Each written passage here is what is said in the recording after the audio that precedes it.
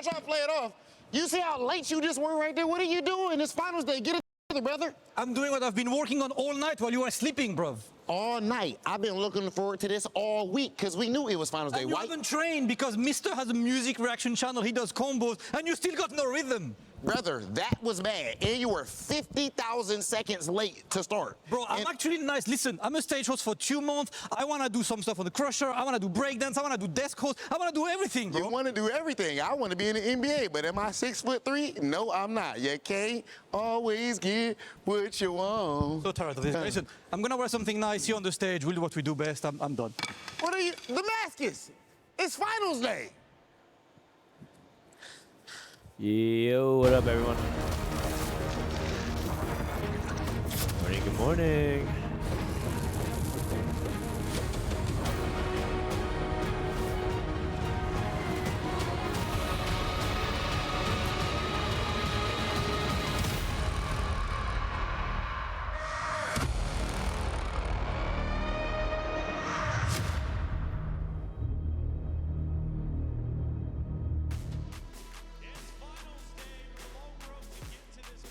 Competitors now are brought down to our top 4. The question is, who is going to be the TFT EWC champion? We're going to find out all together. Hey, welcome into the Allianz Vault. I'm Taylor Reflections Noble, joined by Stuart and Counterfeit. Today is the day we crown a winner. Now, this is a big day, of course, for TFT. It only comes around once a year with the 4v4 format. Let's see who's going to take it. Stuart, how you feeling? I'm feeling great. It's going to be an incredible day. 2 semi-finals, a 3rd place, and the grand final all in one day. I wouldn't be in a better place right now. Tremendous stuff happened yesterday, Counterfeits. We crushed keys, we lost giants, and we also lost underdogs. And speaking of one of those big underdogs, it was Noxium Red Force going against FlashWolves, and FlashWolves took the series in stride. But Noxium Red Force put up a tremendous fight. Absolutely, and of course, that's what we want to see on the way to the finals. Teams prove themselves. Even to make it to playoffs at all in the first place is quite an accomplishment. I think for FlashWolves, of course, they needed that 2-0 to come into the semi-finals with maximum momentum. FlashWolves looking incredible today, could very well be a favorite. They were forged in the fire through the qualifiers. They made it here for a reason, and they're looking to go all the way. But it wasn't just them either. We had 4 other matches. Good morning, everyone. Place. What up, Defect? Of course, Weibo Gaming falling Virtus Pro as well. But when it does come to the FlashWolves, coming into this tournament, we expected them to be a powerhouse. But Noxium was the big surprise for all of us, of course, going all the way to top 8. It was a tremendous performance. No, exactly. The big underdog story, and it kind of proves that in a 4v4 format, it's not just about how well you do in solo, how many accolades you have. It's about the team. It's about helping each other reach the top level. Yeah, and being the only APAC team left in the Final Four. We saw from the video before, the Chinese team definitely coming into this one confident overall, but FlashWolves still with a chance to provide an upset. Yo, what up, biddies? Virtus Pro, though. Virtus Pro got the upset. And second place. It's bedtime over in, right? Vision, who has been out of this world. If you're EU, you're just waking up. It was Virtus Pro who takes the 2-1 loss. They if you're in APAC, the day is winding down. Try Finals to day. revenge what happened last year. But for Team Vision, their story has been phenomenal. No, exactly. Coming in as the Chinese first seed as well. Yesterday's series was one of the biggest in terms of the club championship overall as well. Team Vision being able to take down Virtus Pro. Are only 2-1 from yesterday as well, so definitely a lot closer series than the first one. But overall, Team Vision, for me, come in as one of the favorites today. Yeah, and of course, being CN #1 seed means a lot when, of course, the EWC TFT competitions have been dominated by Chinese teams so far. Wolves in the first year, Weibo, of course, in the second. Pretty good chance it's going to be a Chinese team for #3. That's it. Virtus Pro, one of the giants that we ended up losing. It's sad not to see them, but it opened up the door for a new winner, especially given the fact that Weibo ended up falling right after VP. But this time to a different competitor, Aurora Gaming, who is also looking stellar this time around. Weibo falling 2-0. I don't think anyone saw that coming. No, it was going to be one of the closest series yesterday, but no one expected a 2-0. Everyone expected Weibo to put up one hell of a fight as well. Of course, Weibo coming in as the all right. I think I'm pretty much ready them to go here. all the way to the final as well, but Aurora Gaming showing the individual talent that they have on their roster. Morning, everyone. How you guys doing? the respect being given across Huanmie What and up? the rest of the squad. Being called, Huanmie especially being called the faker of TFT. He's on the road to the greatest Huanmie is the TFT faker of of all time TFT. from anybody. It's a little early. It's a little early to say Finals that, and guys. win It's them. 9 in the morning, Aurora, please. man, looking like a favorite as well. I would say alongside Rage that Bait Team used to be Vision, but believable. Weibo Gaming not going He's back well to on his back way, is something we didn't see but happening. Going into day one, Weibo was one of the biggest Faker stories. is on a Now different they are level, non-existent in the semifinals, but our fourth Huanmie and final is great, matchup don't get me for wrong. quarters in our playoff bracket was godlike. Huanmie is great. Don't get me wrong. We can't be crowning someone quite yet. Still a ways away. Faker's domination and resume spans way farther than just a few years of TFT. I gotta go ask the picker with Faker today. That's right, man. You gotta have you gotta get your signature in while you can. Not at all. Oh man, godlike. It's so sad, man. No GLD win today. What up, Mac? How you doing? Is today the last day of the tournament? It is. It is. 5 days. Oh man, I feel like we're getting there. Prize pool is $500,000. Making top 8 got you 20. So yesterday you lock in 20K. Today you lock in 30. Every single win is 20 grand. $150,000. That's crazy. You go from 30 to 150. So winning twice. That's pretty good, guys. That's pretty good. Tacticians from all around the world, welcome to the Esports World Cup 2026. Before we see who hits a 3-star legendary or a fast 9, let's break down exactly how the tournament works. We kick things off with the group stage. 16 teams are split into 2 groups, each needing to battle through a brutal double elimination bracket to advance How much to money the did Vitality playoffs. make? Adapt or 10K. be crushed. Not As bad. every match will be a best of 3, every team's skill and coordination will be pushed to the 2.5 ultimate each. limit. Lose twice and it's a bottom 4 exit, but win twice to advance to the playoffs. 8 teams remain, but the safety net is officially gone as they move into the single elimination format. No second chances. One bad series and your favorite team's tournament run is over. It'll still be best of 3 matches, so don't count any teams out just yet. All that leads us to the grand final, where the 2 best teams have a final best of 5 showdown to be crowned winner of Teamfight Tactics at EWC 2026. Who will have the best strategies? Who will hit their power spikes and crush their opponents? Man, And who they will make be the the stage team look to so take good. it all? It's all happening right here at the Esports World Cup 2026. Boom, boom, boom. When pro players usually travel abroad, do most players leave the next day after elimination? If they're willing to book their own tickets, yeah. Setsuko and Soju already left, guys. They already left. They said, peace out. We out. The GOAT status Grand Slam type shit. Oh, you're talking about Huanmie? I mean, yes, if it were to end today, but the thing is, a lot can change. 1 year ago, Huanmie was not even in the conversation. 1 year ago, Huanmie was not in the conversation because he hadn't won Paris, he hadn't won TACCON, and he might not have won the EWC. A lot can change in a year. Let's say Dissoap wins the Open and the Crown next set. Or he wins the Crown, and then later on 19 he wins the Open. Then he's back in it, right? Vast amounts of keys have already been crushed, It's all leaving just relative. 4 teams in the competition. AGAL, Team Vision, Aurora Gaming, and FlashWolves are the only teams remaining. AGL are already in a great spot when it comes to the club championship with 1,400 points on the Ironbog, we leaderboard. cheering for A Ironbog win today? today will see them leapfrog above Team Vitality, who went crashing out of the competition early. Team Vitality. Vision are only participating in 2 games, AGL. Apex Legends and Teamfight Tactics. With them getting a top 8 in both, that pushed their eligibility over the line, and they'll be able to get some great points today to contribute to the club championship. Ooh, that is tough. FlashWolves, however, haven't had the That same is luck. tough. They aren't eligible for the club championship. They'll be looking to play spoiler and stop some of these teams from getting points. Aurora Gaming, it's more of the same. They need to get another top 8 in a different game to be able to get their eligibility over the line. We'll keep you updated on all things Club Championship, so stay tuned. All right, well. I'm not entirely sure how much a club championship means to you guys. I know for some of the people here, it's a great deal just because for them it's a lot of money, it's a lot of opportunity. What's a club championship?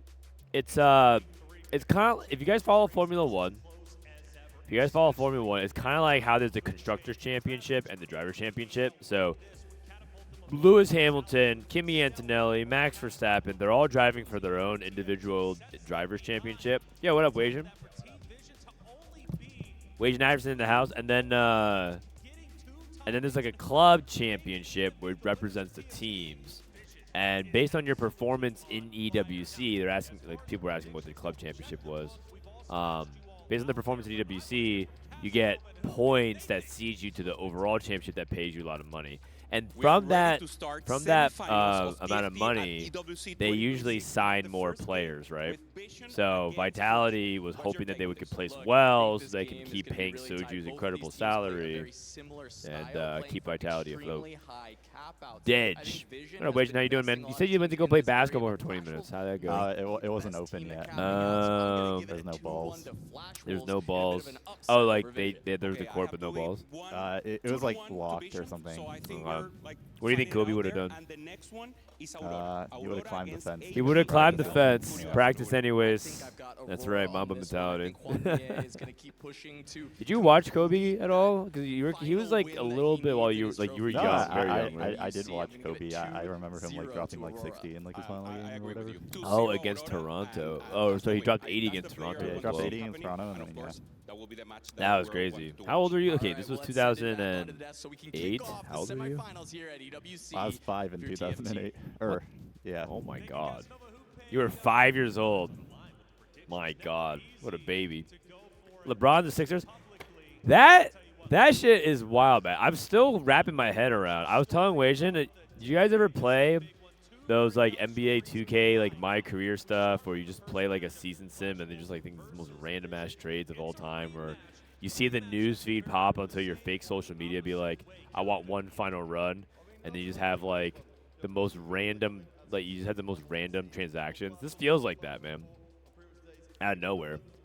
Yeah, I don't really get it at all. Like, he doesn't really have any connection to like Philly or like anyone on Philly.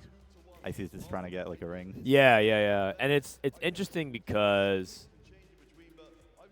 he was saying for a while that he hadn't made his decision. I think no one believed him. I thought like he already made his decision. Yeah, most people thought it was Miami. Yeah, Miami or Cleveland, right? And like maybe runs it back with one of those guys. But I think the Sixers, him choosing the Sixers, kind of means that he actually meant it. Like, I don't think he actually knew. Oh yeah. Yeah. Until they got like Jaylen Brown, and then all of a sudden like, hey, you know what? Maybe we could win with those cats. So yeah, it just feels weird. It feels like a Philly super fan got control of like the Death Note or whatever, and wrote their fantasy, and then all of a sudden it worked out. So they're not even favorites. Isn't that actually like the better content though? If he joined like the Thunder, that would have been. That would have been bad. That would also not have been interesting for his legacy. I think him joining Philly and winning for them, and then like Philadelphia has it's kind of like the Knicks. They haven't won in forever, and they're not the favorites. And it also could be like, because I think I read something that no one has ever won 4 NBA championships on 4 separate teams. Oh wow. Yeah, because he's won with every single team he's been on. Cleveland, Miami, and Lakers, and he hasn't won. So that would put him in like a different category, and all of a sudden. So I think that would be interesting. It's the content play. It's Ironbog versus Huanmie showdown of the GOATs. Well, Ironbog has a little bit of ways away before he catches up with Huanmie, but EWC would be kind of nice. I mean, how much does EWC factor into the accomplishments for you, Wajan? To me, not really at all, but I think I just consider 4v4 to be like kind of completely different. Yeah, I think so. I feel like 4v4, it's definitely like a nice thing to build the resume with, but it's kind of like you know the extra skills section on your resume where you're like, oh, I know how to use Microsoft Word and Excel and other languages spoken, like Mandarin, like in parentheses, like partially fluent or whatever. I feel like 4v4 is a little bit like that. 4v4 is a little bit like that. What up, Eric? How you doing, man? All right, so today we're gonna be playing semis, and then I think we're playing a third place match, and then we're playing the finals. I think if we pull up the Third place match. Woohoo. yeah, well, third place has money on the line. I think it has like a good amount of money as well. Third place is 50,000 versus 30,000. So Yeah, double. yeah, that's a pretty good amount of money. I think I would play for 20K for one match. It's an extra $5,000 per player. So we're gonna have FlashWolves versus Team Vision, and Aurora versus AGAL. And I think at this point, if you're cheering for like not China, FlashWolves is your last hope. What do you think about FlashWolves' chances against Vision? I feel like this is a very, very 50-50 game to me. I think on paper, like the individuals of FlashWolves would be like slightly better than Vision, but Vision has shown that they play like really well as a team. So yeah, it feels very 50-50. Okay. No YouTube stream. Let me check on that for a second. It should be up. You don't. Oh, there is. It's not working. Give me 1 second. It should be on. Boom. Hopefully it works. Sorry, I thought it was up. Yeah, I think Team Vision. I mean, Flancy is and his squad. They said that they said they were actually weaker individually, which I thought was really interesting. They were saying how like oh, they themselves said that. Yeah, during the interview, like we're like weakest individually, but I think our synergy is really good. Okay, YouTube stream should be on. 会感觉到骄傲，但是就是我们俱乐部的另一支战队，他们取得了亚军，所以我们想要比他们做的还要更好。其实没有，因为我们经理也没有根据积分给过我们压力，只是让我们好好打好，来到我们之中，再让我们放松。OK。感情现在特别的开心，因为我们上一年是打进了8强，今年看着自己队伍的一个进步，所以感觉很开心。 All right. One thing that Achen brought up, by the way, that guy was saying, there's no pressure for the point stuff. Vision is actually really close, really high up on the point standings for the club championship. So, yeah, for them doing well here is actually really huge. Yeah. And he said that they don't feel the pressure. Like their manager said, don't worry about it, and they took him out to some good Chinese food apparently. Oh. Matchup prediction result: Vision 74% over FlashWolves. Damn. Wow. That's based on the fantasy pick'ems, I think. So do you have FlashWolves over Vision, or do you have Vision over FlashWolves? I'll take FlashWolves because I think it'd be a lot more entertaining to see APAC versus China in the finals versus like two Chinese teams facing off. Yeah, I agree. That'd be nice. Plus, I think FlashWolves, they like kind of connect to the English audience a little bit. Like MoGG is actually in my chat sometimes memeing. He actually has pretty. He's like his English is like pretty good. He can understand a lot. Nice. He speaks some broken English when he like replies, but he understands. So he actually watches my stream. And Ironbog and I, we sometimes stream around the same time.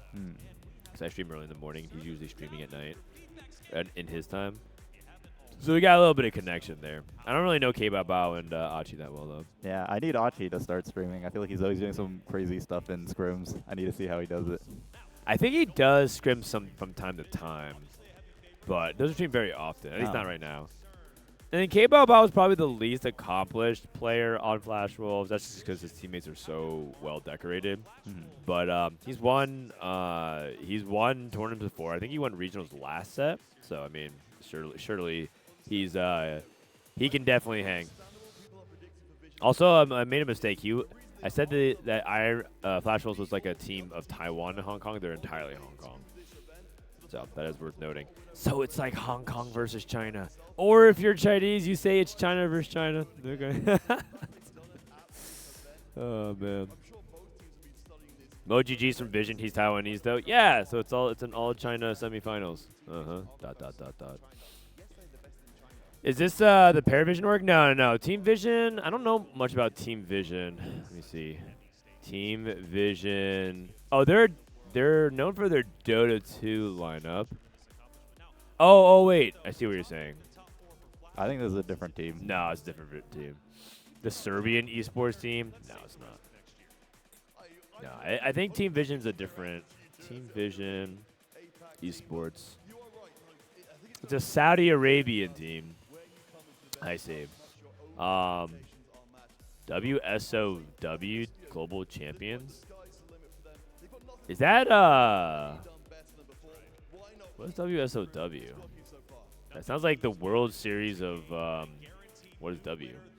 Interesting. Well, either way, they are they're a Saudi Arabian organization trying to make their name in gaming and esports. 感情现在特别的开心，因为我们上一年是打进了8强，然后今年看着自己队伍的一个进步，所以感觉很开心。Team Vision 的话，我觉得实力也算不错，因为他们都是加10的 CN 队伍之一。我觉得我们是很强的队伍，能够拿走这个奖杯回家。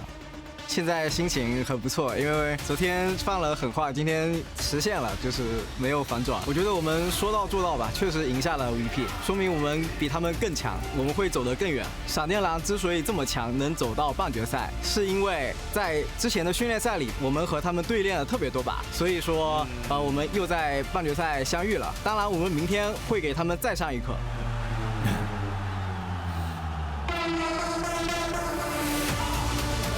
I'm cheering for this team. AGAL 纯靠签运队吧，他们对手都已经在小组赛淘汰了，纯靠抽签走到这里的。我觉得我们就是最强的战队，然后接下来无论谁碰到我们，都将被我们碾碎要死。AUR 虽然很强，但是我们的训练赛也是有输有赢，所以我觉得我们不是很畏惧他们。如果 AUR 觉得自己真的很强的话，就不会频频约我们训练赛了。我们从预选赛开始，我们就没有败绩了，我们不会让 AGAL 的粉丝们失望的。 It's a good edit. It's a good edit. Dude, give the EWC editors a raise. Oh, here we go. Oh, dude. Damascus, the jacket. Hollywood, Rob TV. I am joined here with the illustrious and amazingly dressed Damascus. How you feeling going into the finals day, brother? All good, brother. And I'm going to say as well, right, I know the drums were fun. You got big arms, you have to flex. But you look good. I love the suit, man. Appreciate you right now. I'm not gonna lie. We are right here doing this job because you got us fired from drumming. You got us fired, bro.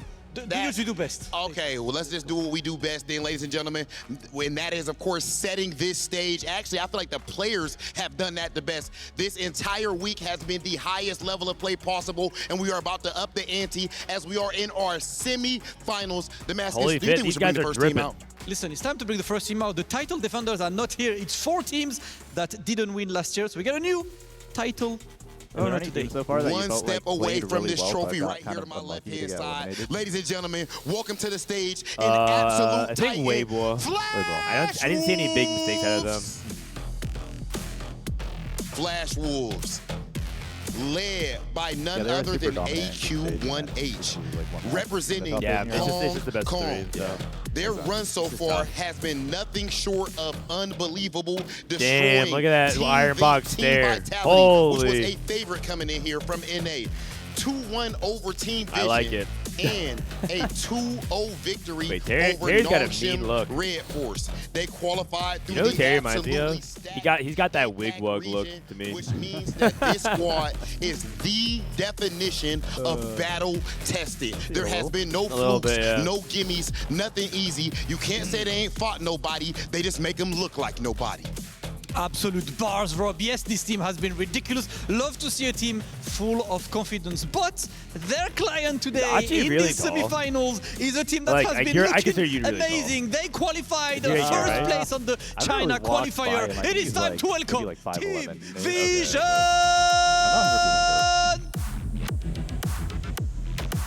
The top seed team I think FlashWolves got him beat in that the category. China It's a jacket. One of the hardest in the world, and they had a long run. 2-0 over Koyui, and they lost 1-2 to FlashWolves earlier on the first FlashWolves day. was up 1-0 already, man. They won the walkout. 1 over Virtus Pro. This is a run back. They might have lost earlier, but sometimes losing means you have more information. Led by Flancy, absolutely ridiculous. Koyui and MoGG as well, looking very confident. They said they already had eyes on these semi-finals because they were okay with Virtus Pro earlier. It is time for them to show and deliver.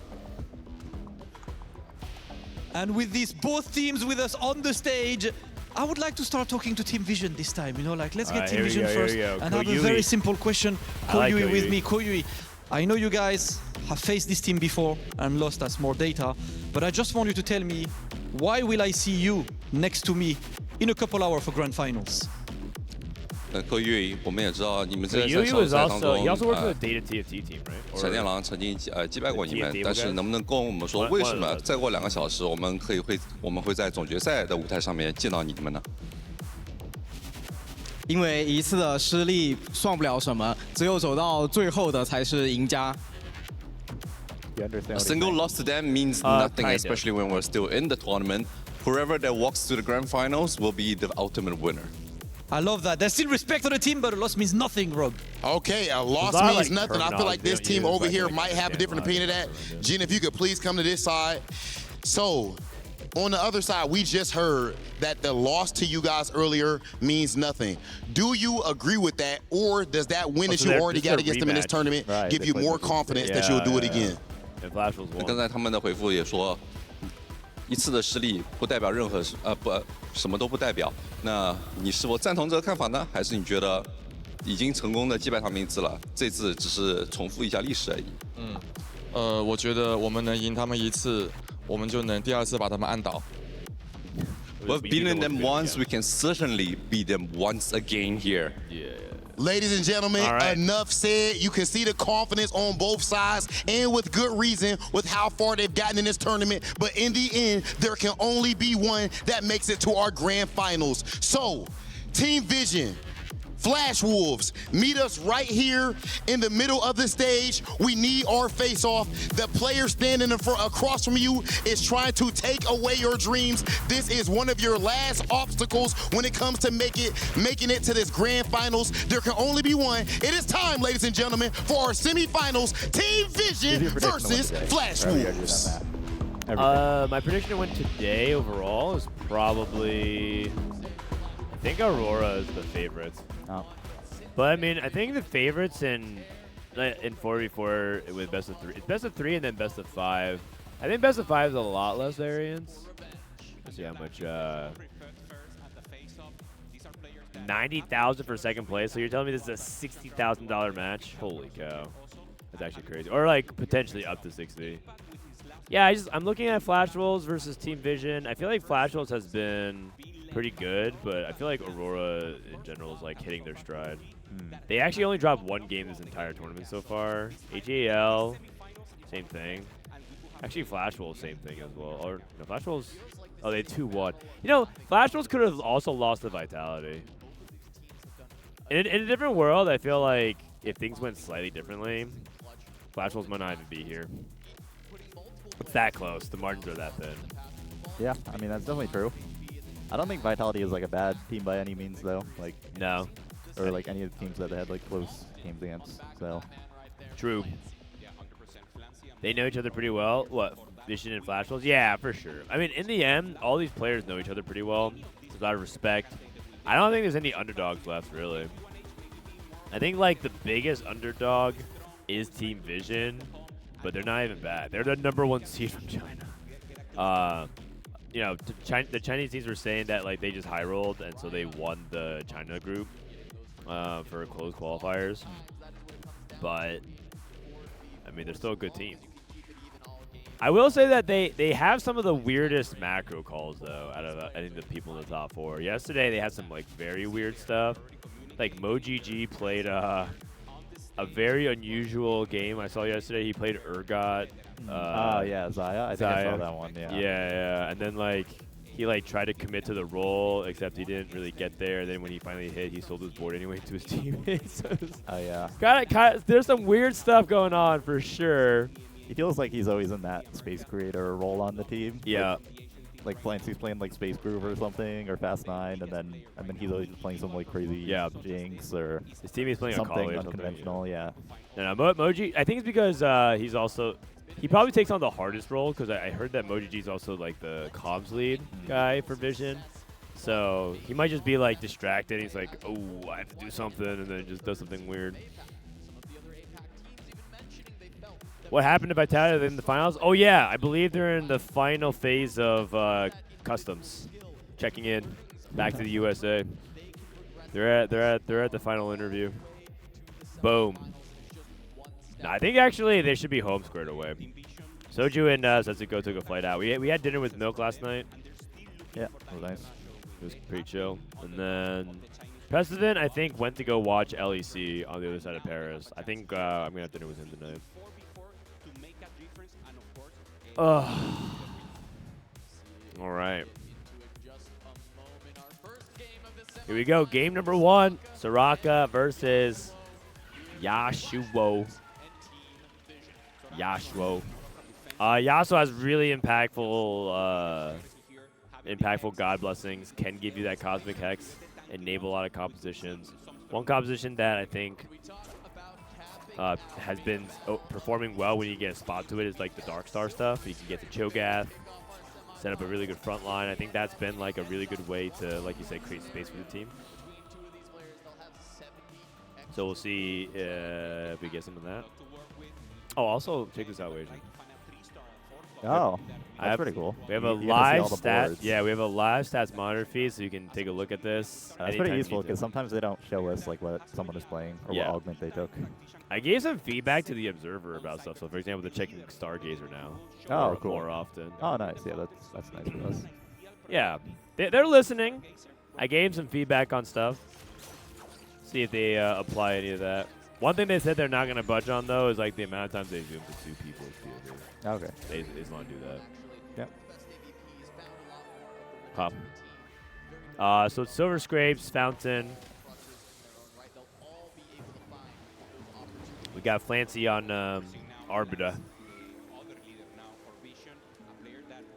G2 versus MKOI was a banger series. In League, that does sound banger. That does sound like a banger. Not as much of a banger as Vision versus FlashWolves, though, if you ask me. All right, so this is probably going to be some econ. I feel like most of the calls for Arbiter 4-4 is just econ. I feel like I haven't seen combat very often. Yeah. Just because econ is so important. Instantly rolling 2 tanky, it's a good call. Cluttered Mind versus Patient Study. I like Cluttered Mind. You like Cluttered Mind? I do. Takes Patient Study. So what's the trade-off there? Cluttered Mind gives you opportunity to spike harder. Patient Study lets you sell your board if you need to on someone. If you need to like grief Anima. Yeah, we got a couple Patient Studies. We got kbaobao and Flancy on Patient Study, so at least 2 of them. From Vision, 2 bodyguard trainings coming out from Vision. We've been seeing more teams picking that, like bodyguard training early. A lot of bodyguard trainings. 2 bodyguard trainings, and then MoGG locks in Woven Magic. Get some items going. Plus, he's playing around Zoe, so could be a good way to generate some more mana quickly if he can get Conduit in. Speaking of Conduits, Achi, AQ1H, has concentration. You've been seeing a lot of concentration to tempo pushes, though. No rerolls. Yeah, I'm just prefer to reroll in general, 4v4. I think concentration is a really good 4v4 augment, though. You can be like really strong throughout the game. It gives you a really strong opener with Zoe Mord. Yep. And then you can be really strong on level 8 as well with like Ace Ult too. So. Yep. Probably not going to win, though. Probably not going to win. But I think it's good for top 4, which is ultimately what you need. Yeah, it's like a consistent top 4 from high HP. Interesting enough, it looks like both Zhenbai and Koyui are looking at like Akali. I think Koyui has the Akali already, but Zhenbai I think looking like he might do that. And the reason why that's interesting is because they both have bodyguard training. Yeah, teams have shown that they're willing to play double Akali. It's worked out a lot. Koyui's components are slightly off, so he'll probably need to lose, get some anvils, get some swords to fix that. Yeah, the big thing I feel like is like an early copy of Akali, so that way it feels like you're not just rolling from 0 and then it's hard to get it, and then having the right items. They might slam Blast Whisper, so maybe we'll go into like Jing. Oh, yeah. Or Corki. I mean, Corki. We have seen some willingness to play Corki. Yeah. Outside of that, though, don't think there's anything else. Fountain, we saw some people try Fountain Xayah. We saw MKoy try Fountain Xayah. It did not go so hot, particularly because they were playing from Blue Streak. Marauder emblem. I'm a big fan of this emblem to start things off. So Terry's going to be the Akali player, and he has an open sword. Very nice. Okay, so Terry, setting the macro for kbaobao and FlashWolves. Terry has the Marauder angle. Ironbog, kbaobao also with just like Primordial openers as well. So I guess only we know what Achi and Terry are doing. Ironbog and kbaobao are pretty open-ended at the moment. It's Flancy. Flancy already has like an early victor, so with the Rod on Diana, probably gonna be leaning towards AP. Flancy's been playing a ton of Space Groove in about a third or to half of his game. Yeah, I've been seeing him on Nami like all the time. Yeah, and it makes sense. It's a really stable board that can cap high if you play it like pretty well. Oh my God, how much gold did he farm off of this Marauder emblem? Yeah, Marauder emblem early is so like nasty. insanely good. Holy cow! Is it better odds than Gold Collector? I think it's same or slightly worse, but it didn't look like that to me. It looked like it was better. That's crazy. So that was Terry. We have Storm Hex. Storm Hex first pick.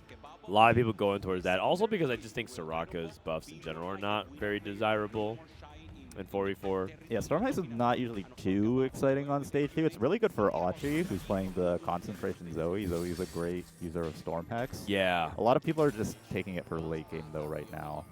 But yeah, this is generally, I would say, really good for Achi. His components are also looking very good, like Stoneplate Rod. Probably won't slam a Gunblade, because he's not on streak. Usually the Death Cap, JG damage items is more important.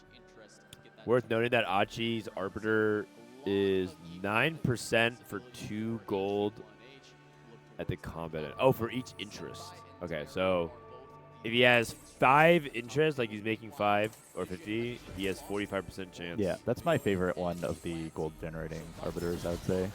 Unless you have 3 Arbiter, some of them can be better, but especially on 2 Arbiter, I find that one to at least give the highest chance of bringing gold. So is that, yeah, so you basically every other round, a little bit less than that. Yeah, you get like 1 gold per round. Yeah. You have 50 gold-ish. That seems fair. If you have 3, where the odds jump to? The odds don't really jump at all. It's just the gold. You get 3 gold instead of 2 gold. Okay, got it. So I think that one's actually not that good with 3 compared to like a mana, where you're getting like extra gold and you're getting like extra chance of proccing it.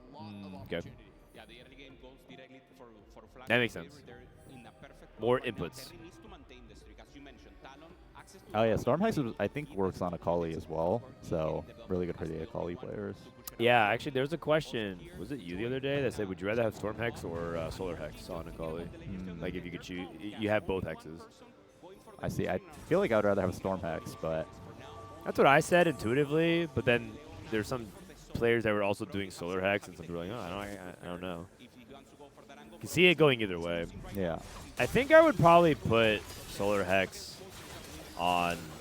Well, first of all, Solar Hex with the Akali sounds kind of weird because she has anti-heal. Yeah. But the idea is that it actually burns. Because Akali wounds but doesn't burn. Yeah. So, yeah. That too.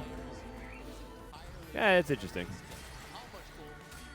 Terry, only person on a win streak, by the way. He was able to continue his 4 streak. Vision seems like they put like super low priority on getting a 5 win. Like they all took scaling augments, 2 bodyguard training, patient study, woven magic. Like no one took a tempo augment at all. Okay. They don't really care about getting the 5-1 here. Chat says it's the same percentage at 33 for execution on Gold Collector and getting the Gold plus Marauder. Okay, that makes sense. Yeah. But, man, that means that talent hit 3 in a row. That's kind of crazy. It hit a 1 in 3 3 times. Yeah. Disgusting. Disgusting. Yeah, and getting like 3 gold early lets you make intervals. It ends up snowballing throughout the game. Yeah. Pretty big. Gold-wise and HP-wise, things are looking good for FlashWolves, but if there's anything we've learned about China, they do not care. They have 2 people on 5 loss. That's a decent amount of gold, and also we've seen them like deprioritize stage 2. Yeah. Gwent They're all just playing for scaling. MoGG also has the gold opener. That makes sense. Everyone here just playing gold. Very, very greedy. It almost feels like we're kind of in like a greedy-ish 4v4 meta.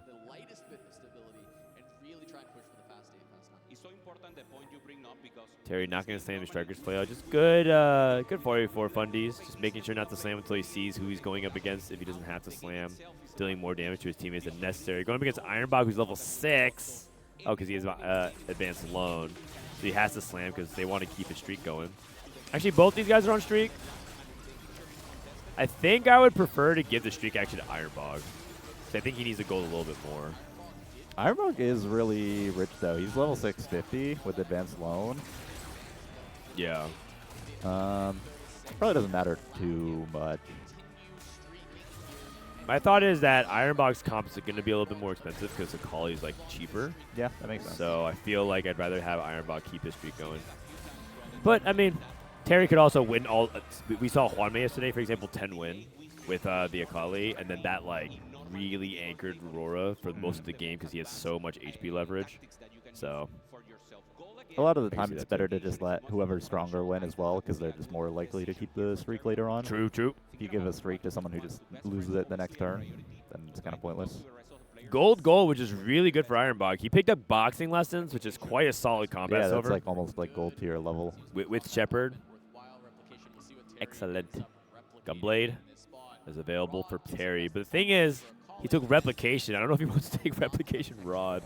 That would be kind of sus, I think. But how important is that Gunblade? It's very important, but yeah, Rod is really awkward. He did it. He took Replication Rod. With the open bow, it's a little better because he can go like Rageblade. Oh, yeah. And then maybe Crown Guard. Yeah, like Rageblade, Crown Guard. Okay. Second Gunblade, something like that. Wait, that's so funny. Because Rod's not even the worst component for Akali, I think. So, I like it. Okay, Ironbog level 7, 40 gold. The Ironbog special. Boxing lessons is insane here. He's in a great spot. This is the Ironbog comfort zone as well. He loves pushing tempo. He might even be looking at Fast 9 if he can keep pushing the pace. Oh, Cosmic Restart.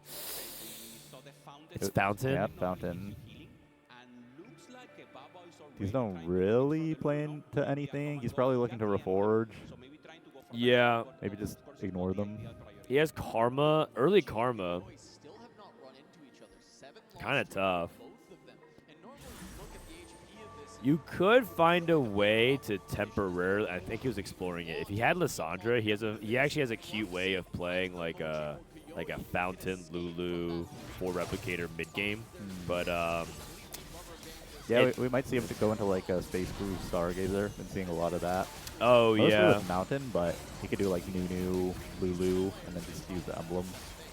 Okay, I can see it. But Primordian feels like he's dead. He does have a Reforger. I wonder. I think he's probably waiting off. Yeah, the wait 3-4. till the carousel maybe. I'm just not sure what would change from it. Soraka and Yasuo don't really offer anything meaningfully different. Yeah, just like if he wants to like commit to a line off like a 4 cost would be the big thing. Yeah, that makes sense. Solar Hex. Solar Hex, probably everyone's gonna click that. 8 out of 8. Terry did not. Terry took Blessing Prosperity. Is it for this? Oh, for his Jax. Oh yeah, for his Jax. 2 people took it. And he already has a Storm Hex for Akali. I could see it. Same thing with Koyui. Koyui also took it, and he's playing Bodyguard training Akali. So it seems like the CN says this like scaling tank thing is really important. Yeah, I mean, I find that one to be very mid in general. Like, if you get one stage of like making 50 gold with it, which is like kind of realistic, then it's still a little bit worse than the Soraka Side Blessing. Fair enough. It also it's like 300 HP. It's also probably because you don't need it since you're playing Akali. So the Solar Hex is less impactful. Yeah, I mean the big thing would be like they just want to put their Akali on the Storm Hex, so then it's like, oh, who would I Solar Hex? Yeah, use Solar Hex, probably like Kindred. Yeah, Kindred. Which is, it's all right. You could also if you eventually like play like the Splash Vex or things like that, you could also do it.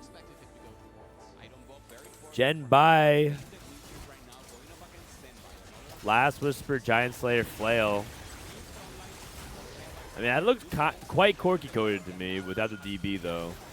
Yeah, he's already holding some of the Corki stuff on his bench as well, so definitely a sign he's thinking about Corki. Yeah, and it looks like he's just full slamming for win streak, and he gets that. Ironbog loses a streak, a big win for Vision. Zhenbai snapping his streak. Really, really big deal. Koyui at 9 loss, Akali 2. Finally hits Akali 2. That's really late. And that might actually be one of the weak points of Vision. We've been seeing this actually a couple over the course of the week. Koyui has Heroic, so he might actually be rolling on 6 for Akali 3. Or maybe he just didn't care about winning, so he chose not to Nico it earlier. Yeah. One thing about the Akali level stage 3 dynamic is sometimes it's a little bit strange. You miss on your roll down, then you see that you have all your teammates in the pool. So you're like, should I be rolling and like trying to beat my teammates on stage 3 when I kind of want to give them the HP anyways? But then they lose and they're in a spot like this, where they're just like really low HP, and that kind of defeats the purpose of what Akali's trying to do, which is like to win stage 3 and then trade for your teammate later. And so yesterday, Dehua did that twice in the best of 3, and he went 7th and 8th. And I wonder if those kinds of situations, is that what are they okay with that, or is that something that they have to fix going forward? That part I'm not sure yet, right? Because I think we're still kind of figuring that out. Yeah, well, at least for Koyui, he didn't roll on 6 at all, so he should be able to make like a really good level 8 board that can win stage 4. Like we've seen Akali 2 win stage 4 very consistently, as long as you have like a 2-star forecast frontliner. Well, he took Blessing Prosperity, so is he actually going to be committing to the 2-star forecast? Did he use the? I think he did not use it yet. Oh, okay. Oh, that's even weirder because Prosperity's supposed to stack with your interest, so it feels like you got a lot of lost value. Might be one of those things where he also maybe used it on Akali, but oh yeah, he might have used it on Akali. That's true. No, he just kept it. Yeah. That's crazy. He's so poor, I think, for this. Oh my goodness. He needs a Kindred. If he doesn't hit a Kindred, it might be over. Yeah, okay. Oh god. He might have to Nico Jax here. I don't think Akali's realistic. He chooses not to. He's just going to go into Maokai. I think Jax is better than Maokai. Jax won. Oh, you're saying for duping Jax? Yeah. They're just like tanking it in this line. Yeah, I don't know. This looks terrible. Puts kbaobao on his 4-1 kbaobaos is going into Space Groove. I think Koyui should definitely lose this round with L5 Nova. Yeah. Does not have the AoE burn. It looks very, very likely to go 8, Koyui. Yeah, and that kind of goes back a little bit to what we were saying before, is that this feels like a really bad sign whenever a team has their Akali player go 8. I feel like you gotta take Econ here if you're Koyui. Yeah, if he sees it, he's gonna take it. I mean, Gilbin's kind of gold, I guess. Chen is pretty good.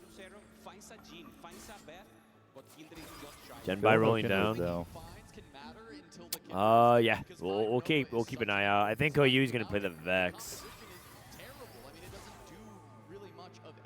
Zhenbai has insanely good combat, but he is stuck on 1 stars because he didn't take any econ. Yes. Very healthy, at least. He's uncontested as well. That's the one thing that's kind of nice about his setup is the idea that he can take triple combat and play an uncontested line. The K3 Soju. This is a decent spot to top 4, but yeah, Corki is probably never going to be winning like any of these games. No, but he has so much HP that should be trading it to his teammate. I think FlashWolves in a pretty decent spot. FlashWolves in a very decent spot. Like Terry and kbaobao both hit Tompkins 2 on the roll downs. Oh, that's nasty. Wait, both Terry and kbaobao? Yeah. Oh man. kbaobao on the Space Crew, Terry on the Akali. Oh, that's bad We're seeing news. a lot of 1-star forecasts on the side of Vision. That being said, the Zhenbai is going to get this win. Yeah, it's huge. Not enough backline damage for Terry. Yeah. Because Akali kind of got like focused a little bit, and he's still playing Rage Blade Akali. Flancy loses again. Flancy has not been able to stabilize with the Space Group. He has Leona 3. And he has Nami 2 now. Ironbog went into Acel, but that's pretty weird for Achi because we know Achi had concentration. Yeah. Wait, you're right. And Ironbox's not going 9 because he lost a streak. And MoGG has also Azel too, so Achi's just not going to be able to hit. Maybe he has to like roll for Victor on 7. Well, Achi hit Bard. So maybe he Bard on 7, so maybe he'll have to itemize Bard 1 probably. Yeah, maybe he's going to play Bard-Victor duo. That feels... I guess that feels okay. Yeah, he's definitely the one in the most scary spot. I'm not gonna lie. Over the week, I feel like FlashWolves has regularly done this, where they'll just like take their teammates' units if that's what they hit. If they're like, "Well, I hit the Azel 2. What do you want me to do? Play like a Nami 1? Isn't that worse?" No, I mean it's true. Like even if Ironbog doesn't buy Azel 2, there's no guarantee that Achi would hit it, and I mean you got to buy something to beat the other team. We saw a game like this on the opposite side as well from Godlike yesterday. Raikou had Nami 2 in his shop, and he just sold it instead of buying it because he knows he didn't want to stop Go Booster, but that could have helped him stabilize instead of rolling. And then he rolled for an all 1-star board. He played 1-star Azel, 1-star Mech, 1-star Morgana instead. And I was like, man, that's like tough because you don't want to deny your teammate, but then he like lost 70 HP like because he built a bad board. It's like it's definitely a really tough balance with there's just like a lot of factors that go into it. Like how much gold does your teammate have? How likely are they to hit? Is the enemy team also rolling for that unit? Like, yeah. Because if you're creeping your own team and the enemy team equally, then like it's kind of fine. Right, like Flancy already hit Nami too, so. Wow, the triple hex. Very interesting. He's choosing to itemize Leona 3 over Morgana 2. I really like Morgana 2 a lot better. Yeah, is there anything? Didn't take the size blessing, so I guess like intuitively it kind of makes sense because you know your Morgana, she gives the Dark Lady, makes your Leona tankier. I just think Leona 3 is kind of like a 3.5 cost. Right, and Morgana is like a 4 cost. So. Yeah, Koyui did find, he actually found Kindred 2, so he found 3 Kindreds, but he doesn't have any items for it, and like you never really want to be tanking Maokai in this line, especially with these items. I'm not expecting him to live that much longer. He does beat Achi though. Maybe he can try to outplace Achi. Achi's in the worst spot on FlashWolves. Yeah, Achi looks like he's the most likely to die. I think what they're trying to do is Achi's just gonna die off, and then hopefully he can be outplaced Flancy or Koyui. Koyui did find Kindred, by the way. He found Kindred 2. So, and ever since then, he's able to win 3 in a row. So, huge rounds for him. Look at that. Very interesting hex distribution out of Flancy. I would think that the Nami really, really wants to be on the mana hex. So you get permanent uptime in the groove, and then Blitz wants to be on one of the Storm or Solar hexes because he hits the whole board. Yeah. So yeah, I'm not sure I really agree with that. Yeah, I think most people put Blitz on Storm. And then, like, they put, like, Gwen or Smear on anti-heal. I think that makes the most sense. Yeah, I like Blitz on Storm. Yeah. That being said, he's very, very strong, and he's going 9. Probably in the best chance to win for Vision. He's patient study as well. He has 3 hexes, so he's not going to get the Yasuo bonus gold. I think most people are in that boat. This is Ironbox POV. Reforger available as well. Needs 3rd tank item. This is Sterex plus TG. It's probably good enough. You could also reforge and then play off of the component. So, for example, you can go JG and Flail, and then like reforge Sword. That's a little bit risky though, because there's a lot of bad combinations with that. Space Groove Emblem. Oh my goodness. Wow, he reforged like Primordian and Stargazer into 2 very useful emblems. Yes. He is stuck Nami 1 though, but level 9 needs a Blitzcrank really bad. Move Void Staff, maybe to Riven for now, 4 removers. You can move it to Blitz later. Yeah, I like it. Emblem to go in over Teemo. Nice, I like it. Again, we're seeing another Storm Hex Nami, so could also be like the factor that people just put it in the corner. Hits Nami 2 at the very last second. It's a huge upgrade. And it's exact gold as well. He should be one of the strongest, if not the strongest in the lobby. Looks like Flancy did the swap. Flancy playing against Achi. Achi stuck on Victor 2 carry. I think Flancy should win this pretty easily. Also moves the item to Morgana. The Nami is like getting permanently stunned by Nuno. Oh my god, is that Holy a loss. cow, what Very was that? surprising loss. That was an He's insane down to burst. 1 HP. Wow, Flancy down to 1 life. Dude, that conduit burst. Koyui's alive as well, 1 HP. Holy cow. Both on 1. They're going to fight at some point, so they're going to have to decide who they want to get the life. Flancy actually had to roll down on level 8 as well, I believe. So he was like kind of on the way to 9, and then he had to resend it on level 8. He dropped out of the Leona 3. Yeah, that makes sense. But that's going to make his, like, yeah. It doesn't really feel like there's anyone on Vision who can actually play for a win. Like, kbaobao is level 9. He's going to keep getting stronger throughout the game. Versus Vision, they're all, like, stuck on level 8, playing Corki, playing Space Crew, playing Akali. No one is going 9. Yeah, I think the only person that can is MoGG, but I don't think he has playing a high cap board. Yeah, he's playing mech, which does not really win very much at all. I think they were hoping Flancy could do a little bit better. Flancy got to the back line. Oh my god. He just ganks a Nami out of nowhere. Rolled a really good Samira. Oh, kbaobao's 1 life. Kind of important. Wait, Ironbog. Koyui won as well against Wait a second. All 4 members of Vision beat all 4 members. Yeah, it's really going to just depend FlashWolves. what placements Koyui and Flancy are able to get, I think, because I think someone on FlashWolves should be able to win the game, but if they go like 7-8, like they might just not have enough HP to, they might just be triple buff 4. It's like we're putting Nami, or putting Sona in. Mod is going to be the Burn Chill Wound on attack, which is not that good on ASOL. Actually quite bad. kbaobao versus Ironbog, teammate kill. They probably want kbaobao to win this. kbaobao should have much more scaling. Yeah, I agree. And what is going to happen on that? Is this like everyone playing their teammate? Koyui playing Fancy, one of them's going to guaranteed dead, so that means it's a guaranteed 8th for Vision. That's brutal. All the HP that they saved, one of them's going to die. Ironbog is dead. kbaobao gets the win. I think Flancy should be the one that wins as well, but Koyui might scam it here. Wow, they've actually executed a perfect 1 HP. Oh my god, he actually wins! So Flancy takes the 8th. Terry's dead as well. So if Koyui survives, he can actually escape with a triple ball 4. Yeah, triple ball 4 is seeming very, very likely. They have plenty of HP to give to Koyui. Like, FlashWolves absolutely needs kbaobao or Achi to kill Koyui, like, right now. Yeah, Koyui needs to match him. And then they also need to win the game. It's one of those classics. It feels like China's like in a weird spot, and then all of a sudden, even if they go 8th, they just play for the win. And it could be another reversal from China yet again.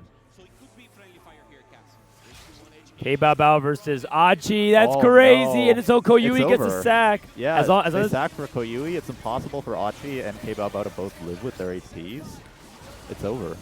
Yeah, he removed his Rammus. Wow, what a comeback from Vision. Oh, Ironbog, I think, is really disappointed with that. Just see it, a little disappointment. Yeah, it felt like FlashWolves could have been in the driver's seat because we saw like all 1-star forecasts on Vision and all 2-star forecasts on FlashWolves in Stage 4, but that's crazy. And then Achi of all people ends up top 4ing, by the way, with the guy that like got his Aurelion Soul stolen. So yeah, and I mean Koyui as well. Like we were looking at his spot, he's like 1 HP, no Kindred. We're like, oh my god, this guy's like dead 8th, and then I mean he ends up in the top 4. It's a Kindred 2 out of nowhere, and Kayle is pretty broken. Yeah, Kayle's really busted for FlashWolves. It feels like they had it. We didn't watch all the fights. I think the fact that they couldn't finish off Flancy and Koyui at that moment, because if it was 7-8, completely different game, it would force Zhenbai and MoGG to 1-2, which they were in a position to do. Yeah, that one round where Flancy and Koyui both won their individual rounds against FlashWolves, that was definitely the game decider there. Yeah. And I mean, they're watching the fight, but this fight didn't really matter. I feel like this is one of those things where the game was more decided on Stage 4 than the final fights on Stage 5. But But I mean, I think the macro strategy that China has, which is to make really strong scaling augments. Like, I'm looking at Zhenbai's spot. We can screenshot this for you guys. Boom. It feels like all of them just played to be as strong as possible on level 8. Like, it's all taking augments that would let them hit their level 8 board, and combat augments that make them really strong on level 8. Yeah, I'm trying to see if I can pull this up for you guys.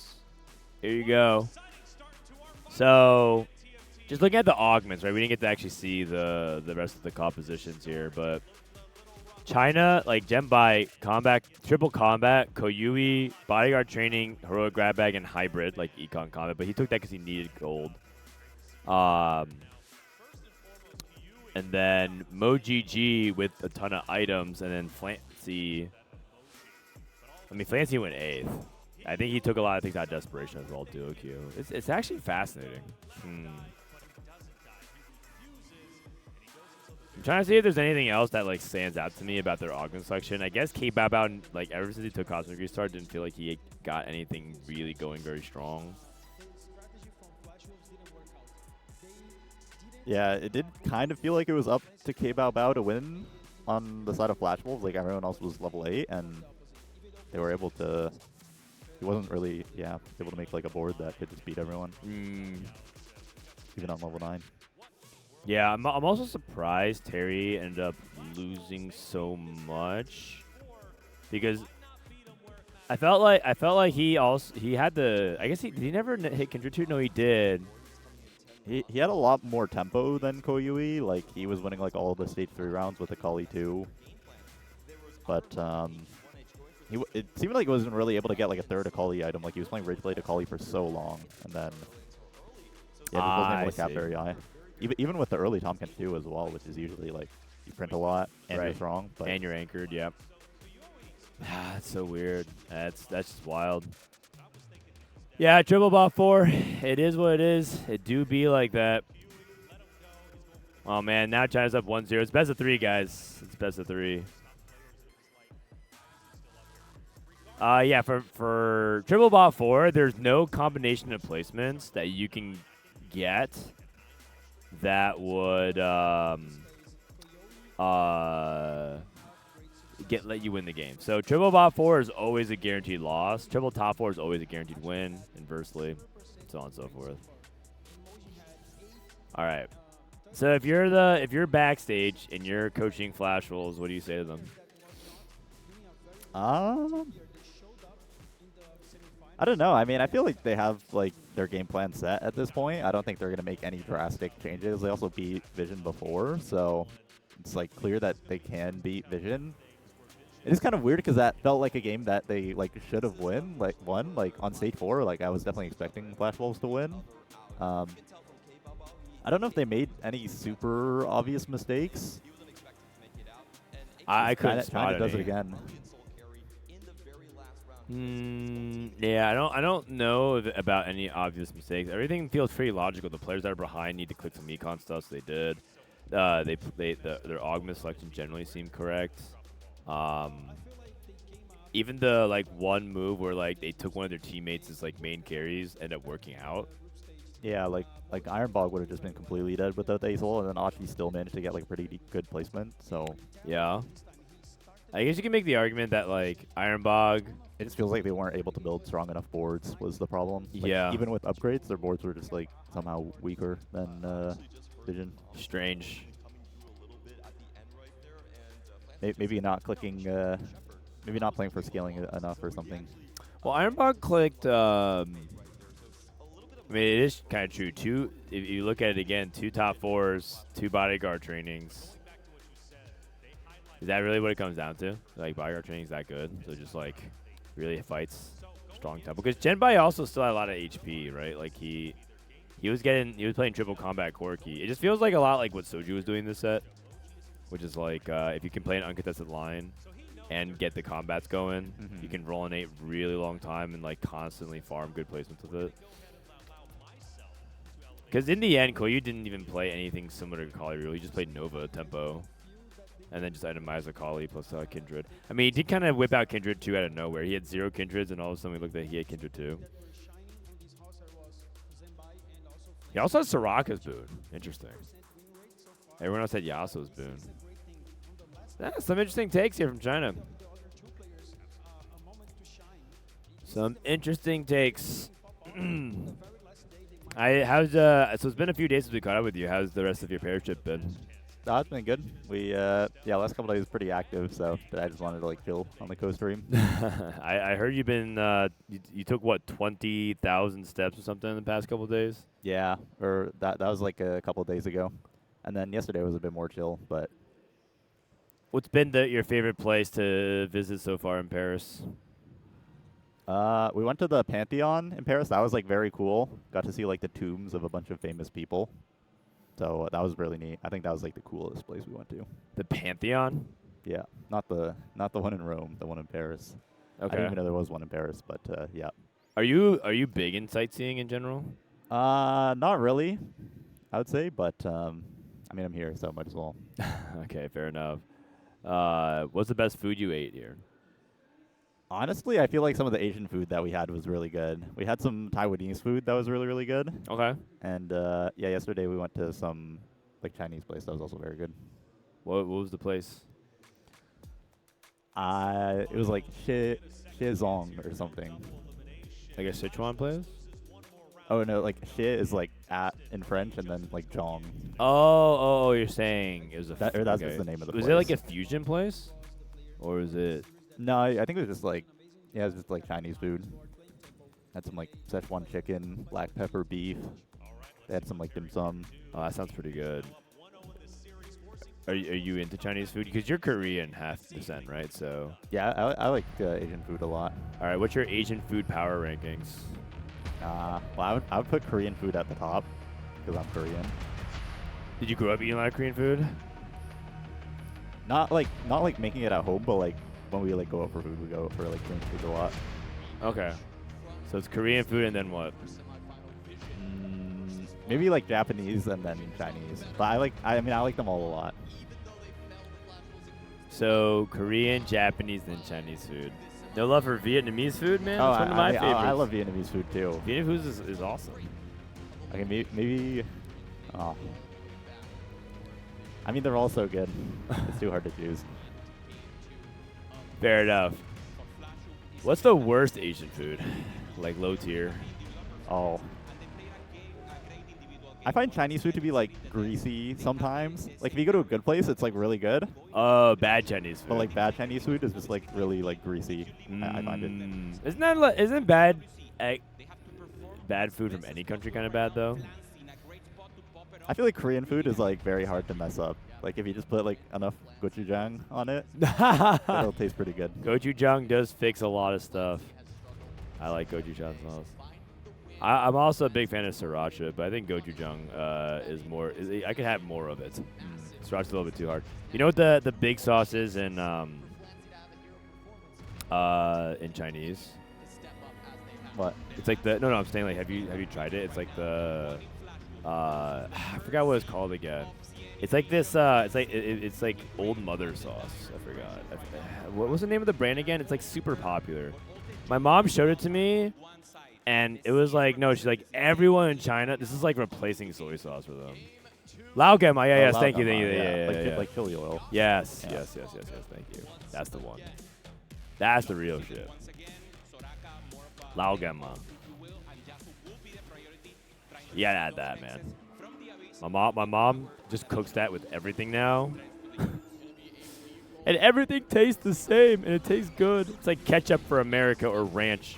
I found out that they don't serve ranch dressing in France. Isn't that crazy?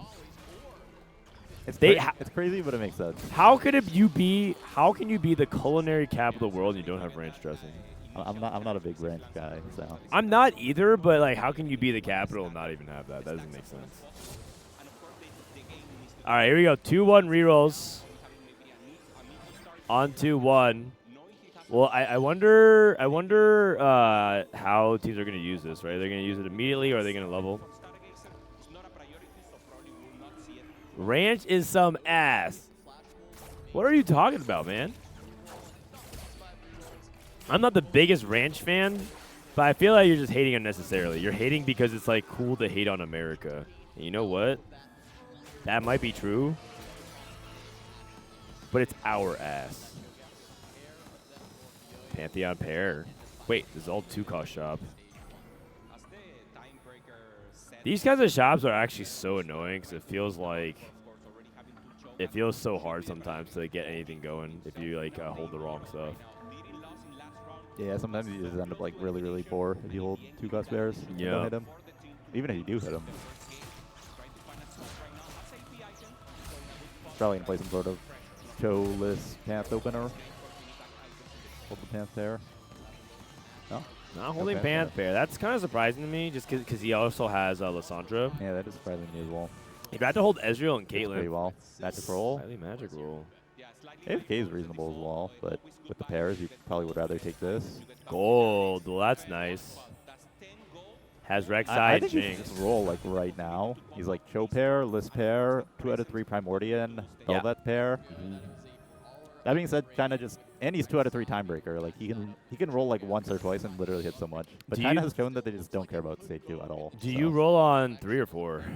I'd probably roll on 3 for the 1-cost bears. Okay. Yeah, because you're mentioning some other 2-costs I can get into the mix, like Bel'Veth, but you need odds are better on 4. AFK for Zhenbai, positioning in a way that also has his bench. Like Akali, for example, here is going to be a next unit that's pulled in. Heads up.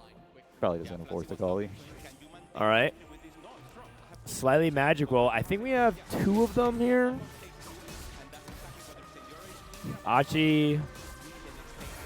I don't know what he has off his magic roll. I don't see a 2-cost. What do you think about makeshift armor? Flancy took makeshift armor. I think it's very, very good in like Shepherd stuff. Also, it's just like one of, if not the strongest early augment if you have like 3 damage components. That makes sense. Branching out for kbaobao. 2 members of Vision took AFK. Zhenbai and Koyui. Oh, I apologize. MoGG and Zhenbai. Yeah, so they're sticking with the exact same plan. Like, don't really care about winning stage 2.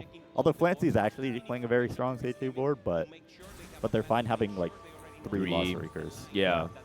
It's actually quite regular to see 3 Chinese players in the bot 4, and then the other players, 1 player playing for higher tempo, and they try to play for a comeback. It doesn't always work, but it seems to be working quite consistently. And then from FlashWolves, big time tempo. Band of Thieves, 2-star brawler tempo. Ironbog, Carpet Path, Sword Item Slam, tempo. Yeah, Achi leveled as well. Yeah, important to note, 3 people leveled to 4. Terry, Achi, and Flancy. Fighting each other, and Achi lost, so honestly pretty bad for FlashWolves. Achi might be like really 4 now. Yeah. Yeah, Flancy's just going to go into Long. I like the makeshift pick here a lot. He has 3 damage components, and it's just like really good in this comp, so it makes a lot of sense.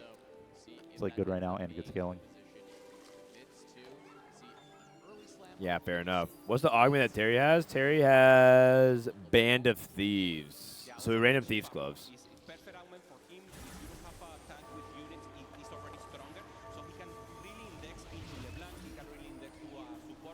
Rek'Sai 2 branching out. kbaobao with a sack. Trapping his own Jackson. We don't know what emblem he has. I can hide it for a sec. Oh, kbaobao got Nova emblem. So maybe Akali. Also, out of his teammates, didn't really look like anyone was trying to play Akali. Like maybe Terry or Ironbog, but with the Nova emblem, he should probably be the Akali player. Yeah.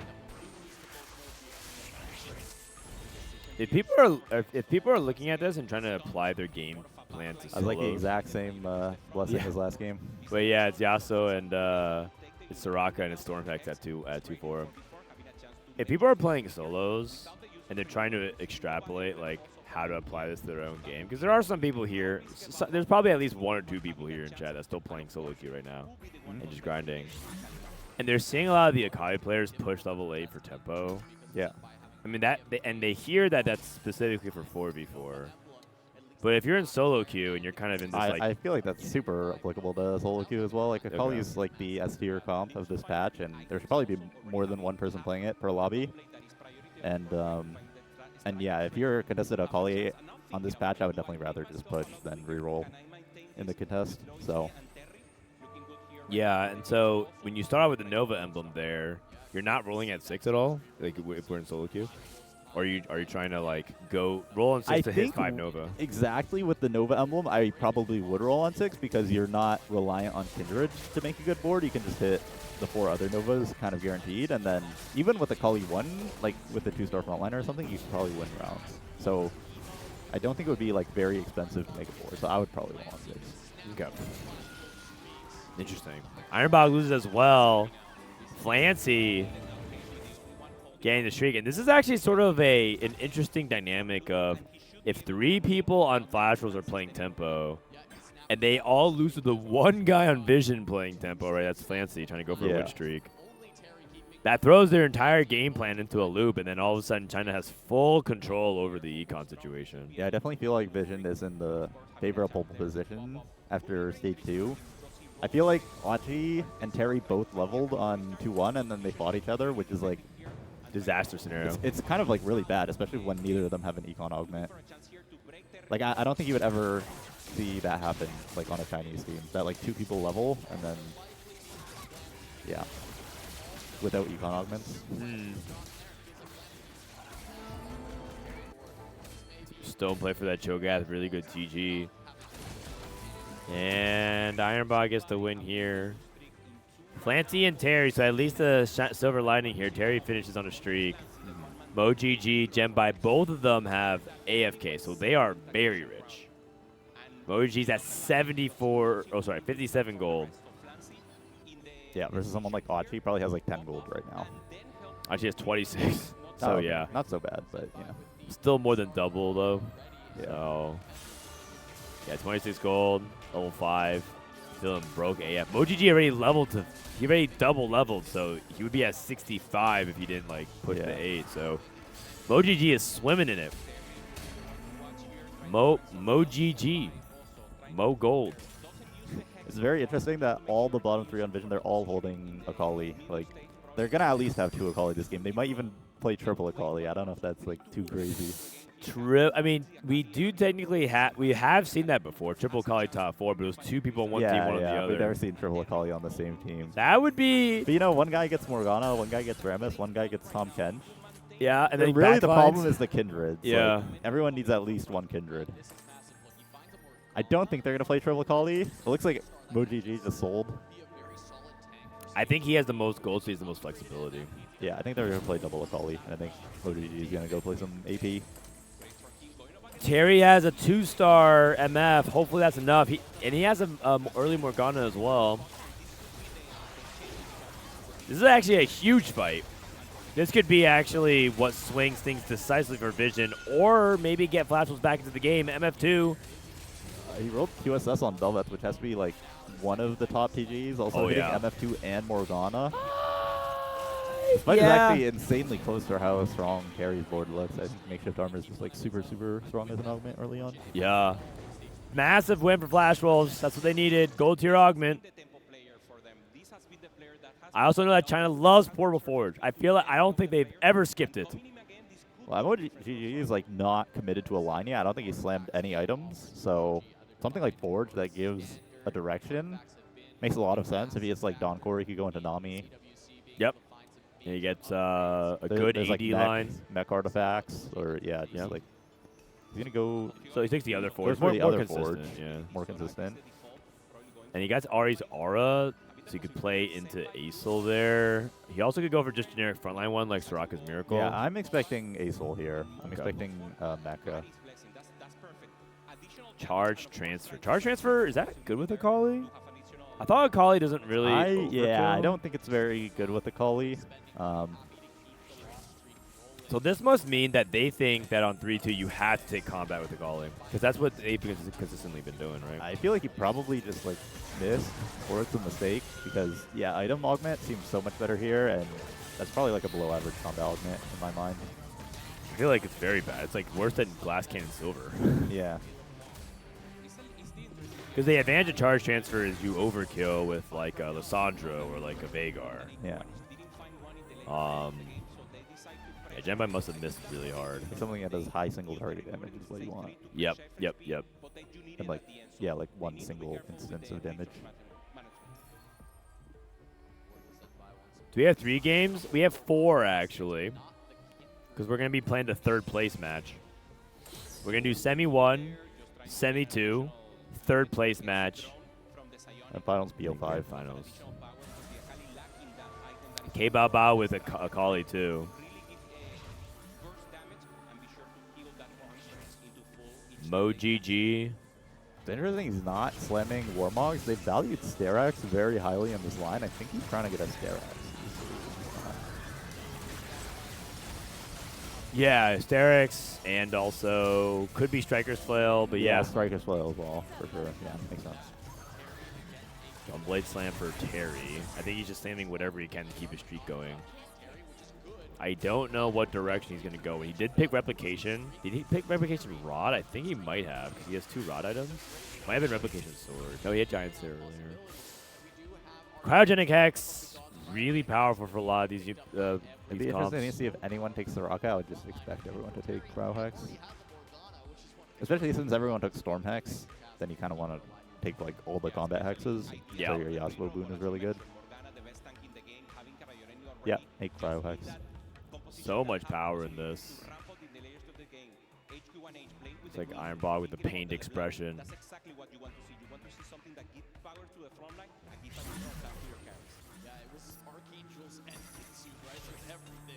kbaobao. This looks like a very nice spot. Like the Cryo Hex is so good for him. Mm-hmm. He should win the rest of these rounds with 5 Nova, Jax 2, Akali 2, and he has really good items. I would expect him to slam Bramble Red Buff here. Red Buff's like a little bit weird, but there's really just nothing else to do with... Oh, Giant Slayer, interesting. You could go Kraken. Yeah, Giant Slayer is like pretty weird on Akali, but he'll probably move it off later, because Akali's just trying to like bleed the backline to death. Yeah, exactly. Like the Giant Slayer doesn't really matter unless you're having trouble staying on a tank, but you don't really care that much. And he's choosing not to slam Bramble against his teammate. I feel like handing over the streak to kbaobao, who's like Terry's going to lose his streak at some point, versus kbaobao could probably win for a very long time. I think it's like completely fine to hand over the streak. Yeah. Yeah, even without the Brambles, it's not close at all. Yeah. I think he just didn't because he was probably going to win too hard. Yeah. That makes sense.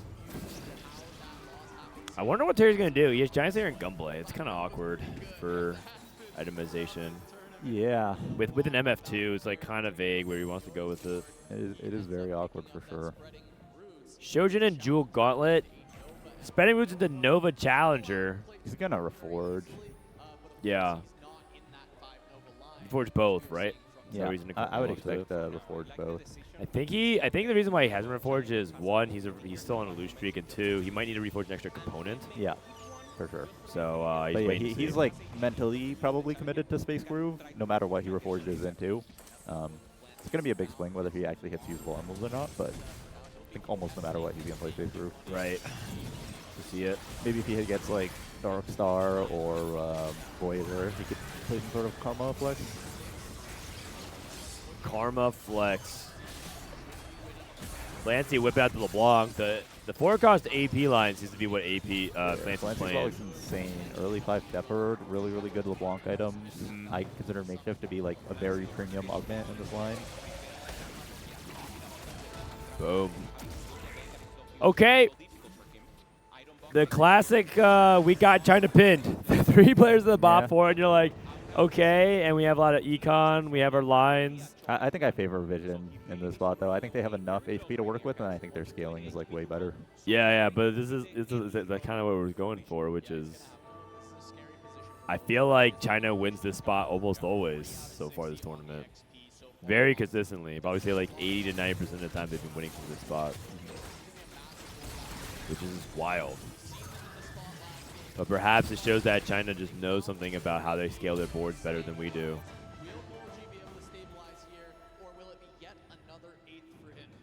Component anvils from MoGG. 4-1ing it. 50 Wow, gold look at that and roll rerolls. speed. Okay. Going very fast. Mech pair and Acel pair. 30 gold left. It's looking pretty good. He needs a Mordecai. Oh no, he has a Mordekaiser.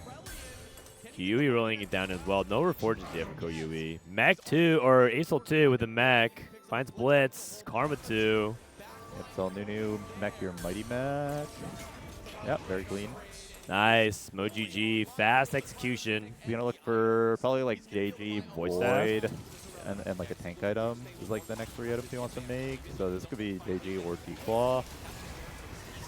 D-Claw's a little some weird. Akali players on the enemy team, so yeah, D-Claw and boost the Void stats. Yeah. Perfectly reasonable. There's a 2 Akali players, also this player. Here got a Kraken. He's still level 6. He might be playing Jinx actually, because he hasn't leveled to 7 yet. That would make sense. It would make sense, but I wouldn't expect him to get like a high placement. But yeah. Gold tier augment. Last opportunity for big power spikes this stage, besides the carousel. Second win with makeshift for Flancy, very synergistic. Heroic grab back for Achi. Oh, is he going Vagar? No, he's not. No, he's not. He's going LeBlanc. He's playing LeBlanc. He just needs any amount of money contested by Flancy, I think. Yep. It's Karma 2, but no. Only one LeBlanc. Finds a LeBlanc in shop. Well, neither of the Blanc players hit. I would expect Flancy to be like decently stable though. Like his front line is just insane. Oh, interesting. A 3 Space Groove Shepherd version for Achi. This is Terry. How's Terry doing? Yep. But Terry, Evelynn's Instinct Velvet is decent, but level 620, no 3 stars. It is like slightly worrying for him, for sure. Yeah, I mean, he still has the HP lead, but I don't expect him to win any Stage 4, and I feel like he's going to just get pummeled. Yeah. And there's a pretty good chance he hits his board and loses anyways in Stage 5. Yeah, for sure. Zhenbai does lose, though.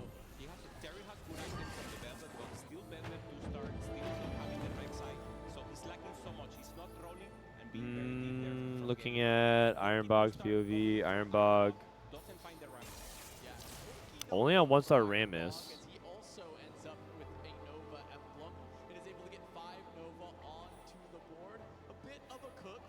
Trying to see if there's like good compromise here. This is so awkward.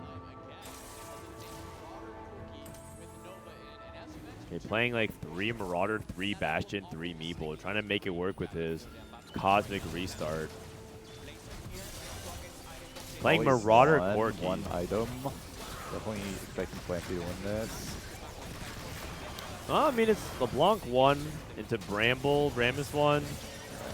He also has the Akali, but I think Akali might just be too bad of a matchup for Flancy at his core. Oh, wait, the Akali on the back line. Shepard's still full HP. Oh, what the? Dude, the stun hex. Holy Wow. cow, everything barely surviving. That's a big win. I think as for Flancy. long as no.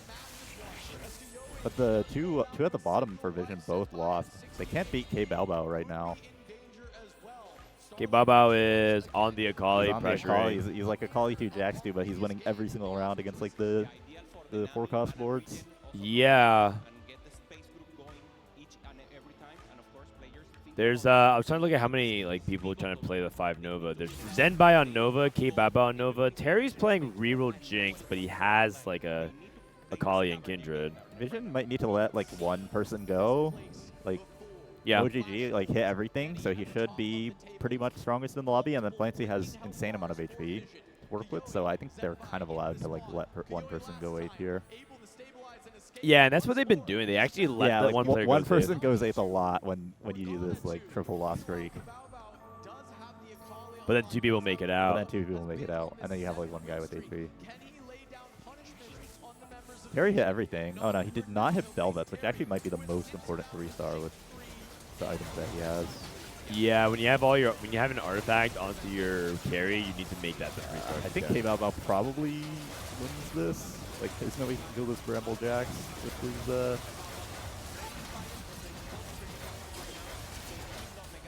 Yeah, Belvet getting overwhelmed. kbaobao wins by like a landslide, but I mean that's his teammate. You want closer losses than that for sure. Yeah. Terry's definitely looking buff or. Achi loses to the Nova player, Zhenbai. It's again now the HP counts is evening out. Yeah, like Flancy's able to like give a little bit of HP back, and they're just like stronger.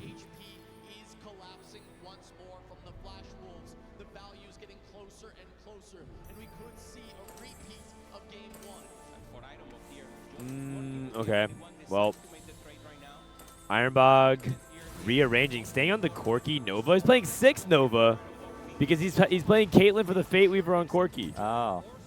Oh, wow. Yeah, MoGG could definitely win this fight. Holly. Holly's not even going to make it to 6 seconds. Wow, no Nova Strike on the Akali. He's going to take a really bad loss here. Uh-oh. Yeah, unless. I feel Mech still has cryo hacks. Yeah. I don't think he's going to kill anything. Oh. They end up getting a kill there. 5-unit loss. 13 HP for Ironbog. 5 loss on stage 4. Fortunately, I think they need... I think there's like a little bit too much congestion here. We have 4 people playing some kind of Nova board. This is IE even Shroud, and he can drop Aatrox. I would definitely take this. Okay. And then play like another Marauder.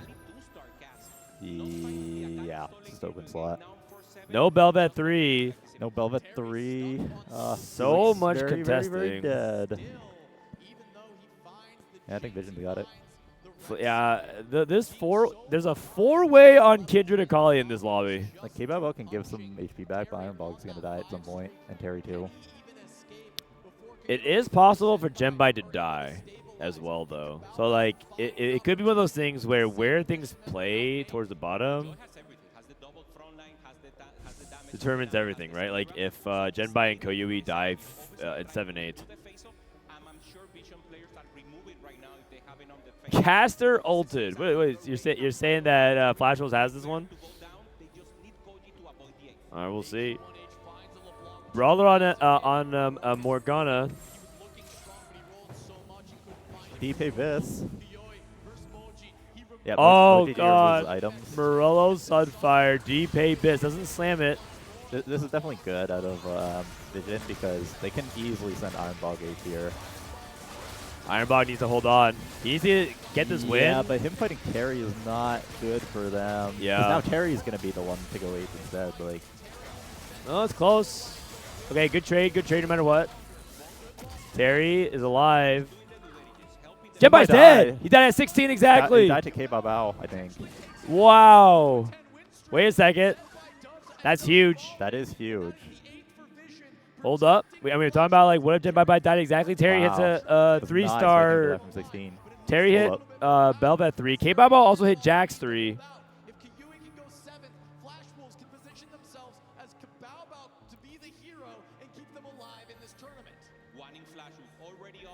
And then we have LeBlanc 2 for Achi. He finally hit. Another thing too is that he was like on LeBlanc 1 for a really long time.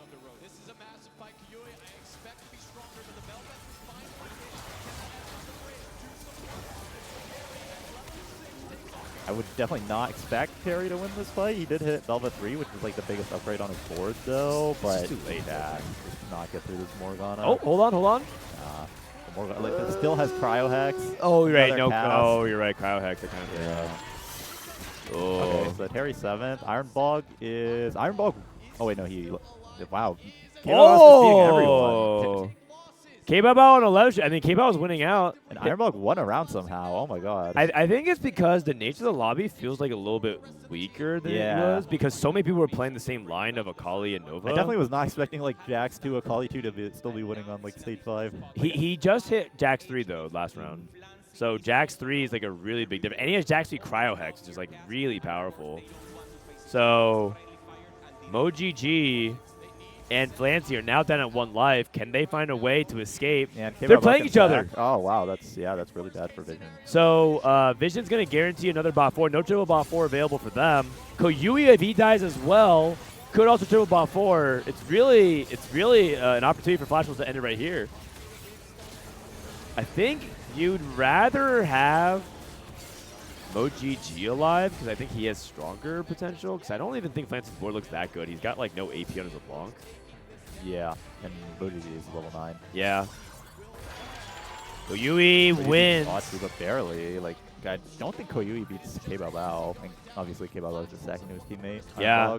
And now we might have the situation where they're playing for a triple bot 4. Yeah. Should play for triple bot 4. If they don't triple bot 4 though, and they have to play for the top 4, Vision has to 1-3. Exactly. Yeah. And I don't know if their HP count is favorable for that, but it's possible.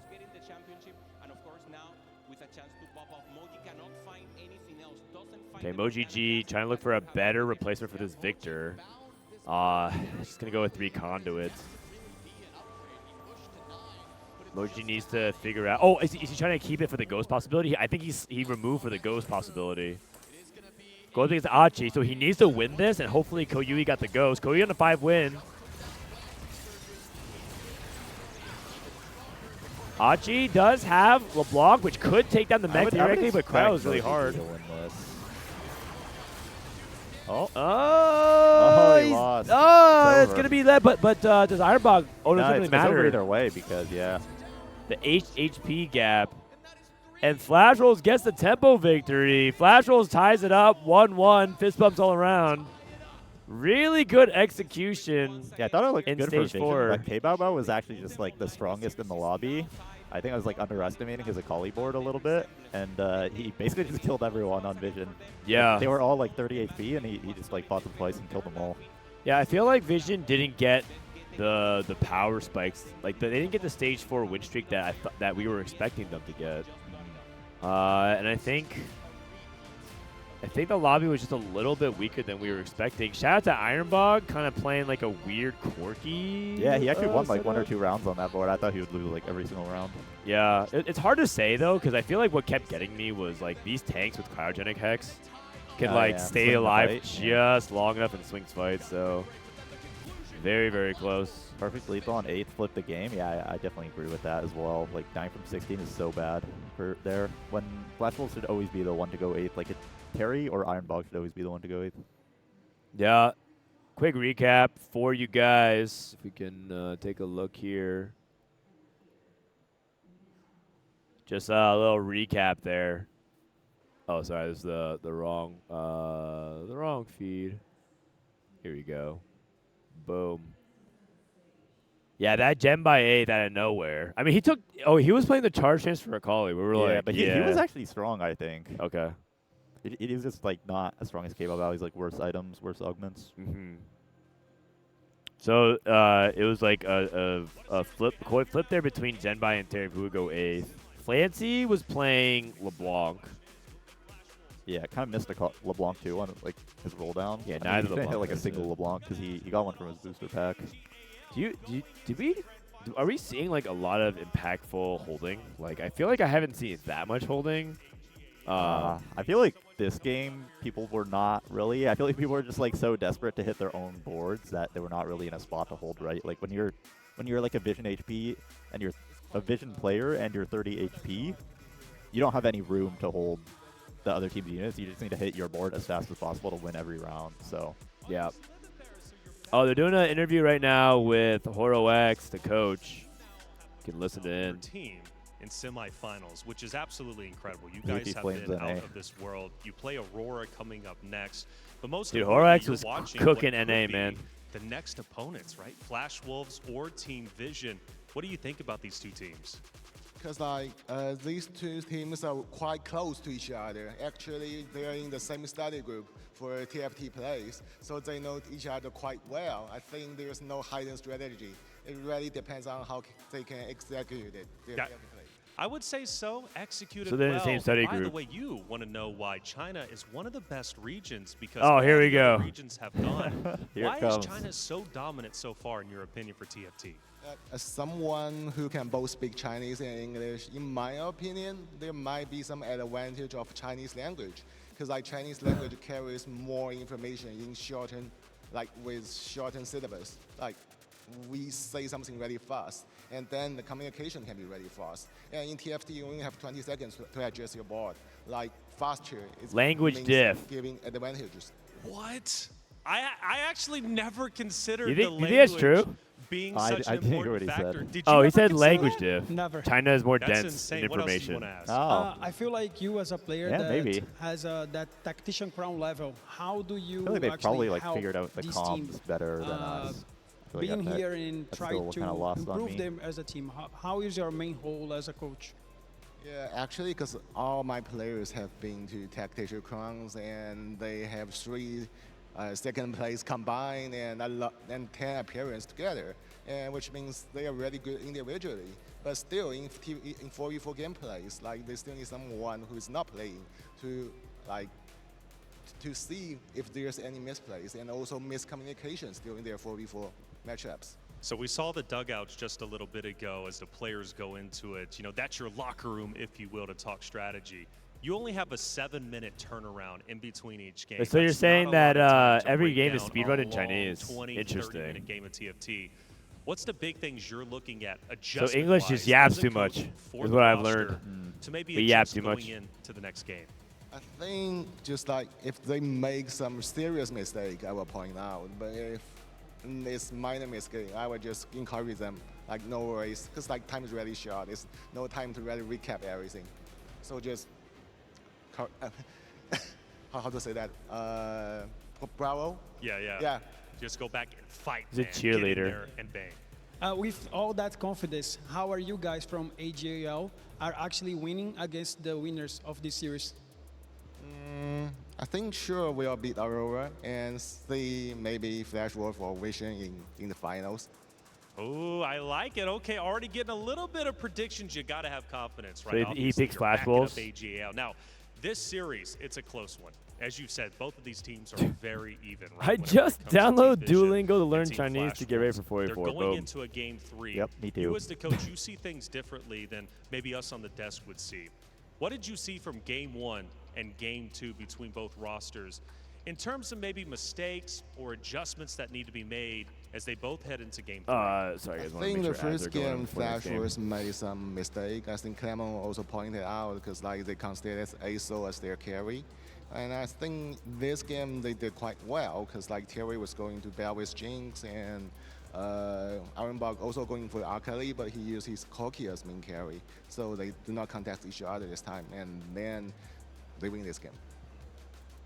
And yeah, I feel so like, the thing is like finding Corky too with Akali too is very smart. I feel like the game plan were similar from the first one, but differently. They were able to convert the win by playing tempo, but they actually played that a little bit well. And on the side of Team Vision, I think this is the first time we've seen Flancy actually playing ahead. He was like the one guy with a lot of HP, giving the team some HP later on. I feel like, especially for him, Time to learn some his main Chinese. role is Ni actually hao. carry from the low streak and the Yes, high sir. cap boards. So let's see if the last game FlashWolves is going to be able to convert repeating the strategy, or if Flancy is going to cap the board very high. Yeah, Horo, from my perspective, you know, obviously this is such a unique format. 4v4, you don't see that often. It's typically 1v1. And in this case, coming into game 1, FlashWolves put such a true emphasis on trying to solo out Flancy. Because Flancy, let's face it, for Team Vision has been that star player, right? He's been absolutely incredible. Is it a realistic option for a team to challenge just one player and focus on the star player? Or maybe does that come with its own cons of maybe putting too much focus on one guy allows others to soar? I think the best team is that everyone can play every position. Just like everyone can go yeah, from I think I agree with tempo, actually. like they can do everything. Yeah, because like I think Flancy, Zhenbai, and Koyui, they can both play. They can play every position. So it doesn't really matter like who is the star player, who is the one to win out the game. And actually, because you know in TFT, right, depends on which argument you get, which openers you get. Right. You cannot let the star player to play like the winner of the game every game. Absolutely. Well, Horo, first off, thank you so much for coming on to the desk, giving your valuable insight. And I mean, I think that's right for the most series. part, It's but coming up pragmatically quickly because we are speaking, it now in doesn't game line up a lot. number 3. It's Team Vision versus FlashWolves. It comes down to this. Like a lot of times, you theoretically should have all 4 players play every spot perfectly. So like, if you're like on Jinx reroll duty or whatever, or like Akali, you should play it, and you should let your teammate play the win out spot. However, we've seen a lot of teams not actually follow through with that, and also like kind of last second pivot basically they think is more likely to win out. I think, for example, Riveting came on stage yesterday. He's like, he always punted every like win out spot because he just doesn't feel comfortable playing those, and he'd rather play for like the tempo bleed out strategies because he says he gets like too nervous and misexecutes on his win out positions. Not that Weijin or Iverson can relate. He's like calculating this, but Weijin plays his spot, whatever is asked of the team. At least is that how it actually works on your 44 teams? I would say so. I feel like I just play my spot. Like I'm fine to play like the high cap spots, and I'm also fine to play like some Jud reroll. Do you think that like teams can succeed if they have more dedicated leaning roles? Like obviously you can't play that, but I feel like I've definitely observed that like trying to play like too close to like perfectly can like be like a bad thing. And when people just know that like, oh, I'm always gonna be like a space creator, or like, oh, I'm gonna be playing like the S tier line like 80% of the time, I feel like a lot of the time just having some sort of like a formula can work out really, really well that you just like replicate every single game. Yeah, I think it's just different. What just makes it easier. Yeah, it makes it easier. I also think it just kind of depends on like what your team's strengths and weaknesses are. Yeah, for sure. But theoretically, yes, you have 4 flexible, capable execution technical gods, and you give them all the spots that they line up. Their line selection is great and all fits in perfectly. But realistically, it doesn't work out that way. So, all right, guys. Last game of the series. This is game 3. Gray's Prismatic finale. kbaobao. Hopping on his POV here. So this is Prismatic finale. Prismatic finale. I feel like. Has there been like crazy swings off Prismatic finale? I don't feel like there has. I feel like in the MKOI versus Vitality game, Sappho hit Money Monsoon, which is normally a bad augment, but it let him 3-star his Jinx board, and then he made it to level 9, and then he won that game. Oh, okay. That was like one time that I can think of that. A third augment Prismatic made like a huge swing. I think we saw someone catch out a golden egg as well, but I think that team was already like, they had basically won the game. So. Catch that golden egg. It might have been RY on the AGAL.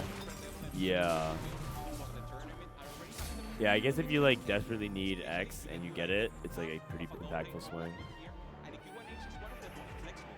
Okay, Achi with an early Akali.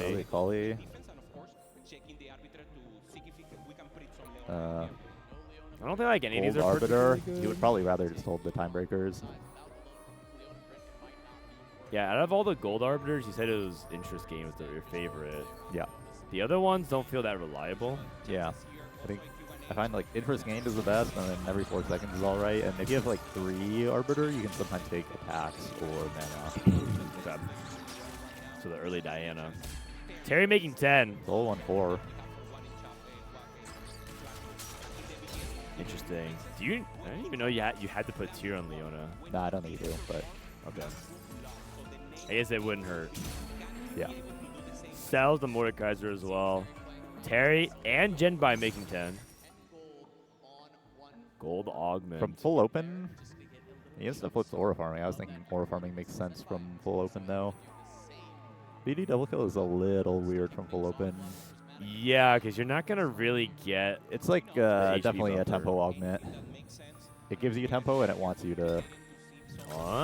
Okay. Fun top 4, but he probably is just committing to LeBlanc for his team. Yeah. Frontline Foundation, Treasure Hunt for Koyui. kbaobao. As trade sector is generally pretty solid. Like you in 4v4 that you can just have the econ to hold stuff. Yeah, I think for just like not re-rolling, it's like kind of a below average econ, but for re-rolling it's good. Okay, gets the easy win. Zhenbai open on bodyguard training. Yeah, I mean this is like the Vision classic. They love this augment. Yeah, bodyguard training into loose streak. He had double loose streak. Take a look at the augment macro. Ironbog, kbaobao, Terry, and Achi, the FlashWolves. They have Frontline Foundation, Trade Sector, Speed Double Kill, and Advanced alone. So 2 Econ, 1 or 2 items and 2 Econ. And then from Vision, they have Epoch, Treasure Hunt, Apotheotic Forge, and Bodyguard Train. Yeah, almost no one in the lobby is playing to be strong on stage 2.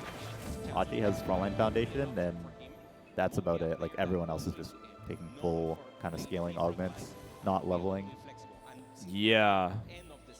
Only Ironbog and Achi like are two level 4s. Yeah, MoGG. And Ironbog's probably only level 4 because he was like advanced alone, which makes it just like you can like level and make 20 anyways.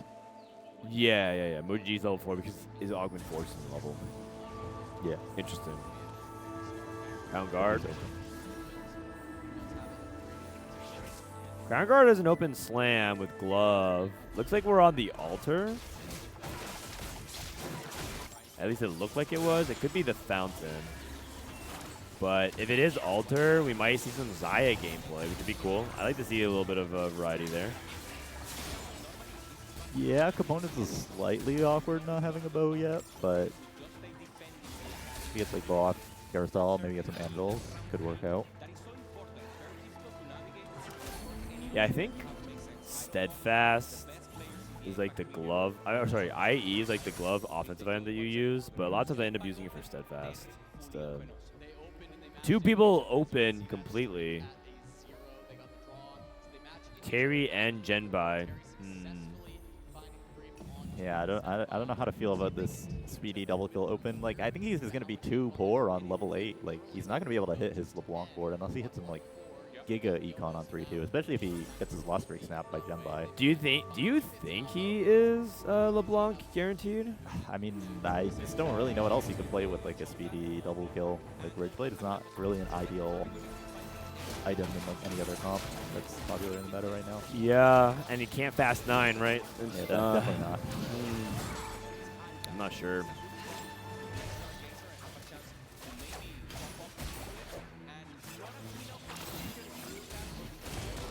Okay, MoGG takes the loss here. And Achi gets his streak snapped as well by Flancy. I feel like if Terry was going to play like this, I would rather just take aura farming, and then you can just ask for like a stage 4 sack to make it to your aura farming. Oh, Cosmic Hex. I wonder if that's going to change anything for anybody. If you're MoGG, you can start stacking the Cho'Gath, for example. But yeah, Koyui's playing some reroll with Treasure Hunt as well. I'll probably take it. Oh, yeah, that's true. A decent split so far. A lot of people taking the EXP on Ahri. Ironbog took it. Kind of suggests he's playing Xayah, because he might stack a Jax. He might also play like a Kayle. Also possible. I really like it on Jax, because an altar, it buffs the flat Jax HP with like the percent HP. Makes a lot of sense. Okay, Caitlyn 2. This could still be a Kayle. Could also be Jinx.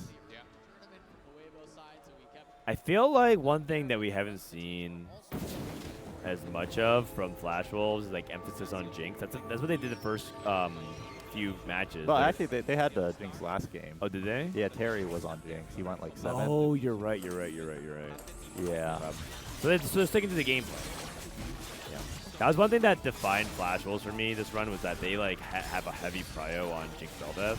Yeah, I feel like it doesn't look good, but there's also just only so many lines, and like someone has to play something a little suboptimal.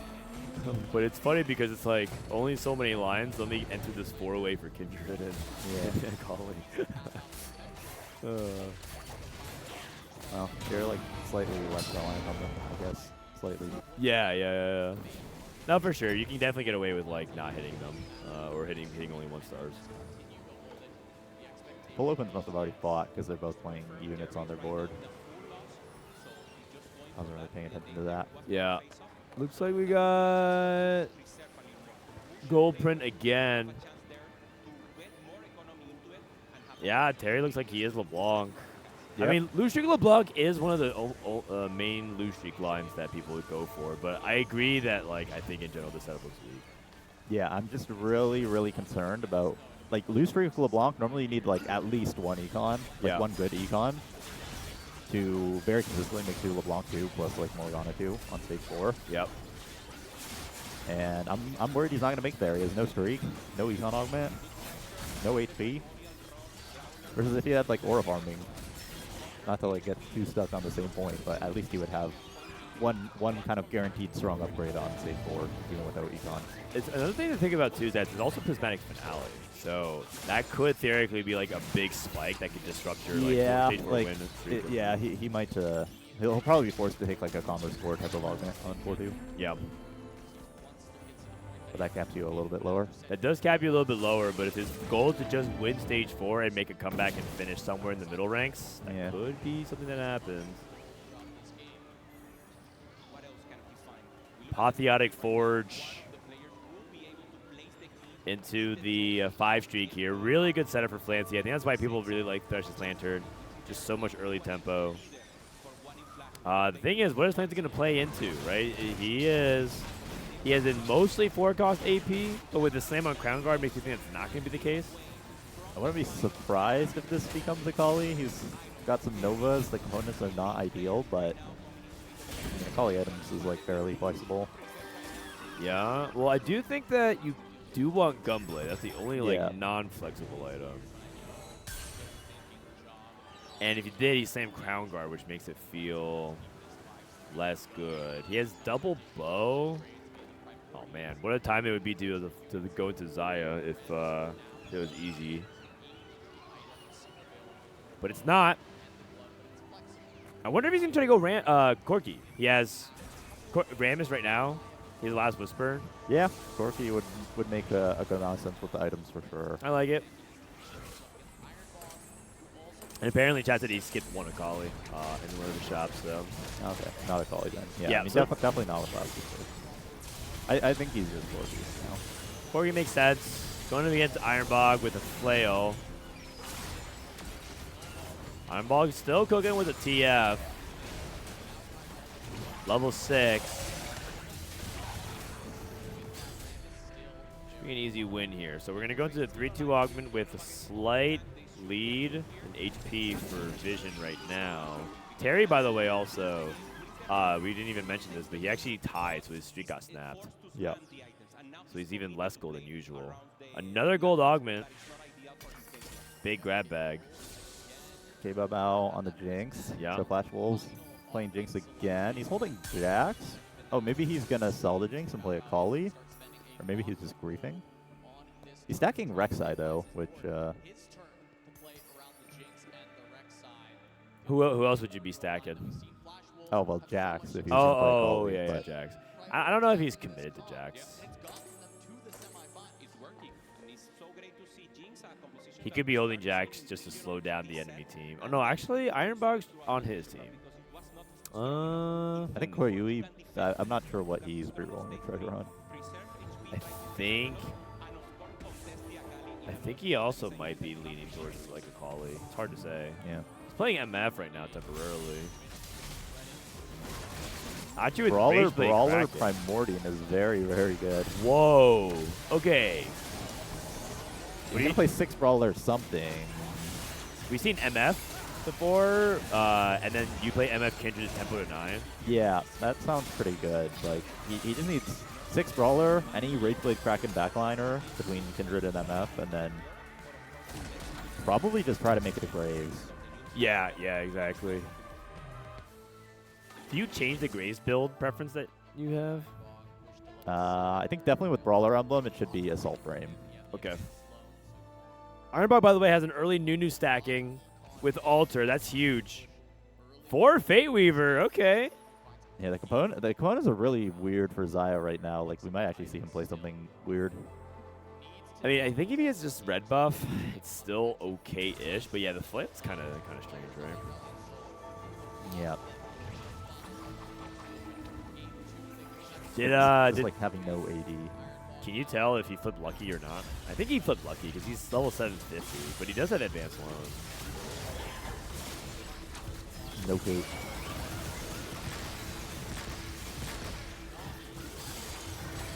Okay, Talon is going down. Somebody's playing Nami. Yeah, Zhenbai on some space group at the moment. Terry still losing, 50 HP. Neefle Challenger definitely should be Corki. Yeah, he was Corki before. He's most certainly Corki now. Solar Hex. Divine Investment's pretty mid. I'm expecting a lot of Solar Hex, unless people already slammed Slam Morello, Sunfire. 3 choices already in for Ahri, though. So it looks like it's going to be an even-ish split. 4 people? Oh, wow. Well, look at that. Looks like the majority of players took Ahri here for Divine Investment. I guess that's how much they value gold. Yeah, Ironbog taking it feels very weird because he had so much money when we looked at him, and I don't think he had anti-heal. Yeah, that is surprising to me. Yeah, I don't see it. Void Staff, Death Cat. We've seen a lot of Acel play off of this. That was one thing that I think the Western teams were saying that they weren't sure. This would be his 3rd game of Acel in a row. Like, oh, would it be? Yeah, okay. He's just on some like. Yeah, I mean he's always the space creator on Vision. Like. Challenger Emblem. Titans. Oh, trying to hold the Sword of Deathblade. Vision has like a very, very clear game plan as well. Like just MoGG, like on some space creation, and then between Flancy, Zhenbai, Koyui, they have 1 space groove, 1 Akali, and 1 LeBlanc. Yeah. Every game. Yeah, it seems like they rotate that in, and then sometimes they're willing to play some other stuff, but it feels like that's like the core of their game plan if they can default to it. Okay, Rek'Sai 3 with Cosmic. Yeah, he can keep that for the whole game with the double brawler Primordium. Achi in a really, really nice spot. He's going to be like probably the main person playing for a win on FlashWolves. It's interesting. The no Solar Hex is really fascinating to me. I think for Achi it makes like a little more sense because I think he wants to go 9, right? So he's actually going to be taking advantage of like the gold, okay, the +1 interest from Divine Investment. But a lot of these people that are just like 4-1, 4-2, and they're going to be like level 8-0 for the rest of the game, I feel like it makes a little less sense. But yeah, for him, I think his plan is to go 9 for sure. Yeah, I am curious about how it plays out there. Looks like Achi keeps it going. Terry ends up taking the loss. So this is Terry's, quote, 10 loss. I think he's a little healthier for a 10 loss. Oh, because he tied that 1 round, so he took, like, no damage there. Yeah. Okay. Econ's, like, better than I expected, but you're not consistently hitting both 2 stars. Oh, he has Epic Roll Down. That's actually a huge bailout. That's like the best augment he can hit. So maybe he is hitting consistently. And he also has LeBlanc already, which significantly increases the chance that he hits. Yeah, actually it's not looking too bad. I mean, he can't really play Morello Void LeBlanc forever. He needs some sort of items, but... That's probably why he didn't take Solar Hex as well, plus needs the gold. Flancy on a 10 win. Is any team ahead here, you think? I feel like it's still kind of evenly matched. Yeah, I think it's even as well. Like, I think Achi and Flancy probably both in good spots to play for win. I think Terry's spot is actually like a lot less bad than I thought it was. Definitely Epic Roll Down, kind of a bailout. It's like the best Econ augment you can hit.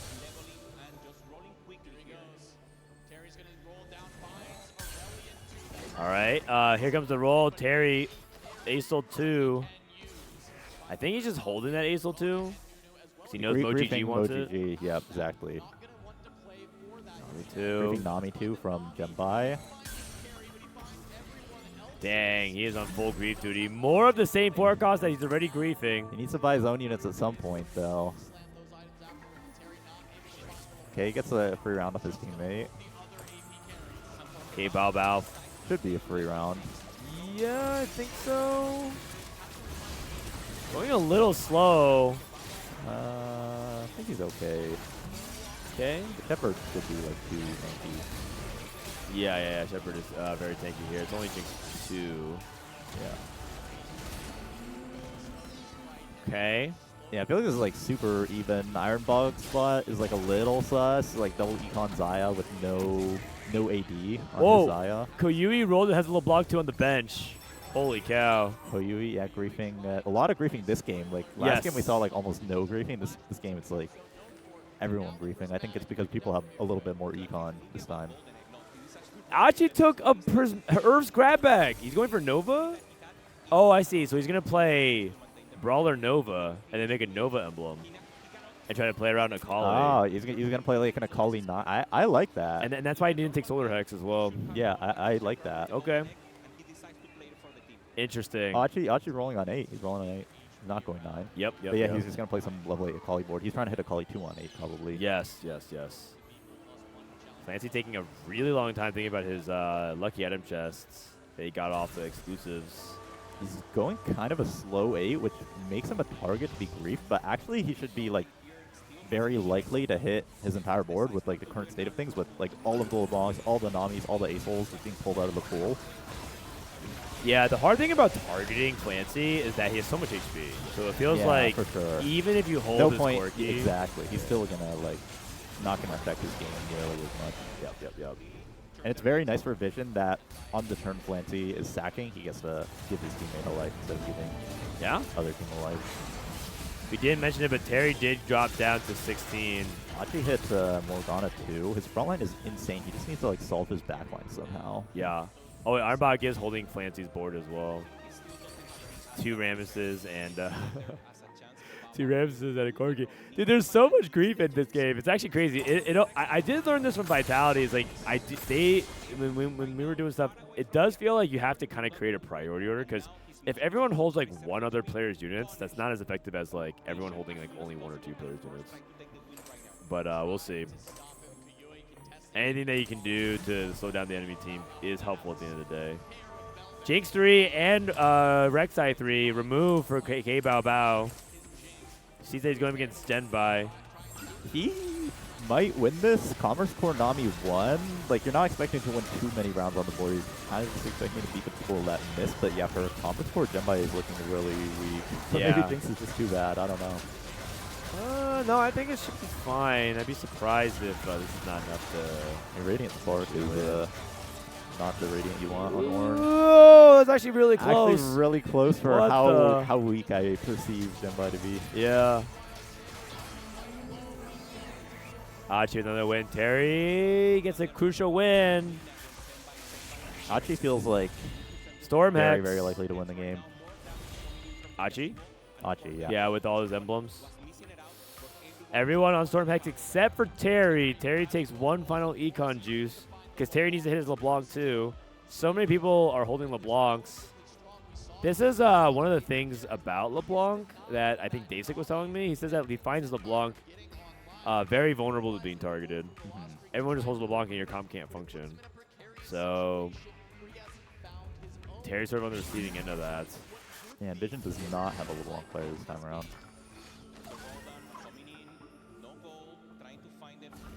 I think Terry might have to start dropping the units he's holding. Morgana too, that's a big hit.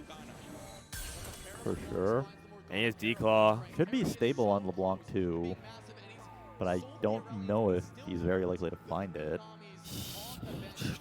Tough spots. I don't think he can justify selling this Nami too at the moment. Look at this, Koyui. Frontline's a little weak, but his damage is not bad at all.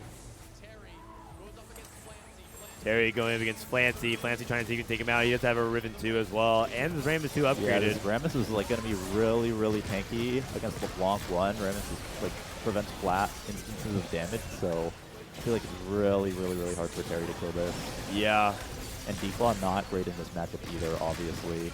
Terry is going to be going down to 1 life here. Yeah, he's going to be like 3 HP, something like that, 5 HP. 3 HP it is. So Terry has to sell and roll. No point in holding on to the Namis anymore. Cannot find LeBlanc. And that is going to be most likely 8th place here for Terry, unless he can somehow get a win and Koyui dies. Koyui's on Earth's Grab Bag Treasure Hunt. Yeah, he was on the Akali Treasure Hunt, Akali 2.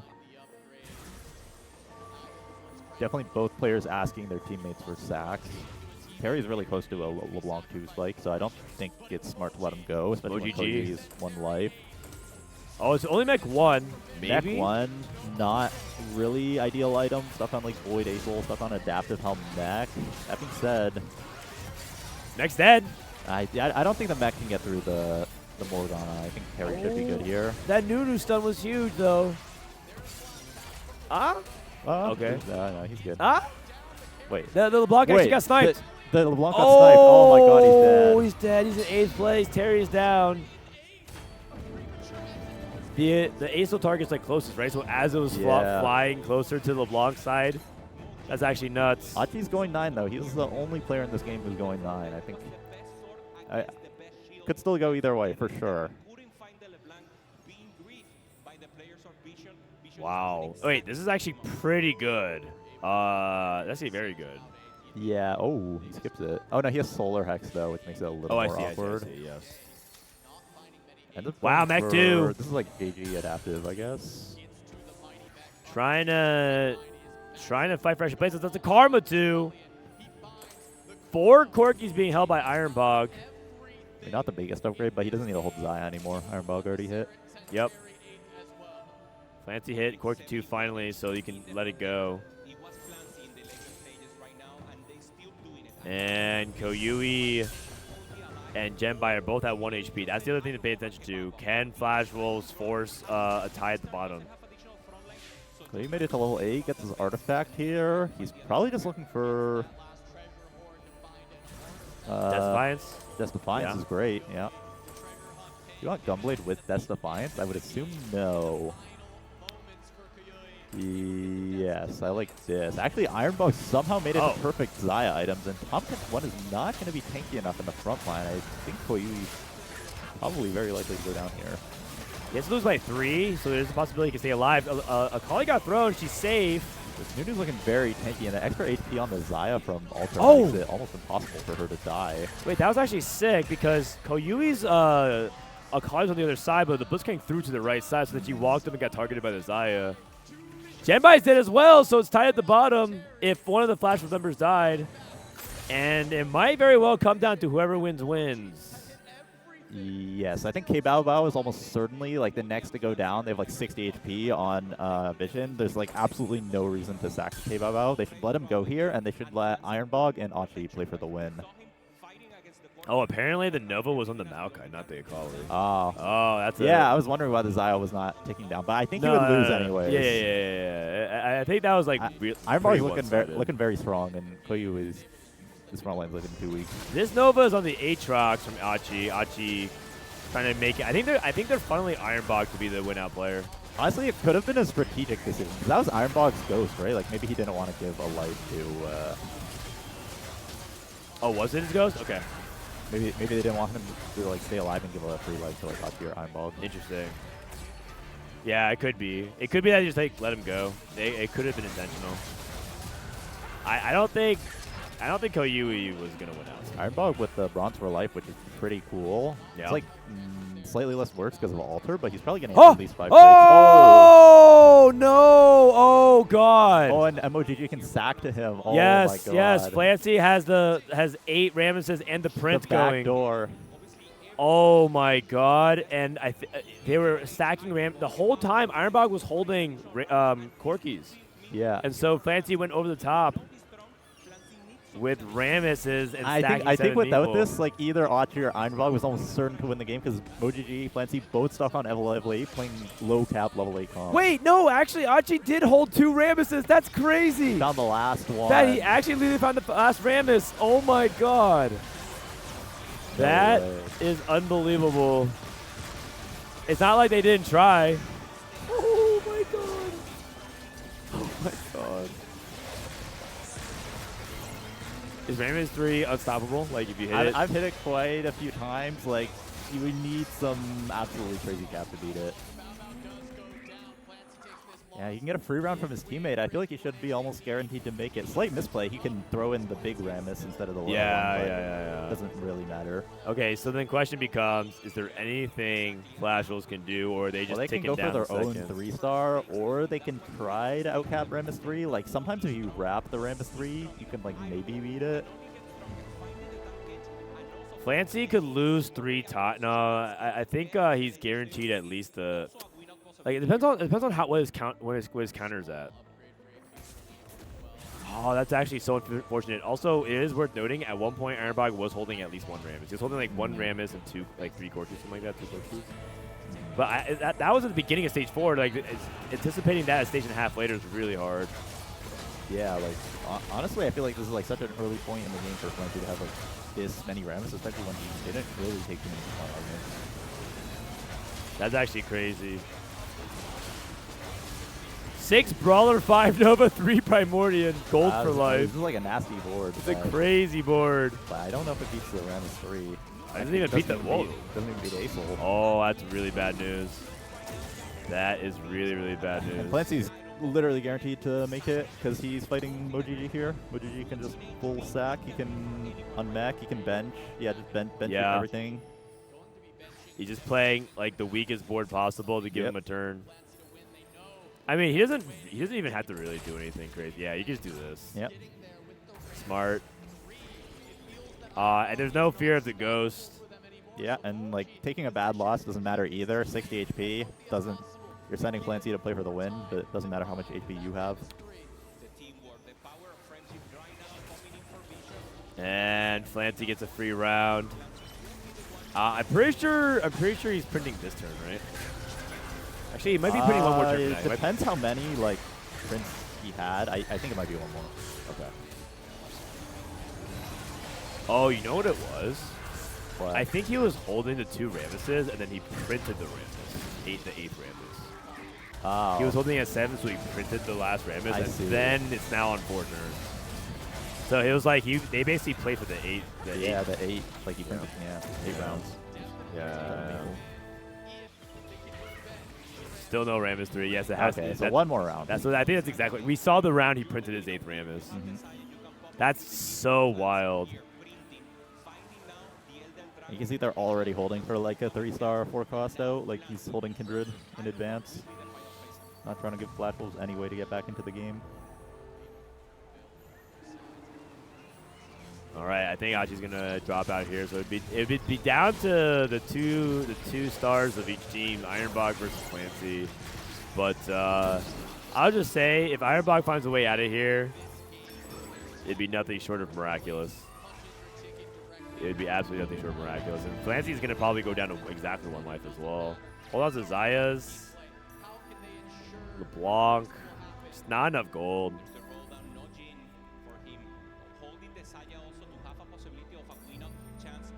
Be amazing. Going for Zaya 3, but yeah, he's only at 5 Zayas. Only at 5. They can use all their resources to hold Zayas. Yeah, like MoGG could actually just be holding it, like sell his entire board to hold it. Probably supposed to be triple Kraken Zaya here. Yeah, and then red buff on Jhin. Yeah. Yeah, it's all good.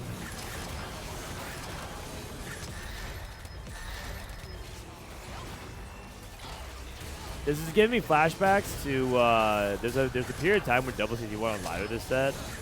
Back when Corki and Rammus was uncontested, he only played. Yeah, he's playing for 3-star. He played for every single game. He played for 3-star forecast every single game. And played specifically around Corki 3, Rammus 3. Boom! Here it is. Rammus 3 has arrived. 17 HP might even be 2 lives, even if something really unlucky happens 1 fight. Yeah, if he loses by like 1 unit, 2 units. And the rest of his board is not bad either. He's got some decent like damage in the back lines. Yep. Probably looking to move Thresh's Lantern off and get like a better tank item, last item. Yep. I think like stuff like Stone Plate heals Rammus 3's damage. Oh, I see, you're right. You're not gonna do the Titans BT Rammus? I've actually played that one. Yeah, how'd it go? I think it's pretty good, but I think Tank Titans is actually just better though, because he has a lot of armor scaling. For sure. Okay, well let's see it. Maybe something Positioning happen. is really good for Ironbog. You want Rammus like to be like kind of with the Zaya, because otherwise it won't do the damage to it, but it's just too unkillable. Nah, it's too hard. Yeah. Ironbog is gonna be cooked for this fight. Achi is also he lost dead. his own fight as well. Wow. So, yeah. MoGG really pulled out. Like, yeah, Flancy pulled out the 2-star 4-cost, but MoGG with like a really good assist this game. No, for sure. Yeah. Very, very good assist. The fact that he's even winning rounds now is super surprising. Right. On mech. Almost makes me wonder if like they would have potentially be able to pull out something even if Flancy didn't hit the Rams 3. All right. Good. The tension has lifted here. I think like MoGG and Flancy are just kind of counting down the rounds here, and Ironbog here probably just waiting to die. Holding 2 Zayas on the bench. Great tag team effort. How's Ironbog doing? Ironbog might be playing the ghost of MoGG as well. Why not Titans BT? I think it's I think Rammus scales really well off of armor, so tank items. Yeah, a lot of his I think his damage scales with armor, so yeah, exactly. Honestly, MoGG looks like he's the most competitive versus Flancy. All right, unless I'm missing something here. We haven't looked at Ironbog board in a hot second, but Bramble seems very good. Yeah, Bramble on Rammus. Yep, Oh my. Throw his lantern. Oh my.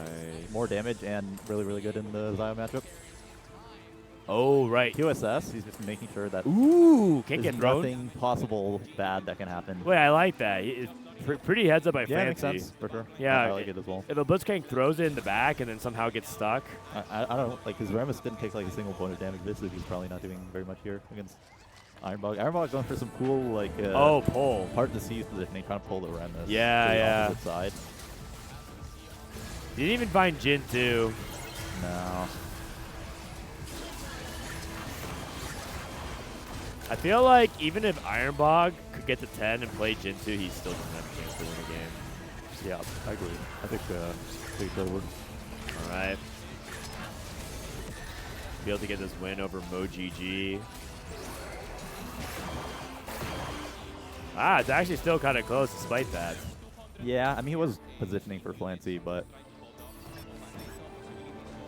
Flancy going to 9 as well, printing units. Finds Jin 2. Going over Voyager. I think 4 Bastion is super reasonable here as well, although it's, I guess, too hard to fit with the meeple on them. Level 9, 4 Bastion. Or actually another Voyager, excuse me. Okay. So the Blitzcrank 2, what's he going to try to do with this then instead? Keep it on the left side. Zaya frontline. Whoa. Trying to see if he can focus fire on the other side. Cutting down his sniper value. Yeah. Ironbog's cooking. I mean, he's just trying, like, anything he can, but I did not expect frontline Zaya. I think she got soloed by the BBC. He did dodge, like, the Rammus damage, but okay, GG. And that'll do it. Vision advances to the grand finals. Flancy clutch. Yeah, tough we'll series. Yeah, very close actually. Yeah, very close for sure. They didn't hit the Rammus 3. I feel like it would have gone the way of FlashWolves. Yeah, man. Flancy clutch, really, really good stuff, and that's going to be Vision in the finals. Vision only 2 teams at EWC. One of them went really far, and now the other team is in the finals as well. I don't know if the other team exactly won. A lot of respect being shown. Damn, that's tough. That's tough. I feel like FlashWolves really did have that one. But you know what, man? Really, props to Vision for finding that out. Ram is 3.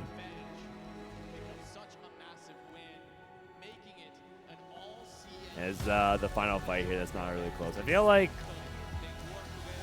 so if you hit Zaya 3, does that beat Rammus 3? I think if you avoid the Rammus damage, yeah, you would win. Okay. Because the pullbacks would really just like one-shot everything. Okay. Or like 2 casts could beat Rammus 3. Actually, I think I played that exact matchup, Zaya 3 versus Rammus 3. Okay. From which perspective? I think I was Zaya and I won. Okay. Even though I think Rammus is like better in the stats. Rammus is better in the stats, probably.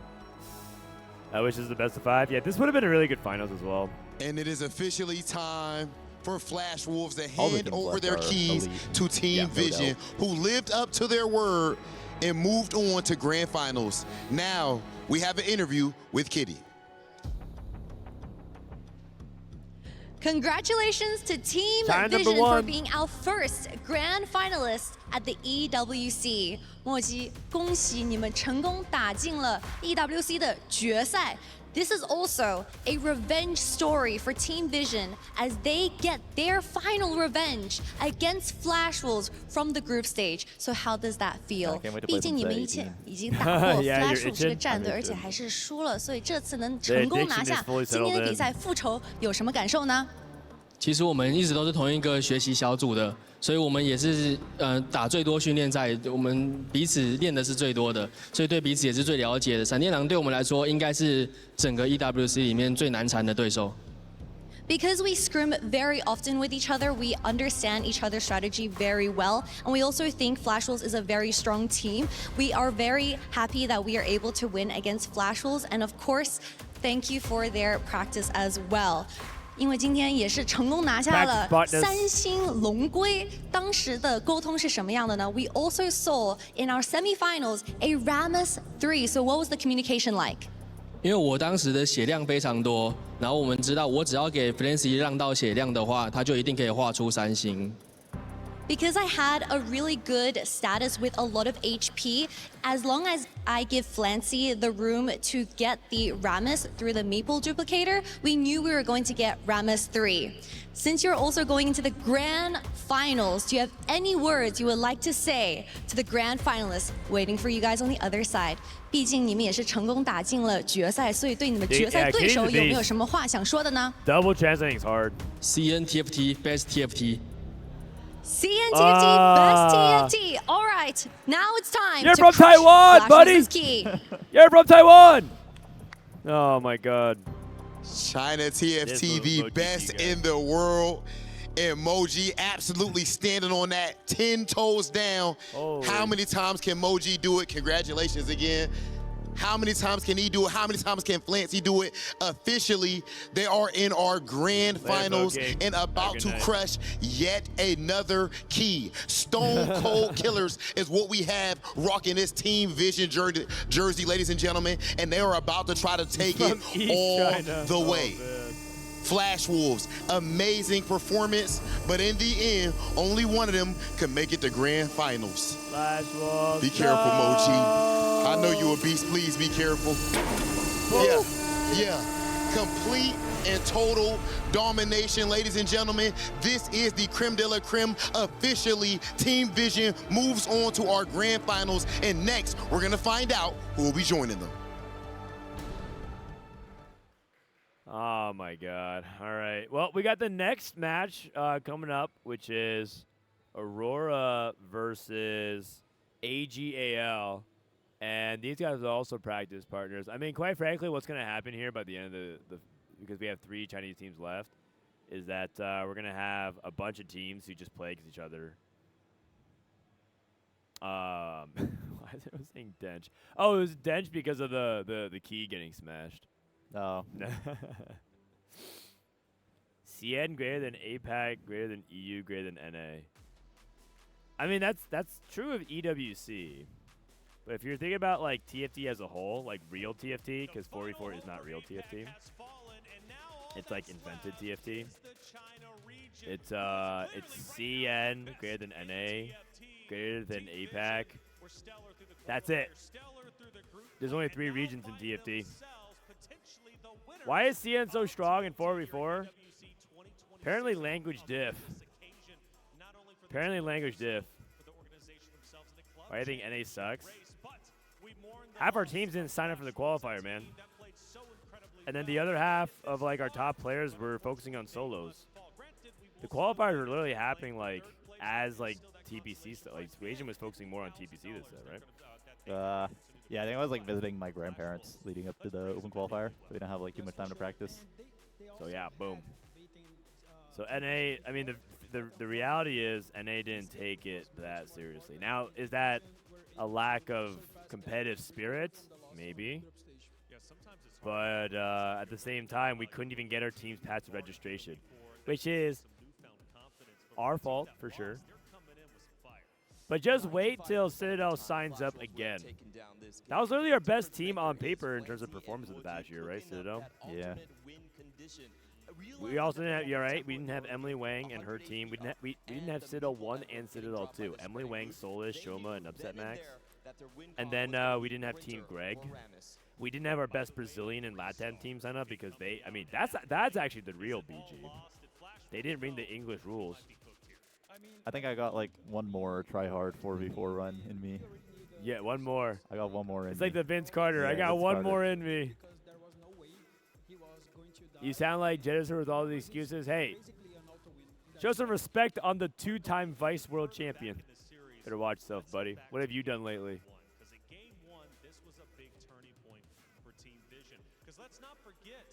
Does it have anything to do with not streaming scrims? No. If anything, I told Vitality many times now, but I think like not streaming scrims is like was a mistake. I think it like really destroyed a lot of the interest of people who wanted to know about 4v4, but now it's been years, and then they just like now all they see is that you didn't stream, and so you didn't put content out. And then you hyped everything up just to lose anyway, so you look kind of dumb, and they're like pissed that you didn't stream. That's kind of the end result of it. Yeah. So, I hope they learned a really valuable. Also, I told them straight. I told them straight up. I've watched. I coach Vitality, right? So I had a front row view to their games, both like in scrims and real games as well. And I don't think they have as big of an edge as they think they do in comms. They're like, no, we have like a huge edge in comms. I don't want people to hear out comms. I'm like, listen, guys, I'm gonna keep it a buck. I don't think it's that big of an edge. Like, I understand why you feel that way, but they're like, no. It's like it's not just that. It's like meta read. I'm like, yeah, but you don't have to. Like, there's ways you can do it where you're not giving away your meta read either. They're just afraid of losing their edge. But I mean, what edge, man? The only edge that they showed this like from the past couple years. I mean, have they showed anything? Like, has Vitality showed that they were like anything particularly strong over the past couple years? We kind of asked Milka about this at like dinner last night, right? Yeah. He said like, oh, they felt like they were willing to play double Akali, but I think most of the teams were willing to do that. Yeah. And yeah, I don't know if there was like much else this year. I mean, this is just like a patch that we've been playing on for like 6 weeks. Yeah. Akali's like kind of new, but by this point everyone knows about it. I don't think there's just like that much meaningful edge to have. It's just more about like the small things, playing as a team well, and just like having like a better fundamental understanding of like 4v4 and like when you need to spike and like what kind of like plays are good. Okay. In general. So then here's another question. Would you rather play EWC on a new patch of a new set, kind of like what we were doing the past two, or would you rather play it on this kind of patch where it's like after Worlds and it's like kind of established? I'd rather play it on this kind of patch. For this kind of patch.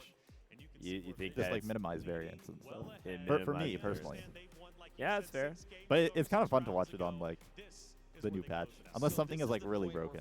Yeah, I feel like I think entertainment-wise, Syndra and like Gangplank meta is like pretty lame. I mean, even this Akali meta is a little bit like, it's like, nah, Akali 2 Jax 2 is like on an 11 streak in stage 5. Okay. Yeah, I agree. Plays all 4-4-2. I feel like they all should, man, and I think that it'll make next year a lot better. But then by then it'll be like too late. Because I heard that TFT is getting one more year at EWC. So we'll see. If the rumors are true and Distop is gonna join the Vitality guys and Wasion's gonna form NA Super Team number 2, I think that'd be kind of cool. We can't go out like this. Can't go out like this. Does 4v4 have less variance than solos? In some ways, yes. In other ways, no. It's like different kind of variance, or different kind of emphasis on variance, I'd say. Like in 4v4, it does feel like you have less individual input relative to the output you're trying to affect, because there's only 2 outcomes, win-lose. But in solos, there's a lot of different like small wins you can get, right? Like if you know you're bot 2, but you can save it with a 5th, that feels like pretty impactful individually. But in 4v4, that placement can be big, but in the end, it just results in a win-loss that doesn't carry over. So there is like there's trade-offs. I would say it's not like strict yes or no. Yeah, like I would say the amount that like one individual player has on the game is less than solos. like you're less in control of the result, then it's always like as a team, if like everyone on your team is like really, really good, then you could probably have some absolutely insane win rate in 4v4 that would not be possible in solos. So for sure, for sure. I need to go to the bathroom real quick. Do you mind holding down the fort? I'll hold down the fort. Okay, go ahead. Be right back, guys. And if they do interviews, you can just like. Oh, they're doing it right now. Thank you very much, guys. Joining us is a very special guest from Riot. It is the EMEA Americas Organized Play Lead, Max Visho. Max, good to have you here. Thank you. Thank you. Obviously, in TFT, there were some big changes that happened this year with the TPC coming on in, the TFT Pro Circuit. What were some of the big reactions to it and some of the learnings that Riot's taken away from it for the pro scene? Yeah, I mean, I'm super happy to talk about TFT Pro Circuit. I think it was a great success. Overall, I think the community and the players are very happy with it. We launched it, I think, last year in September. So this is the first year where we fully ran TFT Pro Circuit. Got a lot of learnings, obviously. We already did some minor adjustments to the format, but I think overall we are pretty happy. The main reason why we did it was, for the one thing, to provide more stability to our pro players. More like they don't need to grind now all the set, all the ladder. They can focus on getting better or becoming the best in TFT. And on the other hand, for us also, it's easier now to kind of spin narratives around them, because we know these players are with us for the full set. We can join them on the journey through the set, and yeah, it has been great.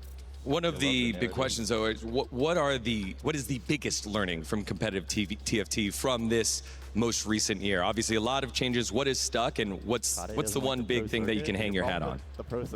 Yeah, I think it's really about storytelling and narratives. I mean, we really value the couch to crown approach for TFT.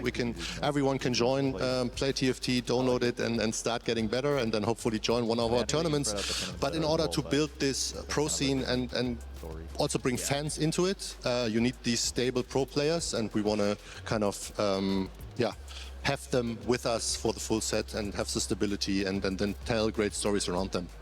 Yeah, again, got to see a lot of that from the TAC Crown broadcast. Scan the QR code, figure out how to play, and hop on in. Yes. Now, one of the things here at EWC is unique, and that all of us here have enjoyed 4v4. It has been such a unique format. It's been a lot of fun. What are the learnings there in 4v4, and what's the future of 4v4 look like? Yeah, I mean, it's great. I've been here since the beginning of the week. It has been great to see all the players play and have fun and enjoy. I think what really stands out for 4 versus 4, on the one hand, is the teams. Obviously, TFT normally is a single-player game, so just to see the team dynamic, the players coming together, enjoying themselves, seeing the emotion, the banter as well through the teams is really great. It also obviously adds kind of a strategy add-on to it, to already very complex and strategic game. So yeah, it's just great to see how players are spinning this type of TFT tournament that have been really fun. And yeah, we might see some more 4 versus 4 in set 18 for our tier 2 players as well. And a perfect transition to set 18, Enchanted Wilds. What are you most excited about for our newest set that's coming out? Yeah, I mean, obviously most excited about us transitioning to Unreal. The team Global is working incredibly hard to make that work, and it opens so many new opportunities for us. So looking forward to getting that on the road. On the other hand, there will be Rift Beasts the first time in TFT, which I'm super excited for. We will have Ivern back, and yeah, there will be a Lux as a legendary unit, very flexible. So I think there's a lot of stuff to look forward to, and we have Carousels back. Carousels are back. And quickly, before we turn the page on 17, what was your most favorite thing here from Space Gods here in set 17? I mean, that's a good question. I think what I've enjoyed the most for Space Gods, obviously our pro competition. I think we've seen a lot of people coming back and enjoying the set, and I think now we also nailed the balancing. So seeing now a very good balance here in EWC has been great. We've ran a lot of different teasers about this big event that might be coming up involving TFT and Riftbound, Convergence Fest. It's coming out. It is huge. Everyone's very excited for it. What can you share about Convergence Fest? I mean, yeah, first of all, I was also super excited. I've been there from the beginning when we started with the TFT Open in Vegas. Then we went to Macau. We've been here actually in Paris end of last year with the Paris Open, and now going back to Vegas. Super excited to be there. It's always great to see so much players enjoying themselves, bringing the community together. So looking forward to that. If you want to join, the pre-sale registration is already open, so visit the website and sign up. Yeah, I mean, as of today, or actually yesterday, we also postponed the snapshot to the 18th of September, I think. So everyone who wants to grind the ladder in set 18 is more than welcome, and I hope you guys have enough time now to do this. Love the fact that you're listening to community. We're able to do that, and yeah, make sure to go sign up. EWC has been such a foundational spot here for 4v4 TFT. What is in store for next year for EWC and TFT 4v4? Yeah, I think, I mean, we will be here again. We'll check the format, see what we can adjust, but I think overall I'm very happy with how it went. And yeah, looking forward to see who will win next year. Hopefully maybe an EMEA on America's team, but yeah, let's see how that goes. And then finally, any final words or surprises, anything you got here for the TFT fans around the world? I think just a big shout out to everyone involved in the production here. Thank you for the talent. Thank you for the players and the coaches who went here and did their best. I'd love to see like the mixed nations teams as well around Godlike and Mouts. I think it's one thing to be able to communicate in your own language, but then trying to kind of do it everything in English, not your native language, has been great. So yeah, big GG to everyone, and looking forward to see the final games. Max, thank you so much for all of your effort getting this together, and yeah, we'll see what you have in the future. Thank you, brother. Thank you so much. Back to y'all. All right, that was Max Wishout. That guy leads Americas and EMEA esports. I mean, I don't think we got too much out of the interview. Sorry, but I mean, I think the most important thing that he talked about just now was that EWC is going to come back one more year for TFT 4v4. I don't think format's going to be changing very much. Yeah, he said there might be some 4v4 stuff for Tier 2 in Set 18 as well. I don't know if that's like something they're planning on. I never understood, because do you remember when they did the 4v4 sub-regional? Yeah. And all the top players actually signed up for that, right? Like Vitality played in it, and like I feel like that was the only sub-regional that top players were ever actually interested in. Yeah. The current state of sub-regionals is just, I mean, no like TBC player would like ever sign up for it. Like, it's not worth it. So I think that they should do like way more 4v4 sub-regionals. I think it would make casual people way more interested in 4v4. Like, if Vitality doesn't want to stream like their EWC scrims, they could stream like a sub-regional, right? Like, you're not going to leak anything in a sub-regional. I think it gives like casual people like a chance to play against like their favorite streamers, right? If Vitality's playing, like anyone can sign up and play against them. That is true. I also do think, you know, you're saying all the right things. I hope I'm not wrong on this, but I think that also might have been the lowest sub-regional sign-up count they ever had. No. That's a difficulty, because like the reality is the barrier to entry is really high. So if you need 3 friends. If you don't have 3 friends, or if you don't have 3 friends willing to sign up with you, I specifically told them, because he said they were thinking about that. I said, what do you need to do? I said, I think you need to do 2 things. One, you need to like make the sign-up process easy. And 2, you need to find a way for people to find teammates. Because I think, like, how are you supposed to find team? Let's say you're signing up, right? I'm going to pick a random person in chat. I'm going to pick News TV. If you're News TV and you're like, well, I don't even know anyone. I have no friends who play TFT. How do I find a team of 4v4 and I'm just like a player that just plays ranked? It's kind of hard, right? You have to like ask random people you add. Yeah, I mean, I can understand that. Like, I guess it just depends, like, if they are happy with, like, sub-regionals just being this thing that is just, like, kind of, like, Tier 2 exclusive, I guess. Yeah, it could be. I think that, no, but I think there's, like, ways you could do that. So I gave him some suggestions on how to do team finder stuff. The first thing that I suggested was that I feel like they need to activate and energize the social media aspect of TFT, which is, like, I know a lot of people don't like the fact that social media is kind of just one giant cesspool of like really bad and hateful speech and things like that. But there's also a lot of good that can come out of it, which is something like this. If you're looking for a team, I suggested that like one thing they can do is create like a community on social media for people to like post actively to like look for a team member. and then that's where people can find other people who might be interested. And like these are the kind of teams that I'm looking for, right? Because people just don't know who to message. Like you just blindly scroll on Discord on the channel and just like scroll and look for people. You need to look for people who are also looking. So just creating more opportunities like that, because it turns out a lot of you guys are on social media. You guys just post nothing. You guys are browsing and scrolling infinite, pretending like you're above Twitter, but you're all on Twitter. I know you all are. You guys all pretend like, nah, I'm above it. I don't want to be part of this shit, but you guys all scroll and browse it. Pretend like you guys aren't part of it. No, you guys are on it. Okay, I'm going to go to the bathroom real quick, BRB. You entertain the chat for like a little bit.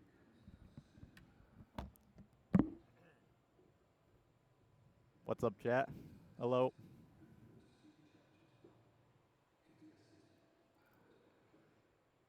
Anyone got any questions for me to answer?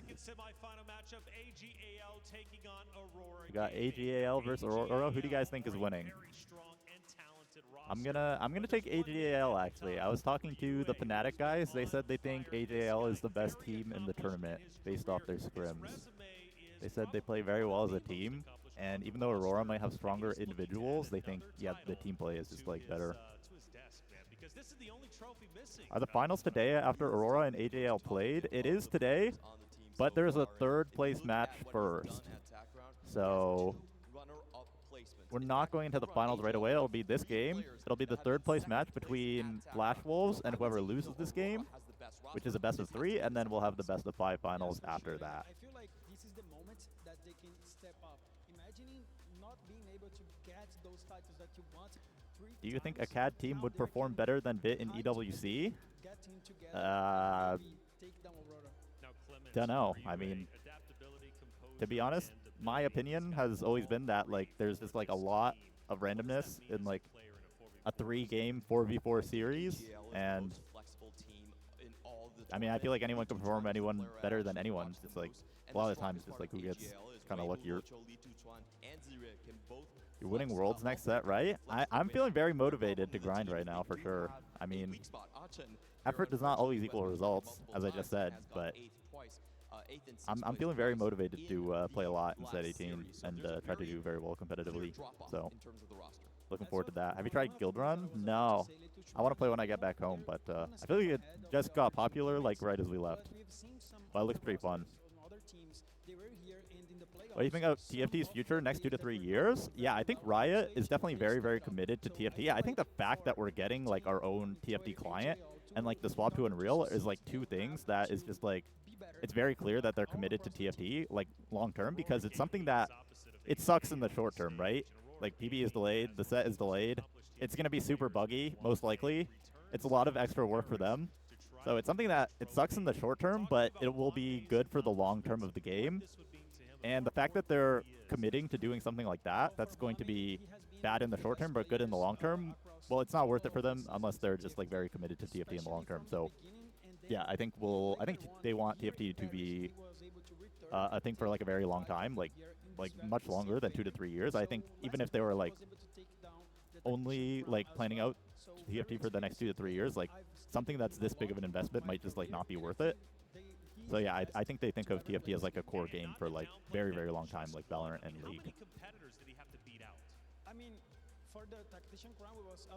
Love your videos. On the next set, will you be doing more educational style videos? I will. I post a lot of educational style videos on TFT Academy. I'll probably be doing one every like 2 weeks-ish, including PvE, and also some on my own channel. So honestly, if you're interested in that kind of stuff, would recommend checking out TFT Academy YouTube channel and as well my own YouTube channel. It was kind of hard to do some educational style videos because we haven't really seen the set yet. We weren't really allowed to play test, and they didn't even really like give us too much like content to react to. But you know, I've played a couple of games of TFT before, so I can kind of predict like how things are going to be a little bit, what augments are going to be good, just off of reading it. He's a beast like that. What's your favorite new thing you're looking forward to in the upcoming set? I think honestly the quantity of wisps, like, it's slightly concerning to me because having a larger quantity of wisps is like harder to balance. But I think it also keeps it fresh, and it's also like a lot harder to just like these like rolling for like one exact wisp like rolling for like major polymorph or something, there's pretty much like 10 times the number of wisps than there were like charms in the charm set, I think is what they said. So 10 times? Yeah, there's like a crazy number. So that's harder to balance, but at the same time, it's more fret. It'll get boring less fast. And I also think the fact that, I mean, I'm definitely not worried about like the number of frontliners in the new set. Like that was like a big complaint that a lot of people had this set. There's like 5 4-cost frontliners this set, and one of them is like pretty much like a threat, like Malphite. He has some like a unique trait, Monolith, which is just like a built-in stone plate, and then he doesn't really care about his other traits, so he's like pretty much going to be like a threat. And of course, we must figure out who will be the second team jumping on dope. that grand I'm glad to hear that, because I think the frontline problem is so Sunday. Rob, how are the vibes for you, man? Oh, the vibes are absolutely immaculate, especially if you are a Team Vision fan. I mean, how insane was that performance? Flancy just seems to get it done every single time. That whole squad just absolutely stacked from top to bottom. But this next one is going to be different. Yes, sir. Second semifinals coming, and it's the kind of the same scenario. One of the teams has lost once. One of the teams is still undefeated. Can you keep that clean record? I'm looking forward to this, bro. It's about to be amazing, ladies and gentlemen. And the first team we're about to welcome to this stage is arguably the most stacked roster on paper. Ladies and gentlemen, please welcome to the stage, Aurora Gaming. We'll see you in a bit. Aurora Gaming, headlined by now Aurora has 3 TAC crowns overall. Huanmie, of course, being one of only 3 players in the world with 2 victories. And then, of course, Liluo also has a TAC crown championship. But even though those 2 have the TAC crowns, remember I said stacked top to bottom. The highest AVP up to this point on this team is none other than 62nd. And then Ahaoei has also shown that he has been their win-out player throughout this entire event. So it is not a one-man army, but a squad of 4 Titans. Absolutely. Only Titans allowed, to be honest, at this stage of the competition, Rob. And you know Aurora Gaming will be there to put in work. But with this, it is time to welcome their opponents. And this is a team that has been looking unstoppable all week long. It is time to welcome to the stage AGAL.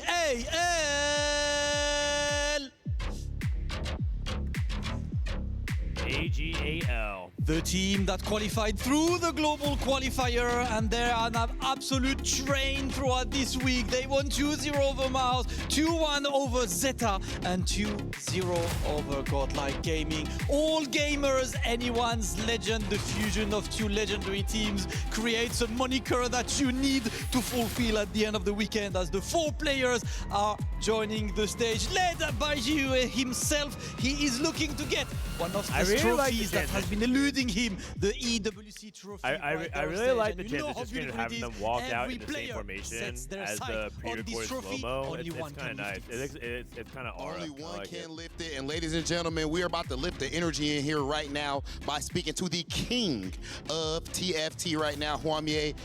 My question is simple.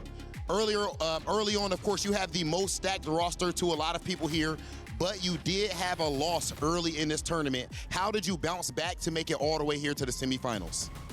那画面，你们的战队在纸面上可能是本届赛场上最强的一支战队了，但是你们当时在小组赛直接就是吃了一场失利，然后但是你们现在也已经一路打回这个半决赛的舞台了。那想问你，你们当时从那场失败当中是如何这样反弹回来的呢？因为就是小组赛嘛，可能就是大家状态调整都没有到最好，然后也有一些试错的存在。 一旦进入淘汰赛，我们将以最饱满的那个姿态去挑战那个什么应对。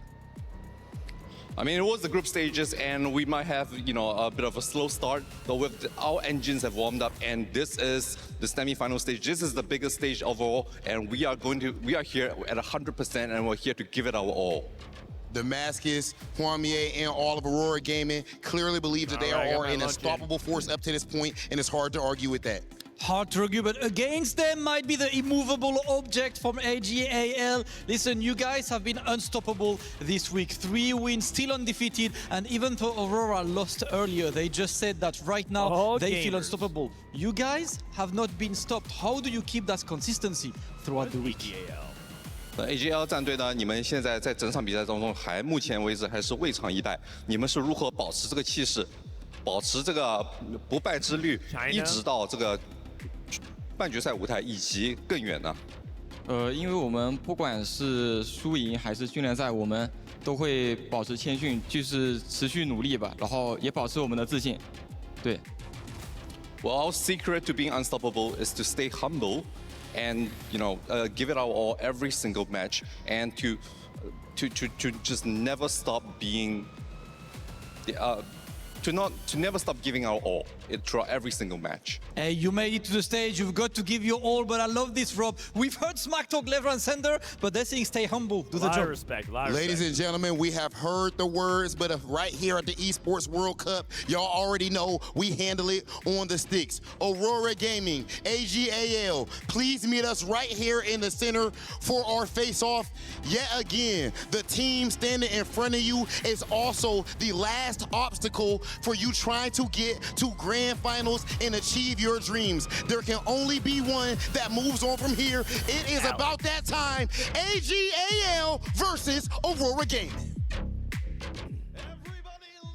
All right, well, I mean, it's pretty hype. These guys do a good job every single time, man. AGL versus Aurora. These guys they're like friends, they're practice partners, they're study groups. It'd almost be like if like Weijin and his team goes against Malala's team.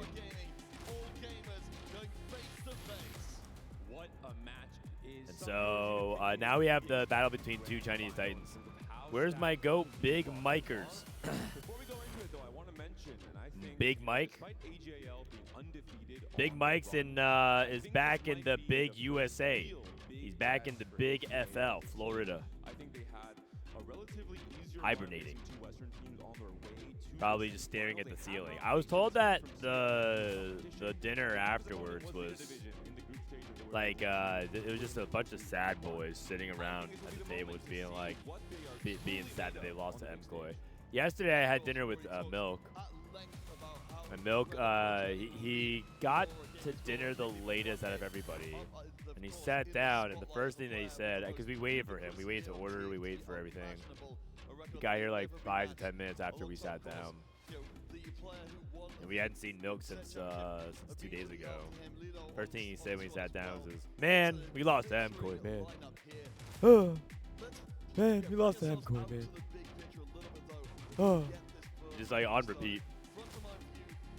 No tiebreaker Shen, no tiebreaker Shen. We're on the 17.6 Worlds patch, not the 17.7 live patch. I wish they'd let TFT have its own culture rather than trying to hype it up like a boxing match. Yeah, fair enough. I do think that TFT in general does have its own culture competitively. Our culture is online digital webcams. It's webcam versus webcam, and we bust out the notepad on Windows. That's our culture. That's what we grew up upon. Game 1, AGL versus Aurora Gaming. Here we go.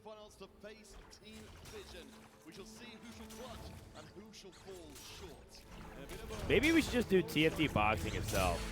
Milk versus Mortdog. One last time. The boxing arena. It looks like it was no encounter, but it was pretty quick. I was looking at the chat. Liluo 2 for Huanmie. Huanmie, if he wins this tournament, I think in a lot of people's mind will start putting him as the definitive #1. I mean, Dissoap already has given him props, saying that he thinks he is the #1. I suppose it's whether or not there's clear separation. This would start to do that. Serpent, Stargazer. I see a Xayah 10th. I don't think so. Xayah Serpent is like okay, nothing crazy. Is Wage still there? He went to go get lunch. I told him that he might want to go get lunch because lunch closes at 2. And this series could theoretically take the entirety until they close. And also, you don't want to go at the end of lunch because that's when like the food's been sitting at the longest or like there's none left. Also, there's like no one there, so you're just eating by yourself. You know what I mean? Unless that's what you want. You want like food that's been left out for a long time with not many portions left and maybe eating by yourself. Oh, he's back immediately. What's up? Yeah, I just got a sandwich.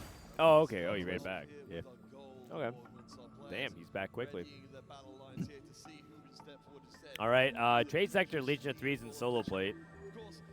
Start off with Gold, Tier Augment, Frontline Foundation, Forge, and 2 Frontline Foundations actually so far. Very quick choices. It looks like they just like instantly pick those because it can give them direction. Although Frontline Foundation's like pretty open-ended, it feels like sometimes. It's like, oh yeah, you get like a Bastion emblem. You still could play, you know. Yeah, a couple like 2 to 3 things. Yeah. I think the most direction-giving one is probably Vanguard. You do get that one. Yeah, Vanguard usually ends up being like Space Brew, but it could be LeBlanc. Concentration for RY. Salvage bin. We're on Serpent.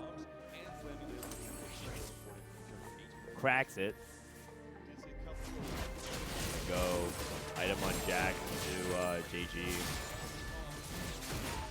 Think about that. Could think about something else. You also need to avoid slamming. How many people level to 4?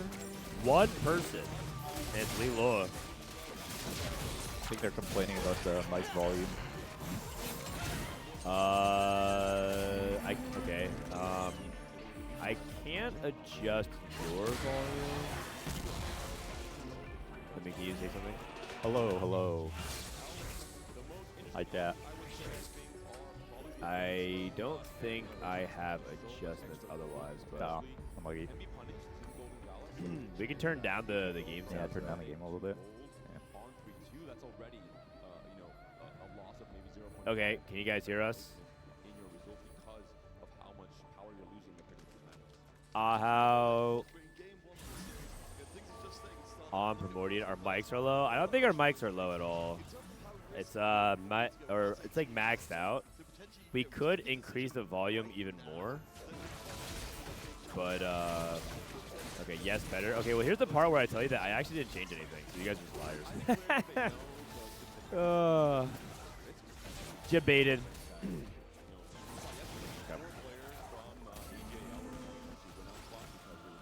It's fine. Twitch chat will always find something to complain about.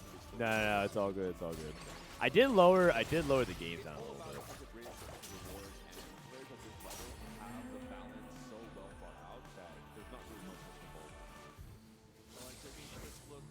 Okay, so we're on Apotheotic Forge with Thresh's Lantern with a rod. The thing is, I don't think they change anything with the PC, but some like audio settings might reset overnight. So I kind of tweaked them at the very beginning. So maybe I was over tweaking. Maybe I am the one tweaking. Oh yeah, love that crunch. No, it's good, man. It's good. Way to sell the sandwich. I like it. There's water if you need as well over there. Okay. Bastion. Sunfire, okay. You've been seeing a lot of people like avoid slamming Sunfire more often. Feels like they prioritize making like Stoneblade and Warmog instead, and then going for backline anti-heal. I still think it's like reasonable considering that Liluo was playing for tempo. Yeah, it's fun too. Playing for tempo.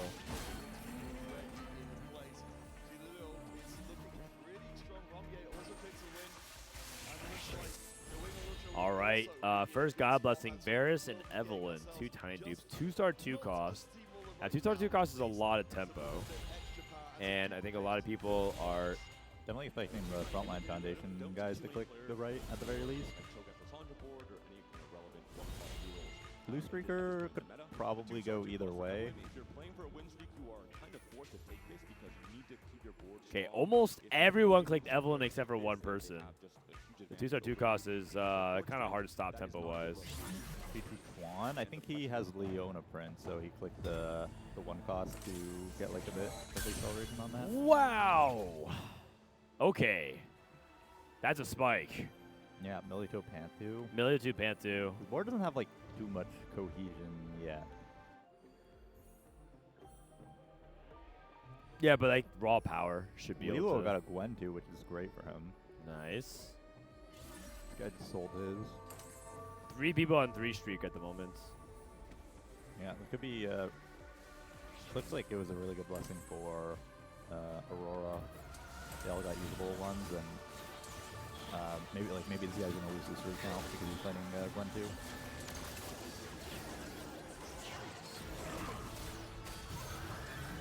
Okay, Gunblade and Flail. So we have the Akali set up here for Weimuluoqiu. Looks like he's going to be going for Akali. LiTuChuan on some Shepherds with Frontline Foundation. RY on Concentration, and Achen. Achen's open. He has Timebreaker in right now. And then the other side for Aurora game, they have 2 people on win streak right now. They're actually controlling the streaks pretty well. Two 4-streakers and 1 full loss. Yeah, Huanmie is also level 4 on 4 streak, so. Oh yeah, he hasn't even pushed to level 5 yet, and he's getting that streak, so that's quite nice. Yeah, they're gonna give the streak over to Liluo. Assuming that they queue into each other. 6 seconds, plays against Ahaoei. Ahaoei has that Gwen too, but just slamming, playing slower.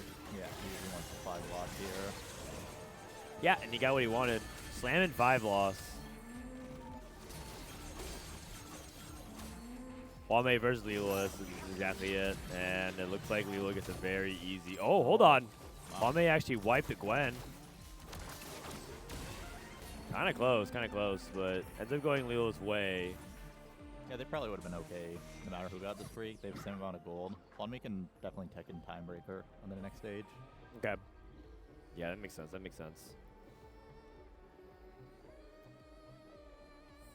Every 4 seconds, Arbiter gain 10 HP, 10 AP. Who's that for? Is that for RY, the concentration player? It might be for LiTuChuan or RY. Yeah, okay, I got it.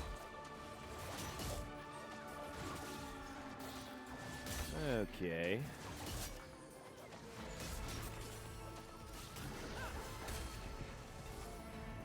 Extra bow right now. I can go for Rage Blade. Doesn't hit it though. Yeah, kind of awkward component. Make Giant Slayer because he has a sword.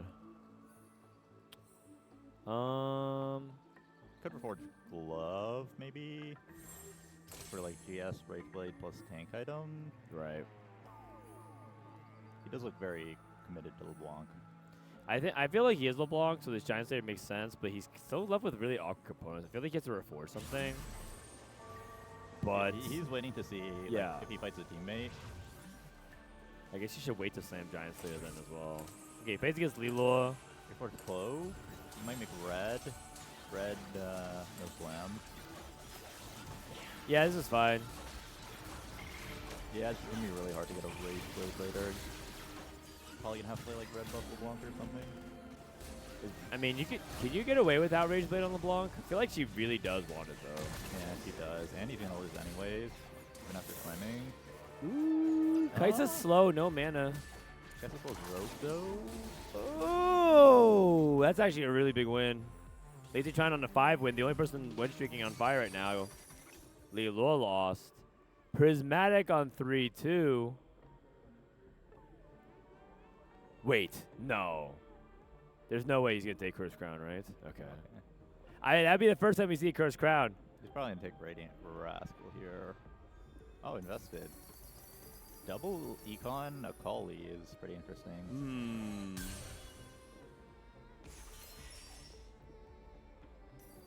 Yeah, I'm curious. So is he just trying to go into a level 8?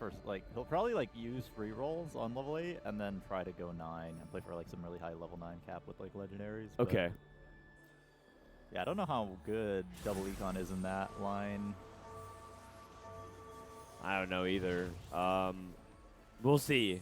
I wonder if he's going to do something kind of crazy, like maybe even roll on the way up.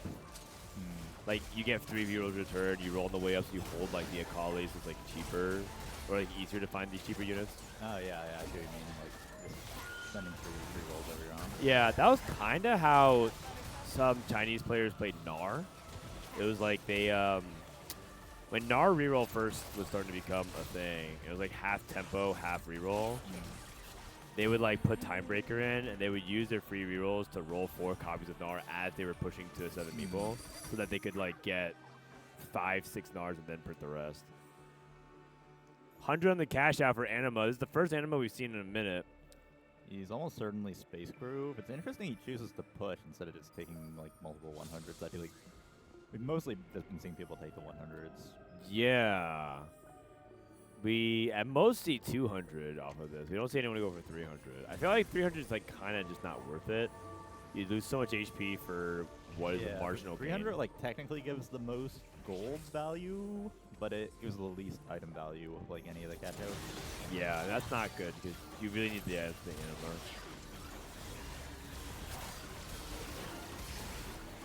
Okay, Gwen 2 getting some work done. Radiant Void Staff.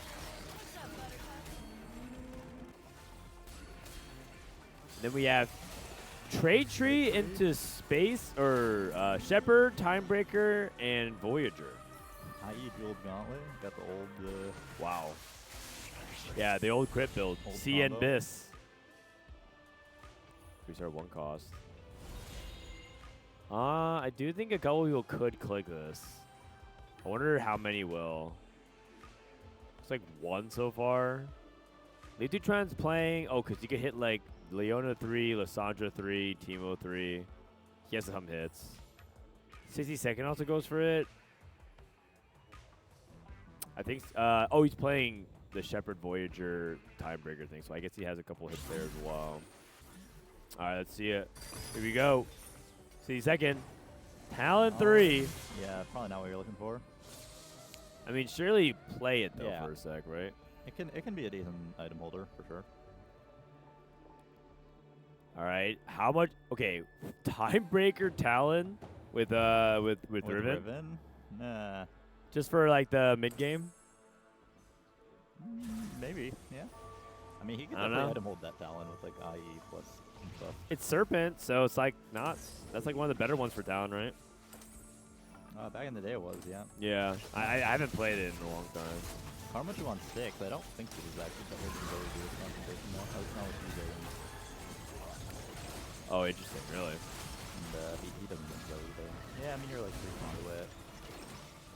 Why spending is so he is like playing like kind of a concentration reroll type of thing. Oh, so he's gonna go for Zoe and Mordecai 3. Yeah, Zoe Mord, maybe Ahaoei Victor, Misfortune if he finds it on the way. Well, he's playing the Karma Pike version, not the Misfortune version. Yeah. I mean that makes sense because he hit Karma too. And he can add conduits later. Yeah, he pretty much. Well, okay, he's leveling until 7 to play Ahaoei. Okay. He had perfect synergies otherwise, which is kind of nice. Yeah, that's a board I've seen some people play. Although I do think like generically, just like the extra conduits is better with concentration. But in this spot, yeah, absolutely makes sense. Kind of low on items and he has a Karma too, so why not? No frontline items though. 47 HP. Achen also going for a full 10 loss. That's gonna be tough. LiTuChuan versus Obsession. Still #1 HP overall and a 2-win. Achen takes a 300, really? He actually pushed all the way 300. I thought he was going to cash out the 200 into 100 or something. And he gets Savage Slicer. Savage Slicer Briar can actually do some good work. He could actually just keep this on his Space Crew board. I think this might be like one of the better catch outs that he can hit. Okay. And do you full itemize the Briar? Yeah. It's like Savage Slicer, BB Titans type stuff. Huh, okay. Or like maybe like Titan Serac. So you can mommy them. It wouldn't be... So then you just don't play Gwen? Oh no, you just don't play Riven. Yeah, I don't play Riven. I see. No Timebreaker. It should be his strongest board for Stage 4 at the very least. Yeah, it's fair.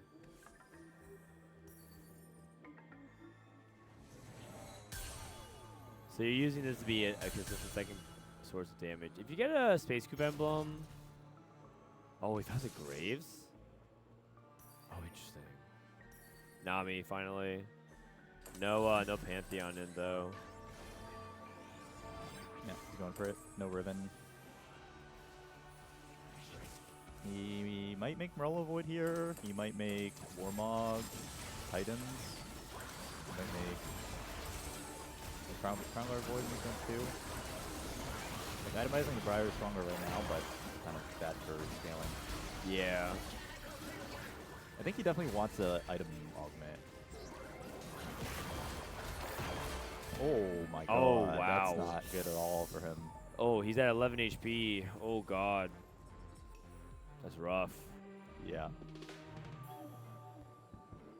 Achen's like, he seems to be willing to take on the first raid. I think about the Fast 9 yesterday where he like all in. He took birthday present and forward thinking.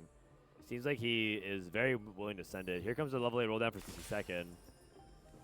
Yeah, Weimuluoqiu hasn't used any rerolls as well, I think, so. Oh, he's going straight 9. True Fast 9. True Fast 9. He might not even play 5 Nova. Like, these would be like very serviceable Vex items. Yep. He's going for a Vex Nova. Nami 2.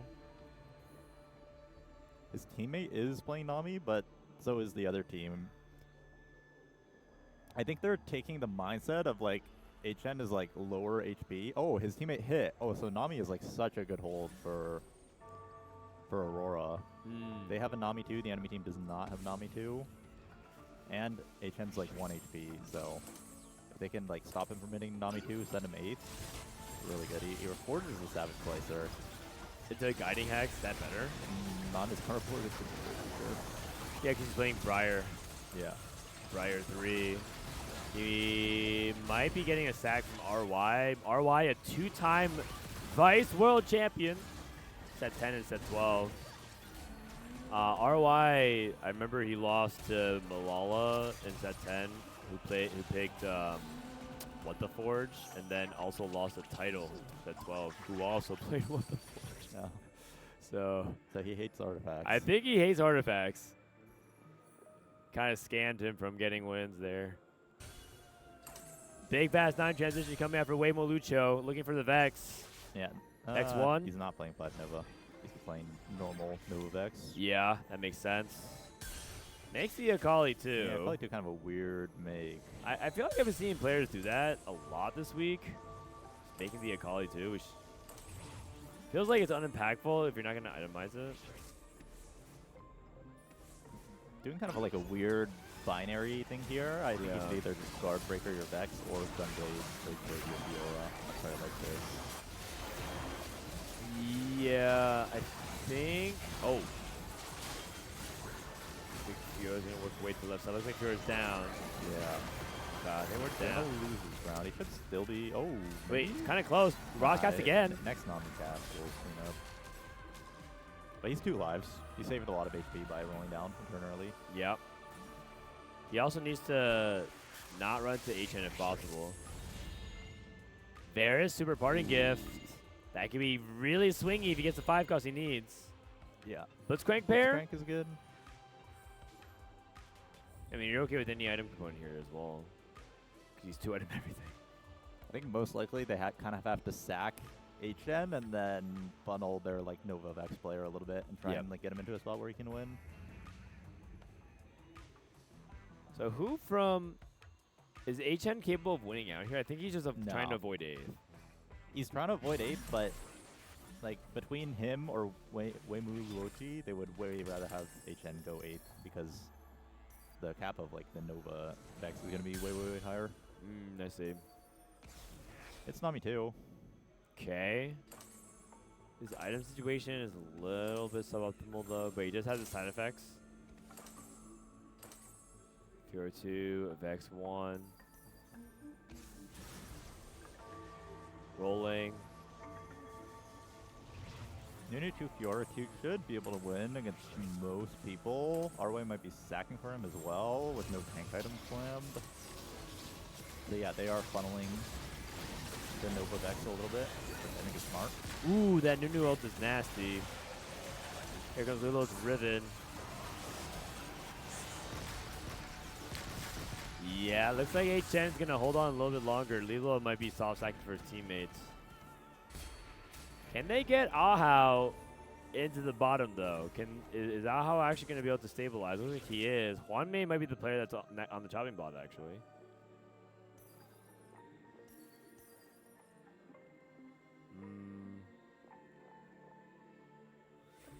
Liluo does not look unbeatable. Yeah, he should be like pretty strong for this stage. He'll be like falling off for sure. Oh, Ramus. LiTuChuan looking kind of weak. His front line is really, really suspect. Yeah, so Achen's gonna get the win here. AC is just like kind of not that good. They don't have that much AC to work with. Yes. They might end up killing each other off. Even if they're like strong. Let's see what happens here with Weimuluoqiu. Looks like he's gonna the Fiora down. Oh, the block's dead. Single Rage Blade Vex, does it have enough damage? Looks like it does. And Huanmie is losing out. He said that he was vulnerable from Aurora. Yeah. He's just kind of like the target for them for Zhenbai. All right, well, a lot of the players at the bottom are in difficult spots. JG plus Adaptive. I don't think Declaw's that good. You're looking for something for. He only has 5 gold left. Gotta take it, I guess. There's there's synergy between Giant Slayer and Jewel Gauntlet and Quicksilver. Yeah, I think you'd rather the QS on the attack speed carry though. Yeah. No, yeah. I'm saying like, would you go swap the Giant Slayer GS onto Asol? Yeah. I don't think I would, but because I actually don't know. It's an interesting idea, right? Getting the crit going. I mean, the stats would probably like dislike it, but maybe, yeah. But yeah, I don't know. RY one off of Mordekaiser 3. I think that guy is kind of impactful for RY, so that is going to be difficult. Even Shroud. Uh-oh. What happened here? Weimuluoqiu. Vex 1. Oh, they're fighting each other. Wait, they can, if they do this properly, then Weimuluoqiu has like enough to lose 1 round, and then they can try and get Achen over Huanmie. Okay.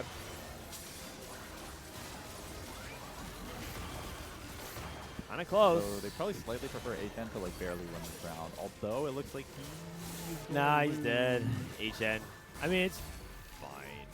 In the end, I think. Yeah, it is fine because Weimuluoqiu will probably be able to like sack around later, maybe like RY or LiTuChuan to get them placements, and he seems pretty decent spot to win the game, so it's like kind of good to give your win-up player like a bit more resource. Yeah, he gave his life to his teammate, which is what's important. Yeah, Huanmie didn't die either, so it just depends like what they're trying to play for. It's very close. RY, Ahaoei. Radiant Void Staff. This definitely looks like a weaker version of Achen. Like Achen's pretty, or Achen's dead, so.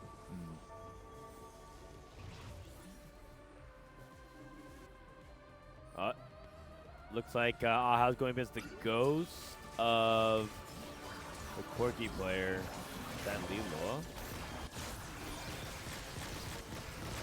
Huanmie also going up against RY. RY trying to survive and get it done with just Mordekaiser 2. Mordekaiser is about to go down. Oh, it's so close. It's very close. RY's dead though. 7th place. That's a 7-8 for AGAL. And Aurora, did they escape? They did. Aurora's done it. And LiTuChuan down to 2 HP as well. They have to 1-2. They have to 1-2 from LiTuChuan on 2 HP, and he's very, very weak with like full 1-star backline. Yeah. Maybe he can get 1 round off of his teammate, but it won't be nearly enough. Weimuluoqiu hits Graves too. He is capping pretty high. Yeah. I mean, this game looks like very convincing, but I actually feel like if Achen had like 1 more life, it could actually have gone the other way. Like I think him losing 4-1 was like really, really bad. Okay. For AGL. I like that. I mean, we'll see. Technically, I think it's still mathematically possible. Unlikely, but I think it's possible. If LiTuChuan can actually win his own rounds, then I think it would be possible, but He looks too weak. He's stuck on 1-star, no attack to the wall. Did they just give up? I think his teammate's going home, or maybe his teammate doesn't have enough removers. Probably, Yeah. Probably teammate got like no removers or something. Yeah, it's also like the bad matchmaking. Triple bot 4, 6, 7, 8. Yeah. Aurora Gaming, dominant performance game #1. But it's kind of like what you said. I feel like the lose streak by Achen needs to be handled a little bit more delicately. Yeah, I think going for the 300 catch was like kind of a weird decision instead of the triple 100 catch. Yeah. Like he had like a good econ augment, so it wasn't even like a money thing.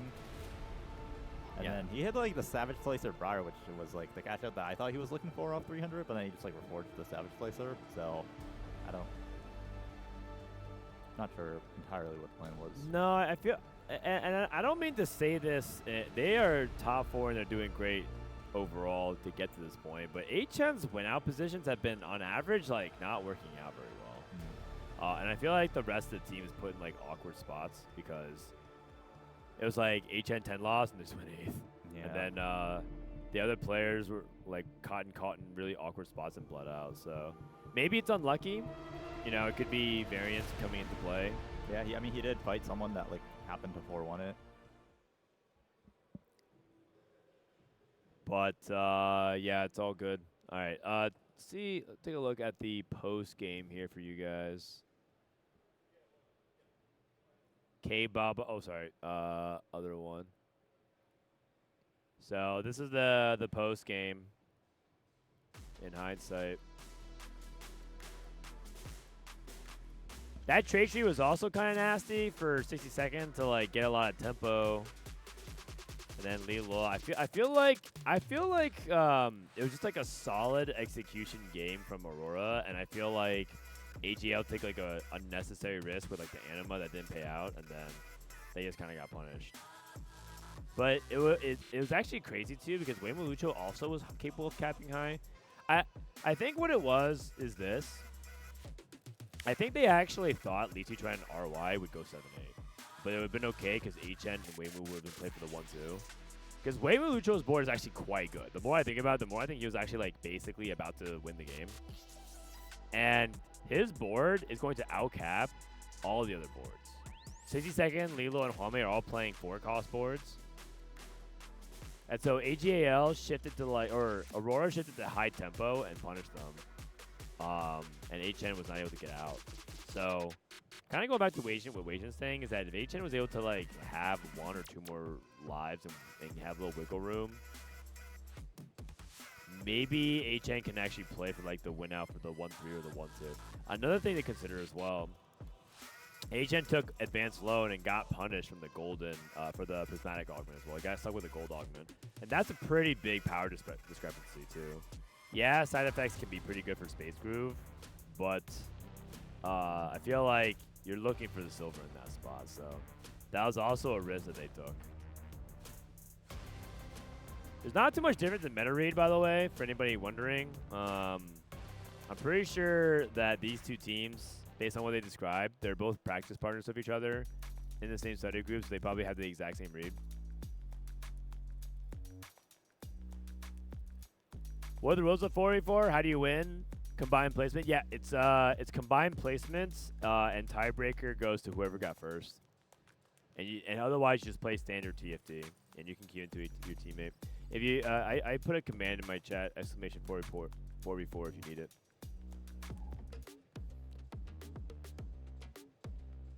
China's so good at TFT. They're pretty good. It's actually impressive that China stays on top as much as they do, given that it feels like a lot of their tournament structures and systems feel so invite heavy. But I guess they just have so many players, and in general, their tournaments are so high stakes. Like in general, everyone's trying their ass off for regionals because regionals have so much money on the line. That it's almost like China will always be like in good form, because if you're not, you're going to get punished really hard. The criticism that I have against Chinese TFT is that their systems in place are always like favoring the popular players. You know how like TPC invited Soju for that first start of the season, But imagine if that was like regular commonplace where you would regularly invite people and get With advantages WANIN over FlashWolves others. key crushed at the hands of That's Team kinda what's Vision, going on. this pushes Team Vision up to 3rd place in the club championship with 1,500 points. This, however, is the last game they're going to be able to collect points with. With a maximum of 1,750, they'll only be able to tie 1st place today. And with so much of the Esports World Cup left to play, they really need to get those points on the board to stand a chance of staying around that top portion. AGAL still left to play, so they might not be able to hold it. Aurora's With Team at Vitality 18. competing across 3 more games this week, they've got a huge chance of getting up to 1st place. Stay tuned as we keep you updated. Oof. All those crushed keys. All right, that'll be us, man. Next year, we're going to crush those keys. Oh, man. Team Liquid. Yeah, some clubs just don't have it some years. They try to qualify for EWC and they don't. It is what it is, man. That's why they have to spread out the... That's why they spread out their strength, man. If we have Weijin, Malala, and Discipline on one team, CM will be cooked. True. True that. We would have cooked those frauds. Maybe we had a good comms guy as well, a glue guy. Locker room presence like Kiyun. Yep. Yep. Does he know? An IQ too high. Oh, Yubasan with a comb over. Usually he like lets his hair fall down, but add Emily Wang. You guys meme on Emily Wang. Emily's a 44 beast. You guys remember that Emily's team almost upset Vitality in the bracket years ago? It was Emily, Solis, and I think it was like 2 LATAM players. I think was it Tech Summers? Was it Tech Summers? I think it was Tech Summers, and I think it was Life's Bad. Oh, I remember Life's Bad. Yeah. That's a name from the past. That's a blast from the past. A guy that has since retired. Life's Bad. That guy was a bit... I remember Life's Bad complained so much because people wouldn't scrim with him because they didn't want to like invite him to scrims. And he started complaining publicly on Twitter about it. He's like, oh, these Worlds players are so... they're just gatekeeping scrims. Which, of course, as you know, doesn't exactly get more people to invite you to scrims if you do it that way. And people forgot to sign up for EWC. Yeah, good times, good times. On the bright side, he will be very careful next year with the Forbes. I hope so. If it happened back-to-back seasons, yikes, 2 years down the drain. I would like a Game 3. Aurora Gaming, I mean, I'm feeling like Aurora Gaming is looking too strong right now, personally.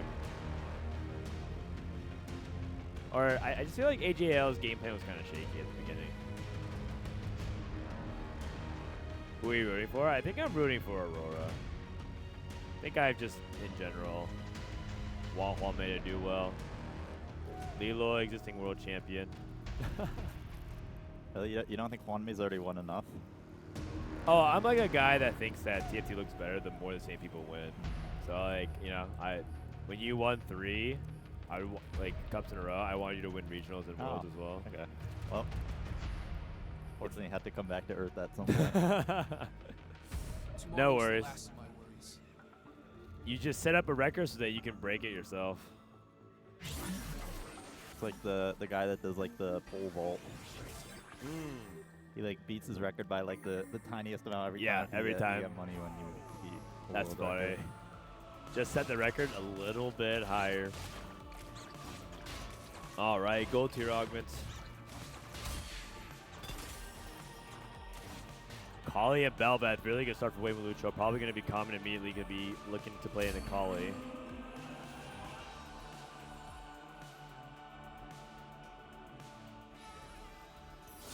Was there any Akali player last game? I don't think there was. We had the screenshot. Because the guy we thought was going to play Akali ended up playing Novavax. Not in the top 4. Yeah, I don't think anyone played No one played Akali last game. Because RY ended up playing Reroll Zoe. Yeah, and they two tried playing LeBlanc, 8-10 with Space Cruise. Well, there you go. Interesting. No one played Akali Nova last game. Yeah, that can't be right. I feel like Akali's that good. We got the Fountain. We're on Golden Gala. This would be a much better game to pick Advanced Loan, for example. And then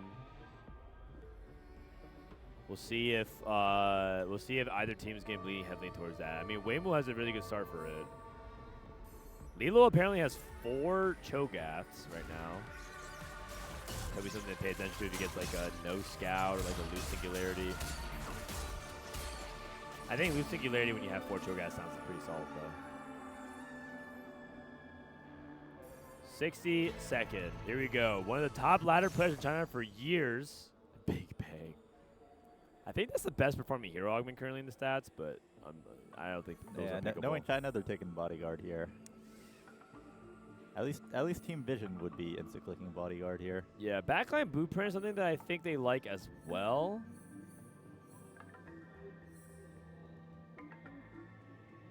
Okay, Bodyguard training. Does get offered a couple other things we've seen picked as well. Forge and Trade Sector. I'm expecting Bodyguard. Oh. Patriotic Forge. Soraka's Miracle. I think he was hoping for R's Aria. Oh, did he have Thresh Lantern? No, you should definitely be taking that then. Other augments being picked. We see Anima Commander out of Huanmie. Oh my god. Wait. Huanmie took Anima Commander. He's at 105 HP. He instantly got full sold on though by a calculated loss. Seems like kind of a weird time to take Anima Commander when the other team has a calc loss. They're not losing like anything to do. Wait, Ahao also is playing Anima with Spreading Roots. This is crazy. No, but I mean, he's playing like tempo. Yeah, he doesn't actually like. He's just getting out like 100 cat joke all day. Yeah, like, I think Huanmie, like when you have the Anima Commander, you're actually kind of reliant on getting like a 400 cat joke. And he's literally guaranteed to get griefed. Yeah. He just has the best matchmaking of all time. It could have been just absolutely unpickable augments otherwise. Yeah, I mean, maybe his like thought process is that if I'm going to lose streak, getting like 6 gold and a couple 100 anima items is actually good enough. And Weimuluoqiu just big vibing. Open cell. So we have that to counter Huanmie. But maybe Huanmie has maybe he just understands it, man. Maybe he'll pull out his signature Aurora guiding hex. That's right. At Worlds, he played. What was the setup around it again? It was just like he was just a normal LeBlanc. Oh, he got him. But he was playing guiding hex Aurora duo carry instead of like Karma. Boom. All right. Well, Huanmie got griefed immediately by Weimuluoqiu. That's probably bad for him because that means he will probably get griefed again on stage 3. Yeah. At the same time, though, theoretically he could restart it and then play for like 400. But in 4v4, that guy's never gonna let him get a 400 catch with Calvlock. Yeah. Like he will always get resold on. Oh man, it's actually crazy. Has Huanmie won every tournament he's been in? No. He's just won. He's won the major ones. The major ones. But he won. But he didn't win regionals, right? Or did he won regionals last set. Yeah, he won regionals last set, but 60. not this set. No. But that'd be crazy, man. If he did. Because each of those wins is like over $100,000. So he's just stacking. Money. Space Group Maple Void Staff. Probably playing Space Group. All right, with that on the Teemo. Okay, so Space Group Meeple. I feel like I'm more inclined to lean to Space Group than the Meeple. The one thing about Meeple is that it's nice to sort of be uncontested. He may his voice has time though, so I know what his answer is there. I mean, I favor the Space Group line. Achen. I'm expecting LeBlanc with the Witch Punch. Go for a Rage Blade. Carry the Teemo. Craftsmanship versus artifact item. These are 2 of the top stage 2 boons. I think most people will probably take Craftsmanship though. Yeah, unless your items are already good. In that case, you could probably gamble. I know China likes clicking too, like a lot. They all click too. They all click too. Except for a couple people. Achen and Liluo. One other person. I got yelled at for skipping craftsmanship in this spot. By who? By Darth Nub in a VOD review. Oh no. Not actually yelled at, but he was just like, nah, you're never allowed to skip craftsmanship under any circumstance. Interesting. Well, in 4v4 it might be different. No, I think what it is China in general leads into variants. What I've come to learn about the way they approach is that China thinks that kind of variance has like too big of a payoff to skip.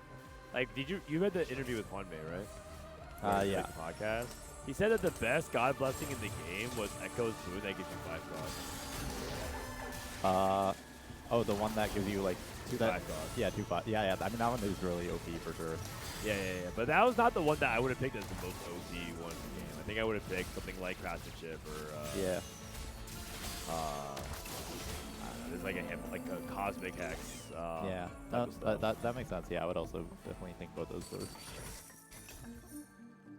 And so I think that's not like necessarily say who's right or wrong, but I think the perspective to take away is that China is like willing to take on those things, which is my takeaway from that. How does 4v4 work? Type estimation point 4v4 so you can get information on that. RY with also a lose streak going on, just playing 2 units. Both him and Weimuluoqiu. Oh, they're both trying to double grief. Oh, Huanmie, I see. Because it's possible RY has Huanmie in his pool.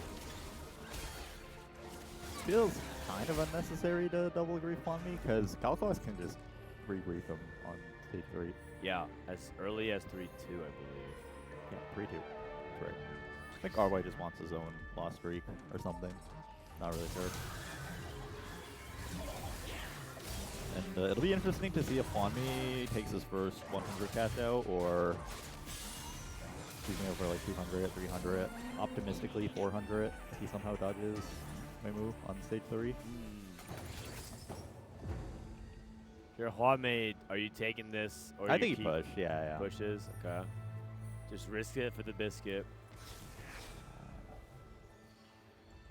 Really wants to win this fight. Should be able to. Macro, AGAL taking control of all the streaks. Aurora squeezed in the middle. Slightly ahead in gold here. From the comp layout, Achen already has a LeBlanc. Playing Wits End LeBlanc. Is Wits End LeBlanc really good? I think it's just average. A lot of the value of Wits End is in the defensive stats it gives, like HP, armor, MR. So obviously, like the magic damage on hit is like really good on like an AP great play carry, but yeah, a lot of the values in like the defensive stats. Okay, got it. And then RY and Weimuluoqiu, they're pretty much open-ended. LiTuChuan having the Akali. So we have one Akali player from LiTuChuan for AGAL. Meanwhile, for Aurora, we know that there's one Space Goop player from Liluo. Don't know what Ahaoei and 62nd are doing exactly. They're playing the exact same Primordial Jinx setup at the moment, so maybe a double commit to Akali. Nice items. Sniper and Challenge Drum. Looks like it's actually a full Jinx from Ahaoei. What do you do with Sniper Emblem? I guess just range extension? Yeah, like Space Groove or something. Oh, you can play Samira last? Samira Space Groove last week. Oh, I mean, I would just like play a Samira on my Space Groove board, and then you can use that as like a Blitz Gen Nami item. Yeah, it's just that he has Last Whisper already slammed. Oh. Zed. Okay. Nah, they're not gonna click Zed. They actually clicked Zed before, by the way. Full Cosmic Restart on a full loss seems very nice. Ooh, with Calc loss. Yeah, and he probably needs to like sell his board anyways against Huanmie. So this is like 16 gold and 2 emblems. Actually seems like ridiculously good here. Wow, that's nuts. What did he get off his emblems? RY took Focus Fire. Liluo took Cosmic Restart as well. Looks like he got Primordium +1. the heck? I mean, those are very nice, but it looks like he was almost like fully committed to mech. Oh, I didn't even see he has two more. So wait, he has 2 Timebreaker emblems. 2 Timebreaker, and that's like awkward because it's almost like you can't reforge both. But yeah, I mean, he doesn't even have, or yeah, he kept them both. That's hella awkward. Wait, now you can play 4 Timebreakers, basically. Yeah. Doesn't even need Timebreaker then. And then you can play Timebreaker Blitz for like the crazy attack speed. Oh, Huanmie at 200. And now we're at the point where Weimu really wants to queue into Huanmie. Yeah, for sure. Save or cash? He'll probably save because I feel like if he was thinking about catching this, then he would probably want like a guiding hex. And I mean, if he gets lucky and dodges this guy for 3 rounds, he could get a 400. So maybe isn't reveal for another 10 seconds. Yeah, he'll probably do it last second for sure. It's funny because like a game, everyone knows what's gonna happen here, but maybe he decides at the last second to screw him out. Oh, he cashes out. Tries to fake him out. Yeah, Huanmie is so unpredictable, man. That's what makes him exciting to watch. I thought he was gonna like actually save it at the last second, but he mixes it up.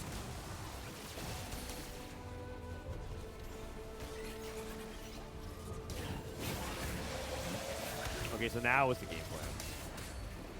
He'll probably get one more 100 cash, and then I guess his teammate is playing. Oh no, that's Achen that's playing LeBlanc. I think he's going to play LeBlanc. Okay. Oof. Hey, his favorite blessing. It's Ekko's the God most of Time. OP blessing in the game. How hilarious if he didn't click it here. How come 50% of the people didn't click the most OP blessing in the game?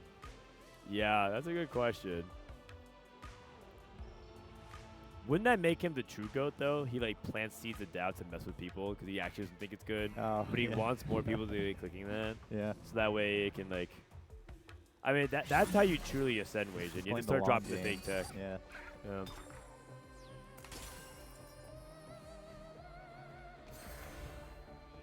Glass Cannon. Glass Cannon's super nice with Zen. Gives you healing on your backline. Mm-hmm. I imagine Wit Zen's also not bad if you start going up against some of the Akali so you don't get burned down. Yeah. It gives like significantly more healing than a Gunblade. It's like twice the healing of a Gunblade. Did he reforge just spreading roots? I think 60 second may have. Yeah, I think. Don't remember what he had originally, but I would expect to play Akali here. I thought so as well. Or maybe Corki could be reasonable. Yeah, Corki could be very reasonable, actually. That's tough. Mainly because I thought maybe Huanmie was thinking about AD because he had like so many gloves and bows, sword, but maybe Huanmie is going to still commit to LeBlanc. Huanmie dodges Weimu one more round than we probably actually could have got our 400, but yeah, it's too much coin flipping though. I think it is very coin flip. At this point, he'll probably just take the 100. Yeah. Okay. Well, I mean, I think and another thing too. It. Another thing too is I think Huanmie, because he like cashed out, Weimu played stronger board than Weimu actually won. So it looks like Huanmie outsacked Weimu. Sterix Gauge. I think Weimu just beat oh wait, no, RY also won. Okay, I'm not sure. Yeah. Yeah, it's hard to say. Well, I thought Huanmie would just fought 60 seconds or someone. Oh, okay. Yeah, it's possible.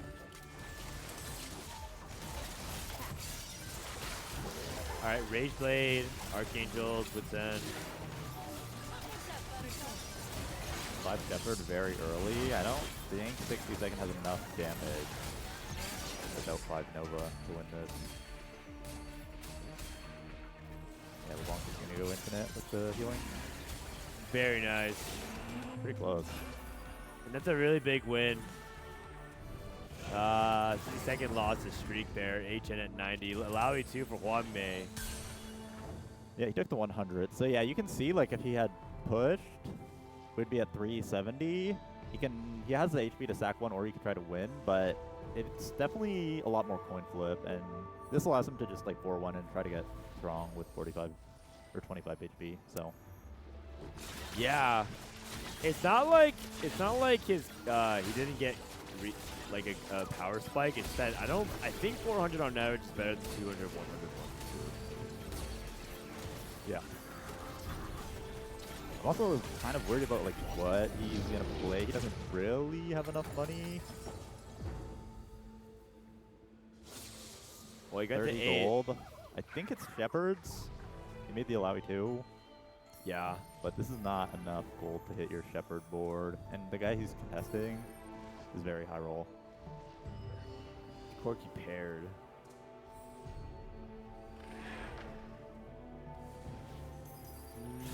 Sells. Needs to find something to stabilize. 3 mech. Just a mech for 1 turn. Oh, jeez. Maybe he's gonna go into mech. He didn't make a Rage Blade, and he doesn't have a single.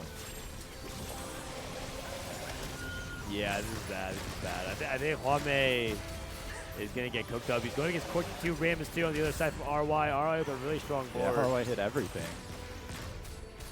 With Focus Fire. He's down to 1 life. That's a really bad loss. Yeah. Let me see.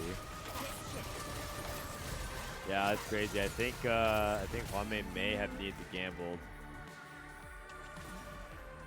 Oof. Here comes the augment. Gold tier augment.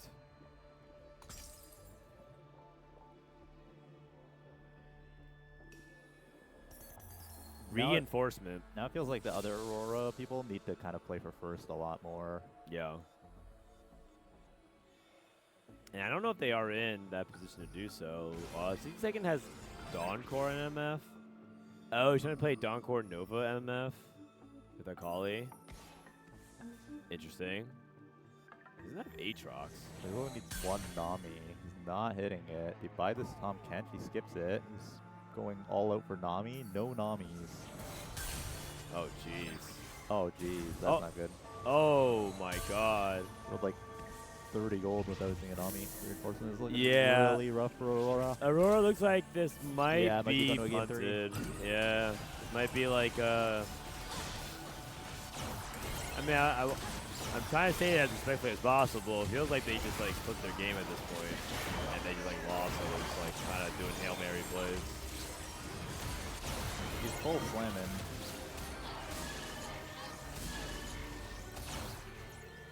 I don't know if the call is to sap Huanmie or what's going on. Huanmie's like Ace 1, no pair. There it Finally is. Finds There it is. The Nami. Could be like an okay board now. I mean, he has 4 Timebreaker. That can't be bad. Timebreaker Shen. So they are playing on the life batch.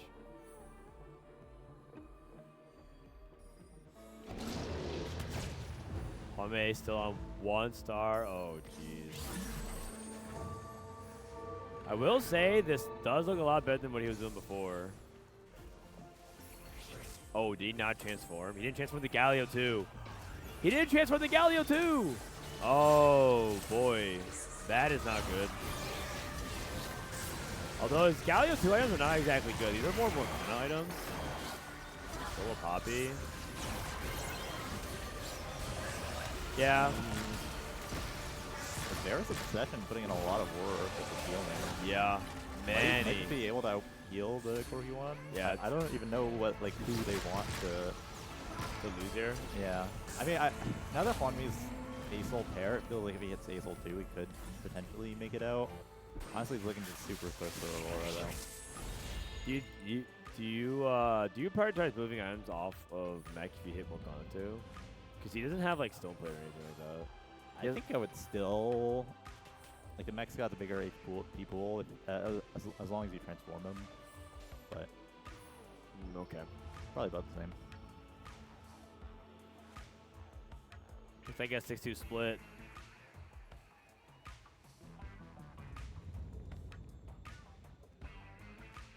Alright, looks like the final decision is going to be a lot of Kayle. Looks like it's going to be a handful of Ekko anomalies, but I think a couple of Kayle leans. Looking for Aurelion Soul 2. Karma 2 is nice. sell the LeBlanc to get it. He can sell. Oh, he can sell Ross because he didn't transform. I like that. He has a stone plate now. I'd imagine you want to move the Ahaoei tentacle to like a Morgana. I could buy that.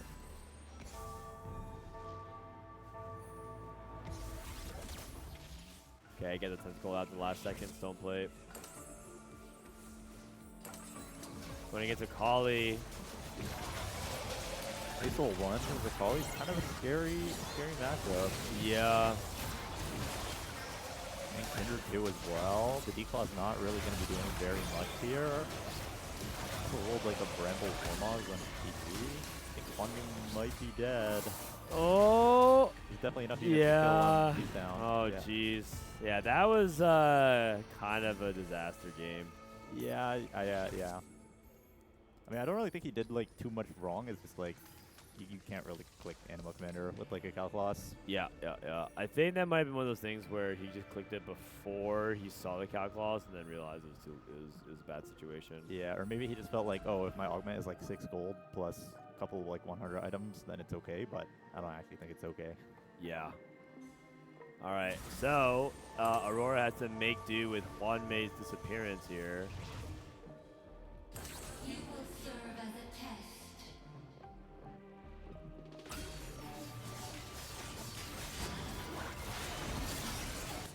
And this is Achen trying to lock it in. Achen's in a really good spot. Ahao needs to win out, but he's on quickie 1. Maybe we kind of hit everything. We're getting smashed here as well. Yeah, this is really not even a close match. Alright, let's go game 3. Yeah, let's go game 3. I wish you could just like FF. Like they also, I think every member of Aurora lost.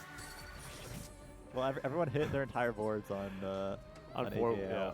I feel like it's gonna be a 5, 6, 7, 8. Oof. Yeah, if they even played out that long. Oof. Has there been a single good anima game this EWC? I think we got... I don't think we've seen a 400 cash out. Or not, I haven't seen one. I think 300 there might be the highest we've seen. We saw Briar 3 that one time. With the Savage Slicer. I think that's the highest we've gotten. People have won lobbies with like 100 cash outs. Like 100 cash outs, Fast 9, Nova Vex, win the lobby. Like we've seen that. But we haven't seen like a Battle Bunny Zaya or like a Ice Blast mech. It's just like they'll just always get griefed. Yeah, it's too hard to pull off in 4v4. You even saw at one point there was multiple players trying to queue into Huanmie to grief his loose streak. It didn't work, but it scared him off of committing to a 400. And I think if Huanmie actually committed to the 400, he had a chance of going back this game. Not guaranteed, of course. But the difficult thing about anima is that even if you get a 400 cash out, you're not guaranteed to win.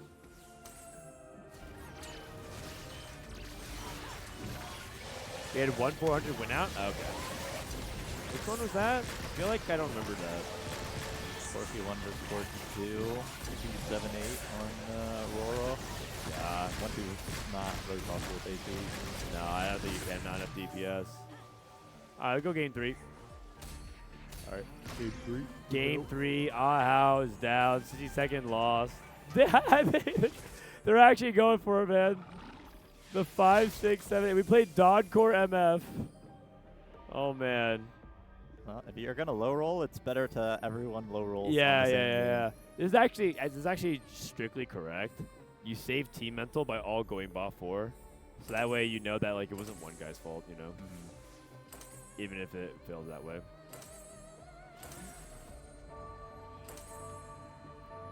Do you think if Huanmie got the 400, the game would be different though? No. I think everyone on AGAL hit their entire boards on stage 4. And I think everyone on Aurora missed their boards. I think even if Huanmie was like first instead of 8th, it would still lose. It's like watching Vitality versus MKoy. Oh my god. I mean, it was kind of close in game 3. 60-second lives. Liluo won. It actually might be the fastest 4v4 game. Okay, if like 60-second lost right there, that might have been like the fastest 4v4 game ever. 5-2. Yeah.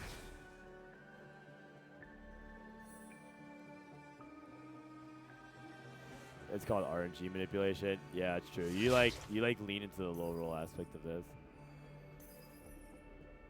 Nova Vex. Does it matter who you put the Nova emblem on? Nope, not at all. Just gives a very tiny amount of stats. It gives like HP and crit. Yeah, you can crit 220. Yeah. Well, and a little bit of true damage, I suppose. I don't know, that's for like the entire team. Oh, that's really close. Alrighty, RY actually dies here. It's not A. You know what? Moral victory. Not a 5, 6, 7, 8. Not a 6, 7, 8. 4, 5, 7, 8. Anything but the funny numbers, man.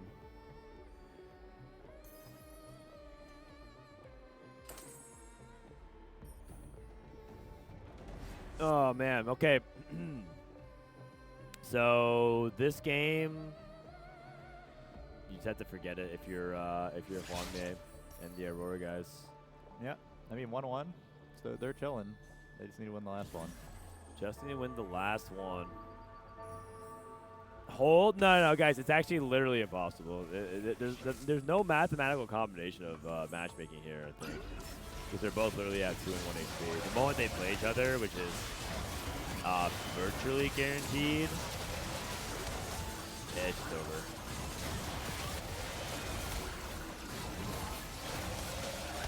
All right, Liluo trying to put on a good fight. Oh, that's Aatrox 3, by the way. I've been seeing more people play a little bit Aatrox 3 and rolling for it. All right, and that will do it. See, you're taking actually top 4s. You know what? Kind of a cool board, though. Dawncore. All right, AGAL ties it up. 1 game apiece. And the winner of this goes on. The winner of this goes on to the grand finals up against Team Vision. If you lose this fight, you play in the 3rd place match going up next against FlashWolves. Hopefully it's not Aurora, because I kind of realized that if it's Aurora, then then I'm on a 5-game losing streak, or 6-game losing streak, where every team I root for dies.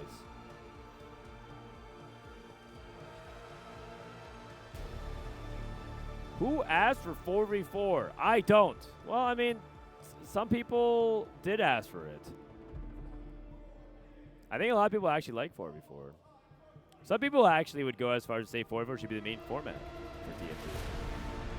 I personally don't think that should be the case, but I think 4v4 is pretty exciting. It can be. This, admittedly, that game was not very exciting, guys. That game could have been exciting. I mean, I want to be honest with you guys. Like, the casters are there, be like, oh my god, what's going to happen? You know, like, this thing happen. But the reality is that game was like super over the moment Huanmie got his streak snapped the way it did, and it looked like he went 8th. I was like, okay, this game probably is over.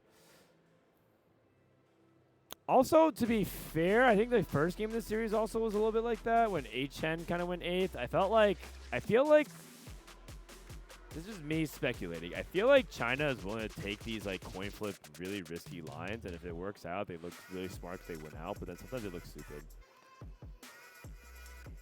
One of those situations where a couple of coin flip lines end up just being 8th, and then you put your team in a really bad spot.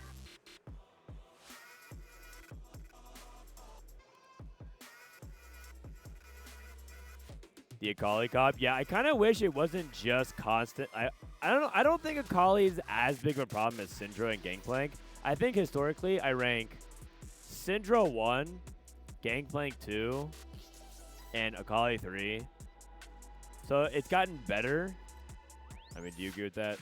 Syndra was probably the most problematic, and then Gangplank right below it, and then there's like kind of a gap in Akali. Like, Akali's definitely a problem, but yes, guys, it was so egregious with Syndra that 2 people per team could play Syndra. You actually had like a crazy, you would have like Syndra tempo and Syndra carry. And then it was just so gross, guys. The 4-way Syndra in the first year. And then last year, it was like, I mean, Gangplank was really good, but to be fair, you kind of had to have like something for it. And sometimes they would miss stretchy arms, which is pretty funny. And then this year, it's like Akali's like very strong and obviously OP, that's tier line. It's just not the same, guys. It's not the same. The advantage of 4v4 is you get to blame your teammate. No, I don't think if you're a good 4v4 team, you don't do that though. If you're a good 4v4 team, you're not blaming your teammate.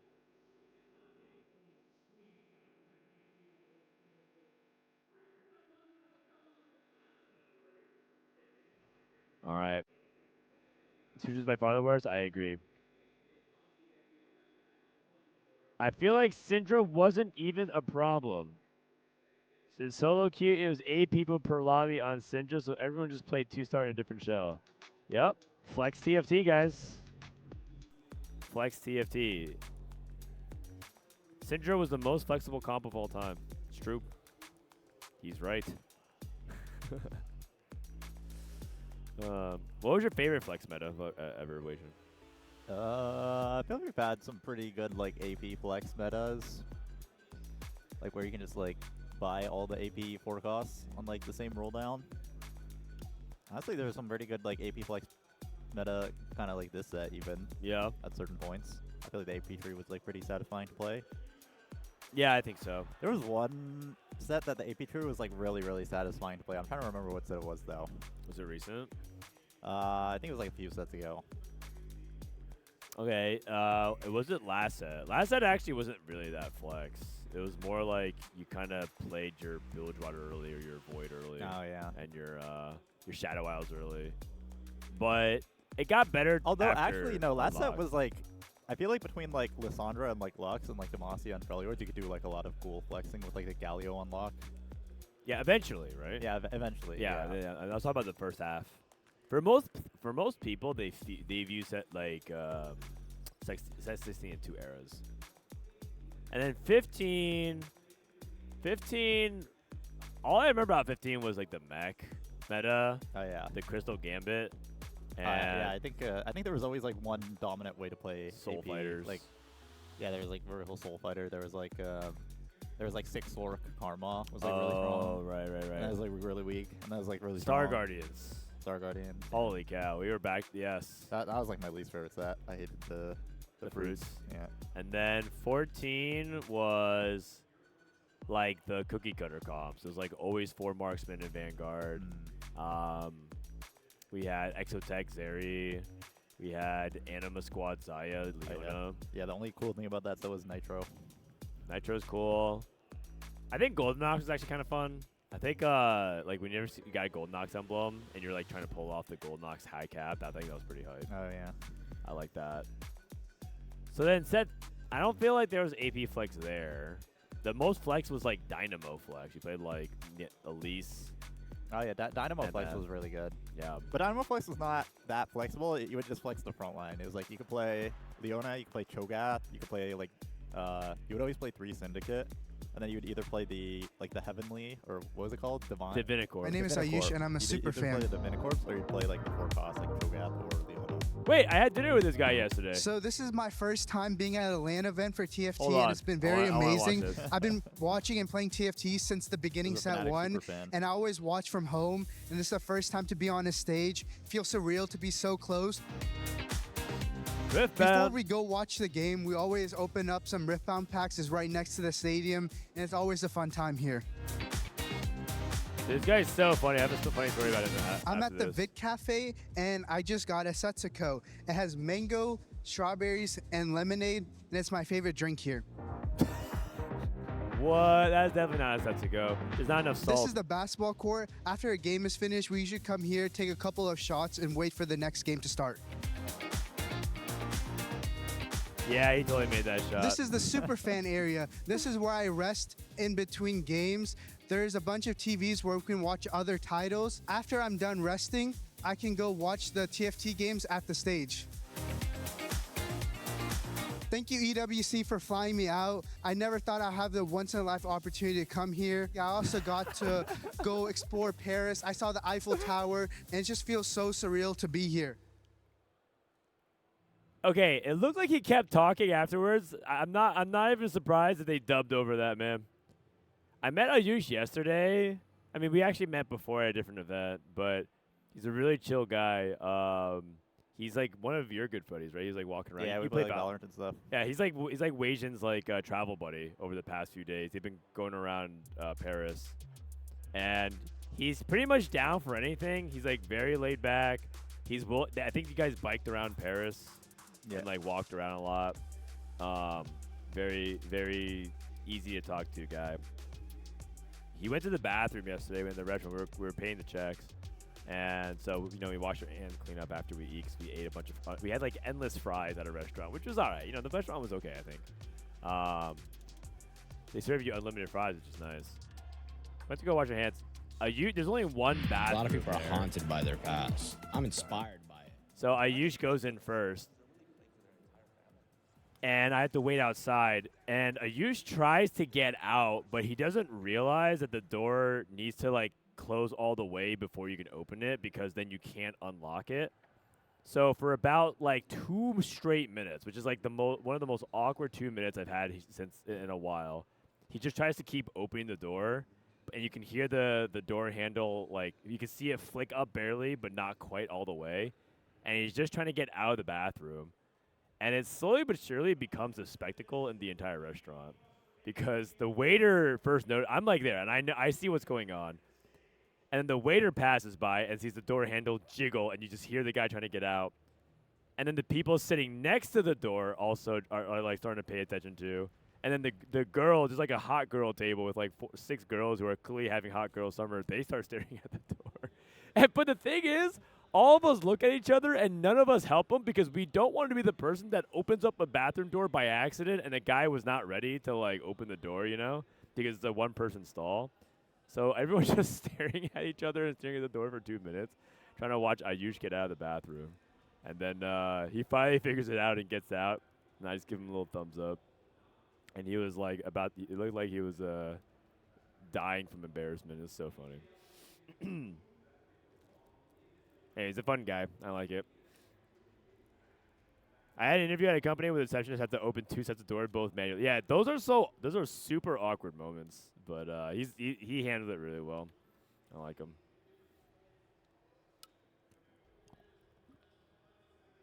It was funnier if you were there, trust me. All right, game number 3, guys. Whoever wins this takes it all. Let's see it. Yasuo and Evelynn, game number 3.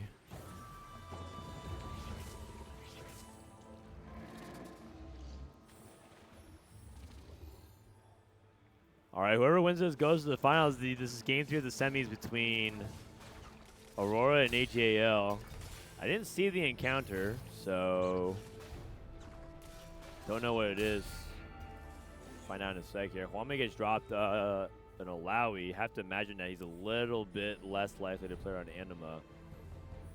Super hard to pull off Anima. The finals best of 5, I think so, yeah.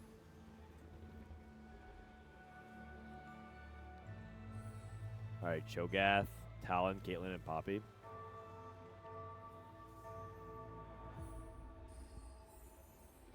So I guess Huanmie is able to try to lean a little bit into this AP line. Probably keep it a little bit more stable. Play around Shepherds to start things off. Yeah, like a good Shepherd opener here. Looking at some of the other openers. Ornn with, there's an early Ornn for LiTuChuan. Probably thinking about Space Groove. That's about it, though. Weimuluoqiu with a Aatrox 2. And then Achen, maybe a Kayle.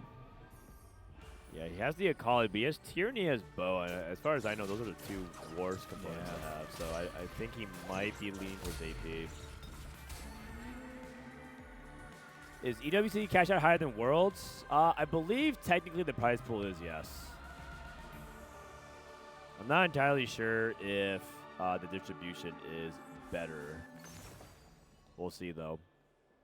Ooh, Golden Augment, Spreading Roots, start things off. Sniper and Psionic for Achen. 2 Spreading Roots. Ahao also took Spreading Roots as well. Aurora with Clear Mind. So Achen, Ahao, 2 Spreading Roots on 2 different teams. Pandora's this set has felt worse because of the component selection, but in 4v4, does that change anything? I think Pandora's is like, I mean, it's pretty nice because it just lets you like force a comp, which is more valuable in 4v4 because you can't really like, step on your teammates' toes. Yeah, I do think gold Pandora is generally kind of a mid augment. Like if you really need certain items, you can just like loose freak and get them. Yeah, I think that Dasik was telling me that he liked it for the forcing, but it depends on like what your spot, what you're trying to force towards. Kind of wondering if the Stargazer is playable. Not entirely sure though. Replication what looks like to be Replication Bow, maybe? Since Vow. Yeah, I could be bow into like red buff, Diet buff. Yeah, red buff, Void Staff, Rage Blade could also be something to think about too. It's a lot of bows. I'm not sure too many comps that want 4 bows, but Zai is one of them. Psionic. Sniper Psionic. Could go like AP direction, Reforged Sniper. Could go like Space Groove, Reforged Psionic. Yeah, Reforge both, figure it out later. Yeah, I'm trying to think because if you can even stay in Darkstar. I think one thing that was really cool about Huanmie's run at Worlds that he played some unusual stuff. One of them was he played Sniper Cho'Gath. Oh, he played like Darkstar Cho'Gath. He played Sniper on Cho'Gath early and then moved into Lissandra late game. And Cho'Gath didn't become unkillable when he won the game. It was a very cool game. And he happens to be playing in this lobby, so who knows? Maybe he's got the tech. It could have also been a happenstance thing. Like, it only could have worked in that one game. Trying to replicate it would not work again.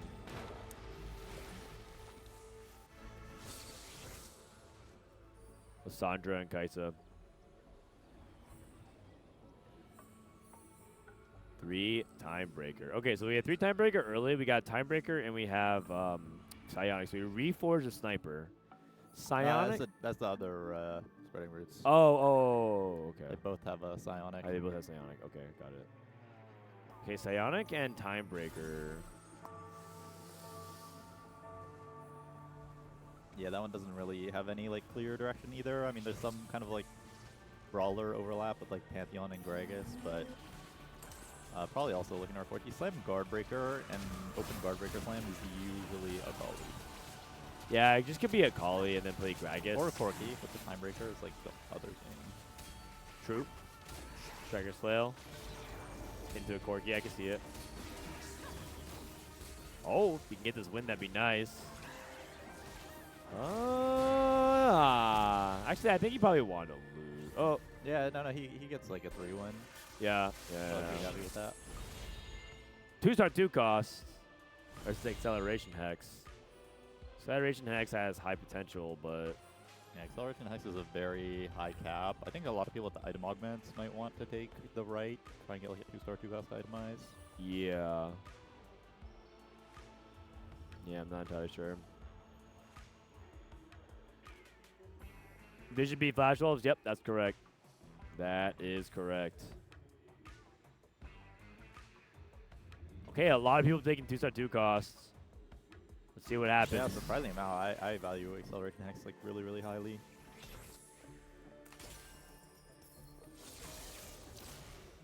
Uh, 2-star 2 cost. Waiting for it to be shown here. In the meantime, Huanmie has Illaoi paired. The funny thing is that the 2 people currently on a streak did not take the 2-star 2 cost, so maybe no one will get a 5 streak this lobby. Ooh, okay. They both took acceleration hacks. Full sell. Open on both ends. Liluo and LiTuChuan.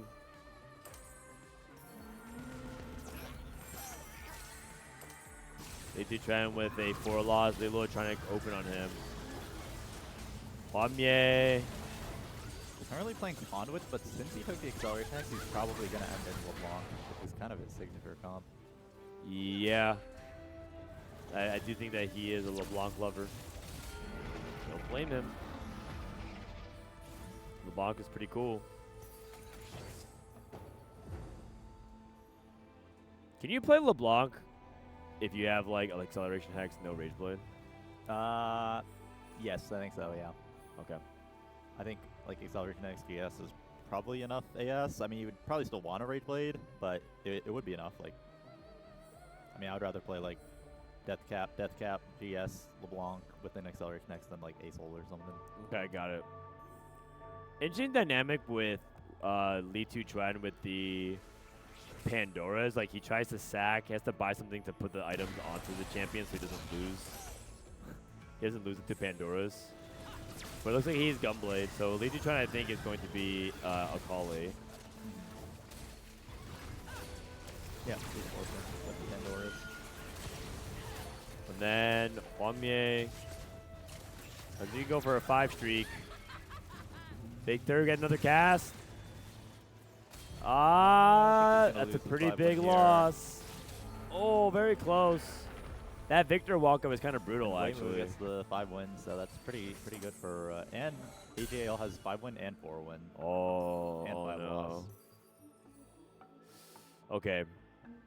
I would say AGAL's a little bit ahead right now.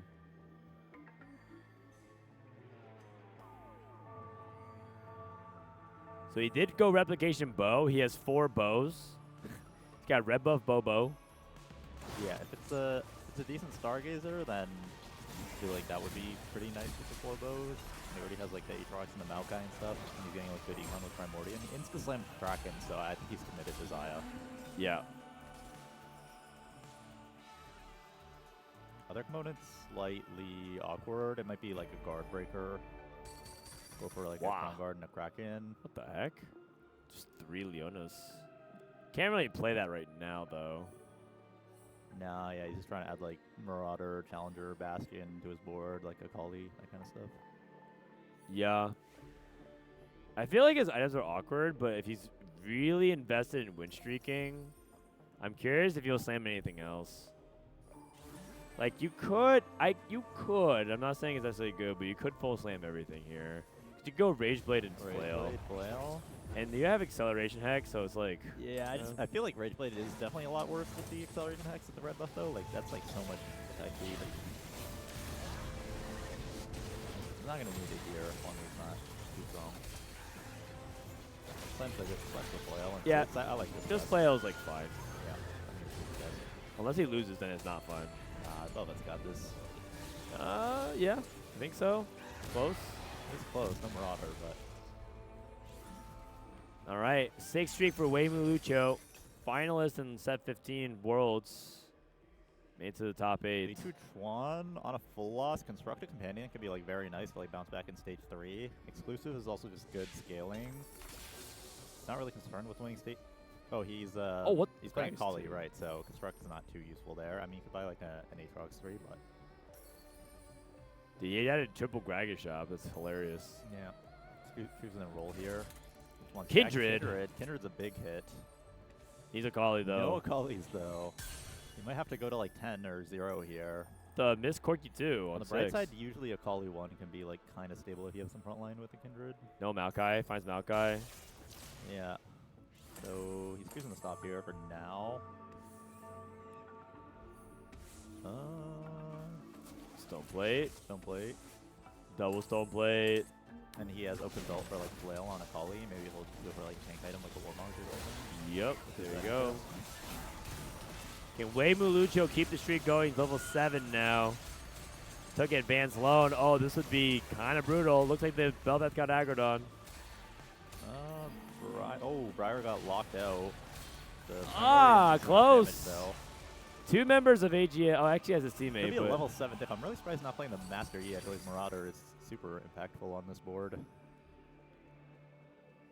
Yeah. Versus like Bastion or Challenger or something. Yeah, I think Marauder is definitely very valuable, given they have so much attack speed. Yeah, and Nova like a little emblem. bit of healing on this Velvet to go infinite. Okay. So better forge the emblems, and here he gets Nova. Oh my god, a second Nova. Is that even that good? We can play 6 Nova. Okay. He lets you play 5 Nova right now because he doesn't have Kindred and he doesn't have Kayle. I think it's pretty good. I guess it lets him flex in something else if he needs. Like you could flex in a different brawler besides Maokai. Yeah. Or like build Last Whisper and then do like, I don't know, Shenmue or something, or just no Bastion. Yeah. There's like, there's some options there. Yeah. Is it the final day? Yeah, this is the final day. Here we go, Evelynn and Yasuo again, Starlight Hex. Blood Pack's a lot of gold. Now, are you sending 1 or 2 players? Depends how much you need the money. Probably 1 player. But if people really can't use the Starlight Hex, it would be totally fine to have 2 people take the Blood Pack, because you're taking like almost equal amounts of HP away from your own team and the enemy team. 4 people took it. Yeah, 4 people makes sense. Probably just anyone who's playing like the... I mean, a colleague can't really use like the Mana Hexit at all. Wait, I think 5 people took it. 5 people took it, interesting. That's... So we're going to have a fast game. They're all... That's a lot of HP, man. Yeah. Oh, man. But yeah, if you're like playing a call, you really just cannot use the Mana Hex at all.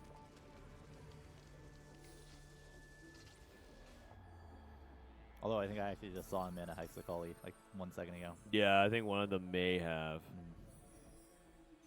Slam and plus for 60 seconds. Very interesting, like, because he's playing like AP. I think he's playing like wouldn't he want Mana Hex? Yeah, but I guess his thought process is he's got like double on-hit mana items, so like an Acceleration Hex is like as good as a Mana Hex probably, and he probably just like wants the gold hit, probably contested. Right. Yeah, I can see it. Since he already took the Acceleration Hex. If he didn't take the Acceleration Hex, he would take the Starlight. Yeah, that makes sense. I wish we had like team gold count. That's like 1 stat in 44. I wish I could see like how much gold the team has versus others. I guess you could just do some like general math. Like Liluo level 760 versus RY's level 780 gold. Oh my goodness. RY's like basically level 8 already.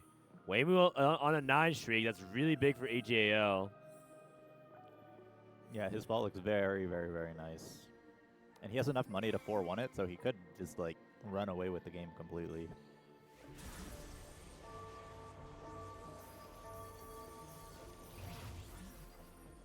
Okay, 76. Liluo might go into mech if he gets the stone plate on 4-1. Yeah. I think so. They've also played some Vanguard ASO Flex. Yeah, could be Vanguard as well. You got like some different stuff.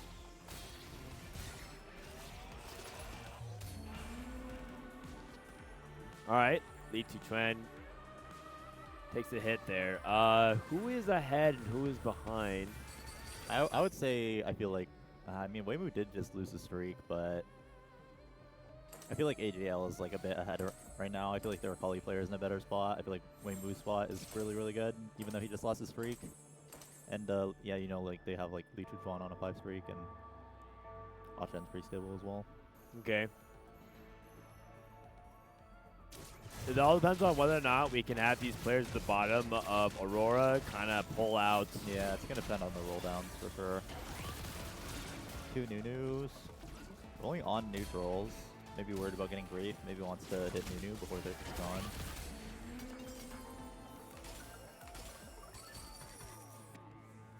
Okay. Rolled down with about 35, 40 Jin gold. is big, but no Xayah yet. He had like 50 gold going into this roll down, and he doesn't have a single Xayah God. yet. It's like really bad. Got a couple more rolls. He's griefing the Mighty Mechs in advance. We saw someone on the other team Xayah. playing Mighty Mech. 1 Xayah. He can sell Samira. Samira since he has Jin. Okay. This is Serpent, by the way. Yep. He's going to... Will he slam the Rage Blade? He will slam Crown Guard, probably. Yeah. He'll slam Crown Guard, he'll go for Kraken.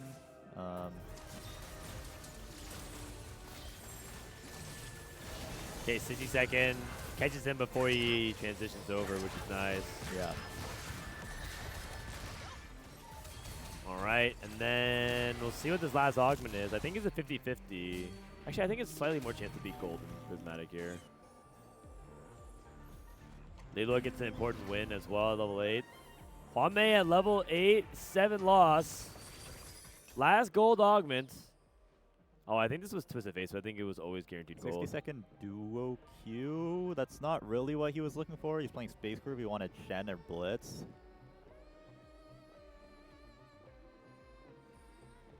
Okay, rolls. So he has a lot of gold left. 2 instantly. Riven 2. Riven 2. He just needs some frontline now, like Ornn 2.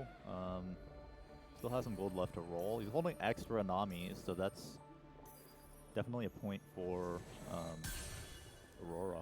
Yeah. If they can lock the Nami player out. Tom Kench pair. He's holding Kench Xayahs. I don't know if you can afford to hold Xayah. Weimu's too healthy. But maybe you can have him, because the thing is, Xayah is like really targetable as a general, like. Yeah, he's also sitting on a lot of pairs, so you would really want to hit these pairs to win. Like he's probably gonna lose this round with no frontline upgrade, and maybe like a Thompson 2 would have a chance of winning the fight. Yeah. So Spark, Declaw, trying to see if he can stop his opponent, but he's on 1-star front line. Slamming infinite tank items. His backline is like completely fine with the. Ah! The Nami and the Oh X, no! So it's a frontline diff for sure. Yeah, and I think any frontline upgrade would win that fight. I think if he ends up if this ends up being the diff, it's gonna be really painful because he could have rolled more. He had way more gold on the bench. Liluo lost as well. The HP is not looking good for Aurora. 30, 22, 22 versus like everyone else on AGAL is like 50-ish. Yeah. Well, Liluo is stuck on ASOL 1, and RY has ASOL 2. I think we're going to see some more separation here. Yeah, it looks like, I mean, I would say it's probably like a 90-10 to me at this point. 60-second hit, Morgana 2. Okay. Should get this win over LiTuChuan, sitting on 50 gold. 3 forges a Declaw. Whoa. Okay. Oh, he has salvage bid. So yeah, I see. Supporting bad components into good ones. Okay. Gets the win here over LiTuChuan. The road to recovery begins one fight at a time. They need to do that like a couple more times. Huanmie gets the win. Liluo gets the win. Wow. All right, there you go. Weimu against his teammates. Taking a pretty good loss. I think Weimu still Xayah 1 no pair, so he'll be stuck on 8 for a while. Cryohex is our forecast. I think most people are going to click left. Cryohex very strong, and losing Aurora cannot afford to lose any HP at all, really. AGL double AGL took. goes for the they're using their HP advantage to try to make like strong boards, like trading the HP for board strength. LiTuChuan and Achen took it. Ooh, I see. Okay. Get. Two-star Riven. Is that playable? Oh, because he's doing a slow 8. Oh, wow. LiTuChuan's like broke. Oh, jeez. Trying to hold the block. Trying to target Huanmie. Huanmie is on the block 1. He the block 2 anyways. Void and GS onto LeBlanc. Really big hit. Actually, Huanmie looks very, very strong. Yeah. Acceleration hex on LeBlanc. Does have a lot of econ augments, but I think he's getting enough power from like the acceleration hex. Yeah. And everything's upgraded. For sure. And Cybernetic uplink. Yeah, uplink's pretty good. Weimuluoqiu is going to lead out. This is the weakness of Xayah. Hold up. Oh, Liluo can't take that loss. He's down to 1 life. But I think it could work out the way we've seen it work out before, which is if Liluo goes down, drags a couple players with him, I think it's still comebackable here for Aurora. No, I don't think it's over yet either. Like, it would probably be like Liluo 8th, Achen 7th. Yeah, and then play for 1-3. Like, Huanmie in 60-second would definitely have to bounce back. I think Huanmie's ready to turn the corner. 60-second also hit his entire board, except for Blitzcrank. He's playing Nasus instead. Liluo going against Ahao as his teammates. I wonder if Ahao's sacking. Ahao's not switching Nova. I think they might be sacking him. Only 2 item tank though. Yeah, Ahao definitely. I mean, neither of the Akali players are particularly strong at this point in the game. Yeah, if we're going to lose the Jax too, yeah, they're just letting Liluo go, which I think is actually probably the correct play here. Yeah. Achen has 2 lives, and they can like continue sacking to him. And honestly, Aurora just doesn't have enough HP to give to Liluo. Yep. So they're just sacking him off. Yeah. Makes sense to me. I think it's correct. I think they have to give Huanmie in 60 seconds some HP to work with to win out. Yep. Okay. Oh, Huanmie lost. Huanmie lost. Concerning, he can get a 3rd LeBlanc item here. Morello's not good enough. You need a 3rd LeBlanc item. Any 3rd LeBlanc item. How about Death Cap? Death Cap is a single best I think he can get. Wow. And a Blitzcrank. Although, I don't think you can replace Blitzcrank's not Nunu. going in there. Nope. Yep, Death Cap. Agreed. It's a big spike to his board. Weimu hit Nunu too. Xayah too as well. They had to give up on Xayah's to make their own boards better. Yeah, and Liluo is holding as well. So Weimu finally hits. He's got no removers to sack to his teammates though, which could end up mattering later. They might have to do some sort of like positioning sacks. Yeah. LiTuChuan still rolling on Akali, looking for Kindred 2. 60-second on a 3 win. It really comes down to 60-second versus Achen and Huanmie, that dynamic. And RY also ping-ponging with his Ace-ul mech. No one looks like super strong. Has anyone gotten to 9 yet? I don't think so. Everyone's on 8. Everyone's on 8. Weimu's kind of going 9 slowly. RY is kind of going 9 slowly. 60 seconds going 9 as well. DB that he's not using? He'll slam it now. Oh, on Bel'Veth. Okay. I think he's kind of accepted that he's probably leaning out into like 5th, 6th, and then they're going to rely on Huanmie in 60 seconds. Okay. He's able to take it down, take out this Xayah. Xayah can struggle a little bit with single target in Akali. That's like one of the things about this matchup that can make it tricky. It's not the strongest Akali board though. Yeah, wow, no Kindred. It's actually pretty close, but Ahao does lose. No Kindred makes it really difficult to actually finish off. Achen down to 60 seconds, both won. 60 seconds down to 7 life. Achen is on LeBlanc 1. He'll be the next to die for sure. Okay. Wow, he ended up just sacking his emblem for the most part. Yeah. He might even just like remove her and let his teammates kill him off.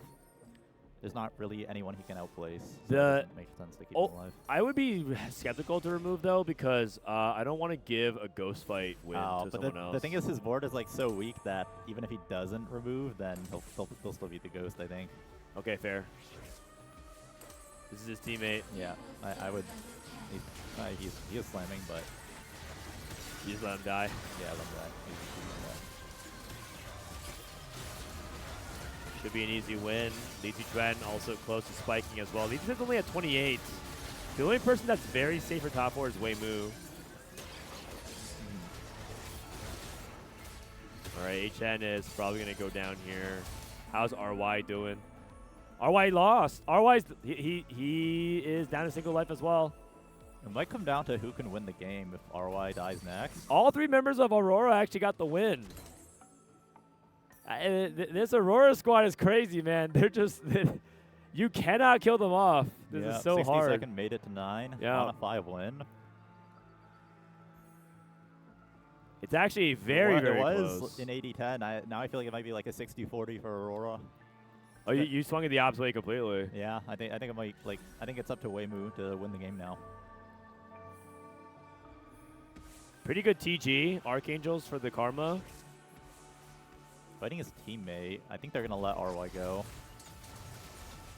Yeah, I think at this point you just accept that it's probably gonna be a tie at the bottom and to play for high cap. Yeah. Because the thing about Xayah is she needs to get to level 9, right? Yeah. He is going 9. He'll be 9 by 6-1 for sure.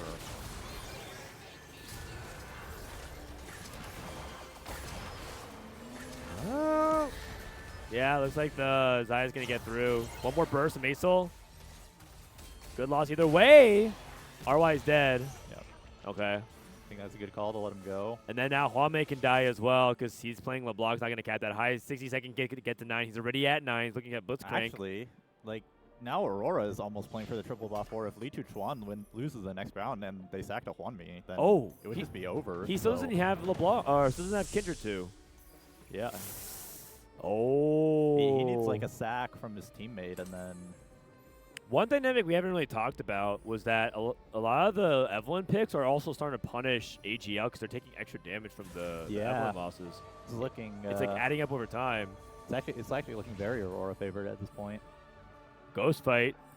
Huanmie up against Weimu. Weimu needs to kill Huanmie right here. If Ahaoei's Ghost can get the win, I'm not sure how that dynamic works. If it first starts at whether or not Huanmie can survive here.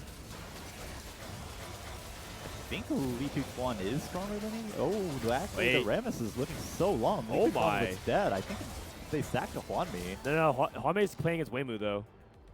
Huanmie's playing against Weimu. You guys, Huanmie's playing against Weimu. Guys, please. It's over. It's over. All right. Well. All right. Well, there you go, guys. If you just close your eyes and imagine it. It was really exciting. Wow, Aurora takes it. Triple bot 4, crazy comeback. Huanmie is so hyped, man. This guy just jumps out of his seat. Really sick comeback from Aurora. These guys are I was not looking very good, good. But they definitely pulled it out. They made some really, really strong boards from the lost break positions. He frontlined his Xayah. And I think they made a really good call to let Liluo go. And you know what it was? Weimu ran out of removers. Yeah, he had no removers. Yeah. Yeah, I even pointed that out, and it ended up mattering. Yeah, so he had to play his Xayah in a bad spot to try. So what he tried to do was, I'm going to position my Xayah on this side. You position so you can kill it, and then hopefully I'm on the correct side of my opponents. So yeah. That's exactly what happened, yeah. Really well played by Aurora. Also, sort of goes down to this foundational aspect of, like, you have to build your level 8 board really well. I gotta admit, I wasn't sure about how Ahaoei would pull it out, but he was lacking Kindred. As soon as he got that Kindred online, he actually had that backline threat. He started winning out. Yeah, he was able to make a much stronger Akali board than the other Akali guy, and in 60 seconds was able to get super strong and make it to 9. Like, I think even if Huanmie had died, had gone 5th there, then 60 seconds might have been able to pull out the win. Man, crazy. Huanmie is going to do it, man. He's going to win everything. It's time to exchange the keys. AGAL have unfortunately got to go as one of the GOATs. Huanmie has the key in victory. They are making their way to Grand Finals. Congratulations to Team Aurora for qualifying into the Grand Finals for the Esports World Cup 2026. They will be going up against Team Vision. So, Huanmie 选手, you are quite literally the GOAT of TFT. And as an individual player, you have a lot of achievements. However, coming into this tournament being 4v4, what type of adjustments do you have to make to play with your teammates? 首先，恭喜Huanmie 选手能拿下今天的比赛，成功打进决赛。那么大家也知道，Huanmie 选手也是一个非常优秀的单独的选手，但是因为这次的赛程是4v4，所以有做出什么样的调整呢？我一直相信我的队友，然后我的队友今天给了我的回馈。I always believe in my teammates, and my teammates definitely gave me a lot in return this time around. 那么今天的比赛也是非常激烈的2-1，所以你是从哪一刻才认识到，这次的比赛已经赢了呢？ So the series was very close, 2-1, and I'm wondering which moment did you know that the series was won for Aurora? 最后一把的5阶段，我关键的赢下了就是日月的龙王吧。就是那一波之后，我们就是队伍感觉已经是优势了。 I know that we won once we reached the stage 5, especially when I went up against Riyue's Aurelian Soul and I was able to beat him. So from that moment, I knew I was able to take down the series. And of course, you guys will be versing Team Vision for the Grand Finals in the TFT tournament. Koyui, the player, said that he wants to play against Huanmie in the grand finals because he wants revenge from the qualifiers twice, especially beating him twice in the qualifiers. So what do you have to say in response to Koyui? Koyui 选手有说，就是希望决赛可以遇到换面选手，因为上次在 TOC 里面你有击败他，所以你对 Koyui 有没有什么想说的话吗？他只是我夺冠路上的一块，就是平平无奇的垫脚石。Koyui will only be a stepping stone to my road to the EWC title winner. Once again, congratulations to Team Aurora, and let's crush AGAL's key. Woo! Okay. He's got the performance and he's used to crushing the competition. That is just another step in the way that separates Huanmie from the EWC trophy. Getting ready to crush, and he's not willing to wait for this to be on, as we are ready to get that key destroyed and go get ready for grand finals. Huanmie in there to end the dream of AGAL. Oh man, AGAL 07. Snapped! Yes, sir, snapped. It was not completely snapped just yet, but now that the key is destroyed, ladies and gentlemen, Huanmie will move to grand finals, leading Aurora Gaming to what would be an incredible win. Dude, he just holding the pose. Grand finals, excellent performance. Everyone's waiting for this guy to step on the stage again. We'll see him a bit later. Congratulations, Huanmie and Aurora Gaming, for moving forward. No, it's so funny, man. He's so camera trained. He's so camera trained. Like, no matter what, he always just holds the pose as if they're taking a picture. Oh, man. That's my favorite part. He's so used to winning, and when you win on the China stage, you're supposed to hold the trophy like this, and they always say, hold, hold, hold. Like, keep holding. So he's so used to doing that. So whenever he's doing anything media-related, he just holds the pose. What a beast. It's so funny, man. That's only a product. He's a complete product of winning too much. That's what happens. You just get used to holding for the media pose. Oh, man. That's great. All right, I think I might take a bit of a longer break. Yeah, no worries. It's the third place match. Third place match. If you want to swing by later, totally cool. Otherwise, no, it's also good either way. All right, yeah, I might slap back again for the finals. All right, guys. Third place match coming up next. We got FlashWolves. Later Wasian. Against AGAL. Everyone say bye Wasian temporarily. We got, dude, he is stone cold. The third place match. The reason why a third place match matters, you guys, is because it's for $30,000. Look at this. Fourth place is $30K. Oh, sorry, it's for $20,000. You go from 30 to 50K. So instead of making 7.5 thousand, wait, hold on, sorry. 6,000, you get $10,000 each. No, can I do math? 1250. 12. You get more money for winning fourth place. A lot of money. Sorry, it's been a lot. It's been a lot of hours of broadcasting. I think my brain is starting to melt. Who's in the finals? We have Team Vision versus Aurora Gaming. You say that like it's not a lot of money. No, it is a lot of money. It is. 50,000 bones. Are you kidding me? I'll take that. It might not be a lot of money to you, Diego. Mr. I'm a multimillionaire, so I can spend my days harassing Frodan and Jet. Nah, I appreciate you, Diego. Nice math. Yeah.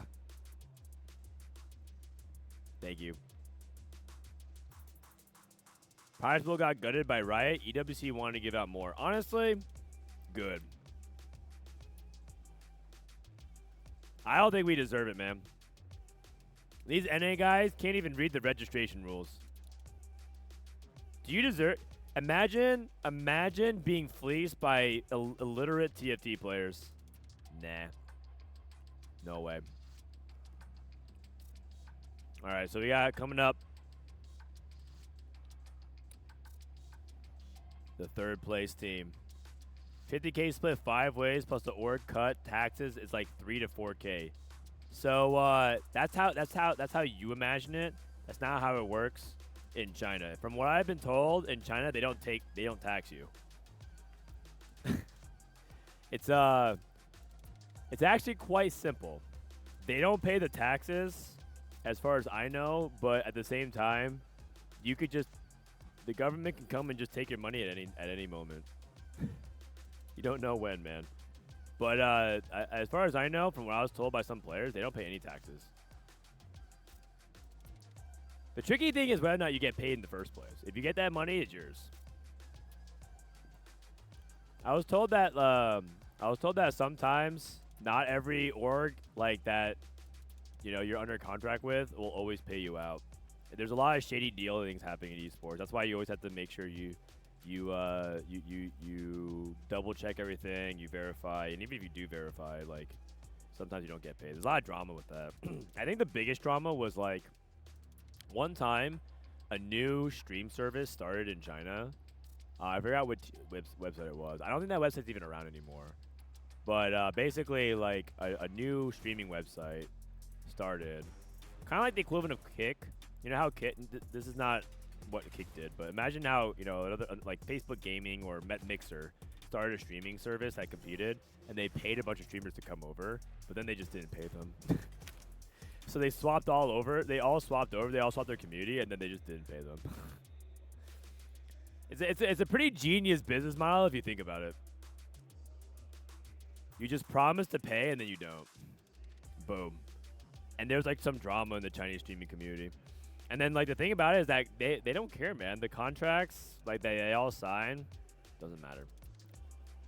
What's included in the ACAD contract? You have to compliment Frodan and Disso at least once per pay cycle.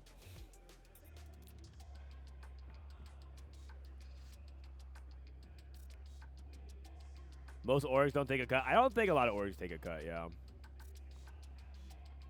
I think we're doing a third place match next. The finals? No, I think we're doing a third place match play next. my game. He knows nothing. Let's go! Tyler won. You're done. Tyler won. This is my ladder. You can't climb it. That's an L airline. Somebody better hold me. Okay, yeah. Do something then.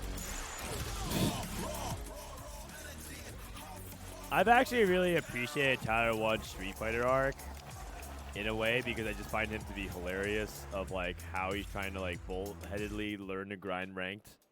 I would love a Tyler 1 TFT arc where that guy just studies absolutely nothing, learns but just like copies and one tricks a comp and just calls the game trash repeatedly. Oh, there's the play. Okay. Yeah, real quick, guys. It's a good reminder about joining the pick'ems for EWC World Cup. You can't really do the pick'ems for the matches that already happened, but you can do it for the stuff coming up. For example, I'll probably be doing this myself. Street Fighter pick'ems opens up in a day, and then other games that you care about, like if you want to play Fantasy for Counter-Strike coming up in a couple weeks, those are some of the big ones. It's actually really cool because what you can do is you get Fantasy, you get a budget, you draft.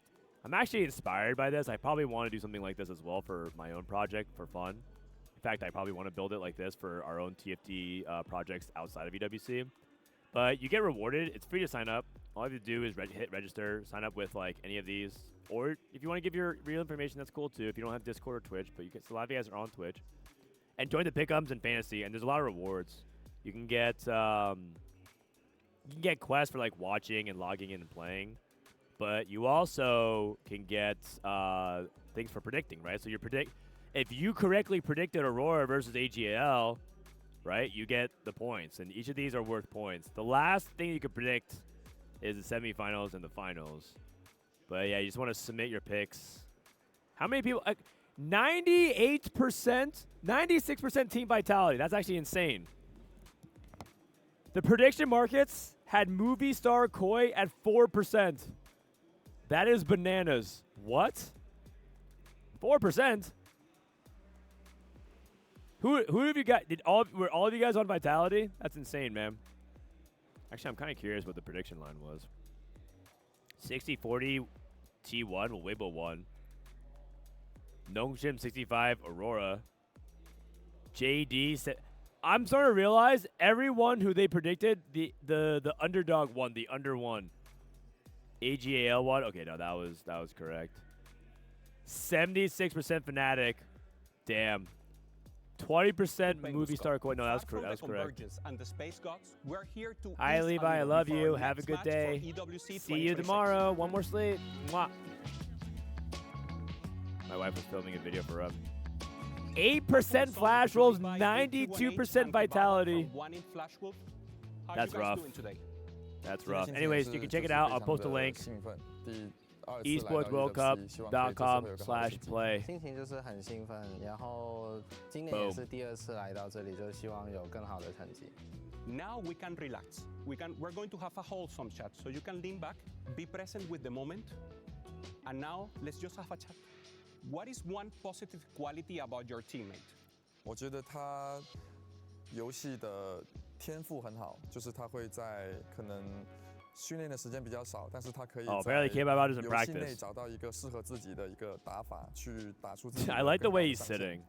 Sitting like this. One positive quality about AQ1H. 我觉得他就算在不同的版本都会有自己的理解，然后每个版本他都会做得到接近。就算可能每个人都会有自己不太适应的版本，就算在他不适应的版本，他也是做得 I couldn't be happier as a hate watcher. 最强的玩家这样。For vitality? You admire about your teammate that you don't have. You hate on vitality? Oh, really? 我觉得没有，就是我们互相学习交流的非常多，所以我觉得对方身上的我也能够学到，所以我觉得我们目前来说是几乎是能做到同步的。Completely in sync. 他对不同的版本的理解都是都会很准时跟得上那个版本的理解，所以我就觉得很多时候 Achi has really good meta reads, that's true. 就是会跟不上那些进度，然后他都会可以跟我说到不同的版本理解。I want you to think about a moment where you were very grateful to kbaobao and you never told him. 我是一个比较直接的人，所以基本上我会就是能说的我都会说了，就可能像平时游戏里面的一些他打得好的地方跟打得不好的地方，我都会直接跟他说，这样，所以就是以往的我都说掉了，所以目前就没有其他话题。Wow, okay. For you, kbaobao? Give me some time. 就是我觉得自己有时候玩游戏会有些失误，可是他都会比较包容我。The way Achi's looking. Thank you. Tell me one word that describes both your teammate and this secret lab chair. Okay, #ad. Perfect. All right, well, there you go.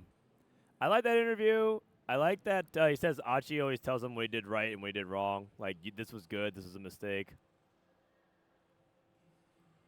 True though. When is the West playing at chat? I think the West is playing the same time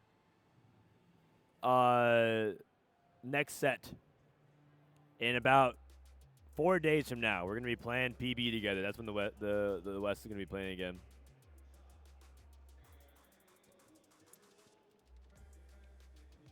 All right.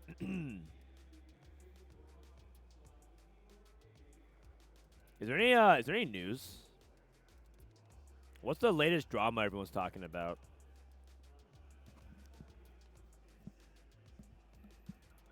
Set been delayed 2 weeks. Oh man. Oh yeah. I mean, you know what's good though? Doesn't this actually give everything they want to? Like, TFT players always talk about how they're always so burnt out. They're always so burnt out. There's like there's so many things to do, and like I feel like I can't keep up. Now you have the longest off season ever in TFT history, and everyone's losing their minds. Imagine not playing the game for like 2 months. For some people, it's a really long time. It's been a few months, like 3 months even. What about the EU NE teams? I can't wait to see them. Wow. Shouldn't EU be working together? Why is there so much trash talk between EU NE and EU West? You guys both suck. Let's make it clear. You guys are both winless. As a Riftbound player going to Singapore RQ and also a rank match with TFT, this delay is a godsend. Hey, I'll be going to Singapore RQ as well. I have to make a post about it, but I did get my tickets to Singapore and LA RQ. I'll be going to both. So the break is actually good for me as well. Unfortunately, I have some bad news. I think Singapore is during the first Riftbound. I think the first TPC is during Singapore, so I think I will be missing the first TPC. You guys are gonna have to. You guys are gonna go watch it with somebody else. Maybe I'll get Greg to co-stream instead. Is today done? No, we're gonna be doing the third place match coming up here. Third place match into FlashWolves, FlashWolves and Vision, and then we're gonna do the finals. NA is ass. No, you. Your ass.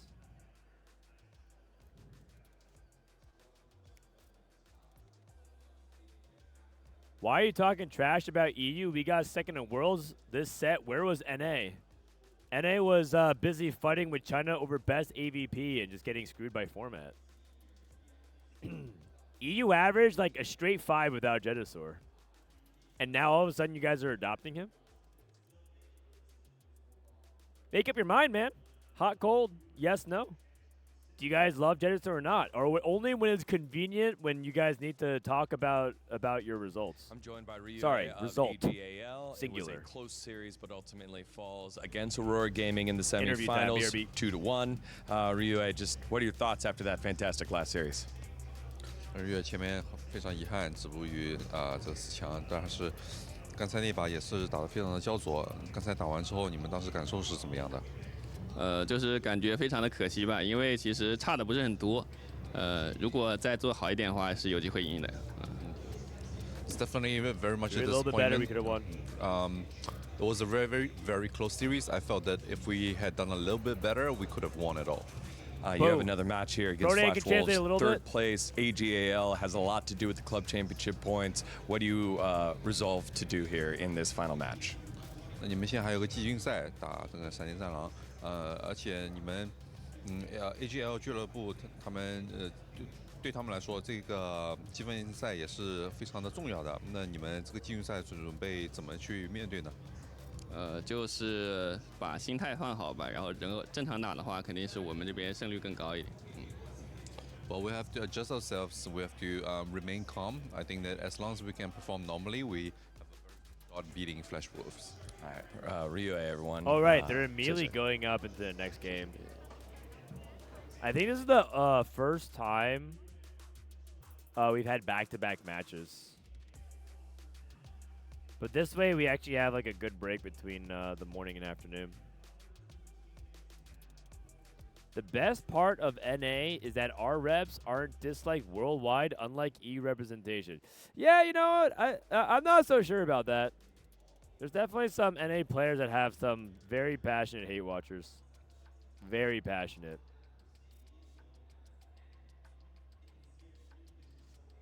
Did you get French Riftbound cards? I did not. I think I found out that French players don't even want French Riftbound cards. They want the English ones. When they released Riftbound in France, the prices of English went up because the French buyers all wanted the English ones.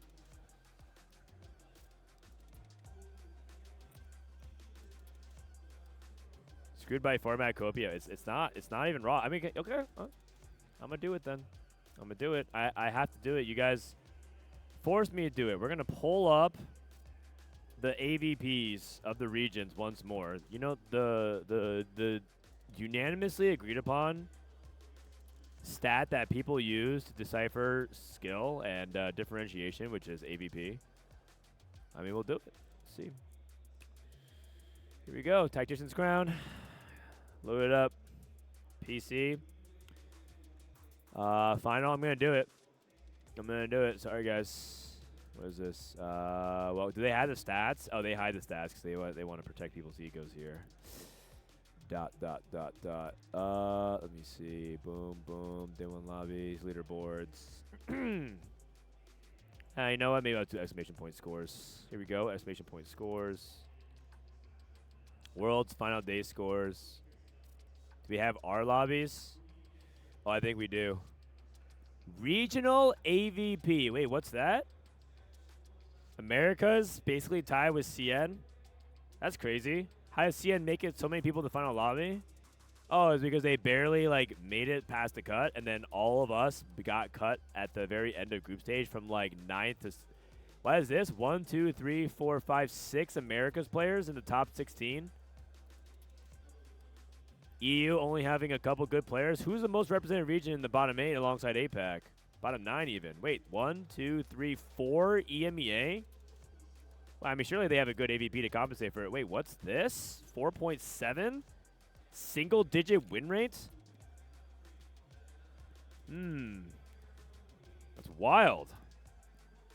Got cleared, I see. Interesting. Well, I guess they teach numbers differently over in EU. NA Education wins again. Sorry that my eyesight works. That's crazy, man. That's crazy. Yep, must be imagining things. You right. You right. Chat, you right. What can I say? Chat was right again. Celebrating the average. Well, that's I'm pretty sure that's how you measure regional strength. Unless I'm misunderstanding what region means. So you guys are bad at math and English.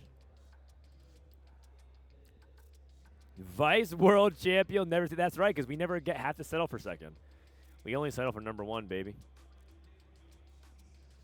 We only settle for number 1.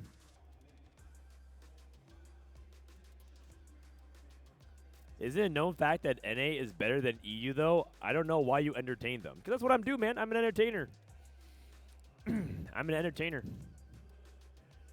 Yeah? Yeah, I know.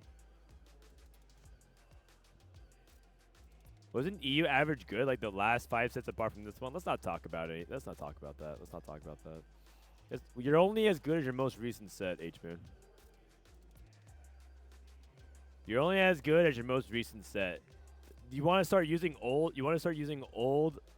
stats to justify everything? I guess E is the best region in the world. They did win that one time in set 3. Do you think Huanmie could be the real GOAT or TFT faker after this season? No. No. I think people who there's people who use it colloquially as a way to describe how he is the best player, the most accomplished player. But TFT is only a few years old, really, in the grand scheme of things. League has been around for a while now, like a long time. And so now you can actually start saying things like that. But in reality, the story is still really young. We have no clue what's going to happen a few years from now. If Dissoap wins next set, then all of a sudden, Dissoap's now the faker of TFT. It's like, there's no such thing. Faker is so far and away in League, kind of like where some other people are. Like, he's in like the Wayne Gretzky class, right, of GOATs, in terms of like what his separation is to the second closest person.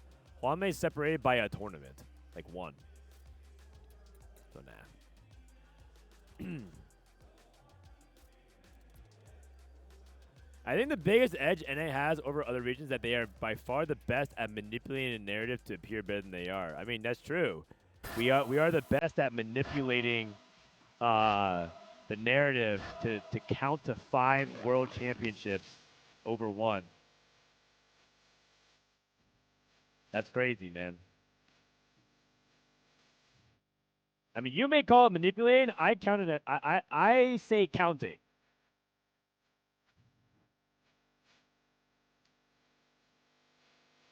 Manipulating a narrative.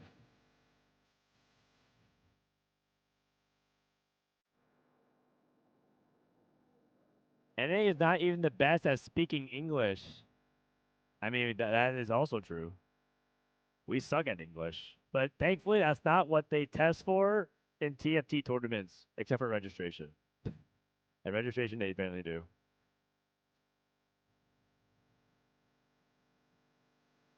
You are kind of easy to rage bait today. Am I not allowed to reply to chat ever? Ladies and gentlemen, it is time for us to continue. Am I supposed to just like not allowed to reply to chat ever? We have 15 minutes between each series to kill. And there's nothing that gets EU fans more mad than just reminding them about history. Aurora Gaming losing early as well, you know, you learn. Yes, of course they have made adaptations. You're not accounting for that EU is unlucky and NA is lucky.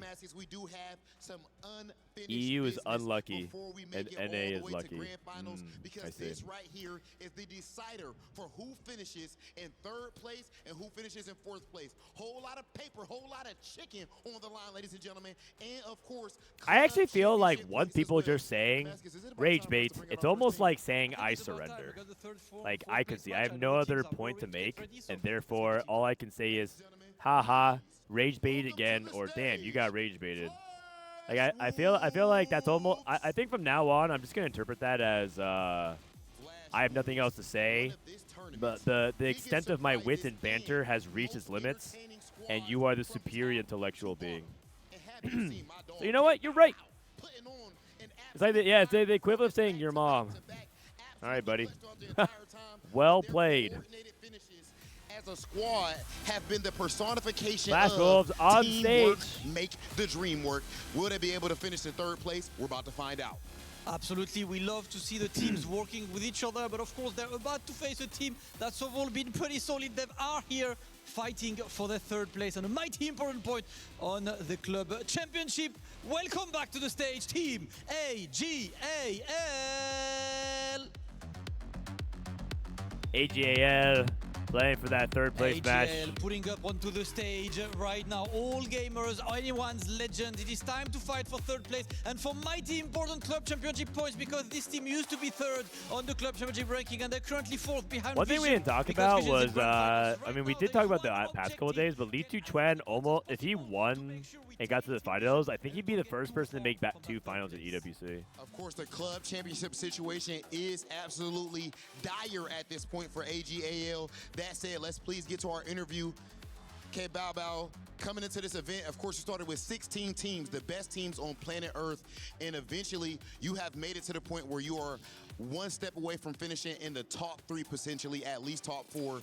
What do you feel like you've proven to yourself and to the rest of the TFT community? kbaobao 从这个比赛的16支世界顶级战队， I like the translators like taking a deep breath, like, oh, here we go again, getting the trash talk. 你们战队是否已经向世界证明了你们的实力？ Oh, here we go again. Have to kind of pick it up here. 这次我们没打到冠亚赛，其实是挺可惜的。可是接下来我们就希望能拿到第3名吧。 It is a shame that we are unable to step onto the grand final stage, but over here we're still gonna do our best and we're gonna fight for that 3rd place. FlashWolves, of course, absolutely ready. Did you know that Weimuluoqiu is JCC player? I didn't know that. I know that he had gotten to finals lobby. He's a beast. He did really well this tournament. Good week, unfortunately, falling short in semifinals. But now it's all about working for your entire club, right? Lots of club championship on the line. So how is the team approaching this match, knowing that, of course, the ultimate trophy is out of reach, but your team is counting on you? 那 AGL 战队非常可惜，就是虽然一路战胜到这里，但是半决赛的时候还是差了一点点。但是你们现在这个也是同样保持争三的一个局面，这个第3名也是对你们的俱乐部来说是一个非常大的一个帮助。那你们现在是如何调整自己来面对这场夺3的这个战斗呢？ 虽然我们心情有点低落，但是比赛还没有结束。我相信我跟我的队友已经调整好状态了，准备迎接下一场比赛。Even though we're feeling pretty down right now, but the battle is not over yet, and we're certainly, and I believe in my teammates that we are all able to adjust and have, in fact, fully adjusted to face this competition that's coming right up. It's never over until the match finishes, Rob. Teams are ready to fight for that 3rd place. Okay. Dang. AGAL, they're probably and of course exhausted. FlashWolves, you can go ahead and take your seats and get ready for your match. Damascus, I do believe that we have one last order of business to get this thing started. Absolutely, I know the casters are ready, I know you guys at home are ready, so without further ado, it is time to kick off our third place decider match. It is Team AGAL versus FlashWolves. Let's get this one going. Third place, up for grabs. Alright. So you guys are like, why are they so serious? I mean, there's a lot of money on the line, man. There's a lot of money on the line.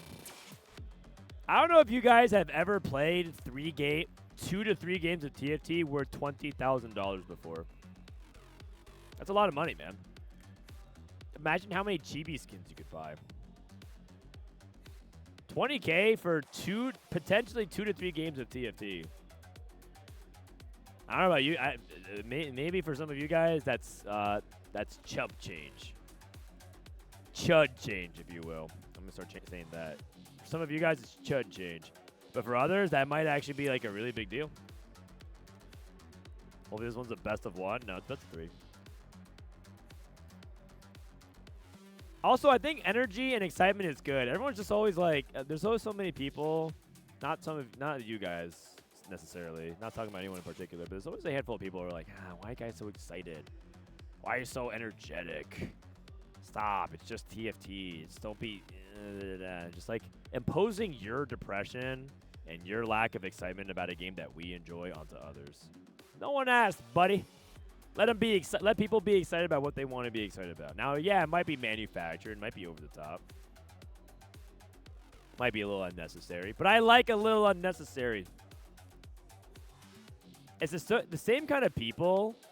It's the same kind of people who would listen to the same yap storm by some other streamers, right? Like their favorite streamer would like yap and take the notepad out and start talking and flaming riot, as if they weren't exaggerating, being over the top for the show. And be like, yeah, people clap. Finally, someone who's being authentic. I like the I like the hype and the excitement. The energy's good, man. Same reason the DJs are energetic. That's true, man. That and they're slightly not sober. They may be slightly under the influence as well. All good, baby. All good.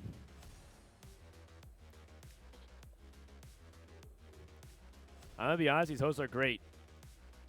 Imagine having to bring energy with the lack of live audience. I think they're doing well. Yes, there's not much live audience. I will say there's like more people today than there were before. I mean, look, you guys can see. There's actually like some people in the crowd. People over here, people over there. There's definitely some people vibing and watch some TFT. It's fun. TFT is fun. Now, it's not the most popular game for live audience. Not yet. I actually do think if Vitality had gotten this far today, there would be like a decent sized audience.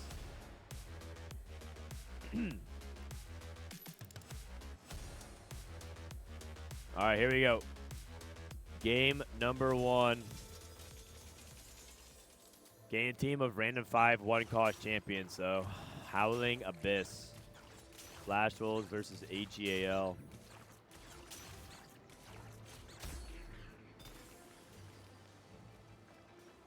"4v4 is an unwatchable format for live audience." Yeah, maybe.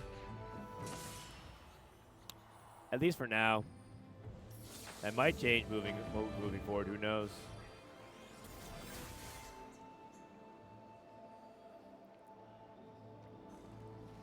Dota is hard to watch live. TFT has a lot more downtime. So you're saying TFT is harder to watch, or Dota is harder to watch than TFT? I'm not sure if I agree about that either.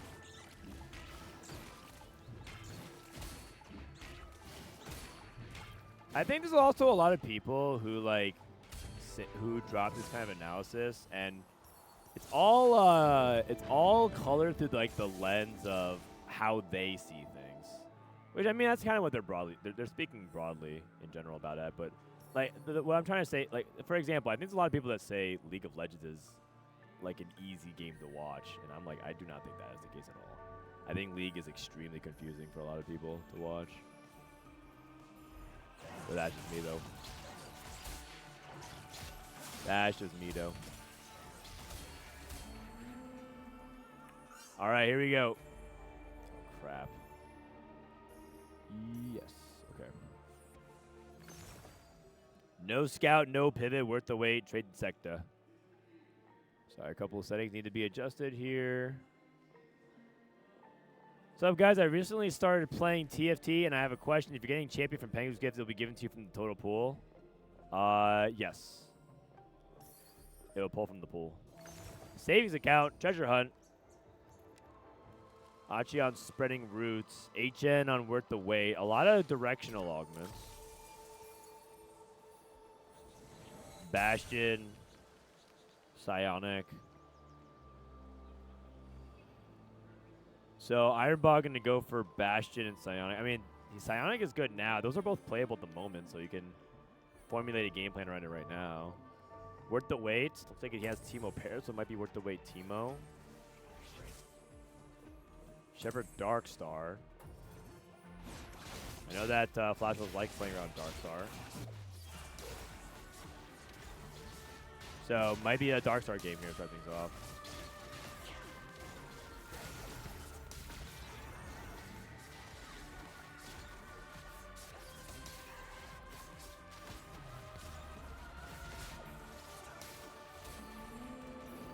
Okay, so I think a pretty reasonable beginning here for a lot of these guys.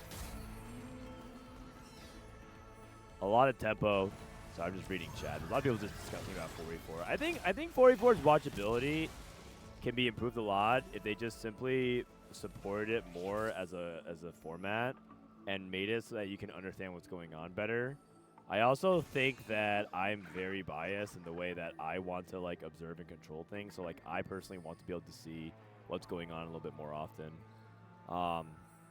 But I mean I think that I think 4v4 is as equally confusing as regular TFT.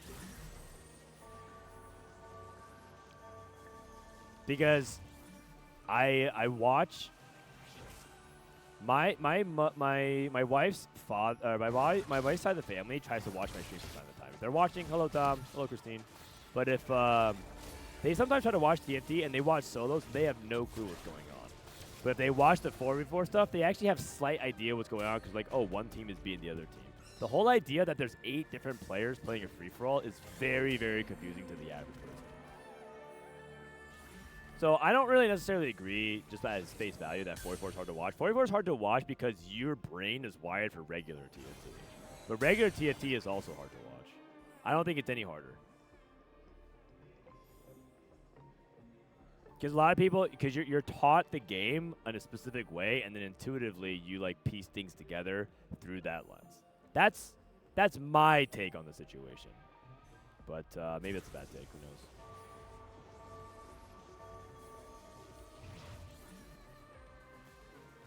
But following the teams in the best of 3 element of like one side beating the other makes it much easier because you're not point tracking. Like the whole like, well, he needs a 5th in order to like not get eliminated, but that depends if this guy goes 8th and this guy also is not gonna like get first because then he would beat him on tiebreakers, right? I'm just like, this is super confusing.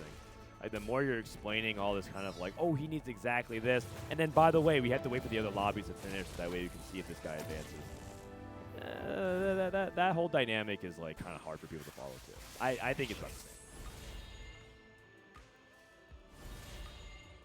Kayle and Ekko, Divine Intervention. Divine Intervention being pretty powerful, especially for the loose streak teams. 2 people clicking it immediately. kbaobao and LiTuChuan. I agree, but I think it'd be cool if Riot changed some things for 4v4. I agree.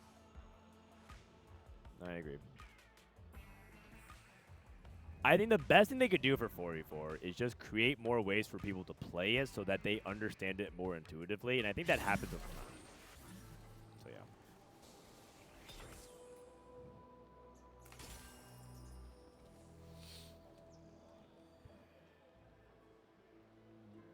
yeah. I do agree, Oli, that there's a lot of stuff happening on the screen as well, so it's kind of hard to track all of it also intuitively. But that's okay. I mean, that's what I'm here for. I'm here to decipher all of it.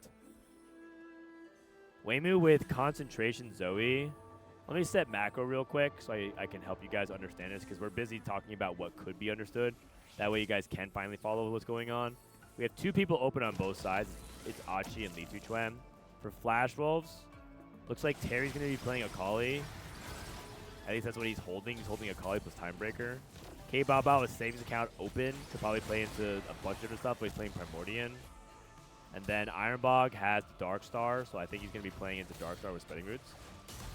For AGAL, we have Concentration Zoe, which is going to naturally dip a little bit against some of the other people holding Mordekaisers. If there's a Vanguard player, if there's a Vanguard AP player, if there's Darkstar, Weimu might not be able to go for the Mordekaiser too. He might push levels instead. Then you have RY on AP Flex, and you have Achen also what looks like to be AP Flex because he has Worth the Wait team up. 4v4 is inherently flawed as long as you play against your teammate. I mean, I think that sounds right on the surface level, but I don't think that's 100% true.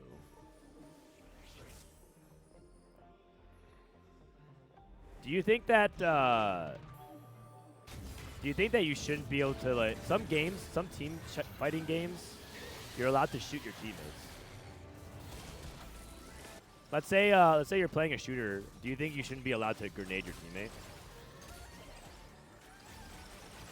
I think what you say makes sense because of the way you have learned and played TFT. So intuitively, a lot of people might agree with that on the surface level, but that's not 100% true. I also believe there might be a version of 4v4 that exists that where you can't play your teammate that could be good as well. But the problem with 4v4 is that the problem with 4v4 not being able to play your teammate is that it would just come down to hyper funneling strategy.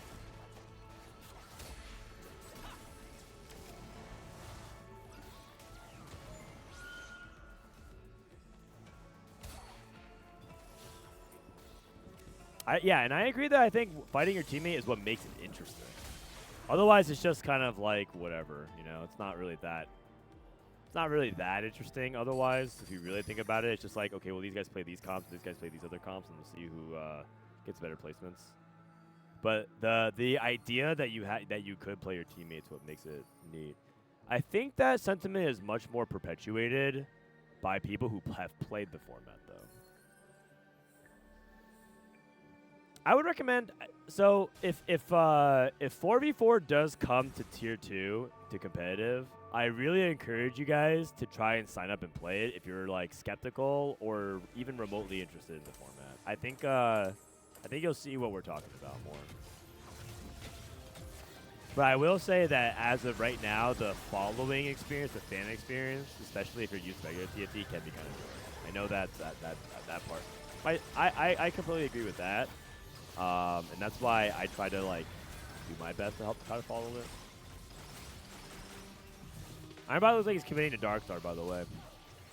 Weimu on still just Zoe pair. Weimu's gonna probably roll down. He has a streak going at 100. Ooh, Prismatic. LiTuChuan was open. He was one of the open players lose streak. So what's he gonna try to play towards? He could take Tiniest Titan. That's a lot of econ. Take Money Hungry and Tiniest Titan. That's a lot of econ. Think about taking Radiant Rascal. Does. Interesting. Treasure Hunt with wise spending for Akali for Terry. So we're going to see some rolls in a sec. Trying to see if we can find Treasure Hunt. Activate. Gets Akali too. Maybe get the Nova Emblem. Looking solid. Radiant Rascals. So he puts that on the mech. I mean, this looks like LiTuChuan's committing to mech, but what do you play the Radiant Rascals on?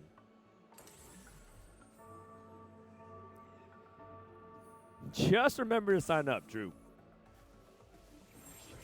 Bro thinks we know 3 other players who play TFT. Yeah, I mean, you probably, even if you don't know 3 other players that play TFT, that is why I told Riot that one of the things they needed to do is find ways for people to find each other. I personally think this is a good use of things like Twitter communities or like, I actually don't even think Discord's good enough. They keep saying like, oh, you can use the Discord server. I don't think that's a good thing because Discord is also where people chat and things get lost. And also it's like hard to find. How do you find Discord servers? You can't. You can't just like search up on Discord unless you're in the server and you figure it out. It just, there's barrier to entry there. I think they should do social media. And there's a lot of you guys that are on social media. You guys just don't engage. It'll give like a reason to do that though. This might sound like a stupid question, but why don't we have teams compete with an individual format? That way we can keep the format simple while preserving a strong sense of team identity. Because I think people, you're saying like have a team of 4, but they play 4 lobbies at the same time. That becomes a lot harder to follow, and it doesn't add that much more than individual competitions. I think that could work, maybe.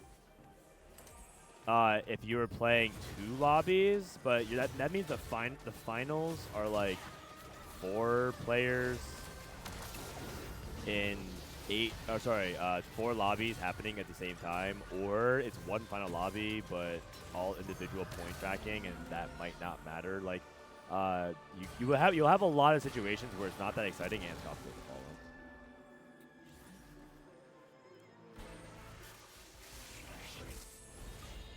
Divine Refund, Blessing Speed. Thoughts on Clash like TFT 4v4? I think that only comes if you guys stop whining about automated tournaments.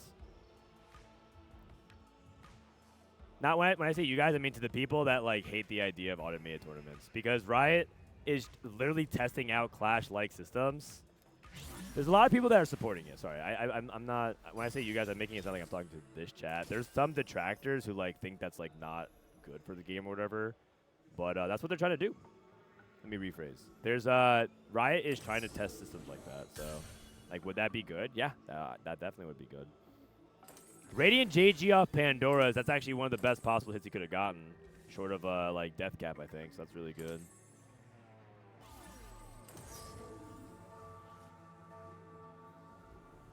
What do you think of duos compared to 4v4, like double up? I think double up is a lot less interesting because you can't play your teammate. I actually think that like one of the arguments for why 4v4 is a more interesting format is because you can play your teammate. When people say, "Oh, you should be able to not play your teammates in 4v4," I would ask, do you think double up is interesting competitively? And for most people, the answer would be no. I think a lot of people would say it's not that interesting. And I think a big part of that is because of things like the shared health pool and because you can't play your teammates. What about box bash duos? I mean, I think it's a cute format, but I mean, there's a lot of like flaws around it. But it's cool. But there's definitely like a situation where you have it just like regular TFT, where the last lobby does not even matter because the duo is just so far ahead in points. The final lobby does not matter. The points, like it's basically the same thing, just one step removed, where you get like a team could go 7-8, and it doesn't matter because they advance, and they can just take out another team, so on and so forth. In fact, that would actually make griefing much worse.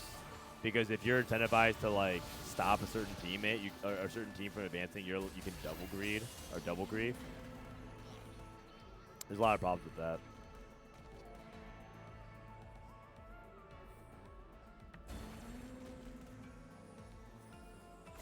But I do think that it's a format that they could explore more. Savings account and cash out. Looks like we got Corky from kbaobao as a commit. Gonna level up and roll next turn probably. Do you want to roll on 3-7 or 4-1? It kind of just depends on like if other people are holding your units. Trying to look at it right now. Doesn't look like it at the moment. What they need to do to think double up viable competitively? They have to make it. They have to balance it separately. Double up is balanced very similarly to solo up. And they just make like a couple of small tweaks, like, oh, now this bug doesn't work double up, but it's like the same as solos. They need to have a completely different balance team for double up.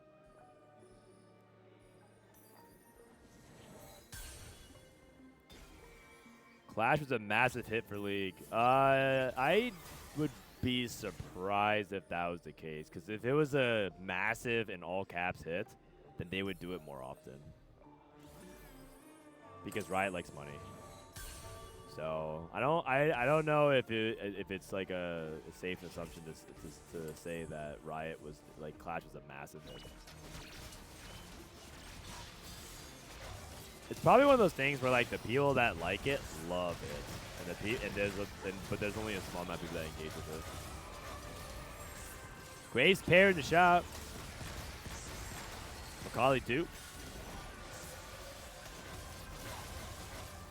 Okay, Terry. kbaobao had the roll here early. 22 HP for Achi. He needs to pull it back. He's kind of on this weird. He's on this weird line because of his spreading roots. Let's see if he can bring it back. Terry gets heroic grab back. He actually has a Kali 3 right now, but he might find Jax 3. Okay, Weimu with big grab bag rolling. He's actually committing to Zoe 3. Zoe and Mord 3. His bench has 4 Jaxes and 2 Akalis. Okay. Will Weijin come back for the final? Maybe. I think so. He said that he was thinking about it. I think he's kind of tired. Commentary, doing long forms of commentary is kind of exhausting. So sometimes they just say, "I'll be back," maybe, depending on how he's feeling. He might be back for the finals. It's a lot of yapping.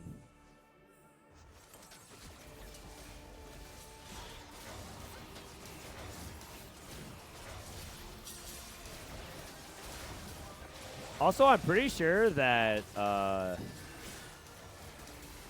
lot of times when people are on Costream, you guys don't see it, but they're reading chat like very, very often.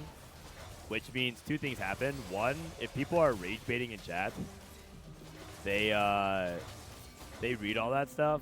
It wasn't going on today. There's not a lot of rage baiting going on. But 2, also, if it's like how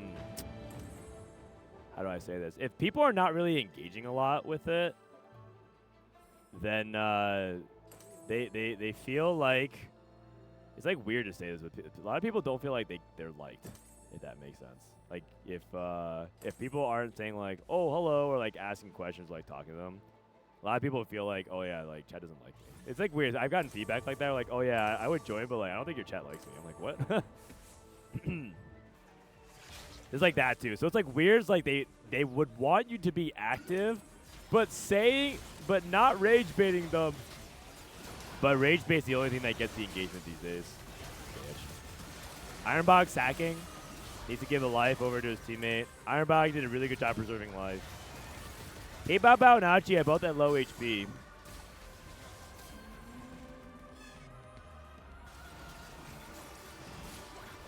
Nash's JG and Nami won. So they're probably, now that he hit, Ironbog hit, they probably have to hold on HN.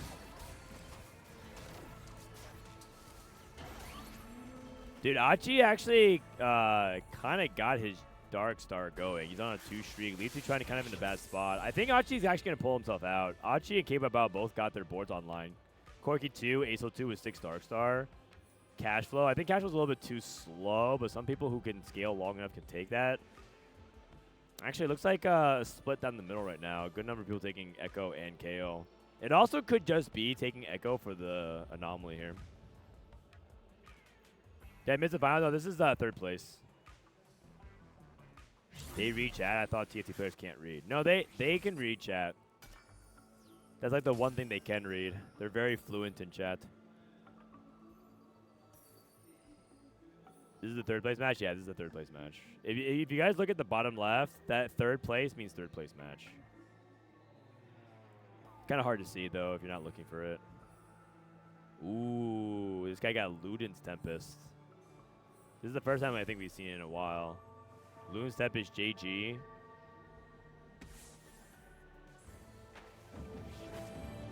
Yeah, Ironbog sacking again. That's the nice thing about min-max. Ironbog going to re-slam because I think they feel like Achi is just stronger, so should just slam to get the best possible win. And LiTuChuan's down at 23 HP. Can they save him? kbaobao also looks like he should be competitive. I don't know if he'll win every fight, but he should win some fights. And Terry hit Jax 3 and Akali 3. I think I'm pegging FlashWolves as the favorite from this point. I like what I'm seeing more out of them. Weimuluoqiu is still also on Zoe 2, Mord 2. So he doesn't look very strong. He's on a 4 loss despite winning all of stage 2 and 3. So I expect him to continue falling until he hits 3 stars. Achen is still stuck on Nami 1. Why do you think NA is so far behind in 4v4? Because half our team didn't sign up, man. It's actually that simple. Our field was less competitive, so weaker teams got through. Sag. And I don't even mean that offensively. Like, I think the Nemesis guys will tell you that was true. I think the Fnatic guys will tell you that was true. Like, they had an easier time getting through. It could very well be that the result would have stayed the same. But it was just a less competitive field. Less competitive field also means fewer people are scrimming, fewer people are invested, and then, yeah, it's harder.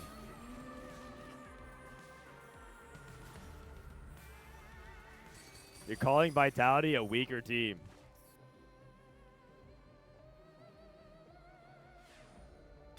If I speak. No, I think Vitality was actually fine. I think they were like a fine team that could have made a good run, but they were a volatile team. They were unfortunately a team that you can't really rely upon to be consistent, which sucks. Oh, this guy hit Victor 3. Oh, wow, he all-in. He missed Mord 3, but he hit Victor 3. Holy cow. Variance and low roll. Yeah, but the thing is, some teams are just are more resistant to low roll than others. And also, quite frankly, Vitality could have won both the series they lost. They could have won against FlashWolves, and they could have won against... They definitely could have won against Mad's movie star... Koyui, sorry, my brain's not working. I keep saying Mad Lions Koyui because of that one season.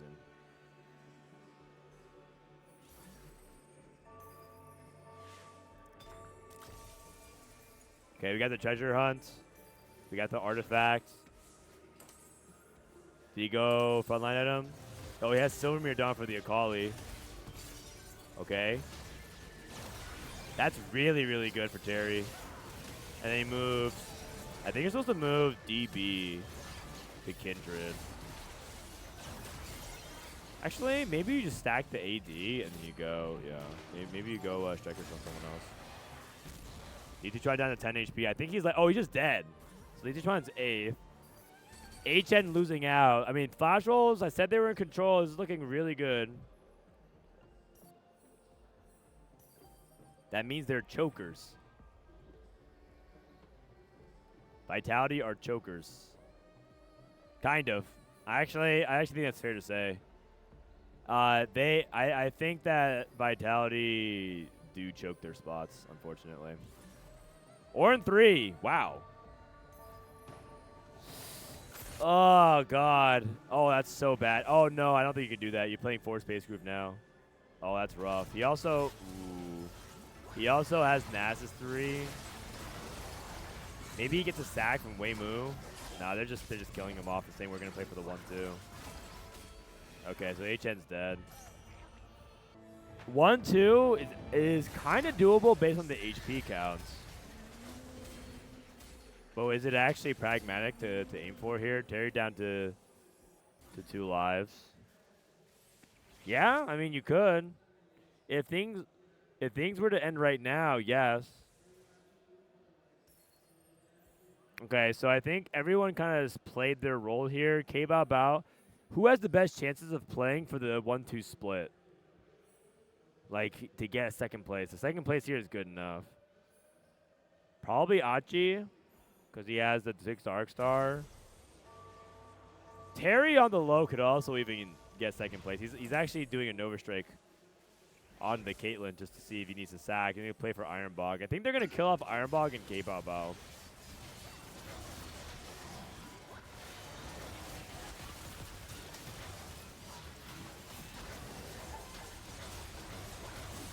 Why is he rolling there? I mean, he's rolling because he wants to try to see if he can get one more placement, but I don't think he can get it. Okay, so they're sending they're sending Terry, and they're sending Achi. They're killing off these 2. Weimu lost. Ooh, who did he lose to? He must have lost to Achi or Terry. Yeah, they didn't. They didn't play only teammates. RY has Blitz 2 in the shop. Death cap for Sona as well. Double Morello. And then he also has a Sona mod. I believe this is the double attack. So he puts it on the blog. So RY needs to find a way to fight against Terry or Achi and get the win here. This is a really, really big fight. He needs to get this win ASAP because those guys are not at 1 life. They're at 2 lives. This win would be massive. Double Morello, deep 8 Biss. Focusing on the front line. Here comes the Nunu. Oh wait, never mind. Nunu already casted. Didn't get the second cast. Achi not strong enough. Gets a loss. How's Terry versus Weimu? Weimu lost again? Wait, what? How come he's not? Oh, was he not at 1 life? Oh, he must have not been at 1 life. Okay, Weimu has Acel now, so now he has 4 conduits. He leveled for 4 conduit, no bard. Going up against Achi. This is an opportunity for AGAL. We haven't seen the 1-2 yet. We've actually seen a lot of 1-2 attempts. If Weimu loses here, it's over. Achi versus Weimu. First Acel beam. Leona's down. Now working on the Zoe. Zoe on the back line getting hit. Oh, that's a disaster. And Achi should be able to clean it up from here. GG's. Oh my god, did not expect to see that. I did not think that Acel was going to beam the Zoe right there. I think a little bit of a mess up there. He put the Mordekaiser too far away. He wanted to actually get... He actually wanted to get the Mordekaiser in front of the Acel, but at the last second, Achi swapped to the right side, so a juke. I think it's a little bit too greedy. Might have to solo frontline the Mordekaiser there. Tank, unfortunately, got blown up, and Flash was up 1-0.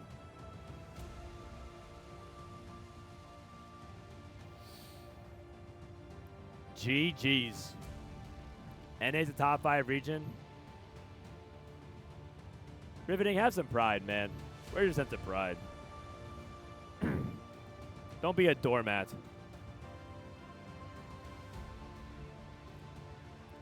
Were the semis competitive? They were pretty competitive. A couple games were like really landslidey, unfortunately. I think that the finals between Aurora and AGAL was like kind of flippy, where it felt like one team tried to play Anima cashed out 300 instead of going for a 400 and then went 8th, and I feel like they need to greed more. Then another team tried to go for like a super fast 9. Another game, they tried to go for like a super fast 9 and then they died, and then as a result, like the rest of the team kind of struggled and then kind of got blown up. A lot of like this game was decided by this early and this game was decided by that. But then the last game was like pretty good.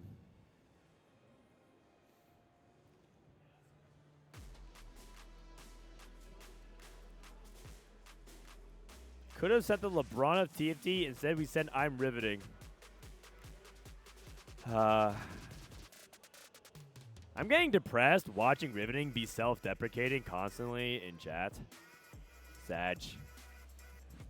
Sucks to be you, man. Like, what else you want me to say? Have some confidence. Sucks to be a chud. Sad baiting. Vitality took a fake off FlashWolves. Oh, a game off FlashWolves. We're going to win the whole thing. They could have beat FlashWolves, man. I think they were good enough. LeBron forgot to fill out the form. It's true. Admiral, thank you for the prime. Thanks. I want to give a shout out to all the people that subbed in. Admiral, thank you. Bay, thank you. Mr. Sino, thank you. Thanks for your contribution to the community. No problem. Appreciate it. Milares, thank you. I missed a couple of raids. Trisha, thanks for the raid. Ryken, thank you for the raid. I'm sorry I missed those. You guys are amazing. Appreciate and love all of you. CTG would be ass without Solus. CTG already fired Solus. Solus Souls got kicked from the team this year, man. So you're saying CTG is ass? Yeah, that beam got to the other side.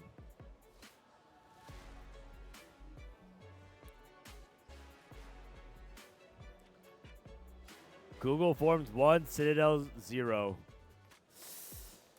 Man. Now, the question is, do you think Citadel would have made top 8? Like, yeah, maybe they're the most accomplished team, but it's entirely possible that they would have also bombed out in groups. They might not even made it through qualifiers. Who knows?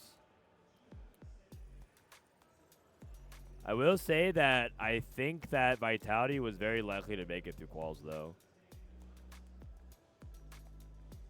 Vitality Wigwag. Sure, man. If they need someone to go fetch them some water between games, I feel like that's what they would make Wigwag do. For some reason, whenever Vitality talks about something, like whenever they want to use someone as an example, they use Wigwag. They say, "Oh, I'm just gonna load up and get cleared by Wigwag." Or if they get day 1 and they would say, "Oh, you got day 1 and they got beat by Wigwag." Or they're gonna be like, "Okay, I'm just gonna be out here playing in TPC without you guys and be playing against Wigwags, like the Wigwags of NA." And I asked them yesterday, I said, "Why do you guys keep using Wigwag as some sort of like pejorative term of a NA competitive player?" And they said, "Oh no, we don't mind. Like Wigwag's cool. He's like an up and coming player. It's just fun to say his name." It just sounds funny to them. Wigwag rolls off the tongue. Like, yeah, man, you went dead last behind Wigwag. Just sounds funny to them. So now he's just becoming a meme. Sag. Wigwag. When are the finals? After this. Finals are after this. We're just kind of vibing, hanging out. 3rd place match. It is a good amount of money, but it does feel like... I feel like 3rd place matches... I mean, you guys watch the World Cup, right? It's more... It definitely feels competitive, and they're definitely trying. But it also feels like it lacks sort of that desperation to, like, we must win because we can get to the finals and win. So, there's a little bit of that vibe going on for sure.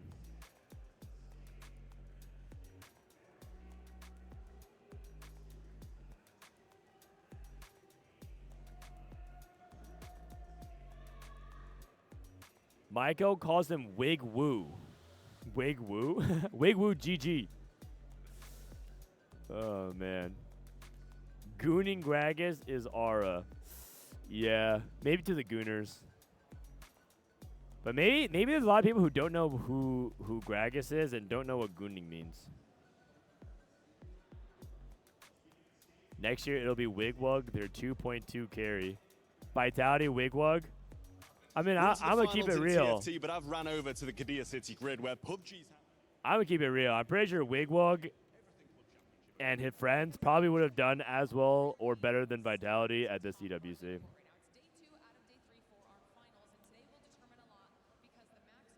I don't think Vitality's performance was acceptable this tournament. 0-2 out of groups as #1 seed in NA after talking so big. Unlucky.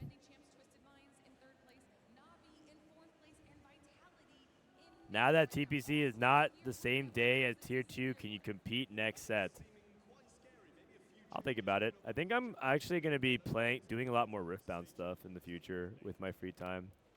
I'm going to be traveling to more events. I think I'm actually going to be missing the first TPC for the Singapore RQ. But that's not my fault. I didn't choose that. It's because TFT Esports does their thing where they don't actually post their schedule until like 1 month before, you know? I mean, you guys know. A lot of you guys are competitive TFT players or fans. They don't tell you anything until 1 month before when I already had like figured out travel and plans months in advance. And they're like, "Oh yeah, by the way, have our calendar with 72 hours notice.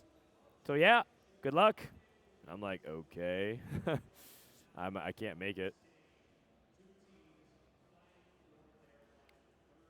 I'm pretty sure you can replace any VIP player with a random 1K plus LP player and they would do better. Oh, man, now you're just hating unnecessarily, man. Now you're just saying shit. I thought Setsuko played really well. I think Setsuko played really well. I think he was in really good form. I think I think Setsuko was kind of on fire this tournament. And then I also think Pressivin had good moments. Soju had, like, pretty good moments. And I think Milk had, like, a moment, but he also had a few bad moments. But the reality is they didn't play well enough as a team.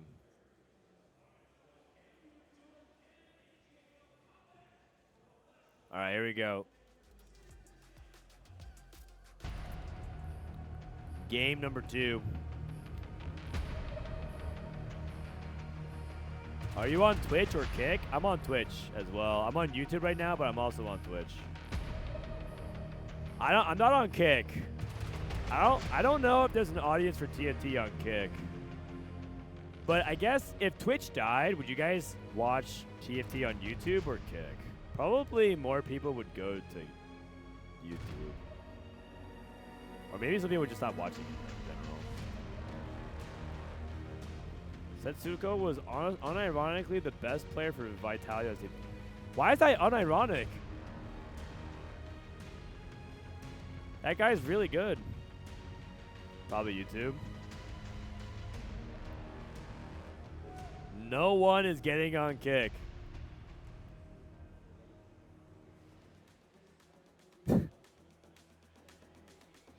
I mean, yeah, we'll see.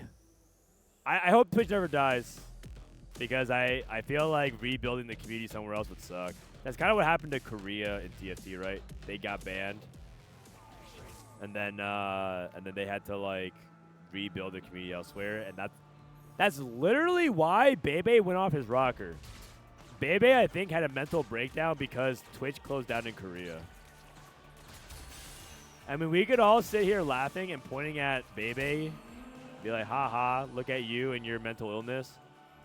But in reality, we're all one Twitch ban away from falling into the same vortex.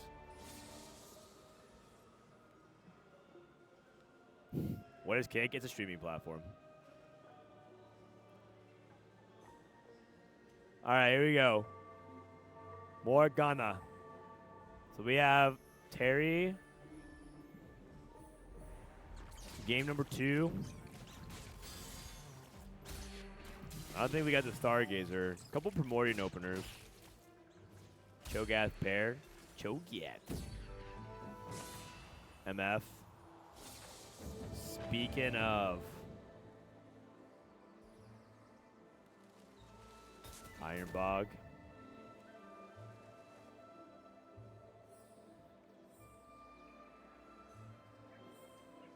Bebe was right. What was he right about? I mean, he was right about one thing. A lot of us are just wasting our time.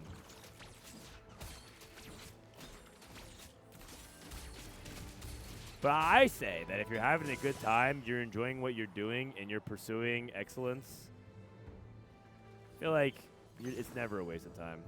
I feel like life is much more fun that way. Prismatic start. Hard commit, expect unexpectedness. Buried treasures.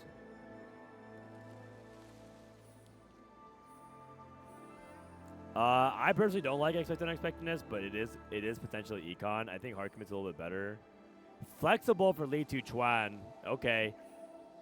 Trade tree, double trade tree, spicy openers. Got some spicy openers. Caliente, expect unexpectedness. Corky and TK. Early TK is kind of nasty. Gives you a lot of gold. They did nerf it a while back, how much gold you get, but you still get a decent amount. And Ironbog with an early Corky. HM with deadlier caps.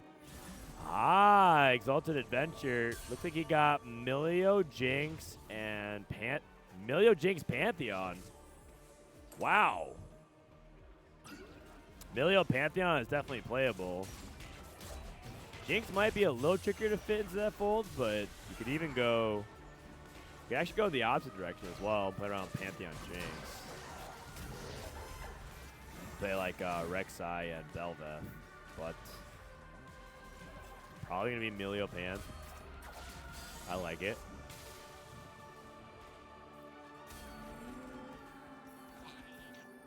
I missed his drama, Bebe's drama.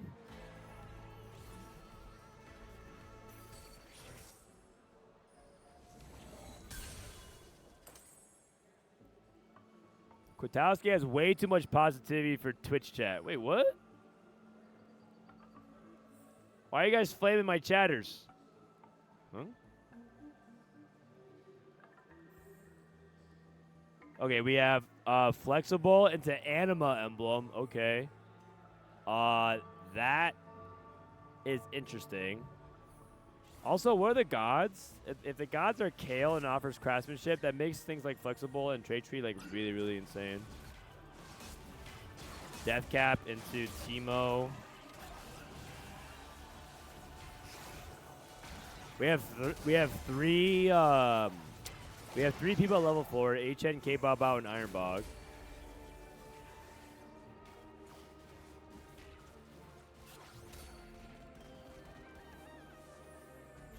All right, Achen gets the win here as well. Stargazer looks like it's Mountain. Oh, nice. So it's Mountain, Brawler, and Primordian. 3 Primordian Stargazer. Oh, that's convenient. You might even be able to print things like the Stargazers early. Okay. And get some 2 stars there. kbaobao has a red buff already slammed, so he's probably going to lean into Xayah. Xayah.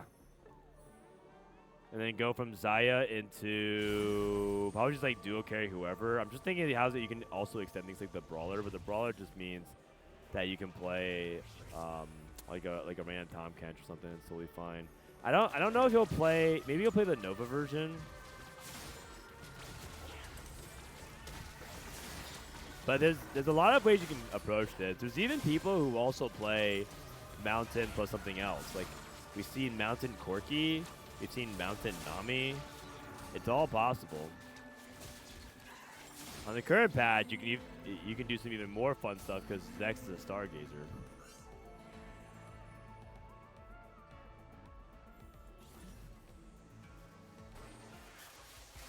Not the Stargazer? Yep, that makes sense. Ahri and Soraka. Ahri with a bunch of gold. Liluo, Aurora, and Samira. Everyone kind of focusing on Ahri econ right now because Soraka's embraced, not very reliable.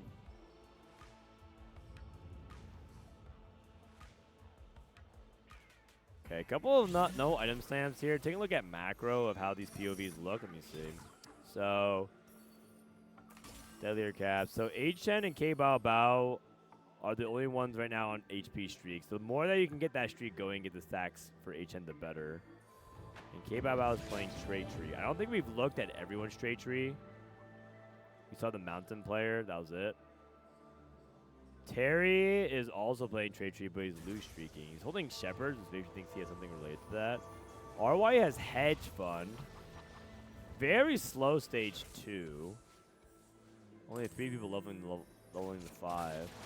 RY finally starting his animal loose streak. He's done a 3 loss, so that's good.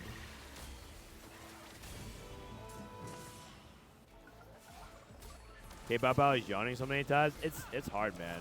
The jet lag is definitely affecting some people. It's also just been long days. Competition's been kind of fierce.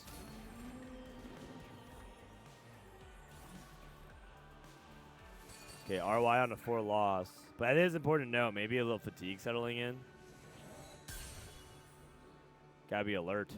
Gotta be hyped up. Where's the Red Bull at?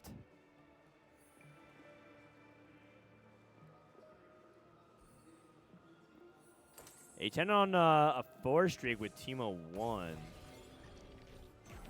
He has his remover in case he wants to move it to Lissandra 2, because that's better than Teemo 1 probably. Gonna slam against Ironbog just because a potentially big fight here. If Ironbog can snap the streak, that'd be huge. Ironbog doesn't have good backline DPS though, but he has Urgot 2. Urgot 2 with no actual items to follow up. JG slam. HM wants to make sure to cover his tracks. Morello slammed by Ironbog to try and get a sneak amount of damage in. Is it possible? I don't think so. Urgot. Kind of close. Slam diff. If HM didn't slam that Jewel Gauntlet, probably would have gone differently. Radiant Stone played over for the Ornn. Is the next match also semifinal? No, this is a third place match. I'll change the title because I think a lot of people are wondering. Third place and finals. It's FlashWolves versus AGAL. And then Aurora versus Vision.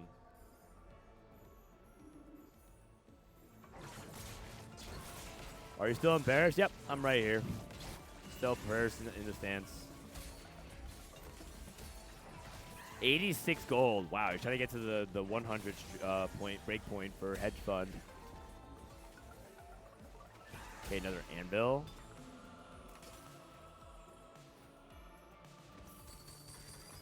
Akali. So this guy's probably looking for the Akali line. Anima player, LiTuChuan. Never actually got an Anima in. His second. Oh, he got a Nova emblem. So LiTuChuan definitely gonna be thinking about that. Nova Akali off of flexible.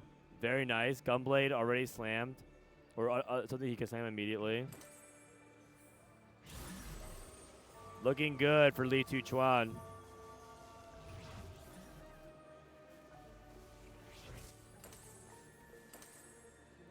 Ironbog on the other side, trying to see if he can pick up the pieces of his lost streak. Expected unexpected. Looks like it gave him a Nami, so we have our line here for Ironbog. Ironbog on Space Groove. kbaobao on Mountain. Achi on Akali. And Terry on AP Flex. Over on AGL. Achen on Nethercap's AP Tempo. LiTuChuan on Akali. Weimuluoqiu on Mountain at the moment. And RY on Anima. Another Prismatic. Prismatic number 2. Golden Gamba. What's one more coin flip, baby? Golden Gamba is good. Radiant lucky item chest for LiTuChuan.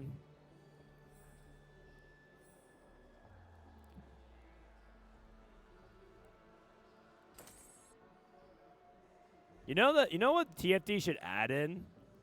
They should add in the Balatro thing. You know when Balatro, when you coin flip and it says nope? I feel like they need to do that. Adding a little nope with you, Mr. Coin Flip. Well, it's not funny now, but you could add more dog face to it, but yeah, Datch. Radiant Boy Staff, Deathcap, and JG. Rageblade. A little bit of a spread of the item.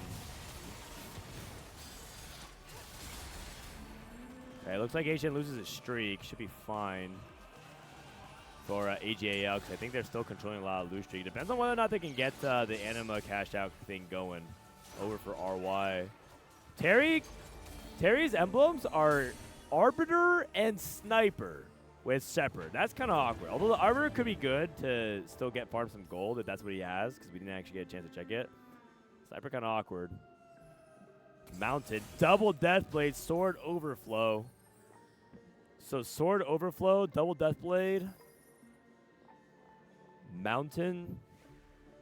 kbaobao on a win streak. Everything's looking good, and what's really impressive about his board is how many 1-stars he has on it. How is the Exalted Adventure for Weimu? Mountain, Lulu. Oh, he's playing Milio Pantheon. Lulu reroll with Mountain. Okay, I like it. I like it. He only has two Milios though. Doesn't have a lot of Pantheons going, but we'll see. Why is the title say FlashWolves versus Vision? Am I missing something? Yeah, it's the third place match. Sorry, I'll update the title real quick on YouTube. I don't have a lot of mods on YouTube to help me. YouTube is modless.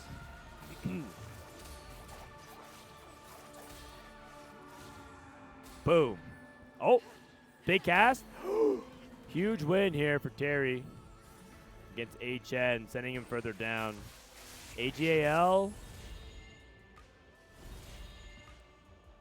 3 people in the losing streak position to see if their forecast can bounce them back. That's a LeBlanc and a Carmen and Kindred. Who's that for?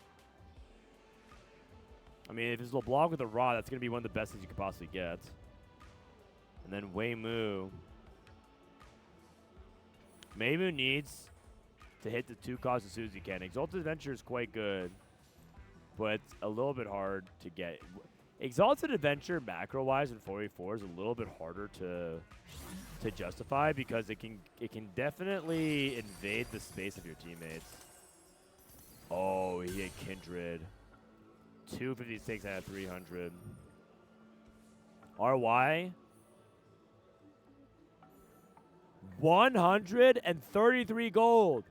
133 gold. This guy's trying to go for a box bash bounty.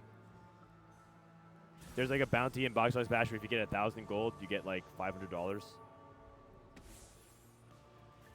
That is crazy. That's an insane amount of gold. Is it the finals? Oh, this is the third place match.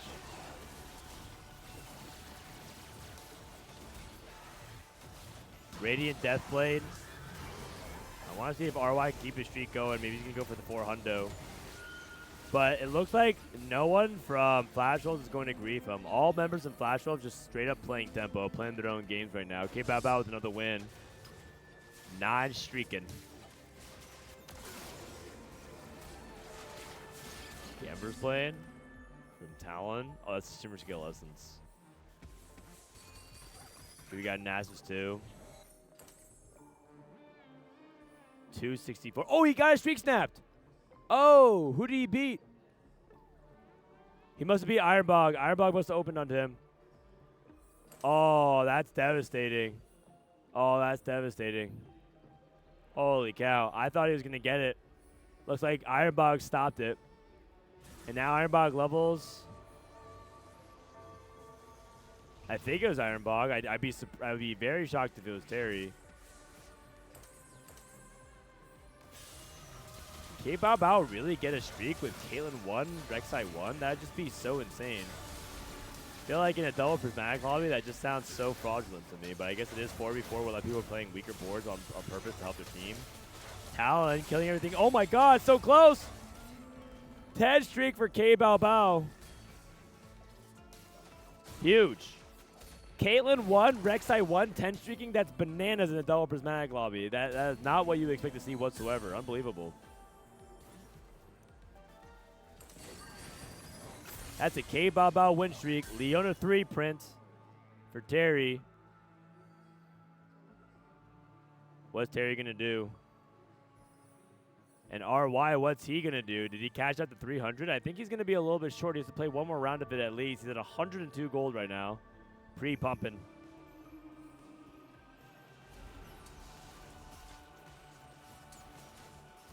This lobby is Gary. Yeah, everyone here is like taking it real slow. Super duper slow. Shepard. Jinx.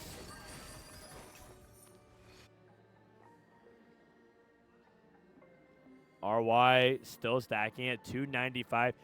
He's going for a true fast 9. 111 gold, level 8. Oh my god. Wait, he's going, like, what does he need to get off of his Prismatic on 4-2? Maybe like Call to Chaos, something like that. That'd be insane. Commerce Core, probably. They probably need some items, actually. It's too much gold.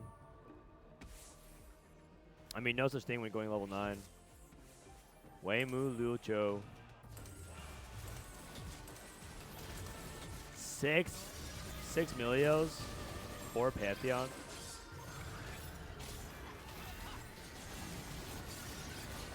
Deathcap, Rageblade, JG, Void Staff. Got the Shen going.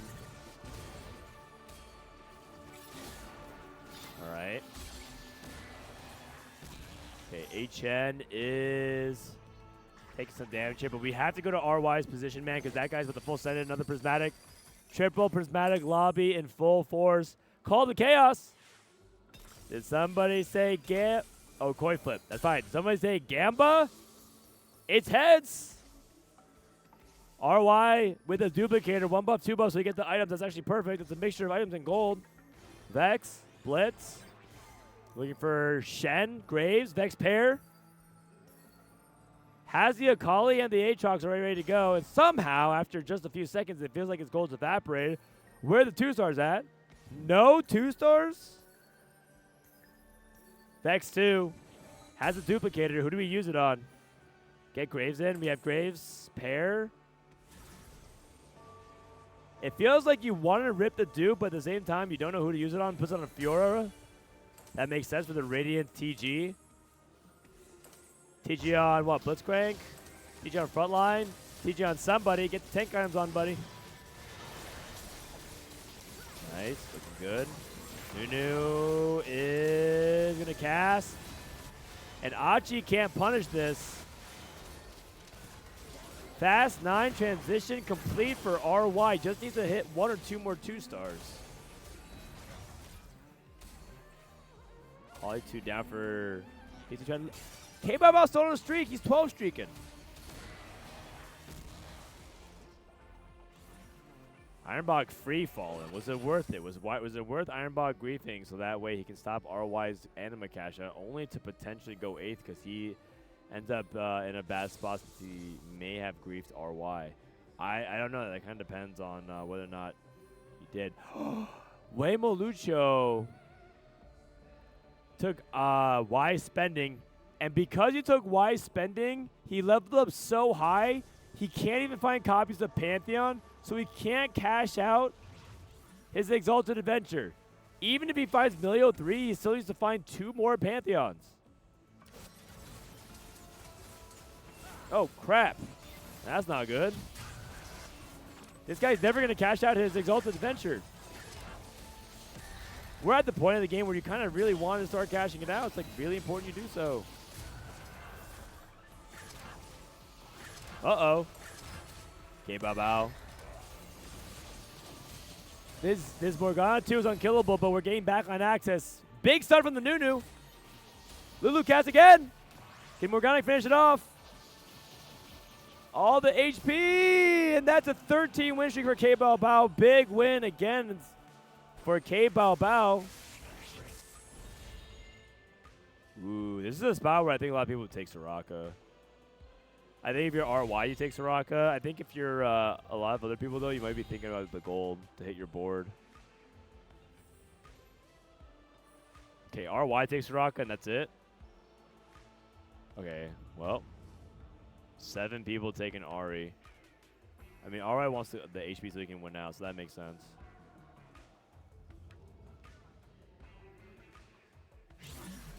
Here we go. A moment's reprieve. Pantheon. No Pantheons. And you don't get any more dupes as well. Rammus. Rolls. It's 20% odds. Lulu 3. Found Lulu 3 before he cashed out his Exalted Adventure. This would be so sad if we just die and we don't never cash this out for Weimuluoqiu. How's Ironbog doing? Terry, hold the line. Hold the line, trade tree, playing Shepherd. Reforge his sniper into a Stargazer, completely useless.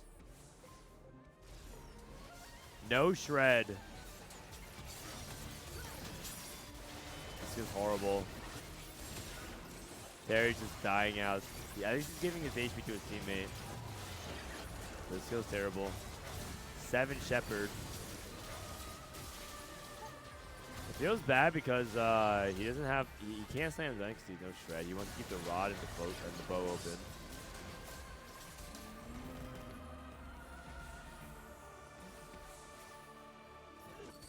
Oh, he stands his gunblade. Never mind. But he got wrapped on. kbaobao on a 14 streak. Okay, surely at a certain point, you're trying to actually sack for your team. Holding 2 Milios and a Pantheon, by the way. Slowing down Weimu. Okay, he's removing. Recognizing that he needs to trade some of his HP to his teammate at this point. 100's like a lot of HP. Some would argue it's the maximum amount of HP you can have. Gwen 3, Orin 3. Ironbog's online.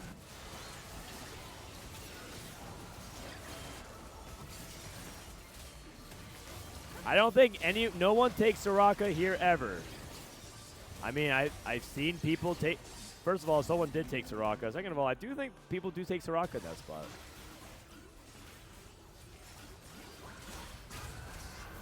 Tell it to RY who's winning out. Kbaobao. Okay, he's playing for himself. No, he got the win. He got the trade. He got the trade to Ironbog, but Terry's now down to 11 HP. I think the win-out player is RY. RY actually lost just now, though.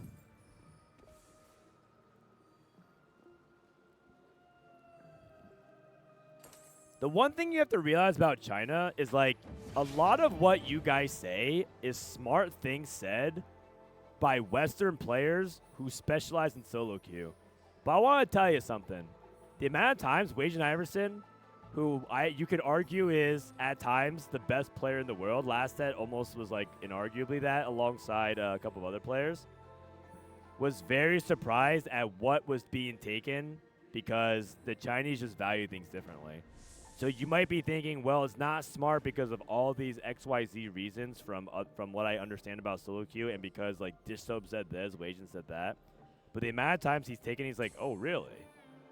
China evaluates things very differently, and I think we should be humble and learn instead of just assuming that China is wrong.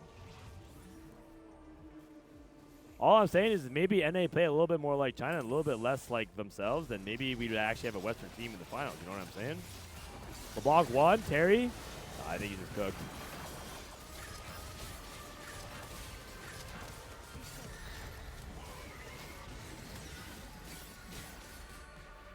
And I think Terry's just dead. Oh! Oh, he's exact lethal? Oh, no, he's a little bit over. I miscounted. RY. They're sack. Oh, it's kbaobao. Sorry, just POV's getting. I'm getting some whiplash here. Weimu. Still on 5 Pantheons. Uh-oh. He's about to level to 9. He's going to be rolling so much that he's actually going to get to level 9 before he hits his Exalted Adventure cash out. And he might even top 4. That's actually crazy. That's actually insane. kbaobao holding on to these Pantheons Emilio with an Iron Fist. RY, Fast 9, almost fully scaled. His Graves does have a lot of upgrades now. Looks like he's got multiple buckshots going. Still on Xayah 1 for kbaobao. That is rough. Not going to be able to get it done with just Xayah 1. A lot of players from AGAL all are holding the Xayah. Wait a second. What is this damage? That Jhin focus fire. What the? Morgana can clutch it. Does not get the damage going. Achen down to just 10 HP. Holding on to the Xayah as well. 3 Xayahs be held. 4 Xayahs be held. Weimuluoqiu about to level to 9. I think he just waits.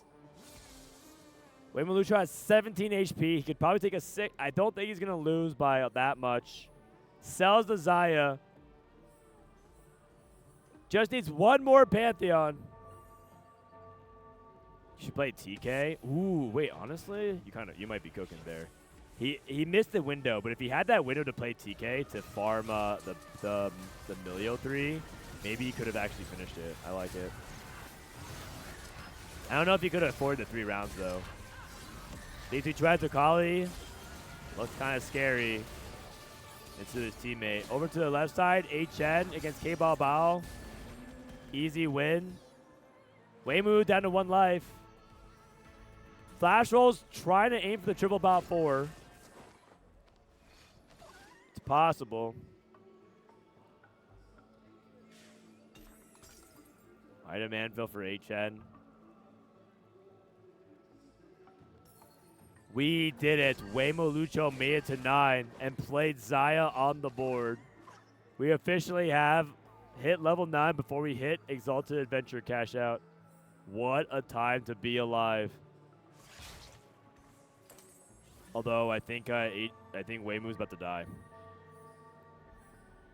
The tempo from FlashWolves is still really high. A lot of the HP that kbaobao saves is still paying off here. This is RY versus Achi. Achi tries to get a crucial win. Pure 2 as a duo carry for Kayle. Switching POVs over to Weimu. Looks like, is that a sack for Weimu? Oh, I think he got a ghost fight of the removed Xayah. Oh, that's so lucky. Okay. So Weimuluoqiu got the ghost fight of the removed board from Ironbog. LiTuChuan loses. Achi down to 14. Triple bot 4 still on the table.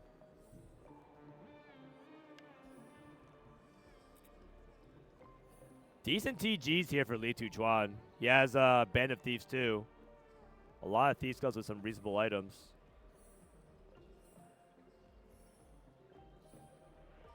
Achen has mostly his upgrades, but the problem is his board quality is kind of low. He just has like, actually he does have the deadlier caps, but he's tanking an Alawi too, and like 1-star Ross, 1-star Pike. Leaning towards Achi's side. Oh my god, the Tom Cage is dying so fast. Bramble does nothing as he double death caps. Zoom out, LiTuChuan going against Ironbog. This might be for the game. This might be for the series. LiTuChuan's gonna die. Big Nami blast. LiTuChuan is dead. Achen is dead. Is Weimuluoqiu alive? Is Weimuluoqiu alive? He's alive, living. How is he doing it without... He must have gotten a sack from RY. There's no way. He must have gotten a sack. Weimuluoqiu is going... He's trying to play this without his Exalted Adventure cash out. What if he gets to level 10 before he finds his Exalted Adventure cash out? That'd be the funniest thing I've ever seen with this augment. You took wise spending and you leveled to 10. The margins are razor thin. kbaobao hangs on barely. And Weimuluoqiu and kbaobao are both at 4 HP. So it might be whoever takes a better loss. Ironbog level 10, roll down, Ram is 2. We did it! We did it! Cashed out Exalted Adventure halfway to 10. That's huge. That cannot be understated. Double tank item. I want a real third item on Milio as well. Real third tank item? That's also okay. Double front line. Achi, Weimuluoqiu. kbaobao versus RY. This could be this game in the series. This also might be AGAL keeping it alive. But I feel like Weimuluoqiu is very strong now. Somehow he got the 9 and capped out. Barely at 1 life.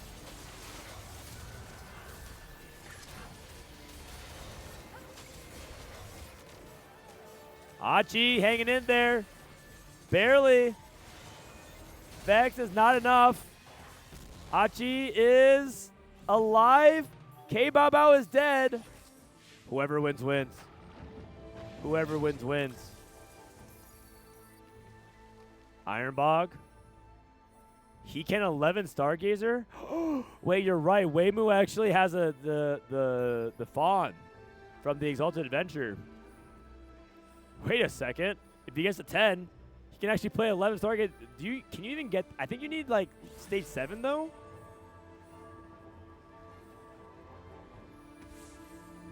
Whoever wins, wins. Tied at the bottom. Achi. I don't think Achi's gonna cap high enough though.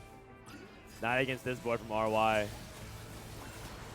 Weimuluoqiu up against Ironbog. Can Ironbog cap high enough? Blitzcrank immediately sank in. Can't actually lift the front line. I think this Lulu board might be too strong. Mountain Lulu has a lot of scaling. Ironbog is going to take critical hit. Achi's dead. Ironbog rolled down here. Level 10. Trying to see if he can cap out as absolute high as Blitz 2. RY. Basically as strong as he gets. He has Graves fully scaled. He's certainly on Laser Ballistics and Choke at this point.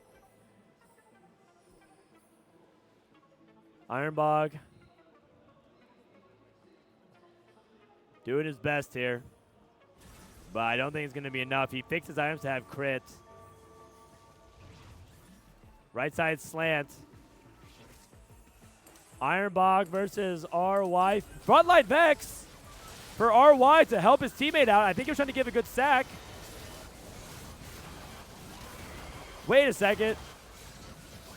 Whoa. Is it okay? It's probably okay. Wait, no, Or's gonna cast again. It's not okay. RY's dead. He gave Weimu the win. He wanted Weimu. He gave it to give Weimu the win. He did it. He did that. That's a good sack. He died to his enemy team. He did it to sack for his teammate. Weimu's trying to get to level 10. Can he do it? How many Stargazers is he at? Is he at 11 Stargazer? 1, 2, 3, 4, 5, 6, 7, 8. No, there's no like talent. There's no. Wait, he actually could have it though. I think he could. He's missing talent in TF. No, I think he would have been one off. I think he need to get to stage 7.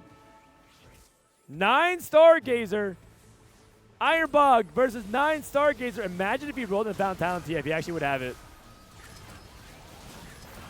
Lulu, same side as the enemy tank. That's exactly what Ironbog wants. Or needs to cast again. He does. Blitz is reviving.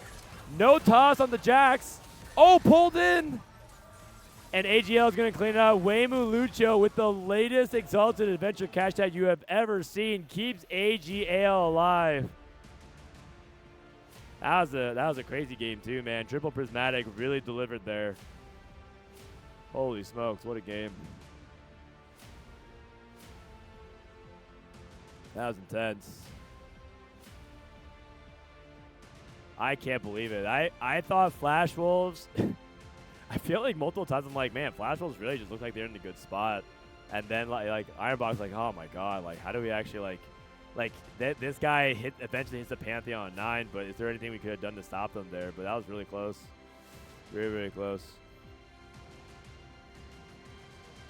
Ghost Remover diff.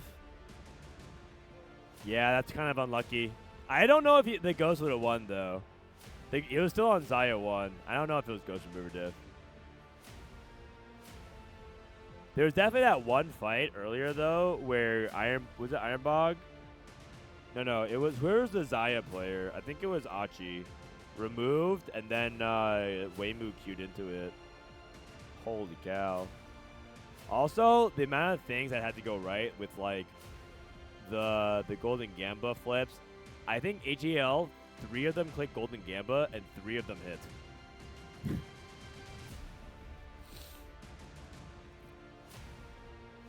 If Aurora wins this final, is Huanmie this set even more dominant than Malala in set 10?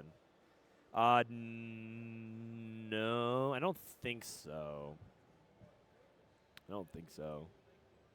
It's up there though. It's up there as one of the best seasons. I think it's because it's not in the same set as Huanmie. Because Huanmie won the Pairs Open last set. You might be like rolling that over from set 16.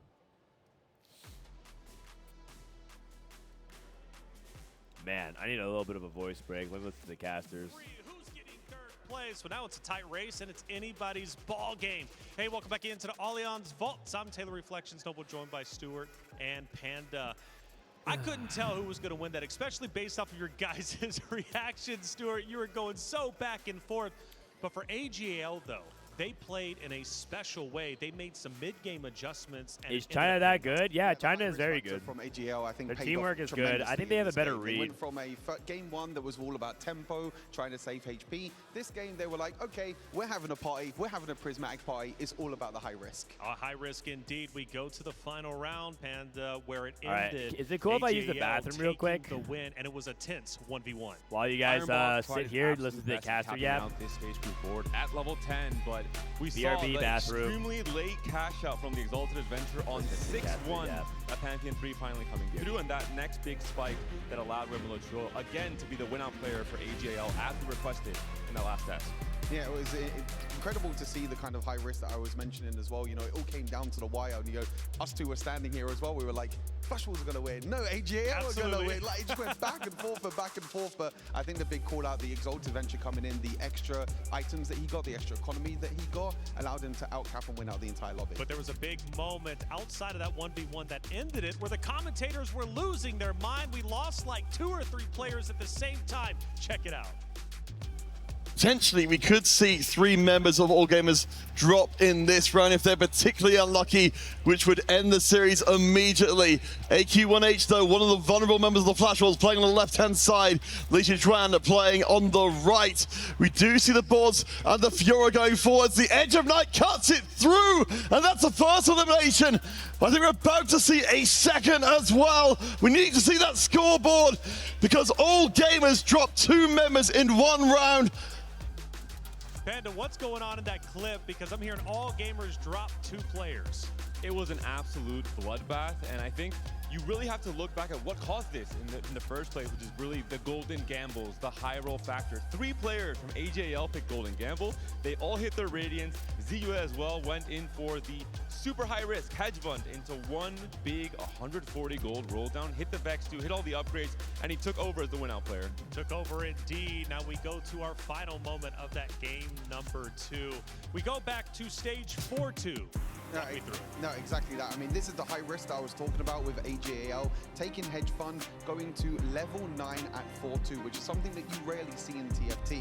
But because Riyue took the early hedge fund, went for the full loss streak as well, he also had Anima, which I believe was 300 cash out, if I'm not mistaken. So he went full high risk in this game. He was one of the win out players for AGAL, one of many with the Exalted Ventures. And this is just the roll down that happened. He was able to hit the Vex 2-star, the Fiora 2-star as well to stabilize his boards. So many things have to go right for AGL in this game. Even just Exalted Adventure into Pantheon Milio on the mountain, into a Golden Gamble Lulu item as well. We didn't catch it actually on the broadcast, but there was a round where kbaobao had removed items off of the Xayah. The Ghost Board loaded in for Weimuluoqiu, and he was able to win that fight before the Exalted Adventure cash out to stay alive on that final life. And I think that decided the win out in the end from that same player. Insanity for sure. AGAL had to dig deep to get that win. They weren't looking too happy after game number 1, but they find a way to persevere. Now, what does game 3 look like? We're gonna have to wait and find out. But as far as Riot goes, hey, they're heading to Vegas.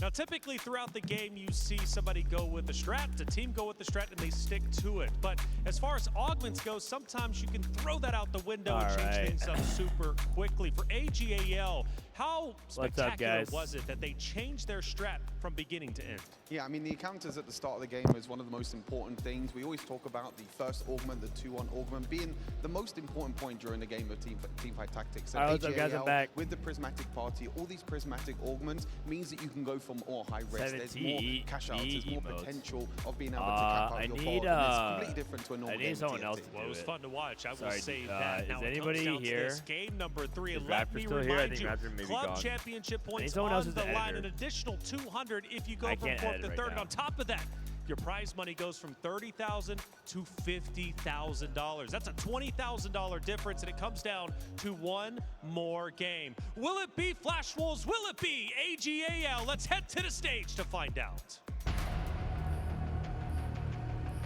Okay, this is game number 3 coming up, guys, in just a second. The winner will be 3rd place. The winner will be 3rd place. Will you watch Street Fighter EWC? I might, yeah. Welcome back to the match before watch, like, the a little match. bit of The the grand beginning. finals, of course, is waiting for us to begin. But right here and now, we're determining the 3rd place Is team. KD Soju out? FlashWolves, Yeah, the he's last out, remaining unfortunately. APAC team against All Gamers Global for the final time. Yes, FlashWolves and No Gamers. Yeah, Soju's out, guys. Sorry. K-San is out. No, K-San. Third place. That's a lot of a line, a lot of club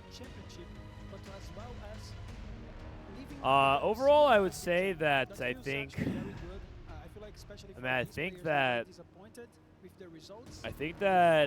FlashWolves played that game pretty well. I just do think that they didn't have like a good cap plan against the Liluo. Their win-out player was Ironbog, and I don't think Ironbog was in a position to win and cap the game with and win out there. Unfortunately, his board is like too fair. It was just really close. Nothing more to say than that. It was just close. Just going into a third game, so much on the line, so much asked of them. Let's Soju Sag. Yeah, I know. All right, here we go. Lissandra.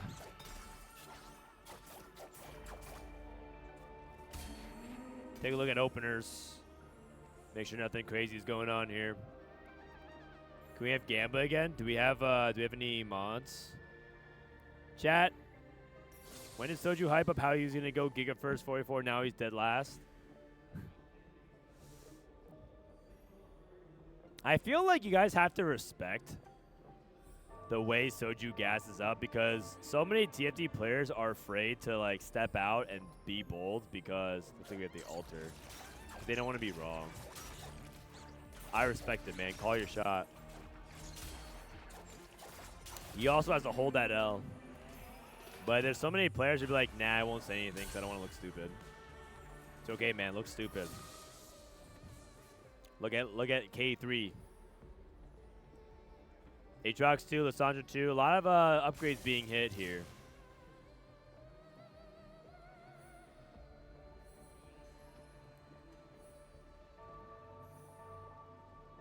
We have the altar to get things started, so you can lose 3. So you can lose these units early, but he has Talon too, so he should be anchored pretty nicely. RY looking at Zaya to start things off. Rod, Belt, and Tier. Also has an AGAL. He could think about it as well. These items don't exactly lean itself towards Zaya. Gold to start things off. We know that the Chinese players do like bodyguard training a lot. Reach for the Stars Jacks on Altar Jack. That would theoretically be good if it was remotely playable, but hero augments are just too easy to grief in 4v4. In solos, though, good pick. I think he's debating between Replication Bow. Did not get it. He whiffed. Sword, Vest, and Belt. Clear Mind, Speedy Double Kill. Ooh, we got Spreading Roots. Spreading Roots. So we got Spreading Roots, Replication, Saves Account, Bodyguard Training, Replication again. Achi is the second person who took it. Worth the Wait, Birthday Union, Woven Magic.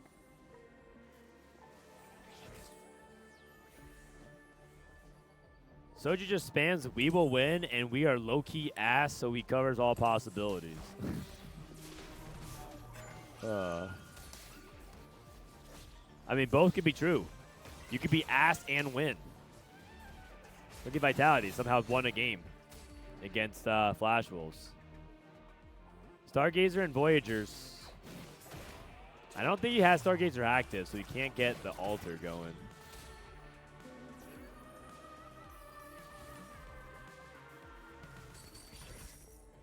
Was it even Soju's fault this time? Looked like Milk got the 8th. You can't look at just who went 8th, though. Unfortunately, I will say that it does look like Milk had a pretty big influence on the result, but you can't just look at the 8th places. It's not just the 8ths. But yeah, the 8ths don't help. 4v4 is the only format in TFT where sometimes you can take an 8th and it's not even a bad 8th. You can take a good 8th if you help your team a lot in the process. But, yeah, the thing is, a lot of people don't have good 8ths.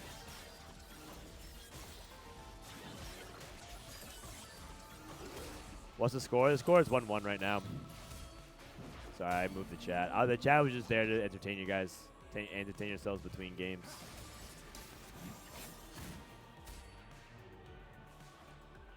Maybe you can move chat to the top right.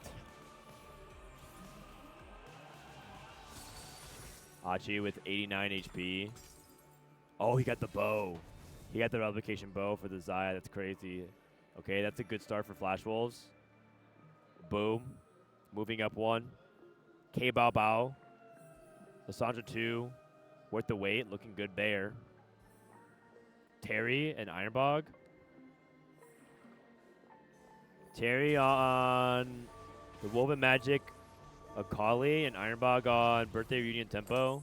Okay. Lives are looking okay. I like it. I don't really see anything issue with it macro-wise. Are they going to run to frontline issue sharing? I don't think so. Xayah does tend to run into a lot of those issues though, where like you're borrowing Nunu from the Fast 9, you're borrowing Tahm Kench, not borrowing, you're fighting for Tahm Kench with other people, so it can be a little bit tricky. Also, there's 2 Xayah players, I think. Although RY, I don't know if he's gonna commit to. I don't know if he's gonna commit to Xayah because he missed on his replication bow. Thresh Yasuo, Acceleration Hex. Acceleration Hex is nasty for the Xayah players if they want to go for that. Lot of attack speed.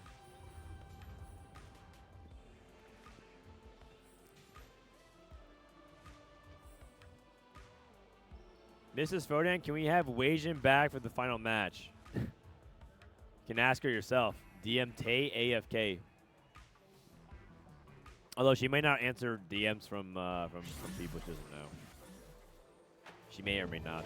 She does get a couple of reply guys still.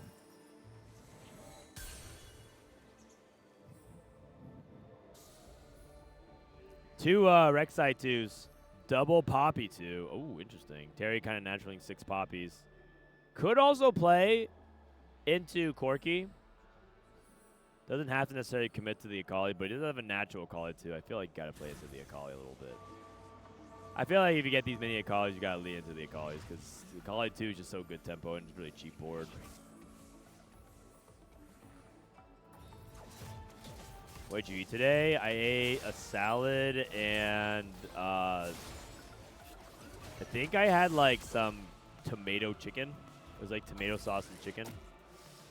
And I had some breakfast at the hotel. The hotel breakfast is actually kind of nice. It's not as good as the hotel breakfast at Saudi Arabia because they always went super crazy with it. But for France, it's probably one of the better hotel breakfasts I've had. I'm a sucker for like the eggs and the bacon and the beans and like they have a big variety of breakfast foods and then like the pre-peeled grapefruits with the salmon, excellent. Oh, we got steamroll from Thresh. Oh yeah, you got the 2 cost there.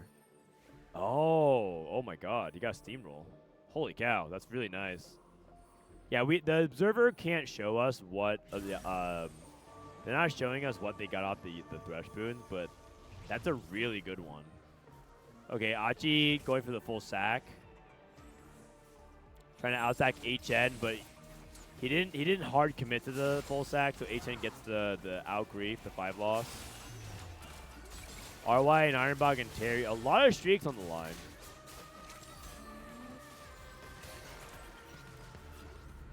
RY is going up against, is it LiTuChuan? Which means maybe Ironbog is playing Terry. Yeah, so Ironbog gets a streak. No, Terry gets a streak. Ironbog moves down. Another steamroll for Terry. That makes sense. If Terry has steamroll, they want him to keep winning. Unfortunate. There's probably a world where like Terry could play RY and Ironbog got the free win. So that way they can hit the best of both worlds. I would say that right now, AGAL a little bit richer. Oh, they also control both lose streaks. Oh, wow. Unfortunately, though, for AGAL, Terry does have steamroll, so they actually are catching up, and that steamroll is really key. If Terry can keep that up, he'll actually be able to catch up very quickly.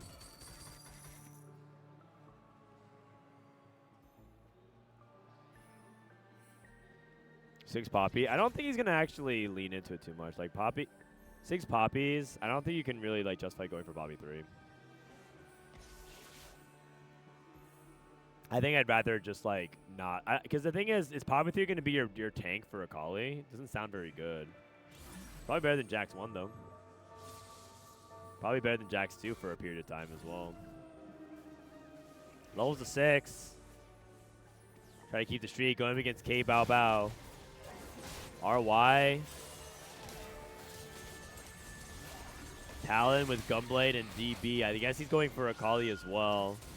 Okay, so RY is tempoing Akali.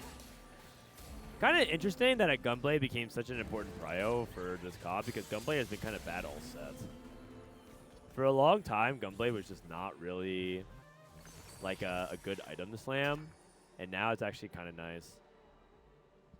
Branching out, Finder Center, and item grab bag. First 3-star unit. I forgot. Oh no, Terry's playing the Akali, right? Does he want Glass Cannon? Could take Find Your Center as well for your tank. I'm not as happy about that if it doesn't feel like we have a good tank to put it on. But I think he has the Akali and the Jax dynamic. Oh, that's another Akali. 5 Akalis. He might just be staying on the poppies for a bit. No tank items with them. Woven Magic into Hodge.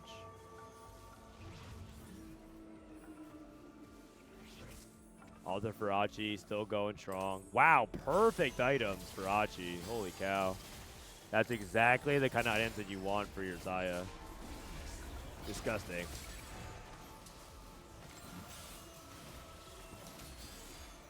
Achi might be able to even put together the streak here. Oh no, he didn't end up killing the Akali. Akali's too strong for Terry. But he can put it together a streak after this fight. Weimuluoqiu down to just 49 HP. Oh, by the way, can you guys even notice that behind me? There's actually kind of a crowd forming a little bit. Oh, Cam 2. You guys see that? There's actually some people coming here to watch TFT. Boom! Look at that. Look at that. Okay, Achen gonna cash out 100 on his Anima savings account. Still gonna be a couple rounds before he can proc it. Worth the wait, Lissandra. Good amount of people. Yeah, it's a decent amount of people, man. Ezreal 1, Jinx 1.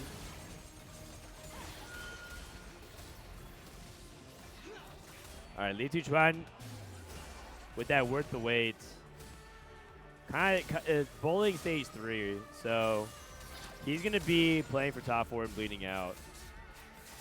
So we have Akali, Lissandra.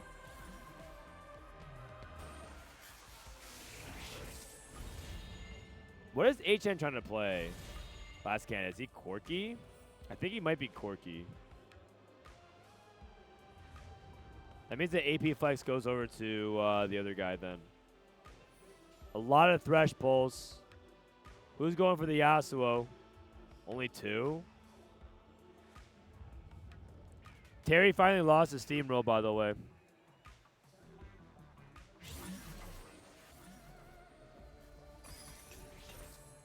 Okay, RY still on an 8-win streak. Still looking good. 5 Jaxes. Oh, you know what? He might be back on Xayah. He found red buff. So I think he might be back on Xayah. So RY is on Xayah. LiTuChuan still on his Lissandra. Weimu might be the Akali player then. But Weimu hasn't rolled yet. He also has this. I don't think that's actually true. kbaobao.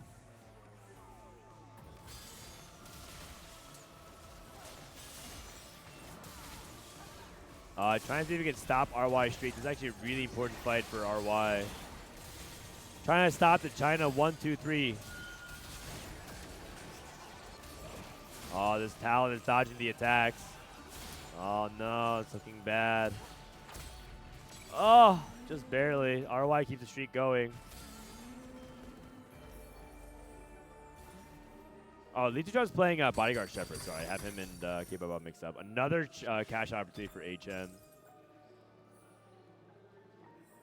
Against the 2/5 cost, Jhin, Blitz, and Fiora. Wait a second, could he play like 6 Anima for a sec? He has Fiora. Oh, doesn't have Anima Emblem. Just kidding. My bad. I thought for some reason I was like, oh, that's a really early Fiora.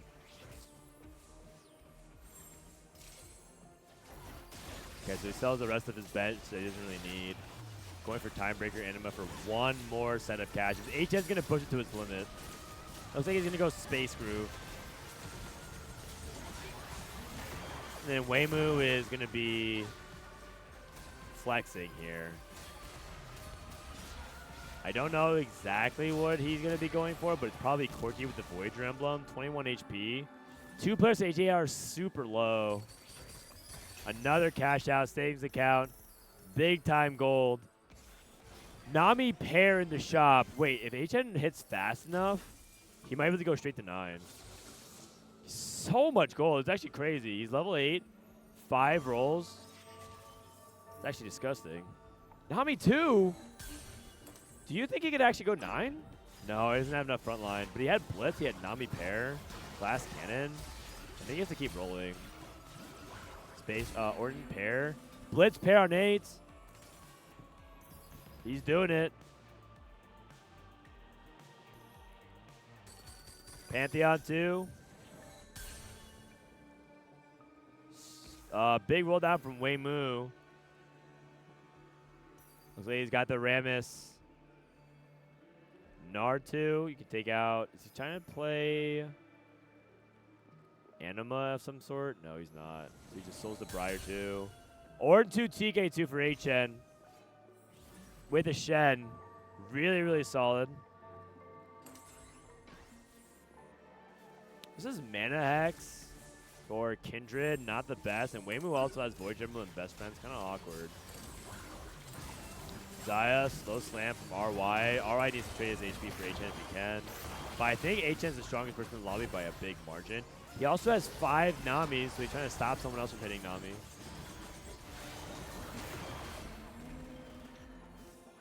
Ooh, okay.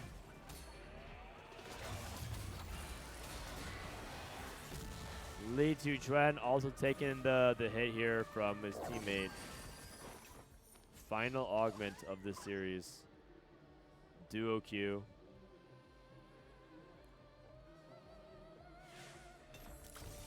Staffsmith. Okay, roll down from LiTuChuan level 8. It's not going to be a very good roll down. In fact, he doesn't have much going on at all. Still playing around 1 stars. Yeah. Okay. Not the best. Gonna try to play around Vex 1. Over in kbaobao land, still on LeBlanc 1. Uh-oh. Staffsmith into Spark and Morello. His Staffsmith ended up giving him Morello and Spark when he has Sunfire and Voice Staff. That's terrible. Oh, God.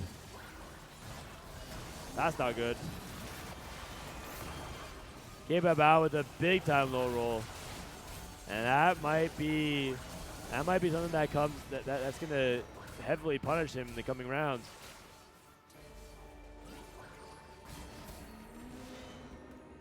Ache takes a loss. Double Deathblade, red buff, Gunblade. This is a game worth $20,000, by the way. 20. If you're able to get this win, RY over Weimu. If you're able to get this win for your team, it's worth 20K. Weimu, wait. He beat Weimu with all of his items on his bench? Really? That's not good. Oh, God. What's going on? What is going on?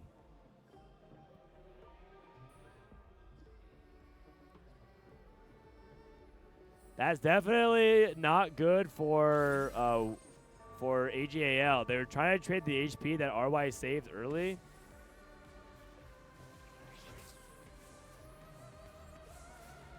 Hachi still on 1 stars. Oh, this is it Weimu. Weimu's still on 1 star. Hachi's holding 2 Ramesses and 2 Corgis on the bench. It's a battle between the 1-star 4 costs, but it does have Nunu too.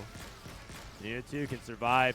Tanky. He's going to go for a longer stun. This time he's not going to be denied. Ball rolls. And a third Nunu cast coming in hot. Weimu down to 1 life. Looking good for FlashWolves. Achu with the clap. Achen wins. Carry also putting together a little bit of win streak. Stormhex. Stormhex is potentially really swingy.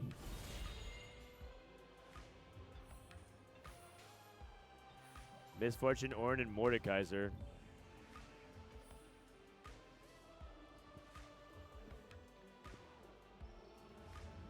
Okay, a lot of people going to Stormhex. A couple people taking Thresh.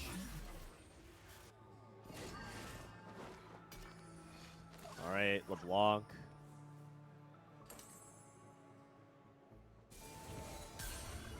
Here we go. Ironbog's level 9. Ironbog going for a Fast 9. His birthday present was Fiora. Big time transition. Ironbog known as one of the Fast 9 kings of APAC. Can he deliver once more for his team? Unfortunately for Ironbog, it feels like he's the king of second place this tournament. He's been getting a lot of seconds, not actually winning the game. 1 star so far. Double Rage Blade. Big Shen ult. They're getting targeted though. But I think it looks okay so far actually, believe it or not. I just don't think that Weimu is going to be strong enough with the Corki 1, and that's going to be an 8th place for Weimu. Ironbog sends Weimu 8th. Another big win from Hachi on 1-star Xayah. kbaobao also with the win. Terry maybe trading some of his HP. Terry with a really good amount of life lead here. Also pushing to level 9. Can you not pick up that gold? Xayah 2 for Hachi. Stormhex Blitz. And Achen trying to win out, but he's trying to avoid the 7th place for his team.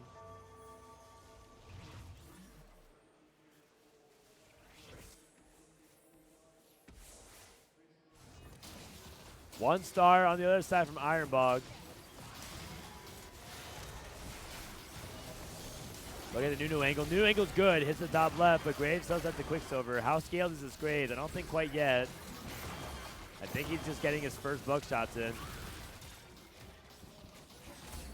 Okay, a loss here for Ironbog. Achi, I think Ironbog had more HP, so Achi was willing to take the win there. But if you're Ironbog, you kind of want your teammates to sack for you because you could be the win-out player. RY levels 9 rolls. Blitz.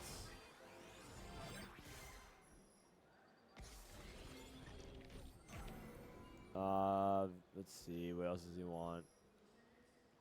Is he trying to find Nunu? Is RY still lacking Nunu? Oh my gosh. I think he is. No Nunus left in the pool. He's still playing a random Lulu.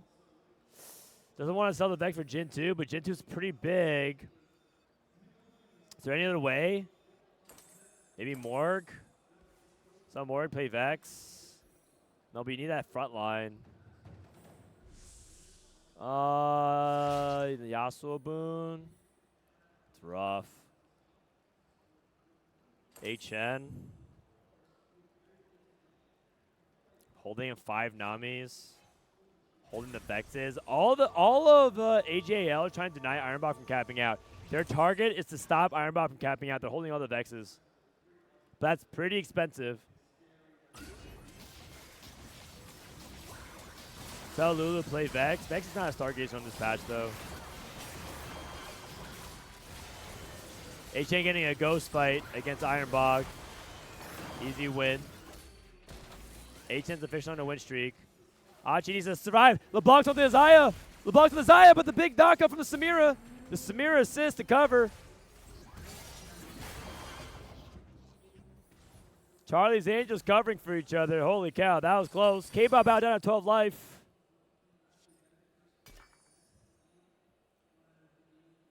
Another Thresh roll. He has a stone play he hasn't slammed. Terry trading his HP to his teammate if he can. Another grave scaling. Is he at ballistics yet? Or is he taking choke?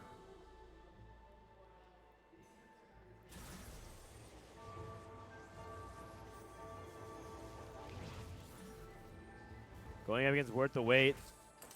kbaobao.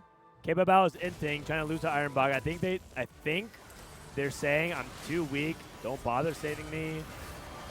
Please keep scaling. Ironbog needs a couple more rounds and he can really get there. And plus, he's dealing a lot of damage. Actually, that's really smart because Fiora gains maximum HP that way. Ironbog just gets a lot of HP. RY also bleeding out. I think FlashWolves is just saying we're going to play for that first. RY is not looking good for AGAL. Smart play. HN is doing okay, but AGAL rapidly losing the HP. Next pair. Still no tank. LiTuChuan finally hits LeBlanc too. Middle stage 5.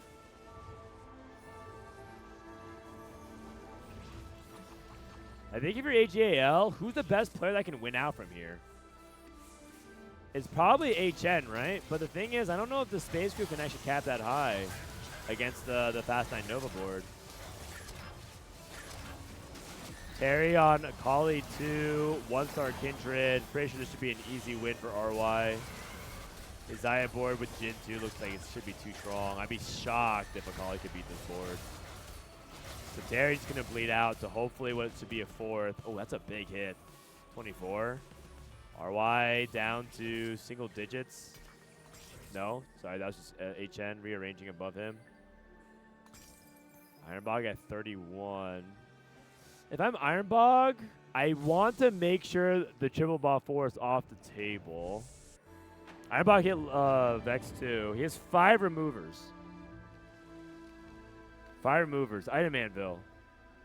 Item for Fiora potentially here. You can take, none of these are particularly good. Are you supposed to take Kraken? Yeah. That's okay. Kraken's fine. LiTuChuan on the other side here of RY. I think they need to take a bite out of LiTuChuan's HP. This is HN versus Achi. If Achi can get this win here, it would be a massive clutch for FlashWolves. Achi is now matched. Achi's dead.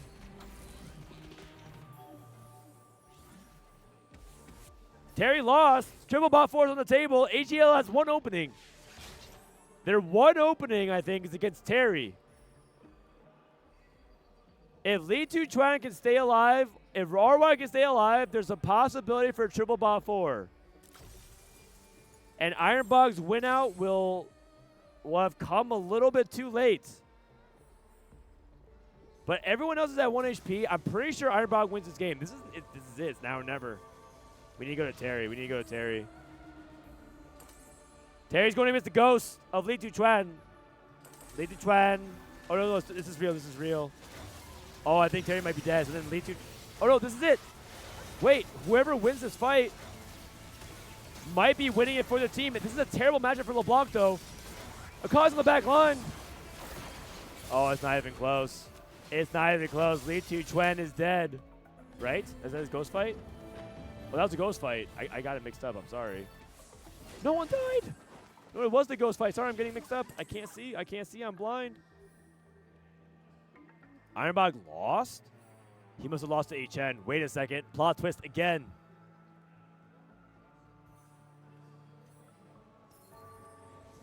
RY down to 2 HP. Who did Ironbog lose to? He must have lost to HN because I think he's so much stronger than LiTuChuan.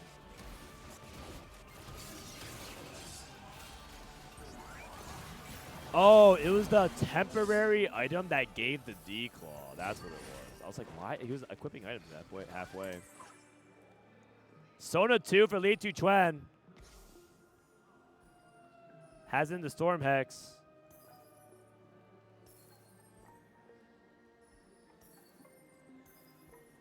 That's another Nami, double Nami. And Achen's on a 10 win. Terry hits Vex 2. Everyone has Vex 2. Wait, that's crazy. Terry has Vex 2. Achen has Vex 2. Ironbog has Vex 2. There's literally no more Vexes out of the pool. RY versus Terry, and this is the most important fight for both these guys for the third place match. Zaya's positioning is good, though. Maximum distance for maximum sniper value. Nova Strike coming down. Vex and Kindred both got hit by the Nunu. Big Blitz ult. Whittling down the back line. And now we're on the back line. One more hit. Oh, my God. It was so close. And Terry gets the clutch victory. Ironbog down to 1 HP. Ironbog lost again. Wait a second. I thought Ironbog was winning out. He's losing out. One auto difference. Terry keeps FlashWolves chances alive, but I thought Ironbog was going to win the game. He's lost against multiple players. Terry's losing, or Terry's selling. Terry's selling to try to help and grieve. Help Ironbog on the way. Positioning from RY was as good as it gets, but Terry ended up getting just a little bit too much damage. It might have been just one crit diff. Achen versus LiTuChuan. Do they want to keep both alive, or do you want to sack one? I think you just kill off LiTuChuan. Achen is at 7 Namis. LiTuChuan bites the death. Everyone has served their role perfectly.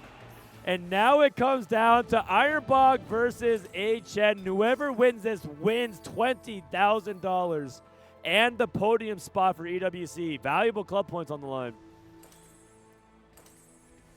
We have to keep the Vex and the Namis in place, but can we move anything else? A rearrangement of the items.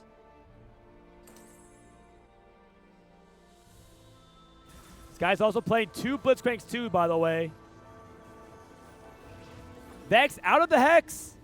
Ironbog trying to trick Achen at the last second. Is that going to make a difference maker? Is Ironbog a genius? Or will China take the podium? The Nunu cast is not onto the back line. Nunu cast again misses. It's looking very one-sided. It's looking like it's over, and AGL Achen takes it. And Ironbog, the king of silver, once again falls just short. Third place for AGAL. Well played to China. Complete and utter domination of EWC 2026. Oh, man. I was really hoping FlashWolves can at least take it so we can get like one non-CN team on the podium. Rough. Hey, look at that. We got audience cheerful. Wait, we've got presents, man. We got presents. Here we go. Dude, you know what? AGL is probably pissed because they're like, damn it, we should have won this tournament. It's like bittersweet because like on the one hand you win the third place, but on the other you're like, man, we're good enough to win. FlashWolves is a good team. All these teams are good. These are all good teams. Ironbog, man. Oh, man, he looks like he's about to cry. That's rough. I think Ironbog has gotten second something like 5 or 6 times this tournament.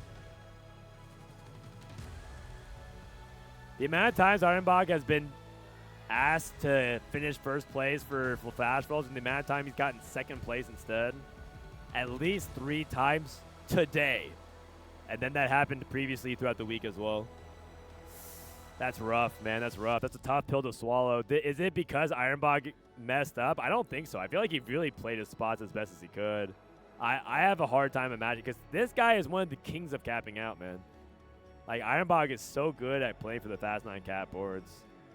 But I feel like he was just missing something on his boards today and throughout the week. AGAL officially exit the EWC tournament as the 3rd place, taking home $50,000 in terms of prize pool. This is a reflection journey for AGAL as you guys fell from high places. So what type of personal growth have you experienced from Riyue? 首先 AGAL 正式变成了本次 EWC 的比赛的第3名，拿回了5万奖金。这次 AGAL 也是从3胜0负打到了今天的第3名，所以对你自己来说有没有什么自我感受呢？就是我们可能还可以做得更好一点。如果进决赛的话，是我们有机会夺冠的。然后第3名的话，也算是还可以了，就是也算是成功努力了。I feel like we could have definitely played better, especially if we made it into the grand finals. We could have won the grand finals. Ending on the 3rd place at EWC, we are still very satisfied with our result as we tried our best. 那么今天晚上会是 Aurora 对阵 Vision 的决赛，也是一场 BO5， 所以想问一下日月选手，你自己认为今天晚上的 BO5 谁会是胜者 ？Who do you think is going to be the grand final winner for tonight between Team Vision and Aurora? 我觉得两边的实力都很强嘛，然后他们也都是我们这个 CN 的队伍，我们 CN 包揽1、2、3名，所以说他们两个谁夺冠我都会比较开心。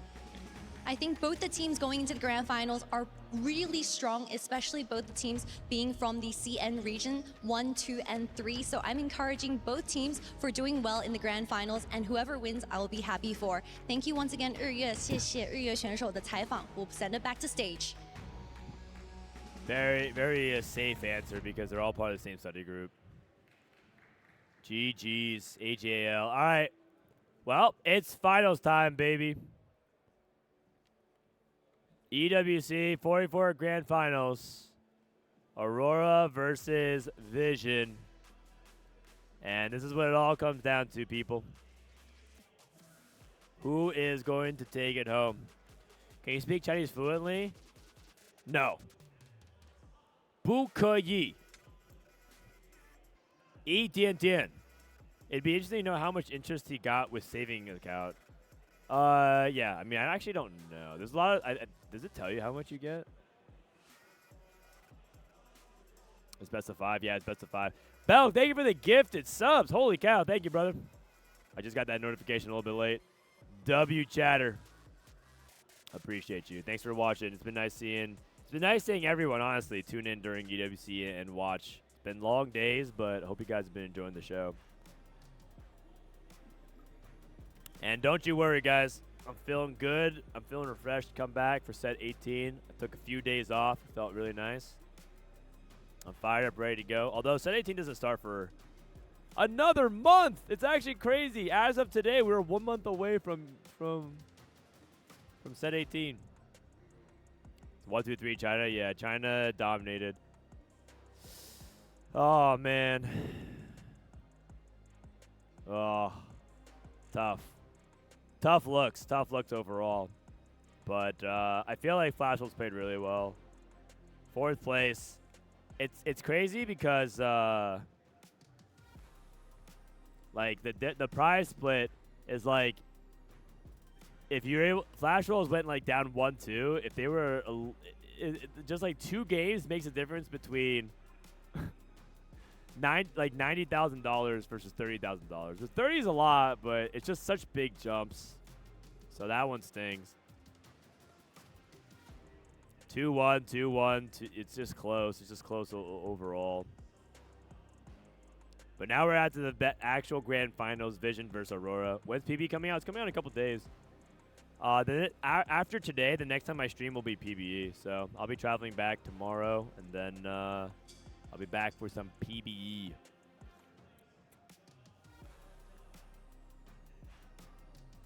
Enjoy your time after. Thanks for the hard work. No problem, buddy. I will. I think I do need to give my voice a break eventually, but I'll after this best of 5. Best of 5! My God. Best of 5. Is it on the 29th? PB's on the 29th? What?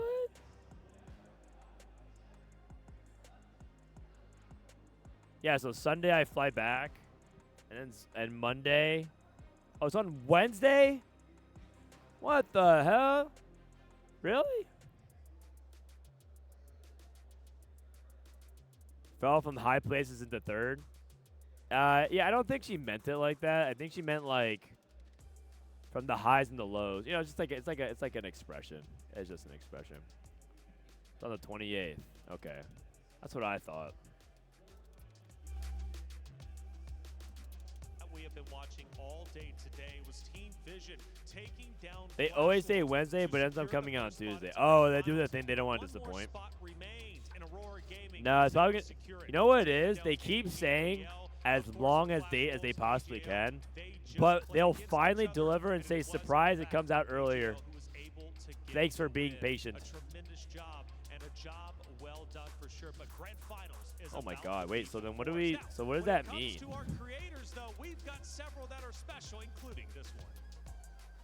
Creators. EWC の TFT コストリームやってたリリです。いや、ファイナル楽しみすぎる。今大会、俺がずっと応援してたのが日本のデータディビジョンで、APAC の予選から勝ち上がってきて、もう配信でも日本のみんなで超盛り上がってたんだよね。で、忘れられないのがノーシムレッドフォースの試合。相手がステージ4ので一瞬でガリオ2、オレソル2、フィオラを引いてきて、もう盤面が一気に完成しちゃって、で、マジで絶望したんだよね。で、その人は HP14。で、一瞬のハイロールでもう全部ひっくり返る。His voice is so funny. これが TFT の怖いとこでもあり、面白いとこだと思う。で、今日のファイナルも絶対そういう紙一重の瞬間あるから、まばたき禁止。Riri, if you guys don't know, actually streams the most hours in TFT. Like, if you look at the hour stream count, I gotta show you guys. That this guy is an actual beast. If you look at Solinome, this is how you like check the some Twitch stats. Teamfight tactics, like the game. If you look at like the most, if you look at the past year, like who's just streamed the most lengthwise, it's definitely not Soju. Oh wait, Riri? Oh, never mind. He's one of. Oh snap! I'm top 10. Holy cow! Wait, Green Tea streams hella hours. 3,700 hours. What? Okay, hold on a second. 3,721 divided by 365. 10 hours a day? Every day for the whole year? What the heck? That's actually insanity. Oh my God. I thought I stream a lot of TFT. And I do. I'm actually the most, I stream the most out of any English streamer, period. Who's the next highest English streamer? They're just stunning. No, I mean, it's incredible to see the Nute, Spanish, Portuguese, Japanese, German, Spanish, Japanese. I'm the I guess Raiko, technically. But he's like Italian, English. What the heck, dude? These English streamers are hella lazy. Shoma is the second hardest worker. Wait, I didn't even realize Shoma streamed that much. Saint Vicious, Shoma, Keen, and Katowin. I mean, we all are the hardest workers. I mean, what can I say?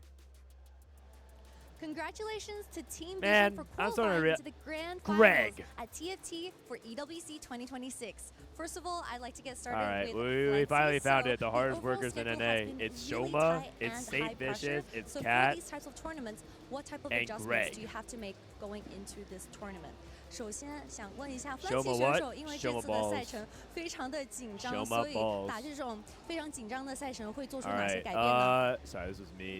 因为 EW 赛程比较紧張，所以我觉得 former law pro. I mean, I'm happy for him. 每天要休息好。就是因为在单练的东西我们在来 EWC 之前已经练得差不多了，所以说我觉得在这边还是调整一下自己的作息啊，保证自己有一个充足的精力这样。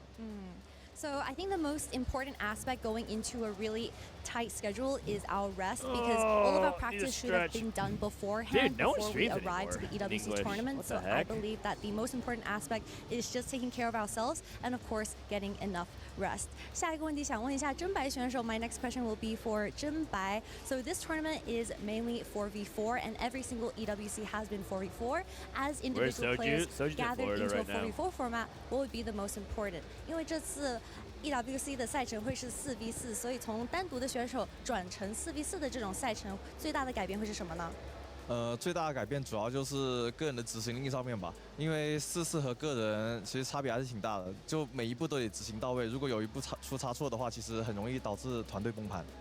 I think the most important aspect for the 4v4 in comparison to solo play would be the individual adjustment that you make because of the team play, because when one player makes a giant mistake, it can also affect the rest of the team. So I do think individual performance needs to be consistent and of course adaptable for the 4v4 format. 下个问题想问MoGG 选手 Then you all have to be good. You guys are going to go into the grand finals, which will be best of 5. So from best of 3 to the best of 5, what would be the main point that you will be looking out for? 因为你们下一场的比赛会是总决赛，总决赛会是 BO5， 在 BO5 里面最需要看重的点是哪一点呢？要有足够的休息，要吃饱，保持良好的精神状态，就吃饱睡好，一直都是我们队的宗旨。I like that. 吃饱睡好，健健康康就可以拿下冠军是吗？该练习的我们在飞来之前就已经练习的足够了，来这边就是足够的休息，发挥好我们平常最好的状态就行了。As long as we have our tummies filled and we are rested up, we will perform our best. Because for all the practice that we've done beforehand, it should have been done before arriving to the EWC tournament. So as long as we take care of ourselves and our tummies are filled, we will perform to our biggest potential.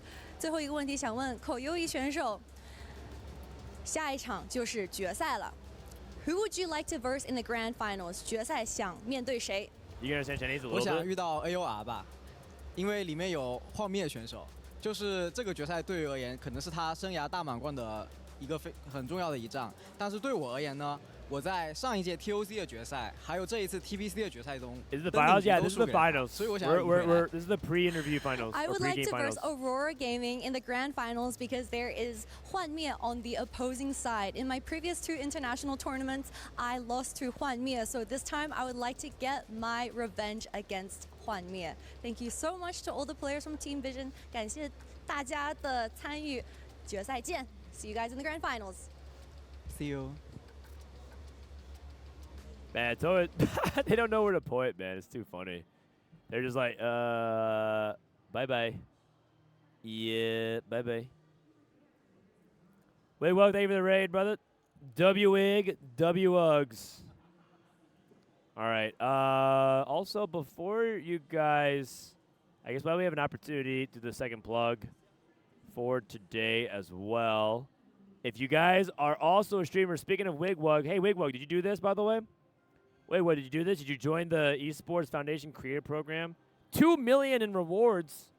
If you are a streamer averaging 50 CCV on any of these platforms, whether it's Twitch, YouTube, TikTok, Kick, some of these Chinese platforms like Huya, Douyu, Bilibili, etc., sign up and apply for the Costream, get rewards, gears, a PlayStation 5, a trip to EWC. All you have to do is just apply. There's a bunch of FAQ about that kind of stuff. There's some co-streamer rules as well, but for some people who are streamers or who like want to co-stream in the future, I'm gonna go ahead and drop the link for you guys. Check out the co-streamer program rewards and apply, especially because there's other games coming up. So if you're interested in other games coming up, like Street Fighter, Counter-Strike, etc., you can do that. So I want to just bring the attention to that while we had a second. All right. Boom. And boom. All right, guys, we're getting ready for the last game, the finals. Can you believe it? We're already here. Koyui said he lost to Huanmie at set 16 regionals and set 17 TBC. Both are checkmate. Ah, I see. I see. Whoa. Whoa. Whoa. Is Weijin not coming back? He might. He might not. You're just gonna have to settle for me. Little old me. Alright, I'm getting squared away and set up again. Okay, so who do we have? Who we got in the finals? Aurora or Vision? I think a lot of people are gonna go with Aurora because they're just gonna go with Huanmie and just say, oh man, it's time for Huanmie to win. What happened to Weijin? He got recruited to Vitality, and he said no, I want to play with my friends, and then they kidnapped him. Said you have no choice.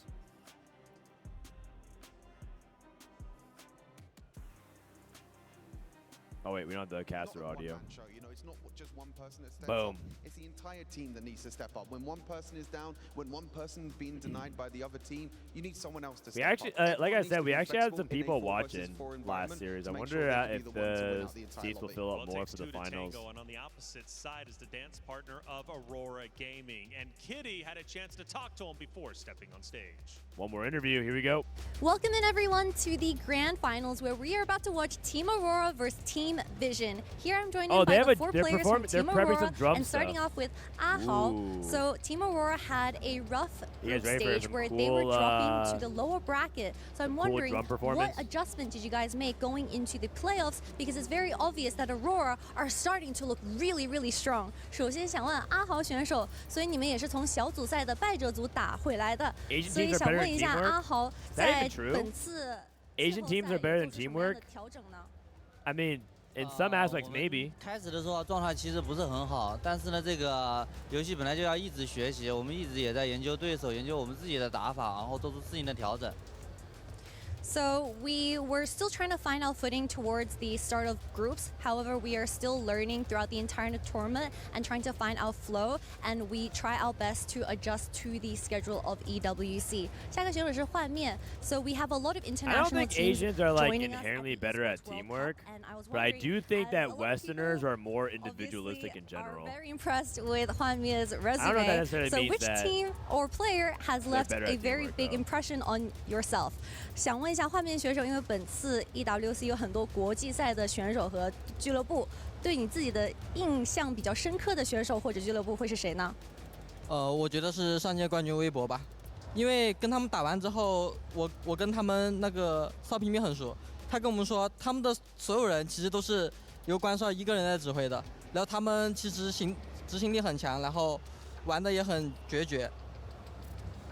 So the team that has impressed me the most is definitely WBG, and I'm specifically really good friends with Sao Pumi, and I'm surprised because WBG have one specific IGL leader, and they have a good synergy because of that leader. 下个选手想问Liluo. So it is once again an international tournament, and it's a very close schedule. So what type of adjustments have you made to maintain your health and mental health? For these types Westerners have worse APM and charisma. That's rage bait. 紧张的国际赛赛程，所以对于 Worse 你自己来 APM 说 and charisma. Is that Bebe in 对自己 chat? 的身体健康一些调整呢？健康的作息吧，不熬夜，早睡早起。 The only way to maintain good health is to not stay up late and of course wake up early. Final question, Liu Ling. We have for 60 seconds, quite literally, who do you think is going to take the grand finals and what is your prediction? 你今天决赛的预测会是什么？几比几？因为我们中国预选的时候被他们侥幸战胜过，然后我觉得决赛的话是我们3比1战胜了他们。 Because we've already versed Vision in the regionals and they took that victory, this time I will predict a 3-1 victory for Team Aurora. 谢谢各位选手们 and best of luck in the grand finals.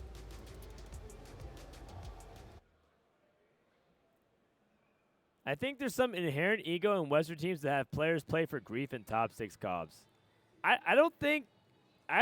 feel like that's just speculation though.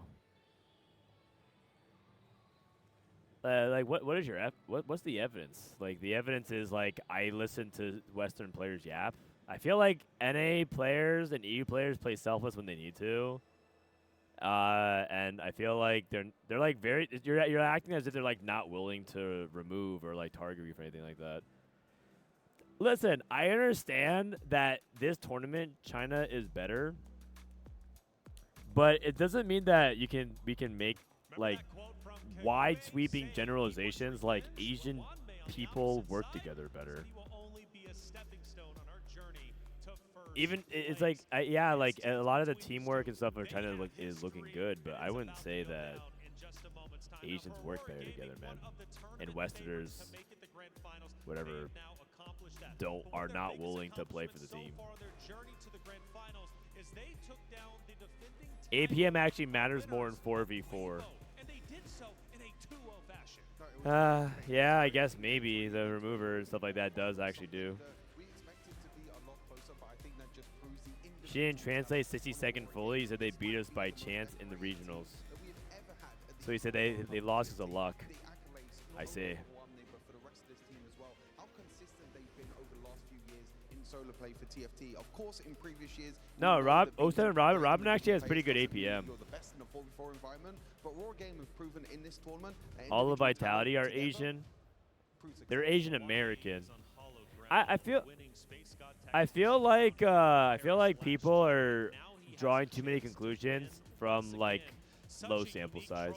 The 4v4 format is very unique only to EWC when it comes to TFT. Having that trophy means he separates himself from everybody. But Upe, I feel like you guys are drawing too many conclusions from just a small sample size tournament. Grand finals. What is the conversation like for Huanmie? That's the golden road, if you will. Already winning Paris Open, already winning Tactician Crown last few months for Space God. Do you guys remember when EU and APAC and China had one world and NA had one world, and we thought NA might not be good at TFT? And then we realized that it was just because we hadn't had enough tournaments, and then NA's actually the best region in TFT. Remember that? I remember. If we cut TFT after set 5 worlds, we would have thought, well, everyone won except NA. Well, look, we've already seen revenge take place. Vision, after all, beat FlashWolves, who beat them over in groups, right? So imagine we were stuck in a world where we decisively said EU was the best region after one world championship. A lot of attention, but who else is going to be stepping up today? Yeah, 60-second Liluo are the two other players that we're going to be looking out for as well. And again, in the semi-finals, these were two players that stepped up. Obviously, Huanmie, we know, is always going to be up there at the end of lobbies, but these are the other two players as well. Liluo, again, another Tactician's Crown winner as well. 60 seconds being so consistent over the past few years with multiple Tactician's TFT, Crown, the game of places all as luck. well. But these are the players that you need to look out for Aurora Gaming. He's right. If they are to come out on top. You know, it's crazy, Upe. Again, we mentioned it's like Aurora Intuit has 50 words for snow, or Japanese uses less pronouns. Yeah, sure. Both of these sure. It's a language diff, guys. It's a language diff. Opening ceremony in 2 minutes. Choose from when they use the fragments of those crushed keys, right? When they, of course, claim their crown, claim their title. What keys do you think they're going to be using in the end? Let's say Aurora Gaming if they take this victory. Yeah, Aurora. I mean, I think if I'm Aurora and I'm going up against Vision, these guys have practiced against each other. I don't feel like there's anything stylistically they do remarkably different. I feel like it's pretty similar. They just kind of play to their CN styles, and it's been working out. So the Chinese teams and just say that, oh, we are the best in China. We're the best in the world, baby. That's right. It's going to be not playing as much on LAN. I actually could agree a little bit with that. I do think that China has more experience playing on LAN. I think that is true. I heard another story that some NA players really did not handle the first match loss really well, and didn't even want to practice. For like the team hadn't been eliminated at EWC, and I heard that they didn't even want to practice because of what happened during the first match. And I think that's just a mental diff. Like there's a lot of inexperience. I think it might just be inexperience as a whole though. Like I don't think that's like because of a region thing. I just think that the players that NA sent this time were inexperienced and just in general weaker.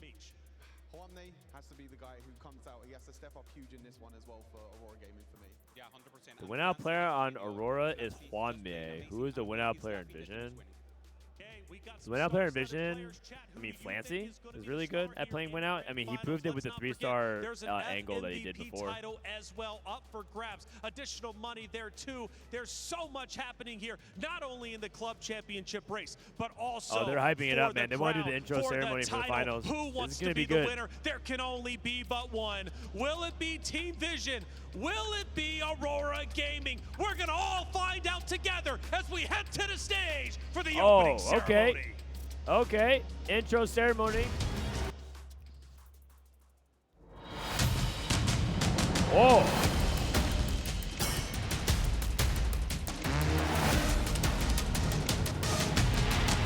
These dances are actually so good.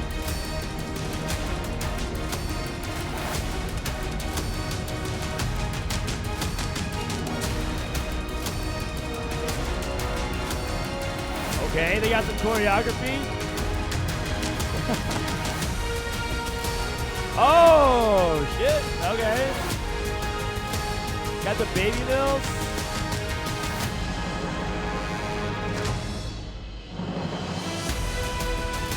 Okay, got the aerials. These guys are athletic as hell.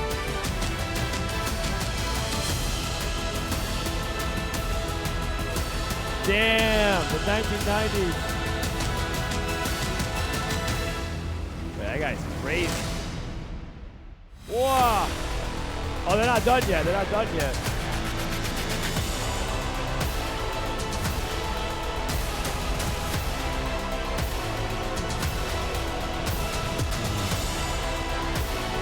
Dude, I love the LEDs on the drums.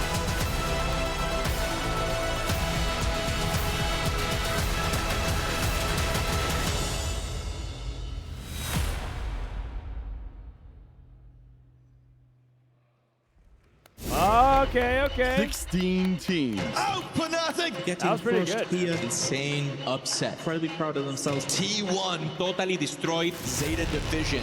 Well deserved. The dark horses of the competition. Handshakes coming through from both teams. Respect has to be given. We have to be proud of these players. Now down to the final two. Team Vision. Aurora Gaming.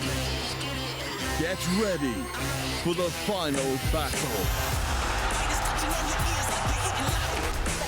This would have been really hype if Vitality made it. Damn. 现在心情很不错，因为我觉得我们说到做到吧，确实赢下了 VP， 没有反转。 Massive stakes on the line as NCC1 takes the 7th loss in a row. 我们对我们目前的成绩当然是满意的，因为它体现了我们本该有的水平。但是我们还想要走得更远，我们还想要赢到最后。我觉得 Aurora Gaming 最令人瞩目的是他们的幻灭选手，因为他已经取得了大满贯，所以如果在今天的决赛中他又赢下了决赛。 他就通关了这个云顶这个游戏了，所以我们会阻止这发生。Team Vision 跟我们交手的时候，其实都有点打不过我们的，但是我不懂他们为什么能走到这里，我不是很能理解。既然已经杀入了决赛，我将把握这个为数不多 EWC BO5 的机会，然后成功拿下。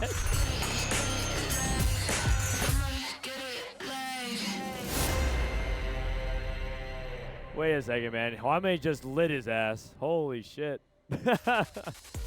I truly don't know how a team of their caliber made it this far. My God. Show time here at the Esports World Cup. We started out with the 16 best teams on planet Earth in the world of team fight tactics, and now we are down to our final two.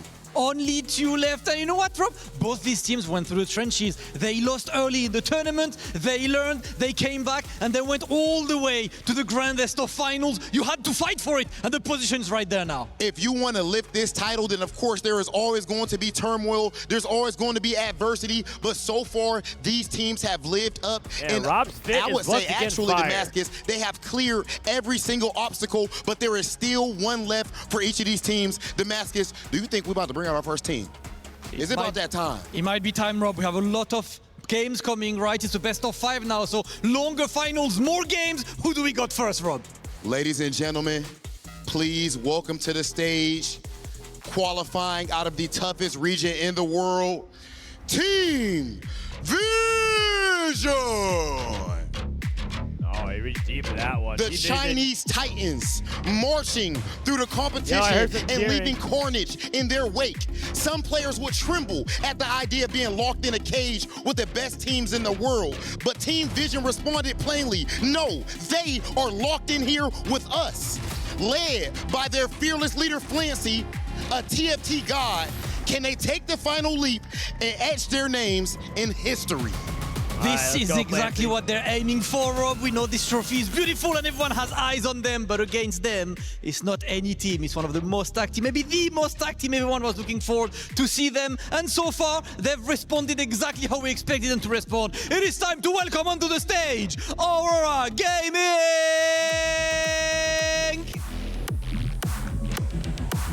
The stack team, Liluo, Ahaoei, 62nd, then of course led by the absolute titan of teamfight tactics, Huanmie himself, over 5 years of top-level competition, over 5 major solo titles. This man's absolutely ridiculous, and all he's looking for is to lead his team towards a massive victory. This team is massively experienced, and all they need now is to climb the final step to the absolute glory that is the Esports World Cup.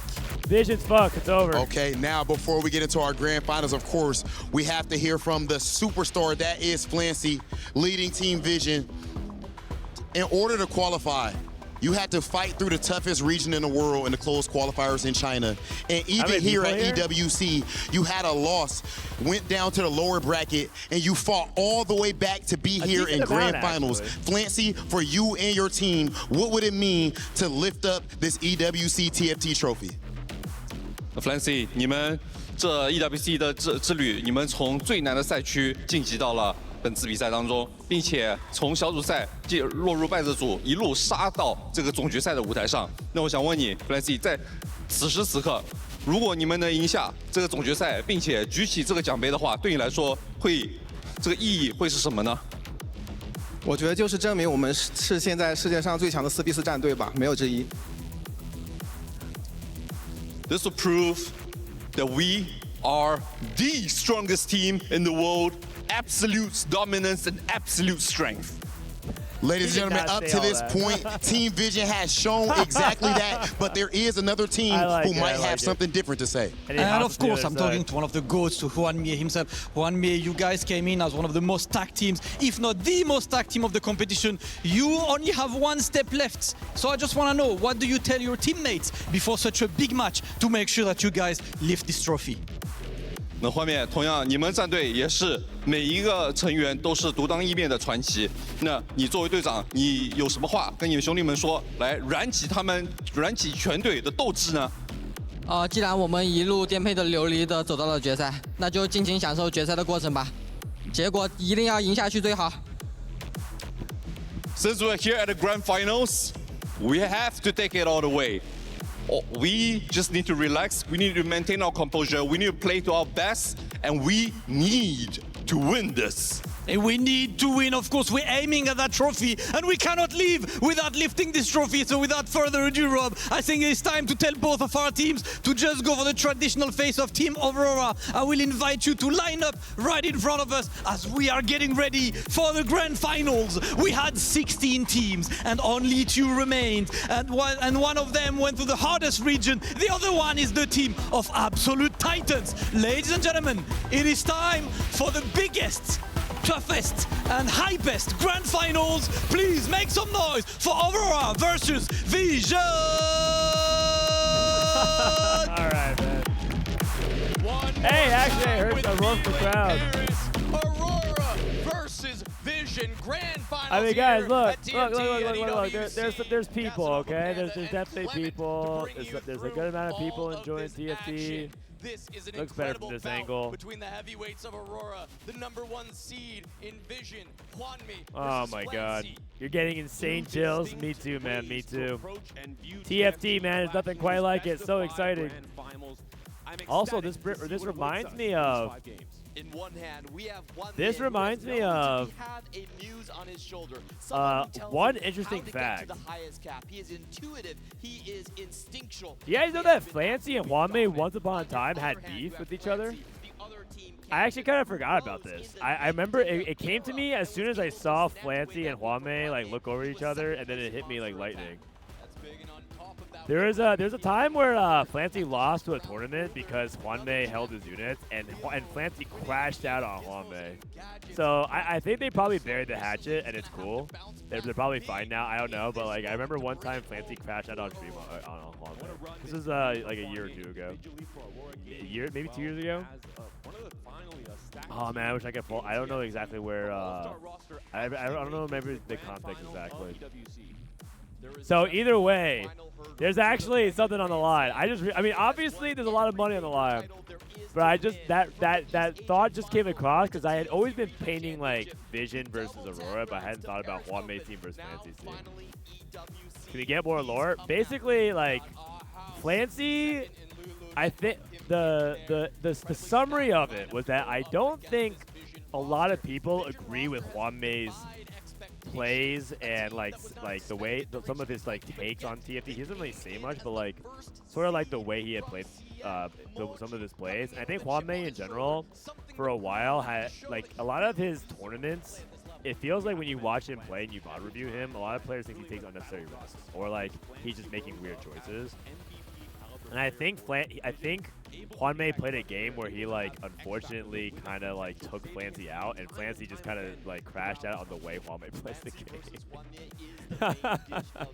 So I think Flancy, like, he was like really mad at that one time, and I don't know. I don't know if there's bad blood, but I mean it could be like a Soju ult, right? You know how Soju crashed out on Upset Max or Super Pino. You know how like Soju was like freaking out, and then he'd been like, yeah, and then all of a sudden this guy Upset Max comes out of nowhere and just ganks me and just like blah blah blah blah blah. I think it was a little bit like that. I think Flancy had to crash out on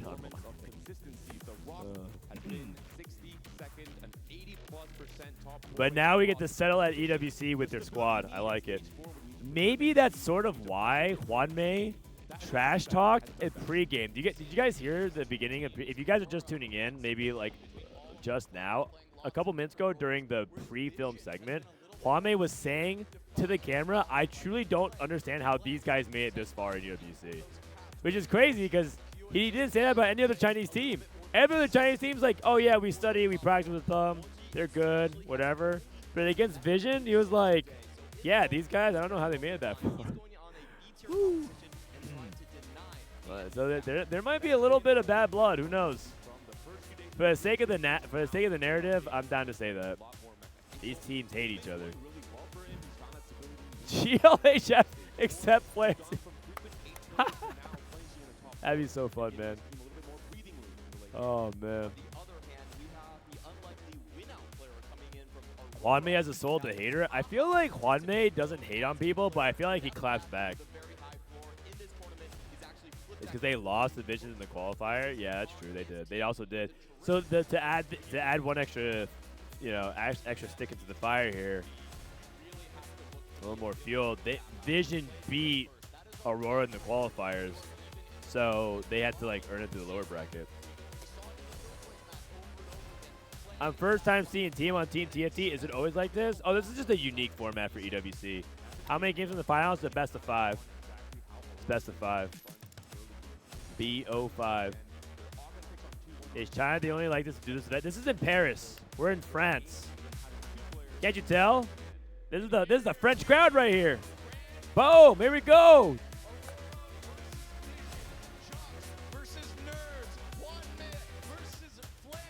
All right, Thresh and Evelynn. Here we go. Game number 1.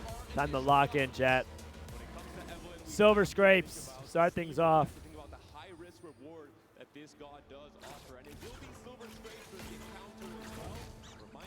Kind of crazy. I have semis plus third and final same day. I know. I'm exhausted, but we might be here for 2 to 3 more hours. Who knows? Cat sitting very comfortably around a campfire with his friends XD and its kick. Wait, sit. All right, here we go.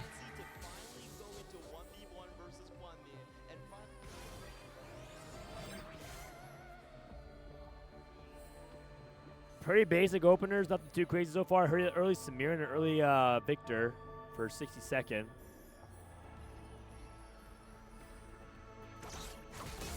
Space Group has been a pretty big anchor of a lot of teams' play. I think that a lot of Space Group play is going to be expected here. With 60 seconds opener, you might be thinking about it. It's a gold opener. Hold on, you can make 10. Makes 10. Hold on to Victor. Ooh, and he finds Leona pair as well. I want to bet for Huanmie. We should set up a prediction, please. Can we get a Gamba? Let's get a Gamba. Early Gragas mod. It's going to be Huntress to get Biomatter Preserver. 60 second, a little jittery right now. Zhenbai has an early MF. I'm trying to look for any of 3 costs. We have Victor, we have MF. Everybody else holding 1 cost. Everyone who's making 10. 60 seconds making 10. Huanmie making 10. Ahaoei making 10. 3 members of Aurora making 10. 4 members of Aurora making 10. 0 from Vision. It's a prismatic start. Oh my god, these are all like, sometimes you can just, this is a hard spot. Worth the wait, Golden Gambit, you can justify all of them. I think if I'm first to go for my team, I rip a worth the wait for tempo. I don't know if you can justify taking Deadly Blades if you didn't hold pairs, because you're not going to get that many kills. So I'm leaning towards worth the wait to rip to start off for my team, and that can give you a lot of direction. But it takes upward mobility instead. You're allowed to take upward mobility. Isn't this augment like giga nerfed? That's crazy to me. Skipping worth the wait 2 for upward mobility sounds insane to me. Full open. It's because they're, maybe it's because they need someone to be on full open duty. Everyone else can play tempo. That could be it. MoGG. Belbeth 2 with Deadlier Blades. That's going to get a lot of stacks.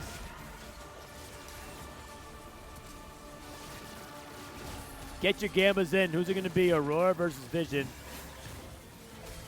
Because the thing is, Vision is about playing more fundamentally sound. If anything, I have to say that Vision is being led by Flancy and coached by HoroX is probably the most Western influenced or Western coded Chinese team. Flancy is like a fundamentals guy. He sticks to like the proper building blocks. Like, this is what you're supposed to be doing. This is what makes a good augment choice. This is what makes a good comp. And then HoroX is very data driven, does a bunch of analysis, kind of builds a lot, like, and that's how the team works together. Flancy speaks a lot of English. MoGG watches a lot of English streams. He interacts on Twitch, right?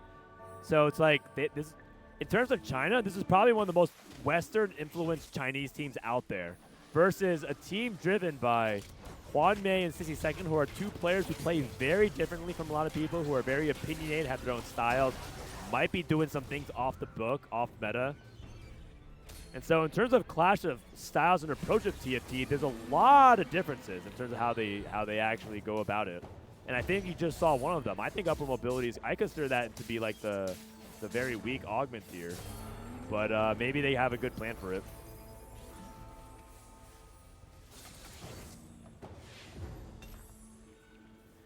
Okay, we have buried treasures. Oh wait, HoroX is AGAL. Oh wait, I think I oh, you're right. Sorry, I have the red jerseys mixed up. It's because I saw HoroX in the back and he's wearing the red jersey, and that's it triggered something in my mind that didn't exist. My bad. But you get what I'm trying to say though. All right, comeback story for Flancy. Hey, that's an argument that I was told was also unpickable. When Milk clicked comeback story. And Vitality was saying that's one of the reasons why they lost. Interesting augment choices already. Scratch that.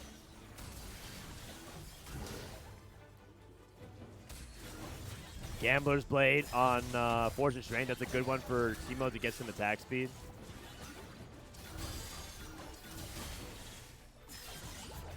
On a 3 loss here for 60 seconds. Makes sense as well. Flancy's full open, 60 second playing 3 Primordian, Fortune Strength, Upper Mobility, Buried Treasures, a second Fortune Strength. We saw the trade tree briefly. It looks like they're playing more AD focus, but we'll catch up with them in a little second. 2-star 2 cost for Evelynn. How many people are taking it? MoGG, Liluo, Ahaoei. Aurora. Looks like it's an even split. It's 4-4. No. It also looks like it's split down the middle between teams as well.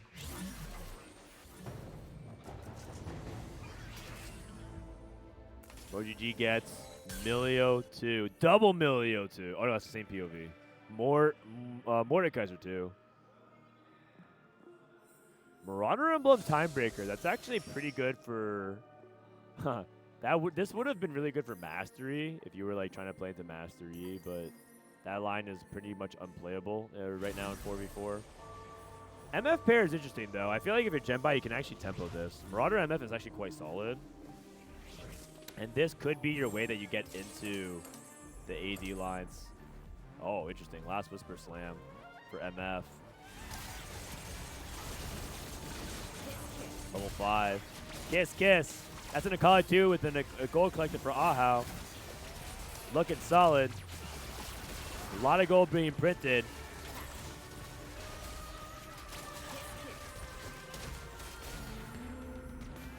Good win here for Zhenbai.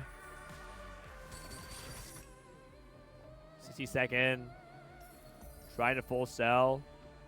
Flancy and 60-second, both trying to play for the lose streak. Flancy only on a 3 loss, not a 4 loss. Oh, he must have tied. 2 open players. Flancy and 60-second. Huanmie. Huanmie also on a lose streak. Remember, Aurora all made gold and gave up tempo on stage 2. A lot of their philosophy is that stage 2 does not matter. Look at that, fan with a TFT sign, all colored and stuff. Why are we only 100 for TFT? Wait, that's actually some amazing art. What the heck? Wait, the fan kind of popped off there. That's why that's probably why they weren't here earlier, man. The fan art, they were busy making their fan art. Is this best 3 or best 5? Best of 5. Pike 2. It's one of the 2 costs maybe he got. And Koyui's going to get an easy win here as well. 3 members of Vision and good HP spots. Flancy going for the lose streak. 60-second got the 5 loss. Flancy and Huanmie with the 4 loss. No tempo for Aurora. All of them committing to making gold instead. They want to play for the wealth. Holy cow. There are so many rich people. 40, 50, 50. These guys are 5 streak and they're 40, 50 gold already. And then bottom, they're also at 50 gold. Everyone's filthy rich. It's crazy. Gold opener on Prismatic. The poorest person's in the middle. He's going to have the toughest game. I think it's Ahaoei. Ahaoei might be the poorest, but he has a Kayle too, so he can't be that poor. Also, Ahaoei's playing Force and Strength. Keep in mind when he cashes out and what.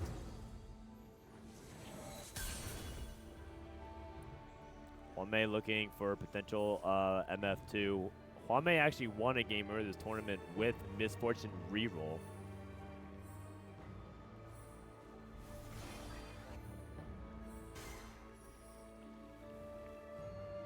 Looking at what items he can slam here right now. He has an AP set up. He doesn't have any swords. He's a pop open for a gunblade if he can get it. Kind of crazy to get buried treasures and can't even slam a single sword item. Gets a free win over 60-second. 60-second gets the 6 loss that he needed. Zhenbai. MF pair still. Going against Liluo. That pike does not get onto the MF. Should be a win for Zhenbai. It's actually crazy that not 1 but 2 people of Aurora took upper mobility. Fascinating. Gold. We might be seeing the forbidden triple lose streak strategy on Prismatic with 2 Fast 9 players coming out of Aurora. I don't know if that's going to be the case. Maybe they roll an 8, but I feel like it's kind of insane to me to take upper mobility and roll an 8. Advanced loans. Huanmie has the MF pair as well. The gun goddess rolling on 6. TK. Jax 2. No Kindred on 6. Finds MF2. Rolls down to 50. Is he going to dip further? Finds Morgana. Belveth pair. Playing flexibly as he can. Does he have items for Akali? It's going to be really hard to win fights with Akali with no swords, though. It's got to be Hodge. Hodge Gunblade. Another tie. A tie for 60-second and Flancy. That's finally the open that they've been trying to prepare for. Liluo took Earth's grab that, or Earth's Gambit, so he's going to lose. He has a Reforger. What's he going to go for? So Liluo picking his direction. Is it Darkstar? Because he has Darkstar units. No sword. Reforges. Can go Space Groove as well, potentially. Yeah, Space Groove makes sense. Okay, so Liluo on Space Groove. Ahaoei and Huanmie with Akali cores. 60-second with Open. Is he fast 9? Flancy hit Cosmic Restart, by the way. Also insane. Need to catch up with him. MoGG on a 7 streak with Deadlier Blades. Disgusting spot. Liluo is Space Groove? Yep, he's Space Groove. Isn't Fast 9 OP with more loose streakers? Yes. But I don't think you can both do it because not everyone can hit the level 9 units. You both don't want to be rolling for Vex 2, Graves 2, and things like that. Ooh, Evelynn. I think if you're 60-second, you're taking Evelynn for sure, right? But who else do you send? Do you send more than one player?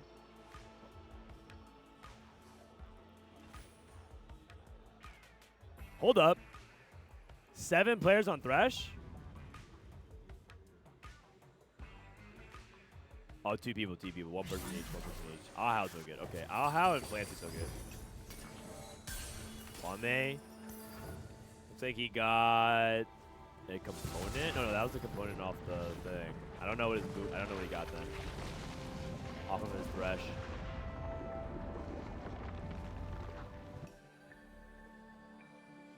Earth's Gambit for 60-second as well, by the way. Wait, so they both took Earth's Gambit with upper mobility. And one's playing Space Groove, and what is this guy playing? He's taking an Anima. Arbiter Anima. Trying to go for a 100 cash and 2 losses. What is 60-second cooking? He has Kindred Pair. Wait, is he going to pivot to Nova? So then what is Huanmie and Ahaoei going to do then? Wait, this is interesting. I don't... If he's pivoting into Nova, what is the rest of his team going to do? Because I think Huanmie and Ahaoei both have Nova setups. Huanmie just made a Caitlyn too. And he has a Kayle too, and Ahaoei has a Kayle too. Now, maybe he's going to sell at the last second. I'm not sure.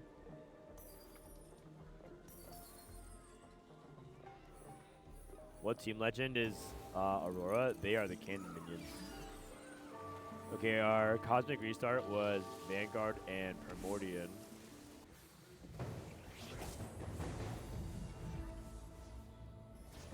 Gonna try to wrap it up here and end on another loss. A 10 loss. Flancy is poorer than he liked to be, but he definitely has made a good amount of gold. Comeback story into Space Groove. Fancy's played a lot of Space Groove. A lot of 4-cost comp.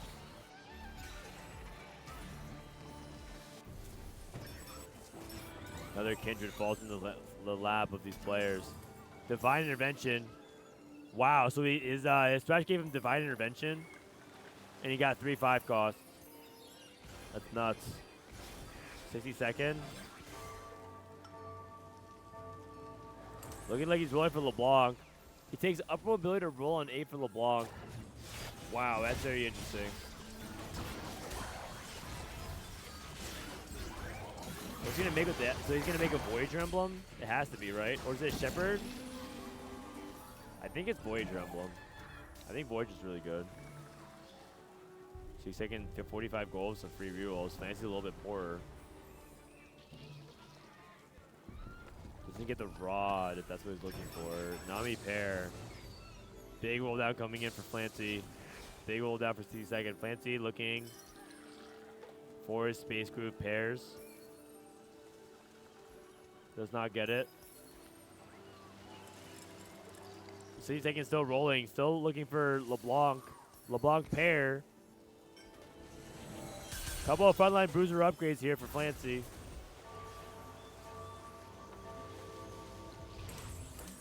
Okay, overall, kind of a mediocre roll down. Neither player able to really get things online right now. Good buff on Blitz. And Zhenbai's going to take the big loss here. I think both of them are pretty strong, so they've rolled down. MoGG on Jinx 2 just continues stack. MoGG's on a 10 streak, still steamrolling. Huanmie also snapped his loss streak and is on a 6 win.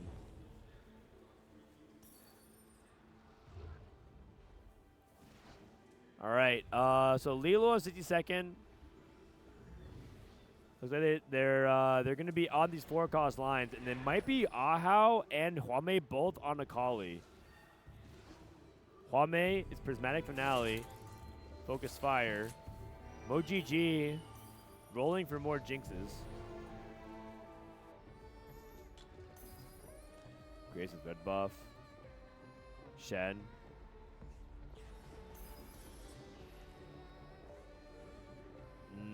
He is holding so many things. He's holding so many things on the bench. It's hard to like track exactly what he has and doesn't have. But it feels like he's paired up with a lot of things.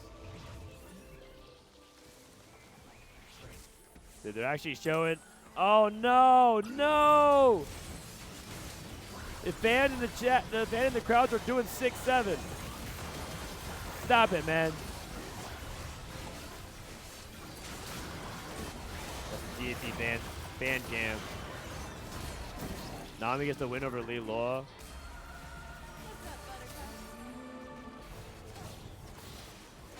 Wow. A Cloud9 fan in the wild. And as holy as well.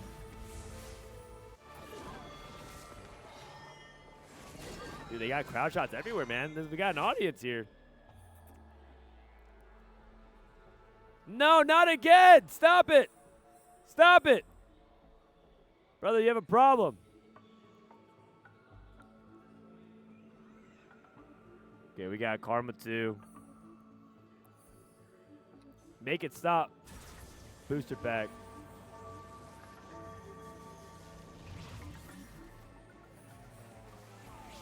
Okay, we got the stun mod here from early Stunner. So we have 7 Shepherd here for 60 seconds. So we end up making a Shepherd emblem. That's a Blitzcrank 2 on 8. What? Where did this come from? Why does this guy have a Blitzcrank 2? Oh, and 60 seconds gonna live? 2 HP.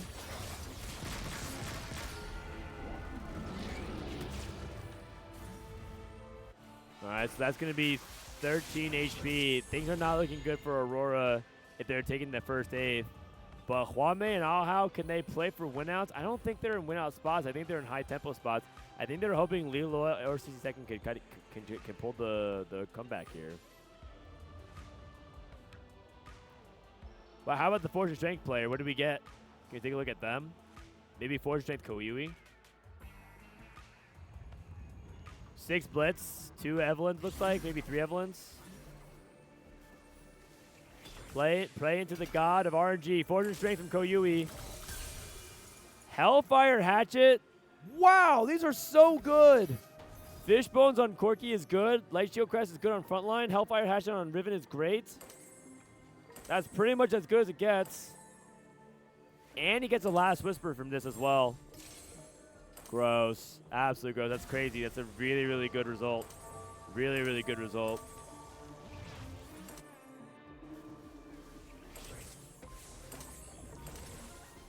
Rage Blade Giants here for 6 seconds. His last stand. Master E sighting in the wild. MoGG end up committing to Master E.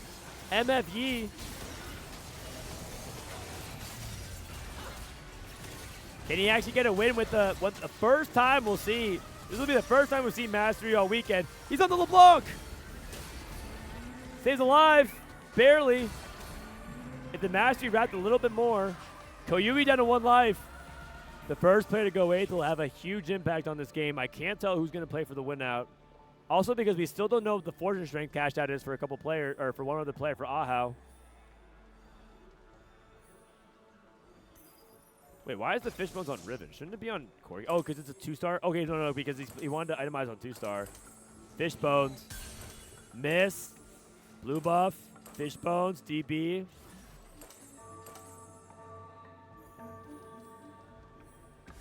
Right side. Now Koyui, he was just going off of 2-star upgrade versus 1-star. Liluo's on the other side. This is a battle between 8th place, I think, on the left. second trying to stay alive. MoGG getting swarmed. Here comes the Corkin Riven, big ult. Liluo's front line is dying. I think that's too much. I think Liluo's gonna die. Liluo, is he alive? He's a 1 HP.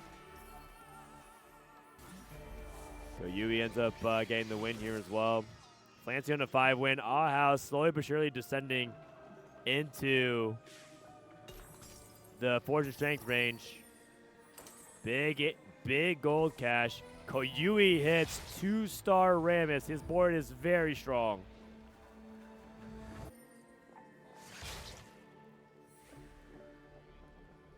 We have an extra bow here for Liluo. Oh, he has red buff. Double Rage Blade Giant Slayer Shojin. Why do people build Ahri on AGAL? To max or crit?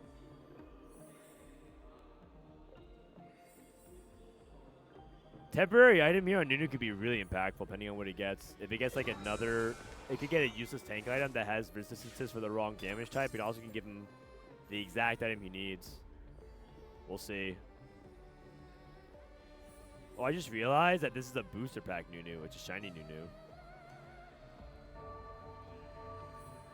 Liluo and 60-second both at 1 HP. If they can avoid the 7-8, that'd be huge. Going against MoGG. MoGG on Bel'Veth 3. Jinx 2, still not at max cap. I feel like this is good for Liluo. On the other side, 60-second versus Koyui. Loser goes bottom 2. Riven got stunned. LeBlanc on the front line. Oh, Corgi got targeted. Koyui's dead. And Liluo survives as well. It's a solo ace for Koyui. A massive swing. He's the Forge of Strength player for Vision. They needed him to stay alive. And 60-second with a clutch victory over Koyui's very strong triple artifact cash out.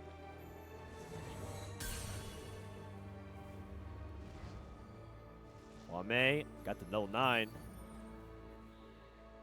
Huanmie, wow, Huanmie still finding ways to win fights despite the fact that his board is just playing the 2-star Akali.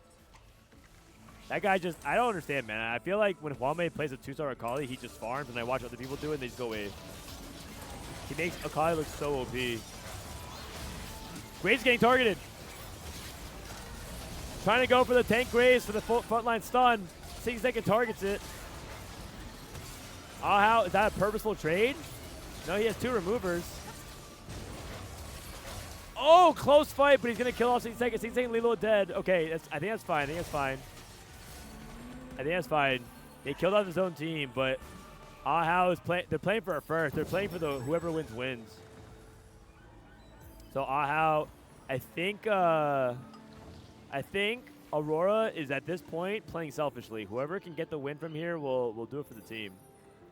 And can they outcap the 3 remaining members of Vision? Flancy, MoGG, and Zhenbai. MoGG just hit Jinx 3.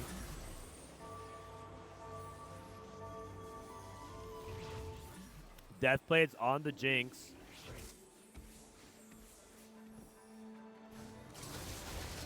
I mean, Zhenbai is playing Master E.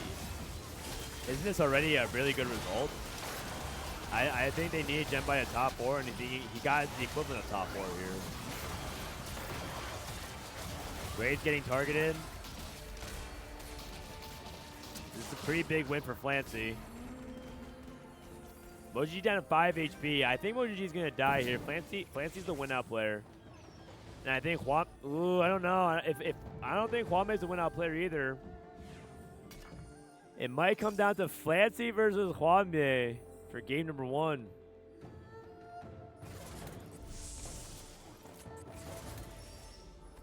Dawn Core, Yasuo's blade work. I mean, part of it is that Ahao, his artifacts are not very good for Kindred. Wait, he went for tank Graves. Like, if he actually went for damage Graves, wouldn't his spot be insane? Wow, so weird, so unusual. He has Shockwave Graves.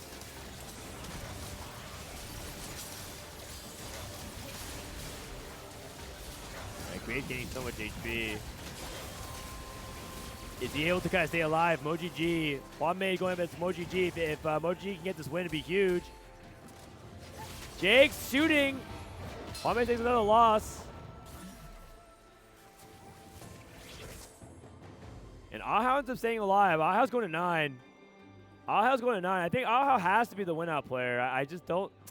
It's crazy because they're both playing Akali Kindred. They're both top 4, but I don't think they can do better. Oh wait, actually, hold on 1 second. I just realized MoGG's still alive. Triple bot 4's on the table. If Ahao dies, that's triple bot 4 for Aurora.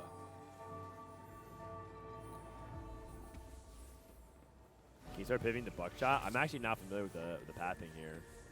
Big shockwave, stunning the left side, but the quicksilver is huge. Akali walks over to the other side. Oh no, the Akali separate from the tank though. Maybe it's okay, maybe it's okay. Ahao gets the win very cleanly over MoGG. MoGG's bottom 4. Okay, and now we can start playing for whoever wins. Huanmie. How does he do it? Zhenbai's at 1 HP. It's Flancy. It really comes down to if Flancy can win out for Vision or not. It really comes down to whether or not Flancy can win out for Vision. Honestly, this Mastery performed pretty fine. This was like a really good performance for Mastery.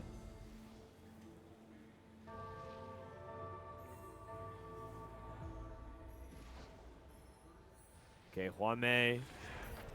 What do you want here? Looking for Kindred 2. Kindred 2 would be really nice itemization-wise for his duo carry. He's also still playing Fiora 1 right now. Huanmie needs to get to 9. Look for Kindred 2. Look for Fiora 2. Shen. Shen is good. That's a good unit you can play on 9. Or on 10. He's on 10. Huanmie going to 10. Shen. Shen on 10. Fiora pair. Kindred 2. Vex pair. Miss Vex 2. Looking for Fiora 2. Pop the Anvil, his Last Whisper. You probably just make another item for Kindred. You should probably make Last Whisper here. It's not great, but it is what it is. He's going against Zhenbai. He's going against Flancy. Huanmie versus Flancy. Perhaps an opportunity for Huanmie to deal critical damage to Team Vision. No, I probably got immediately splashed. I think this matchup's kind of tough.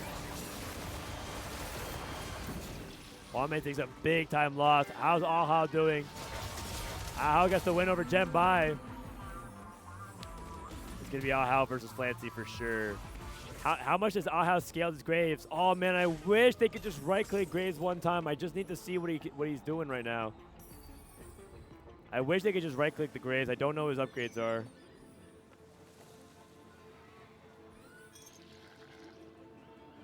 Flancy.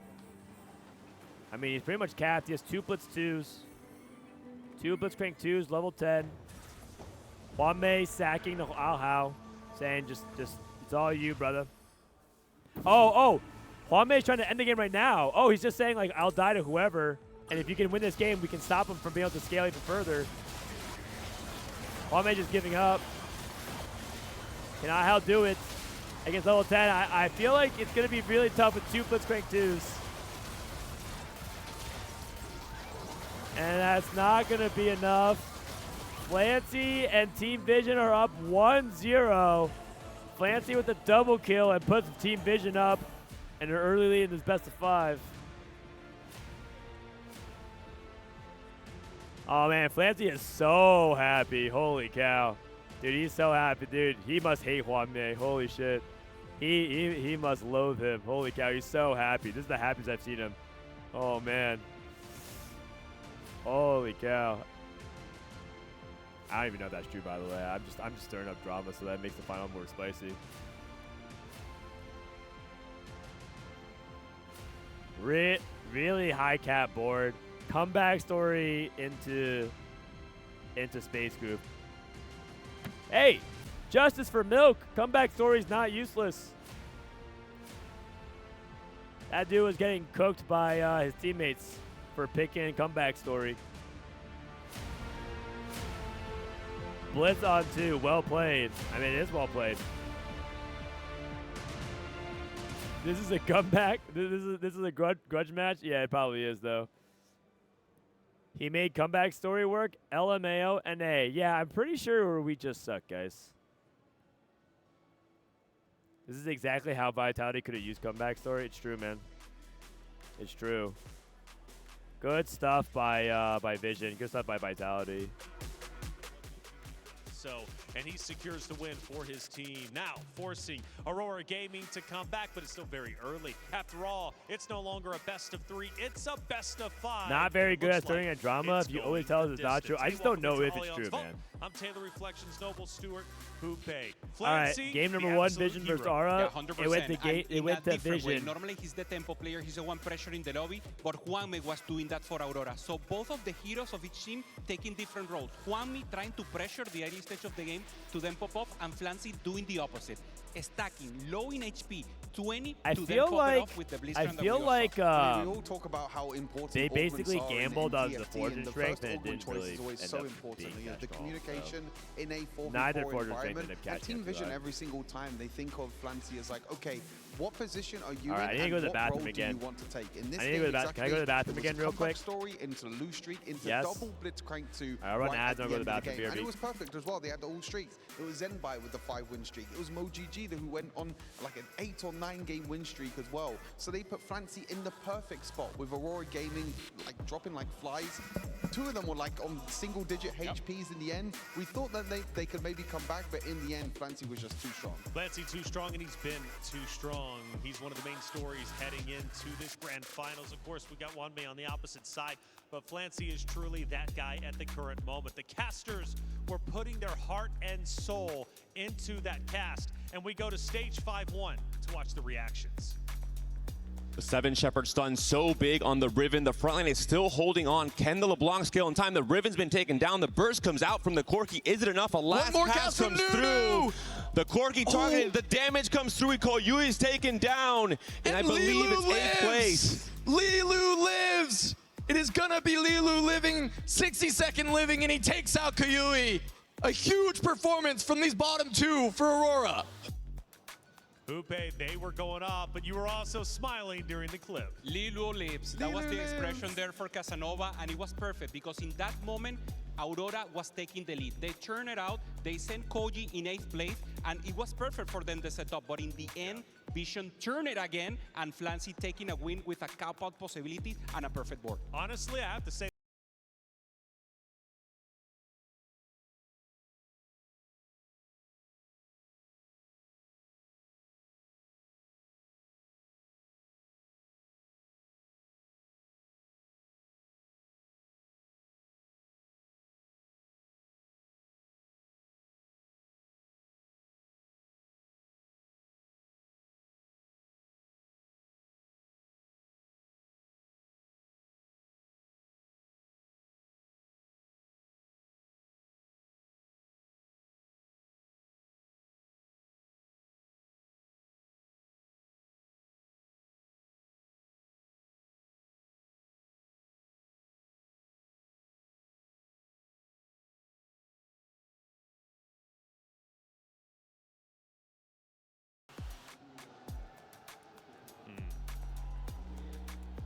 you know, one of the things that I love about the Gentlemates, that they always bring the energy. I remember last year in Riyadh for various different games, the drums in the streets, the energy they have. You guys are hyped up because you've got some other titles you're coming up actually just next week. What does Gentlemates mean to you? Because obviously you're one of the leading faces and owners of that great organization.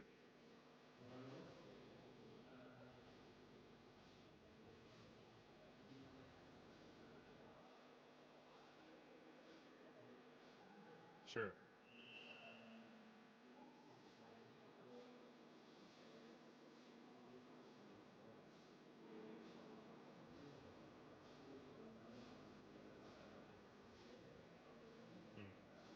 I did, yeah.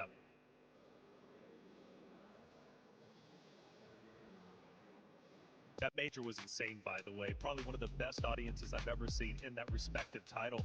But clearly, Riot Games also mean a lot to you, and especially TFT. What's your journey been like as a creator through Riot titles, through TFT, and what does it mean for you to support this great scene?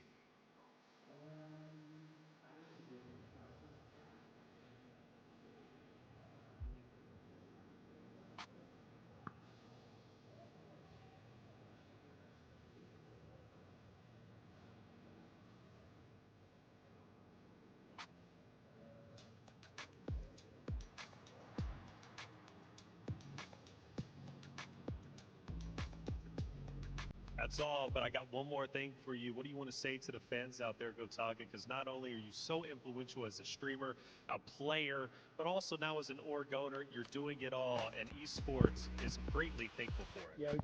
Yo, guys, that was me walking behind. What should I say? Actually, I don't want to ruin his coach stream.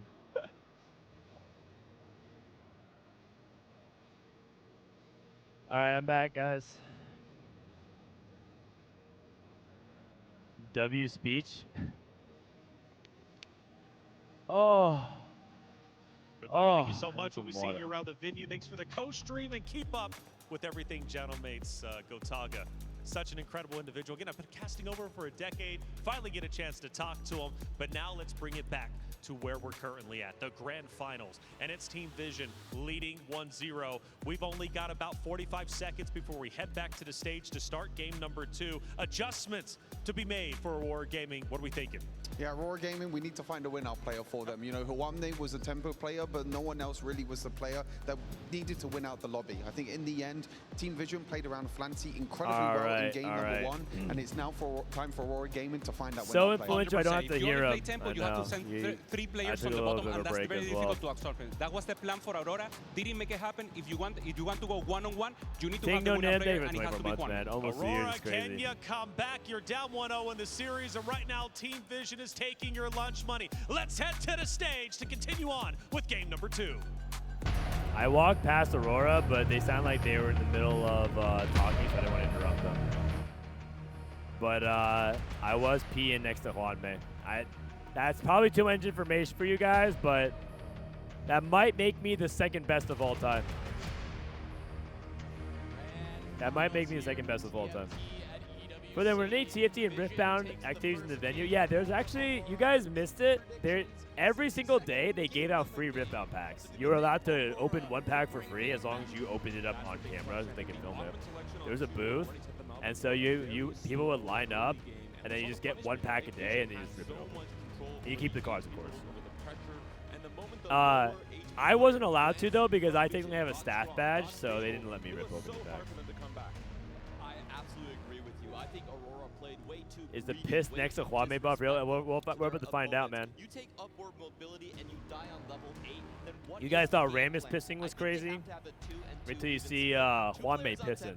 2-player for the win out. Sometimes copying Vision with fixed roles is good. It's exactly what I was going to say. We've got Vision who's done You say casting for over a decade? No, some people have been casting for a long time. All right, Ahri and Ekko, game number 2. Here we go.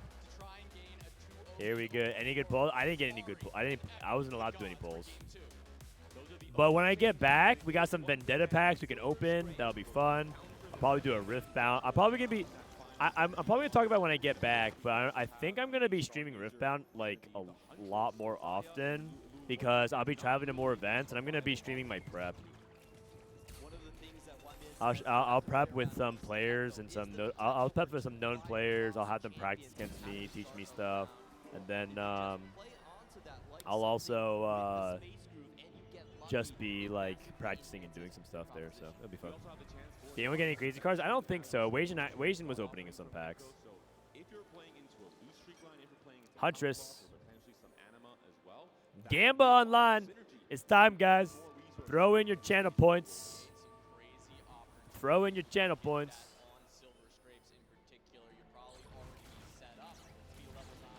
All right, taking a look at the opening here.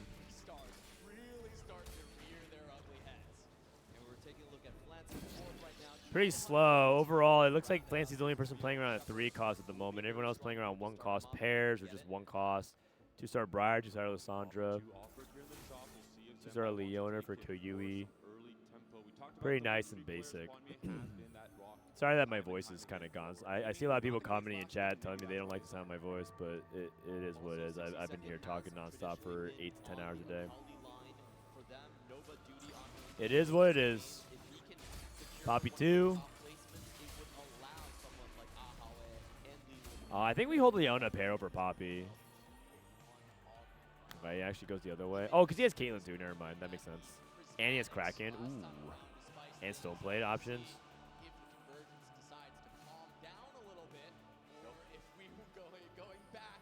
All right, Zhenbai. 2-1 augment. It's gold. I've seen people take booster pack really often just to get started. He did roll and get birthday reunion. I feel like birthday reunion is like just generically quite OP. It's like an augment that a lot of people put premium on. Dude, Zhenbai is so animated. I like it. Is he even prize fighter? Because he has Poppy 2, Caitlyn 2, and he's thinking like maybe he can play for tempo. If his teammates are all loose streak, you can also think about that as well. Do we get double for winning the Gamba? You get to win the most important thing. You get to win my respect. W Glaze. Birthday reunion, Earth.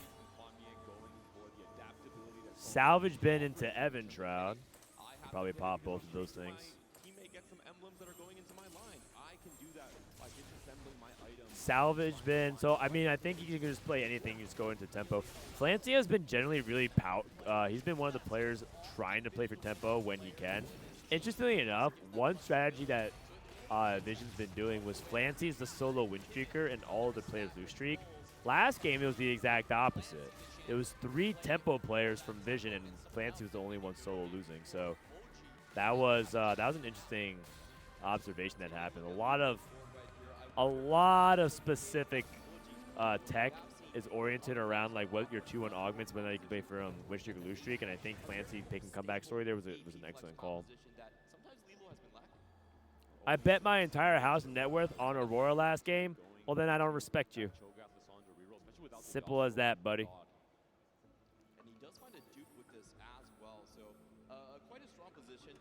All right, Vanguard.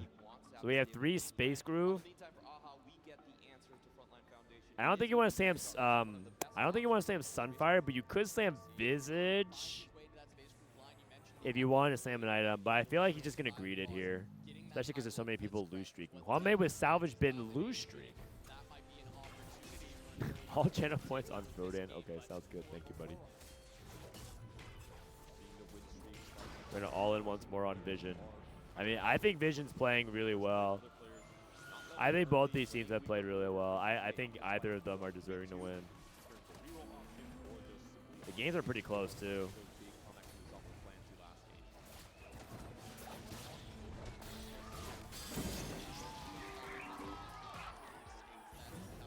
All right, so Flancy gets a 2 win with this fraudulent ass board. Very low tempo so far in this lobby. A lot of people are loose streaking at the moment. Earth with 3 Primordians, so that's probably going to be Nova. Aurora did the double Akali Nova setup last game. Man, I'm sorry, I think there's actually a decent amount of people here in the crowd. It looks kind of like that.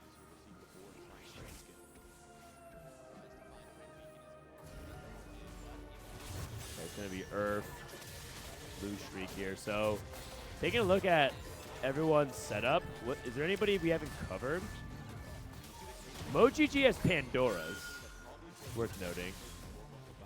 Liluo is level 5. Oh no, that's Shepherd, excuse me. Liluo's level 4, but he has 101 HP. It's probably because of Soraka's Miracle. So Liluo is playing Soraka's Miracle Portable Forge. And then we have a Warlord's Honor for 60 seconds taking combat, but he's freezing. Ahri versus Ekko. One gives you 6 gold, maybe even 7, and one gives you 4 gold. but maybe it's a unit that you can use. 60-second clicks on the 4 cost. I think it's because he's playing Warlord's Honor. So Warlord's Honor, like, you can start stacking the 4 cost immediately.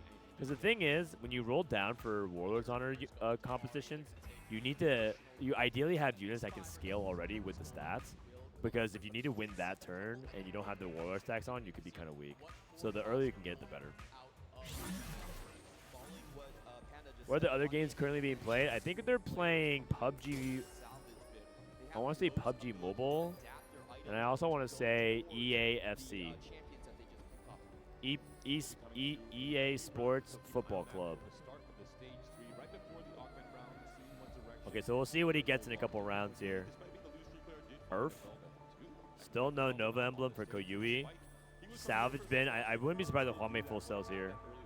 Yep. Hold on to only Akali. Sells. Queues into, I think, Liluo.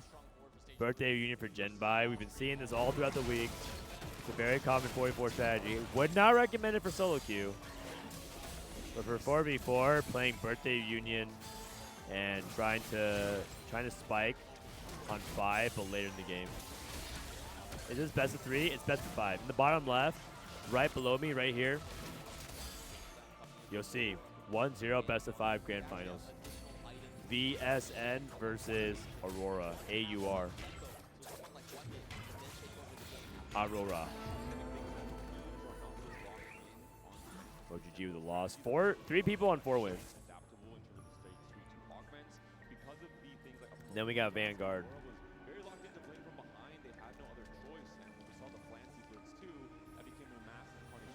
All right, I am feeling a little hungry. My wife told me she's gonna bring me some snacks. Excellent. All right, so for everybody who wants to streak, Ahaoei and Liluo, I think Aurora Gaming would be pretty far ahead economically. They're actually playing for they're playing for both streaks. 60-second and Huanmie are playing for both lose streaks, and Liluo and Ahaoei are playing for both win streaks. This could be the first time this week we actually see a team have 4 streakers entirely. Like 2 people on 5 wins, 2 people on 5 losses. It'd be crazy. Flancy going against Liluo, but Liluo's on level 4. Okay, so he like didn't level because he was thinking he's gonna lose. Ahaoei going against Zhenbai. Oh my god! And then what if it's a disaster? They actually instead invert and they instead of 5 win 5 loss, they all get snapped. Oh no! Oh, that's rough. Both Ahaoei and Liluo lost their streak. But Huanmie and 60-second both got the 5 loss. It could have happened, man. That was actually crazy. Imagine if they controlled everything. That would have been so nasty. That would have been so nasty.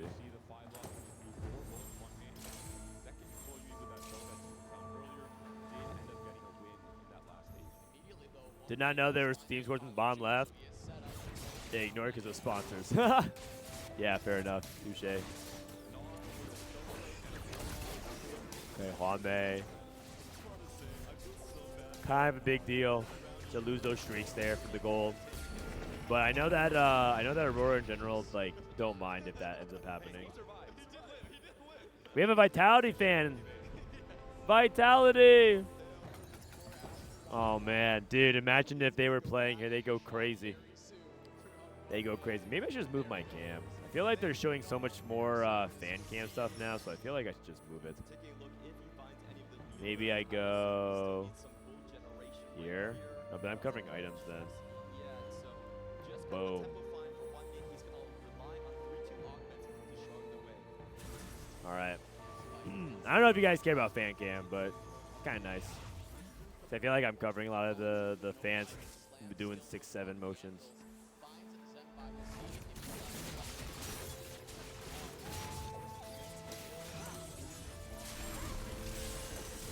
Oh, then I'm covering the items. All right, so I'm here. Boom.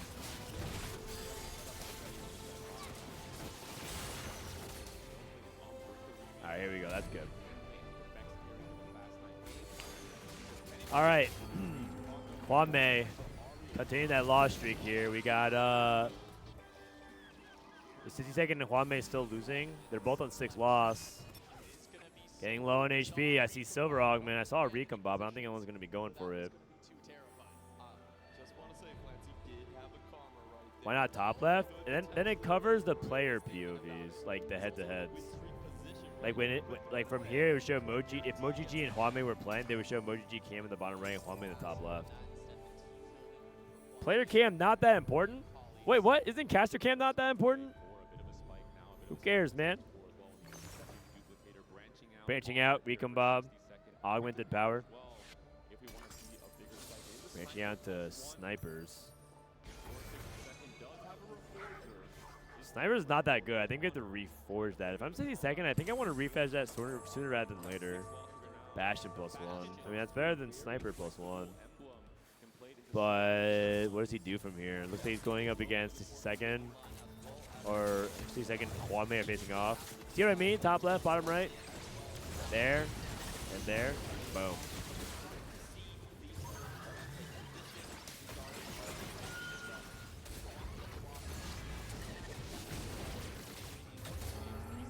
JG and a flail, so it looks like he's going to be committing to AP. Probably going to have to just splash into Bastion, not actually make too much with it.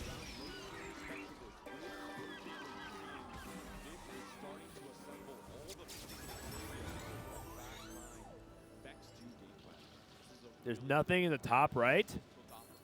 Players all look confused. That's just their natural look, man. They're just kind of locked in at the moment. Huanmie took team building. That's interesting. Taking a dupe. Zhenbai took late game specialist. Birthday Unions did late game specialist. That's a pretty powerful combo.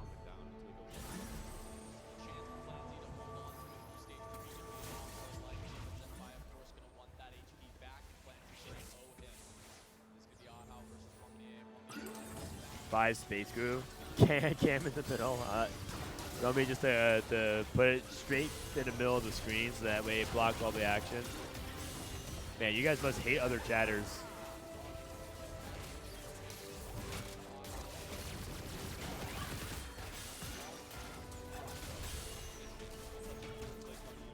Okay, looks like they're gonna keep this loss streak going. So they decided to give Huanmie the full loss. I trust Huanmie from full loss the most out of everybody here on the team. Blessing Well, 2 5-cost champions. A lot of people clicking Ekko here, especially because Blessing Well is not very good. All right, I'll go top left. It seems like people just want top left. Boom. You guys don't care about those cams. Here we go. I'm going top left. There's a 63 HP dip between the teams.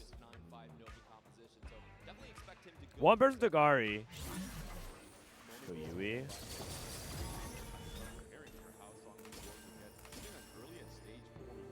Okay, we have Corki. Zhenbai is at 70 HP. When can he get to 9 is a question. He's not that rich. If he, let's see. He's probably going to get there at 4.3, 4.5, and then he's going to have 30 gold more. We'll see. He's going to be a little bit poor or low on HP, one or the other. A true fast 9 from Zhenbai. Teaming up from Liluo. He has a duplicator. Liluo is sacking for Huanmie. I think they want Huanmie to start turning his LiTuChuan around. Looks like he has his Akali. Oh, I think that's what it was. They have they want Huanmie to start playing Akali to start the comeback. I mean, this is a bad matchup. Chris probably slammed it. Oh, he has no Nova, though. All right, so let's talk about a little bit about what's happening here. Huanmie on Akali, 62nd on AP, Liluo on LeBlanc, Ahaoei on Space Group, and then we have from China, Koyui on Akali. He's in 7th place.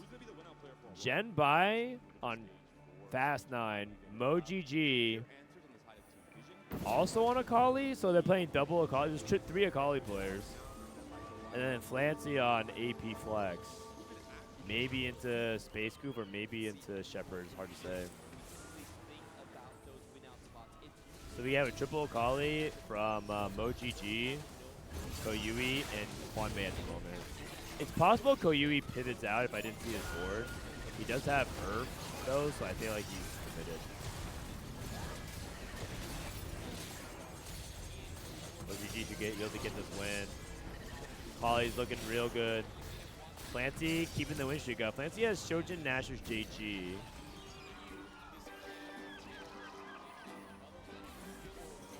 Three Akali's 20 gold is bad. I don't think it's the worst, believe it or not. I think Akali is just that good if you have if you find Kindred. The big thing is whether or not you can find that Kindred though in the first place.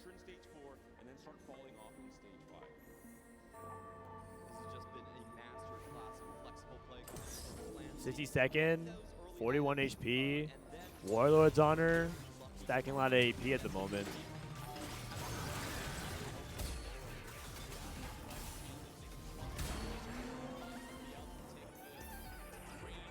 $47.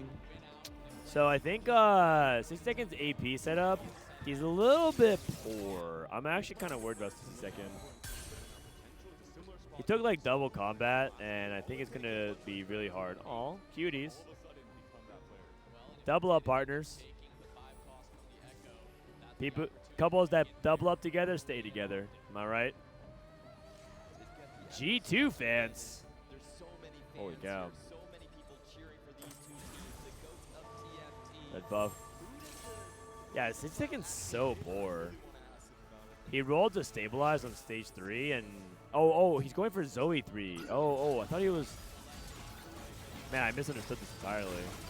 So he went for Warlord, Zoe, Mord reroll. Wow, that kind of stuck under me. So Huanmie and 60-second went for a double 2-cost reroll line. And I think it's because so many Akals are being pulled at the pool that he thinks that he could probably get away with like sneaking a Zoe reroll out. Interesting. That's very bold. Warlord's Honor into Zoe reroll. Flancy's still on a win streak, 11 win. Here we go, last augment. Flancy saw Drew a Lotus. Pretty damn good. Reinforcement's also really good as well.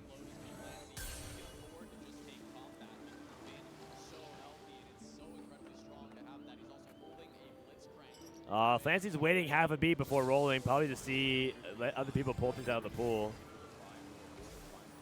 Oh, he's not even rolling? He's gonna go straight to 9? Oh, okay. Okay, I thought Flancy was gonna be rolling here on level 8. So Flancy and Zhenbai are going to level 9.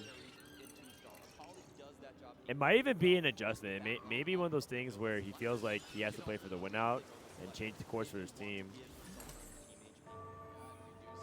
Liluo has 7 loss, 35 HP. Augment-wise, Liluo has Arcane Victory. A lot of combat. Actually, almost everybody here took combat. The only person that didn't take combat was Ahaoei. He took Gilded Steel, but Gilded Steel also gives some combat. Hybrid Augment.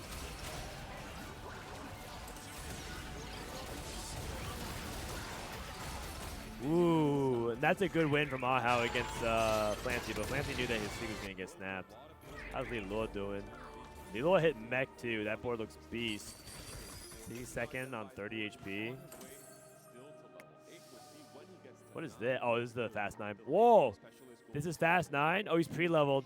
58 out of 60. I'm like, if this is fast 9, he is cooked.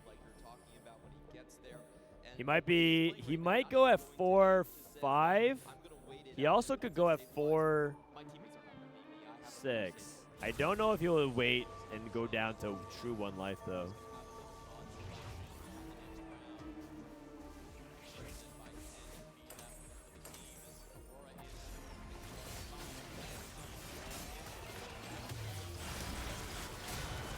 We broke up. Over what? Double up? If double up was enough to crack your relationship, then you guys are just bad for each other. Sorry to say. It was probably for the best.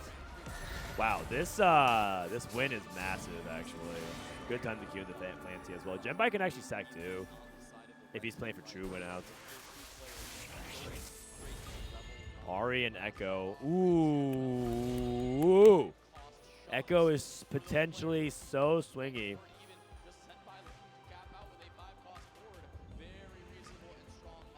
Dude, it's so swingy. It's actually wild. That's late game specialist? Yes, I believe so. Is it not? Would you ever play double up with your child? Yes. And then he could prove to me that he deserves to be my son.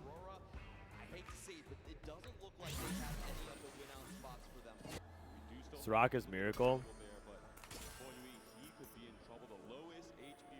Koyui still rolling, looking for Jax 3. He's one off. Holding Zoe's. 4 copies of Zoe's. Hits the Jax 3. Big time hit for Koyui. But I think Koyui is just trying to race 62nd to 8th. Like, I think 62nd and Koyui, the winner of that matchup, if they queue into each other, probably stays alive. The other goes 8th. Huanmie with a big transition turn. Salvage bin, very hard. Probably double Visage here. Warmog. Oh, Warmog's adaptive. Okay, that works too. MoGG is really good on her. Probably not efficient to stack double Visage. It's just that floating tier is kind of weird. I just like don't know what to do with the tier. Damn. Easy win for Flancy. We just happen to watch everyone who Flancy queues up into. Everyone gets a free win. Koyui loses against Zhenbai. That's a really bad sign. Did he switch his Nova Strike? Is that what it is? Is Koyui sacking for Zhenbai? We won't know. Could be it. But they might be sacking for Zhenbai to go for true win out and then just saying Koyui can go 8th. It's fine. It's fine as long as we win the game.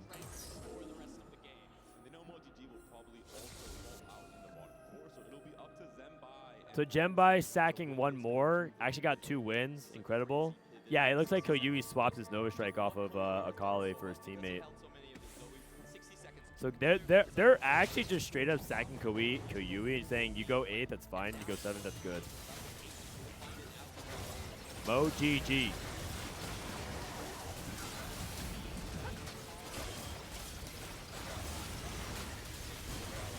Kayle looks like it's burning down.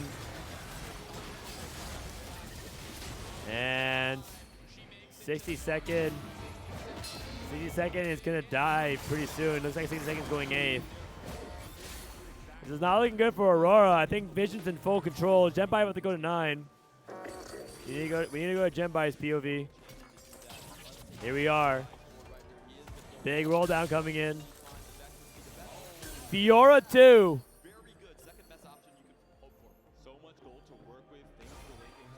Blitzcrank.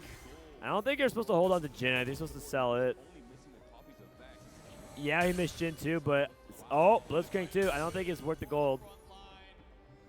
Where's the Vex? No Vex. Frontline is really good. This would make me believe that you're supposed to cut the Maokai Tahm Kench dynamic if you had the Nunu too. But he's going to replace Ross instead and keep it massive frontline. Yeah, so now he cuts the Maokai, which means it makes me want to play the Ross instead, because now we have a TK. Maybe he's playing TK for the resources. Flancy on the right-hand side.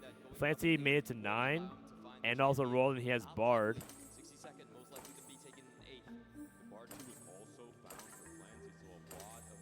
Okay, let's see it. If Zhenbai passing to Jhin is worth it. I think it's worth it. Because I think that you don't want to tie your gold up in Jhin that can't actually deal the damage. I think Vex 1 is fine. If he has good enough front line. This is 62nd who pivoted off of Zoe reroll, by the way. He pivoted off of Zoe reroll. He tried to go into Karma Flex. Oh my god. Look at his synergy bar, by the way. 62nd is 8th. An unsuccessful cook. He is dead. Liluo is also going to lose here. I'm thinking it's very favored for Vision at this point. We'll see, though. Just because I think the win-out spots in Vision are better. I don't think Ahao is likely to win the game, but maybe he can if he hits Blitz 2. Wait a second. Huanmie has Shen 2 with 2 items. Maybe Huanmie the Magician can pull out his team from the trenches.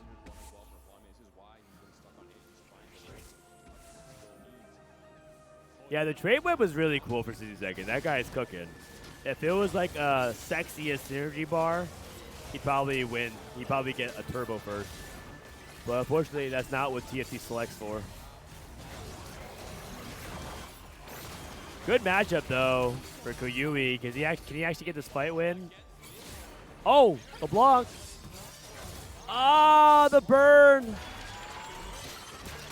That's a critical hit to Liluo. Huanmie also loses. I'm thinking that this is going to be a very one-sided game, and it turns out it is. And Liluo, unfortunately, is duo carrying Alessandro too. LeBlanc flex. Honestly, man, I feel like Vision is cooking some cool boards. They're playing like Mech LeBlanc, and then they're also playing like Karma Conduits. Some really weird stuff going on. But I mean, it's just a classic, man. You're just getting bullied by meta. Cool boards into 8th.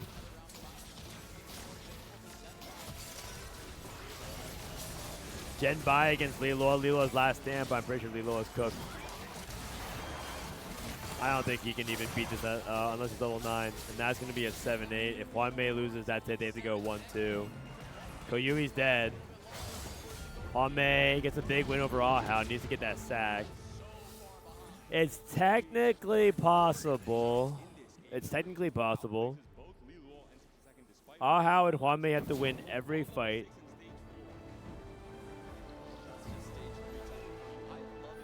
I'm thinking it's not going to happen, but it's technically possible. Save gold dupe for next game. Yeah, that's a true 44 macro strategy.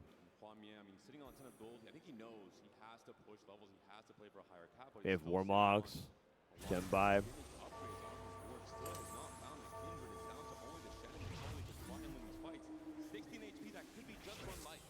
You know what the tech is to save mental? You use your dupe on a unit that you just use it for gold, and then when your teammates ask you about what you use the dupe for, you're like, oh, I just have to use it for light tempo. That way they don't see you with a dupe on your bench. Your teammates see you with a dupe on your bench. That is not a pleasant post-game conversation.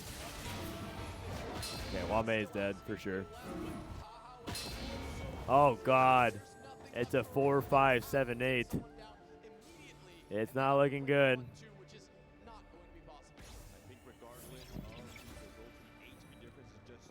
Well, we'll see if anything can get done here.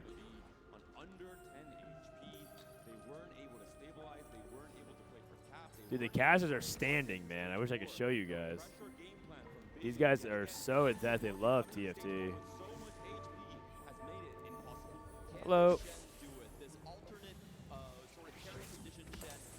Oh, my wife brought me snacks. Thank you. But she brought me an entire bag of snacks. Wow, a Snickers bar. Supposed to be my birthday. All right, Huanmie and Ahao. This is probably going to be the last fight of the game. Neither of them feel very competitive right now. Huanmie dead. Ahao barely alive, but that's going to do it. Top 4, triple top 4 for Vision. And Vision up to a 2-0 lead. Oh, my wife got me Cheetos as well. She got me Cheetos. It's got the original Gout Fromage. At least that's what it says right here. The Vision walking off. See? Gout Fromage. Gout Fromage. Ugh. Yeah, pretty uneventful game, guys. I think the problem was that I think Aurora is overcooked here. Quite frankly, it's just an overcook. NT, a cool cook, but an overcook nonetheless.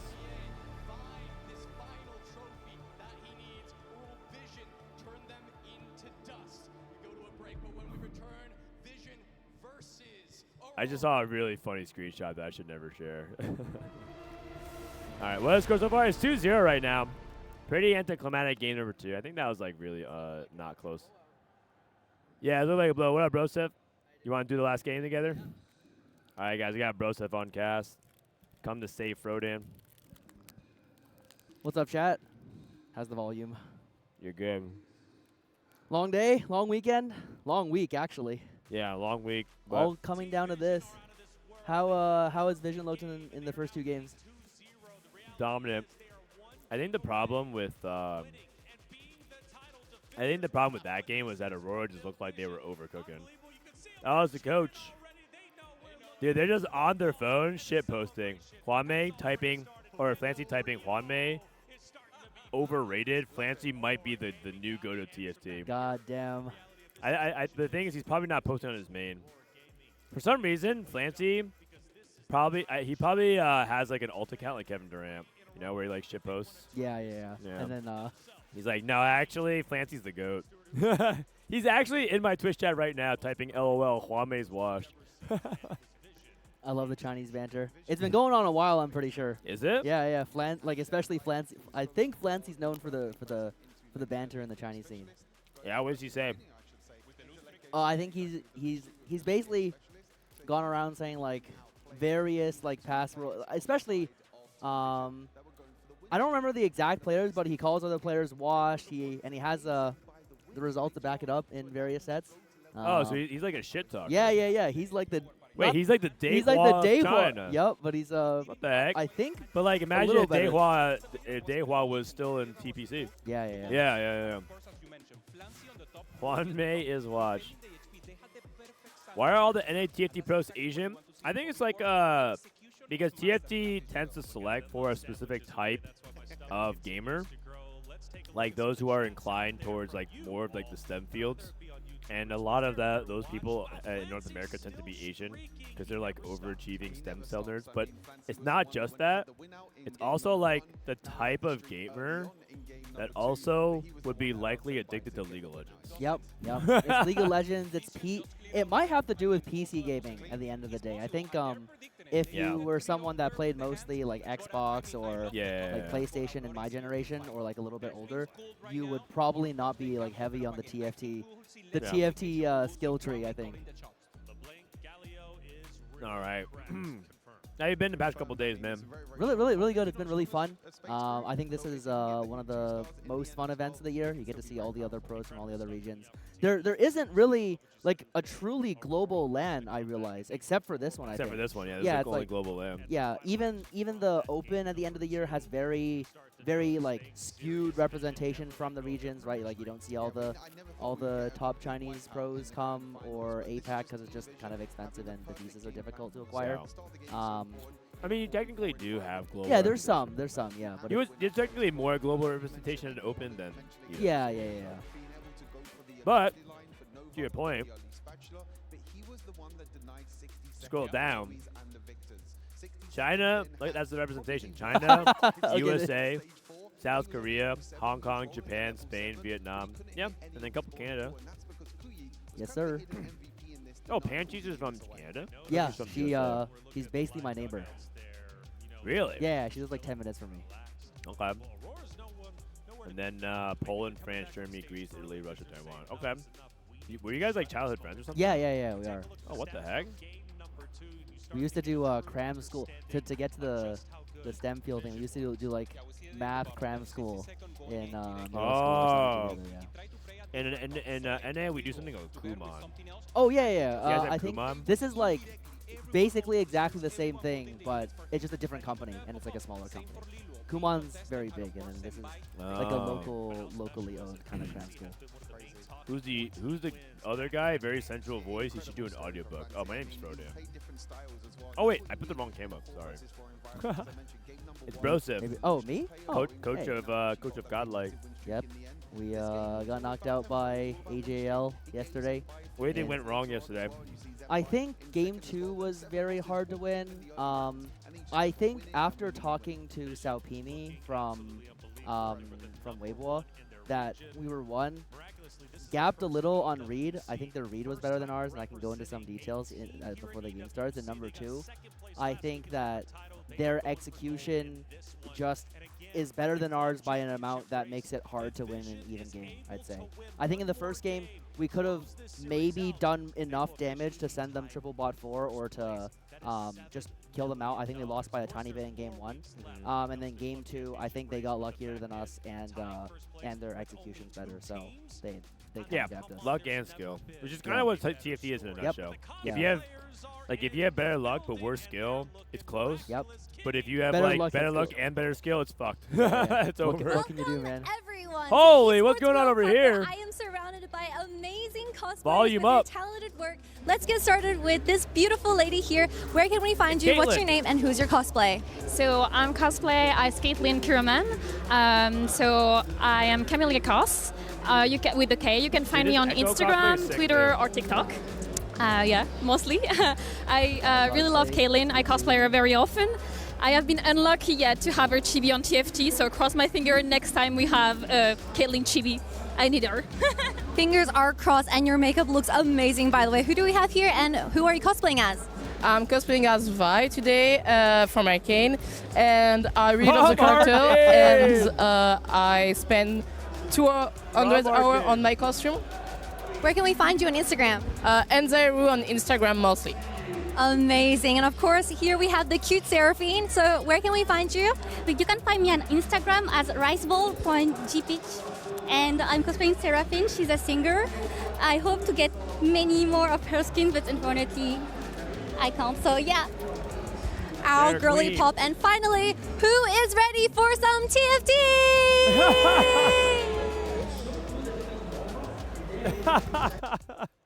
She just said, fuck all the rest of you cosplayers. No publicity for you. Sorry, we're out of time. No, that's actually so funny. Gotta get into the game. Like, sorry, we gotta cut this ad real quick. The rest of you guys, no promo.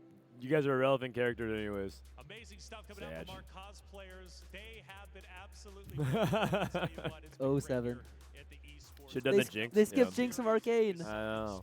Bomb Arcane. Dude, Kitty's been crushing it all weekend. Yeah.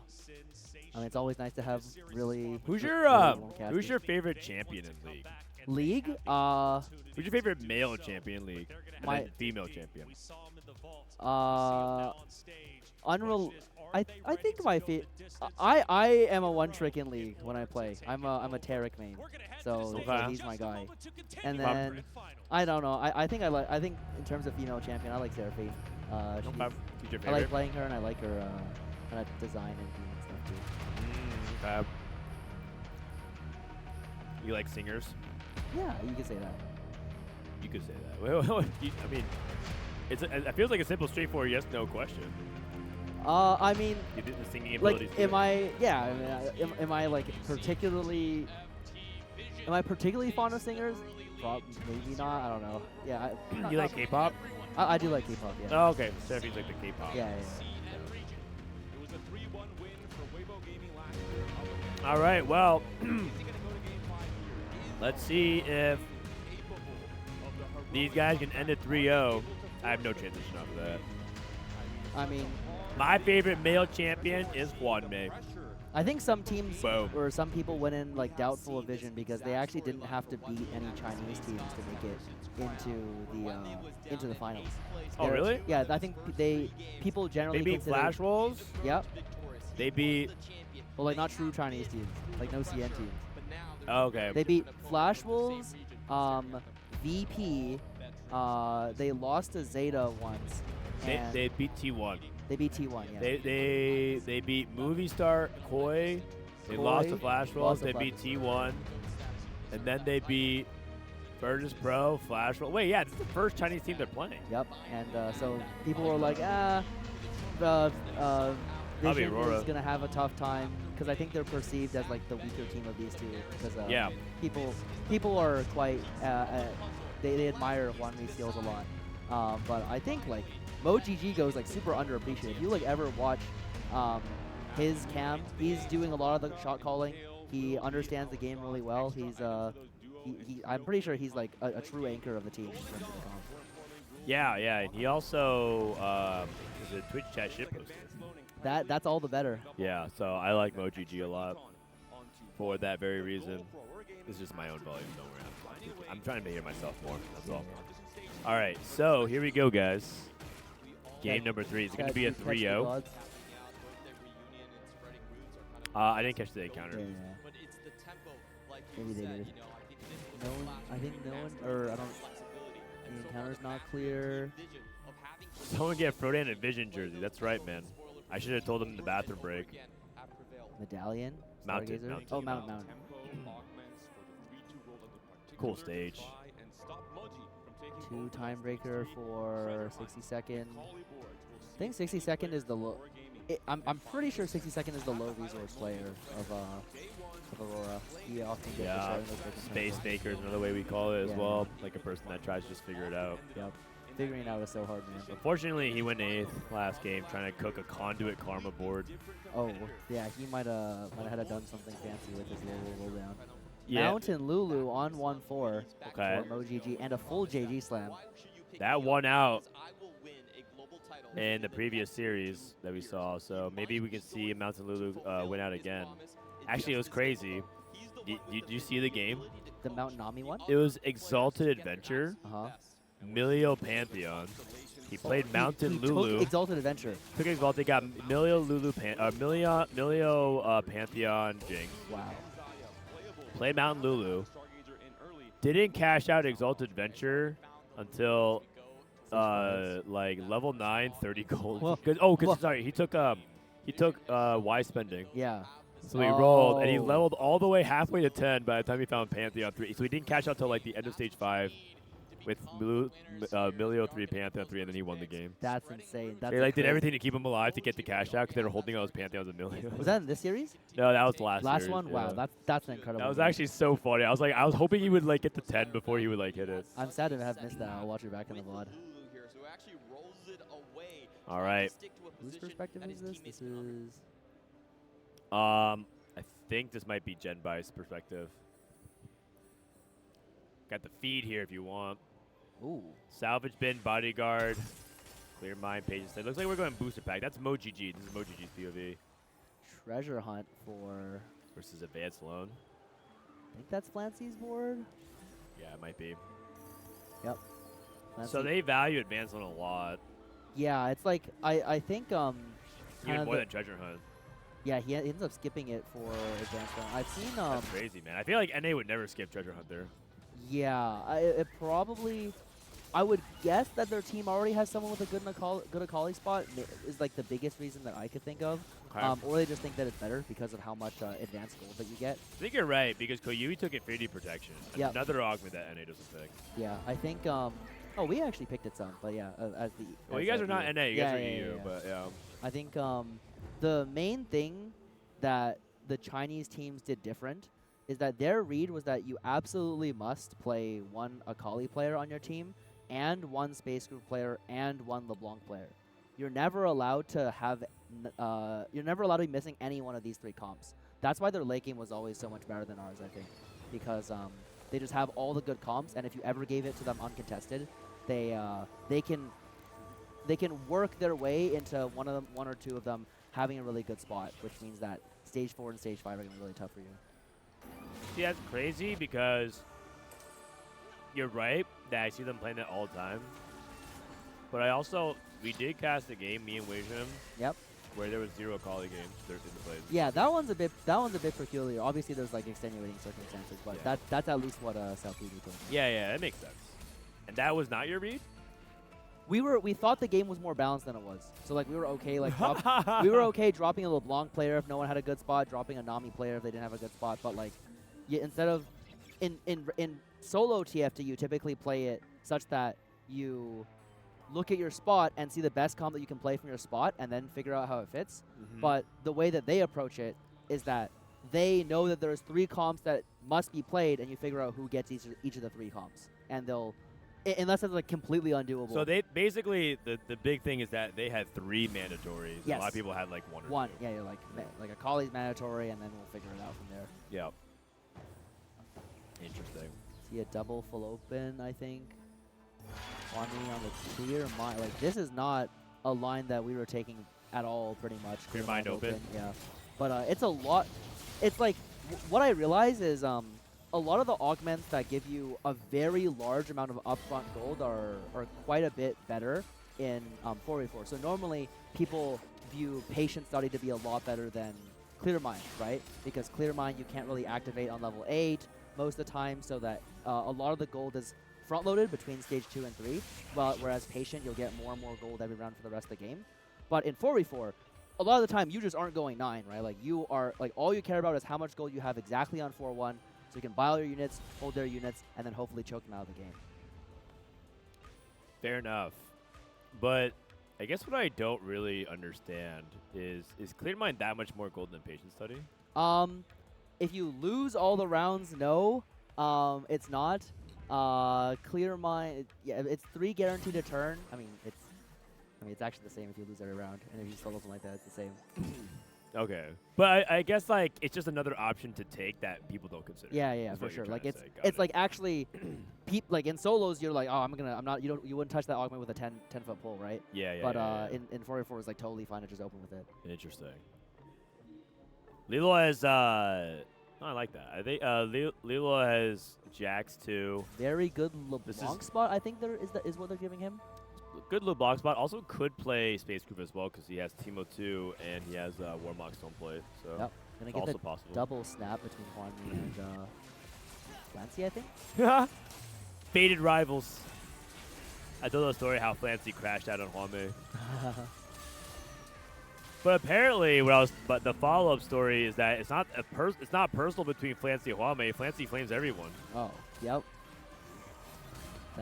I need to start learning Chinese so I can start watching some Flancy streams. Dude, I need to start learning the Chinese words so I can like actually get their tech on from watching the VODs and listening to their comms. Because they stream their comms too. They're not hiding anything.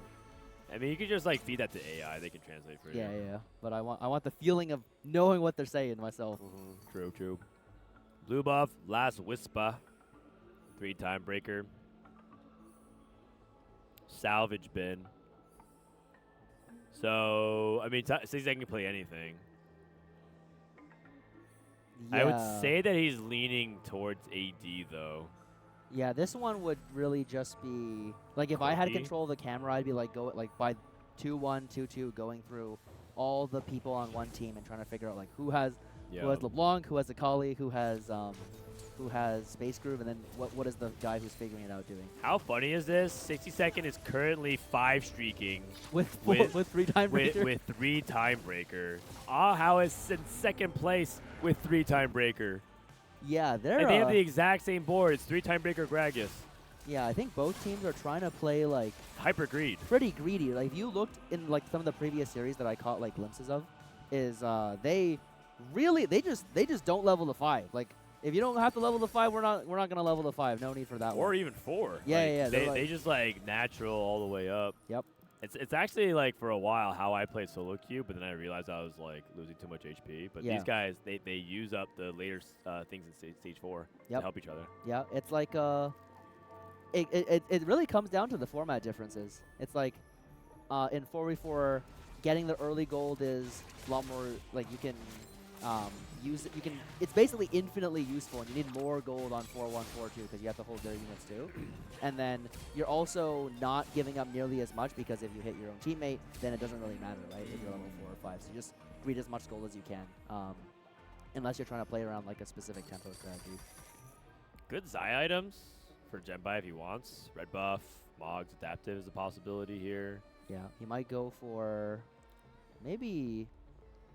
I'm trying to figure out like, okay, wait, this left bar, this thing is actually really useful trying to figure out what people are playing. It doesn't show slammed items, which is a little bit unfortunate, but this could be Space Groove maybe. I think Mountain Space Groove we've seen once and it looked to be quite strong. So his name's Void Staff. Because I think the problem with playing Xayah, I realized, is that if you go under the assumption that you must have those 3 comps, right? Akali would like to run TK and or Morgana. LeBlanc wants to run Morgana and Renu, and Space Groove wants to run TK or Morgana or something else.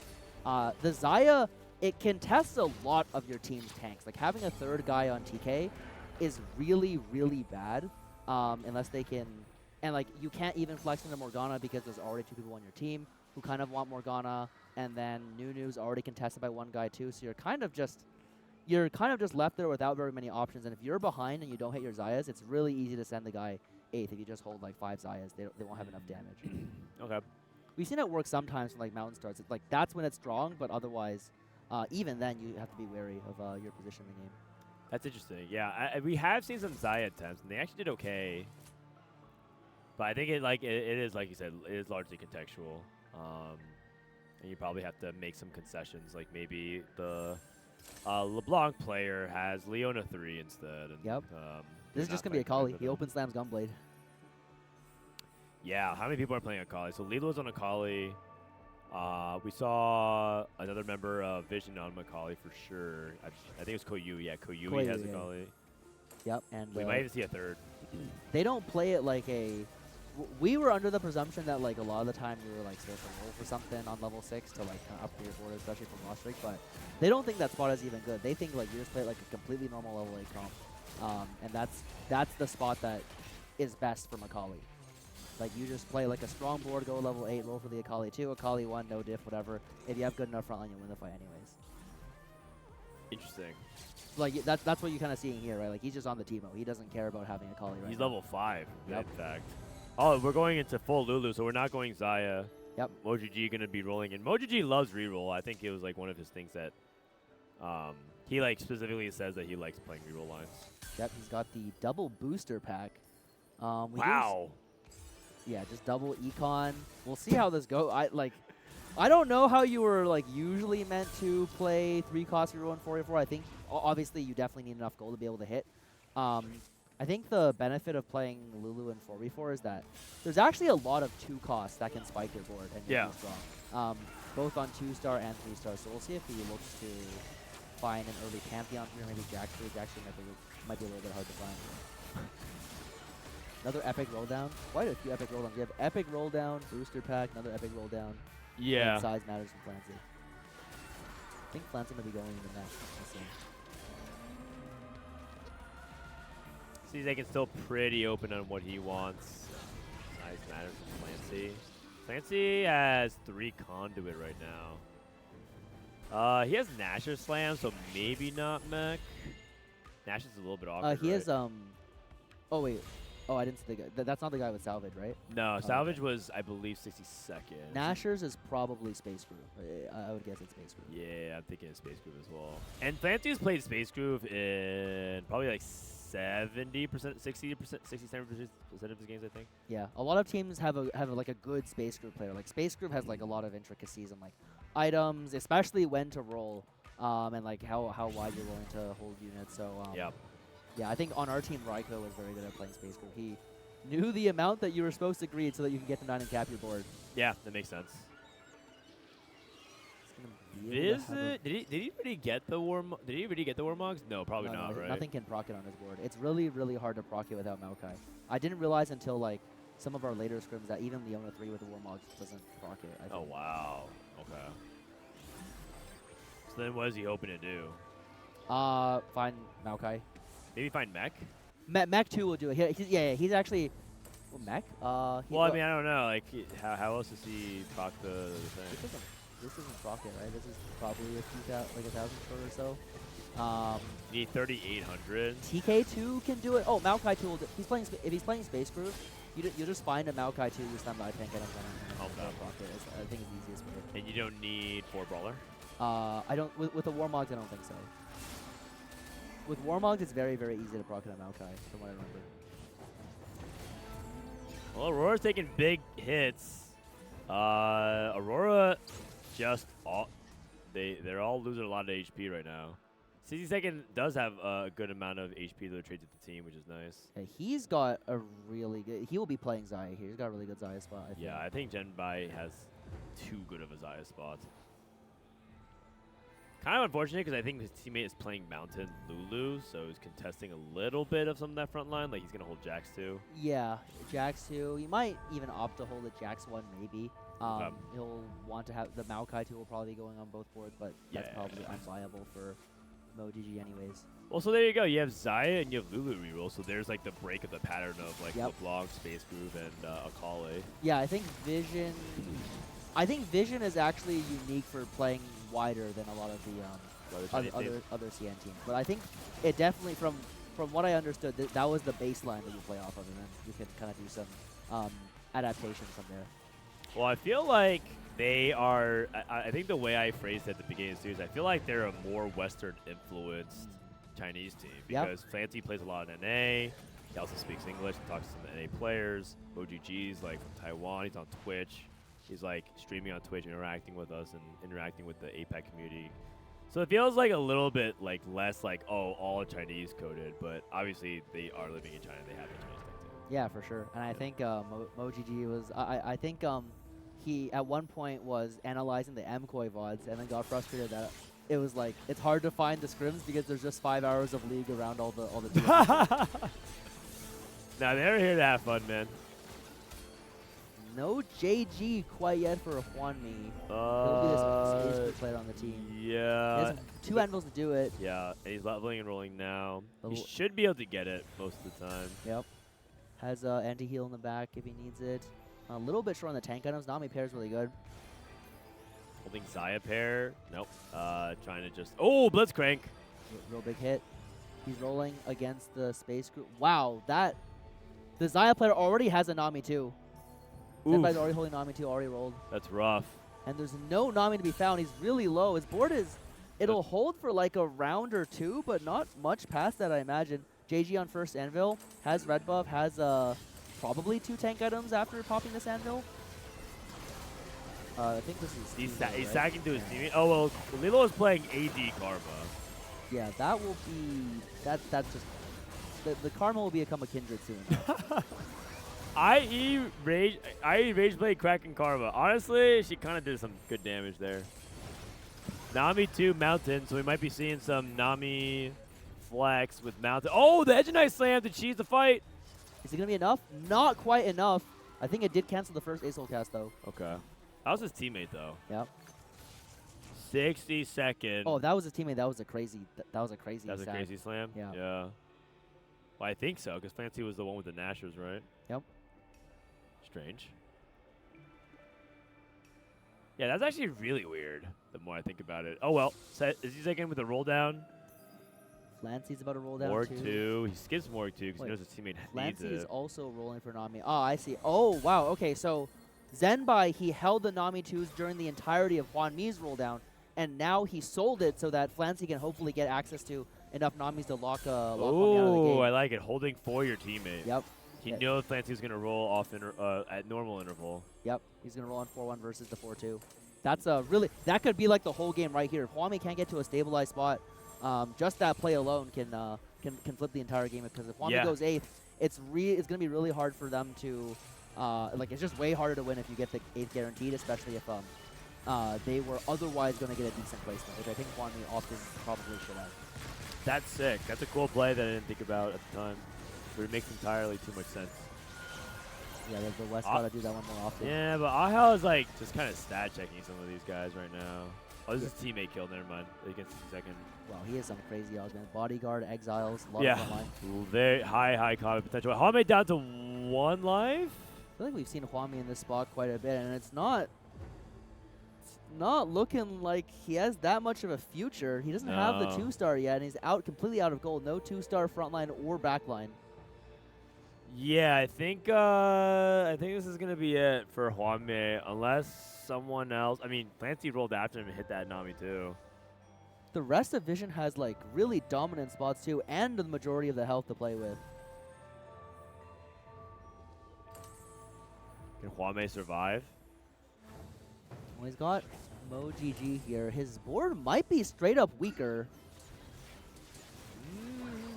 No shred. Got 2 econ augments on Huanmie's side. But this is a better matchup for the Nami, I believe. Nami against Liluo? Yeah, I think so. I think when it's even, the Nami can just splash onto the Liluo fast enough. Yeah, I've seen it go both ways. Oh! They both kind of have backline access. Yeah, exactly. They both splash the backline. Liluo loses again. He needs to stop losing. Aurora's down 2-0. If they lose this next 12 game, health for the bottom players. Well, that's actually huge. Huanmie and Liluo instantly taking it. Gonna miss the Nami here. So there's no Nami 2 for Huanmie. There's also no useful 5 cost. Yeah, no Jin. Or sorry, no Blitz. No Blitz, no Shen. No Shen. He's gonna get a TK print soon enough. Guys, I think 7 people took HP. This one. Holy cow. That's a lot better for the side of Aurora. They need more of the HP to work with, especially if they theoretically have the compensation of the scaling spots. Yeah. I think Liluo, if Liluo gets to a good board, I think he might be 4-5ing it from what I can see here. If he gets to a good board, he should be able to, 4-5ing it here. He should be able to beat a lot of his opponents. I think these are some of the 3 highest value augments I've seen in a while on an Akali board. Woven Magic for 4 components. Implants 2, Swordsmith. Needs to get to frontline upgrade plus Akali 2. Doesn't have either other than the Jax at the moment. It's on Kindred 1. Huanmie hit Nami 2. That's really big.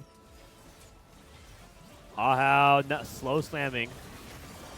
Trying not to. He's actually not going to slam at all. Looks like he is LeBlanc naked. Trying to kill some units. He's going to late plan here.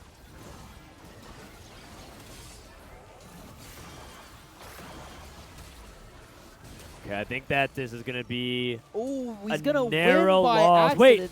Oh, Huanmie. I don't know. That Lost was probably teammate. not part of the plan. Yeah, he slammed the death cap, and that might have cost him. Oh, dear. Oh, dear. Ahao thought it was okay because they were trying to play greedy with HP. And now Huanmie's now at true 1 life. Uh-oh. Uh-oh. I don't know if they're supposed to sack Huanmie here, because when you have this low, like when you have this. No, that was not the plan. They removed. They removed for that, right? Yeah, I think so.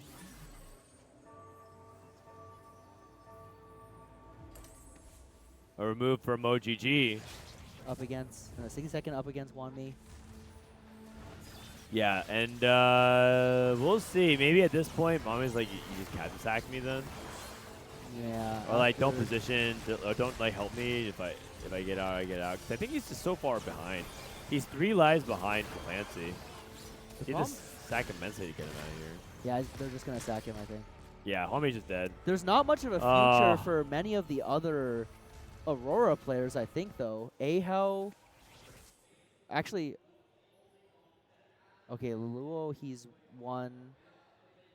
Did he lose the last round? He 5 lost the stage. Oh, yeah. Yeah, he has no econ, no upgrades, no gold. I'm kind of surprised he took items here over money. Because I feel like he kind of needs the gold to buy something like the Kindred in the shop right now. Are you allowed to sell Vex? No, you have to hold Vex, I think. So then what? I feel like you need the Kindred too. Yeah, I think you asked for a sack. He doesn't even have a Kali pair. Yeah.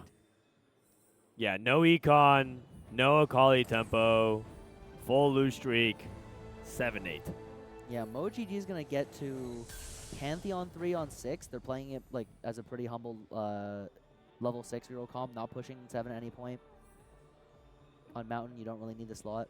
Yeah. Koyui has the more. Yeah, I think this is a much stronger Akali board. It's lower cap, but he has the upgrades at least for sure, the most important parts.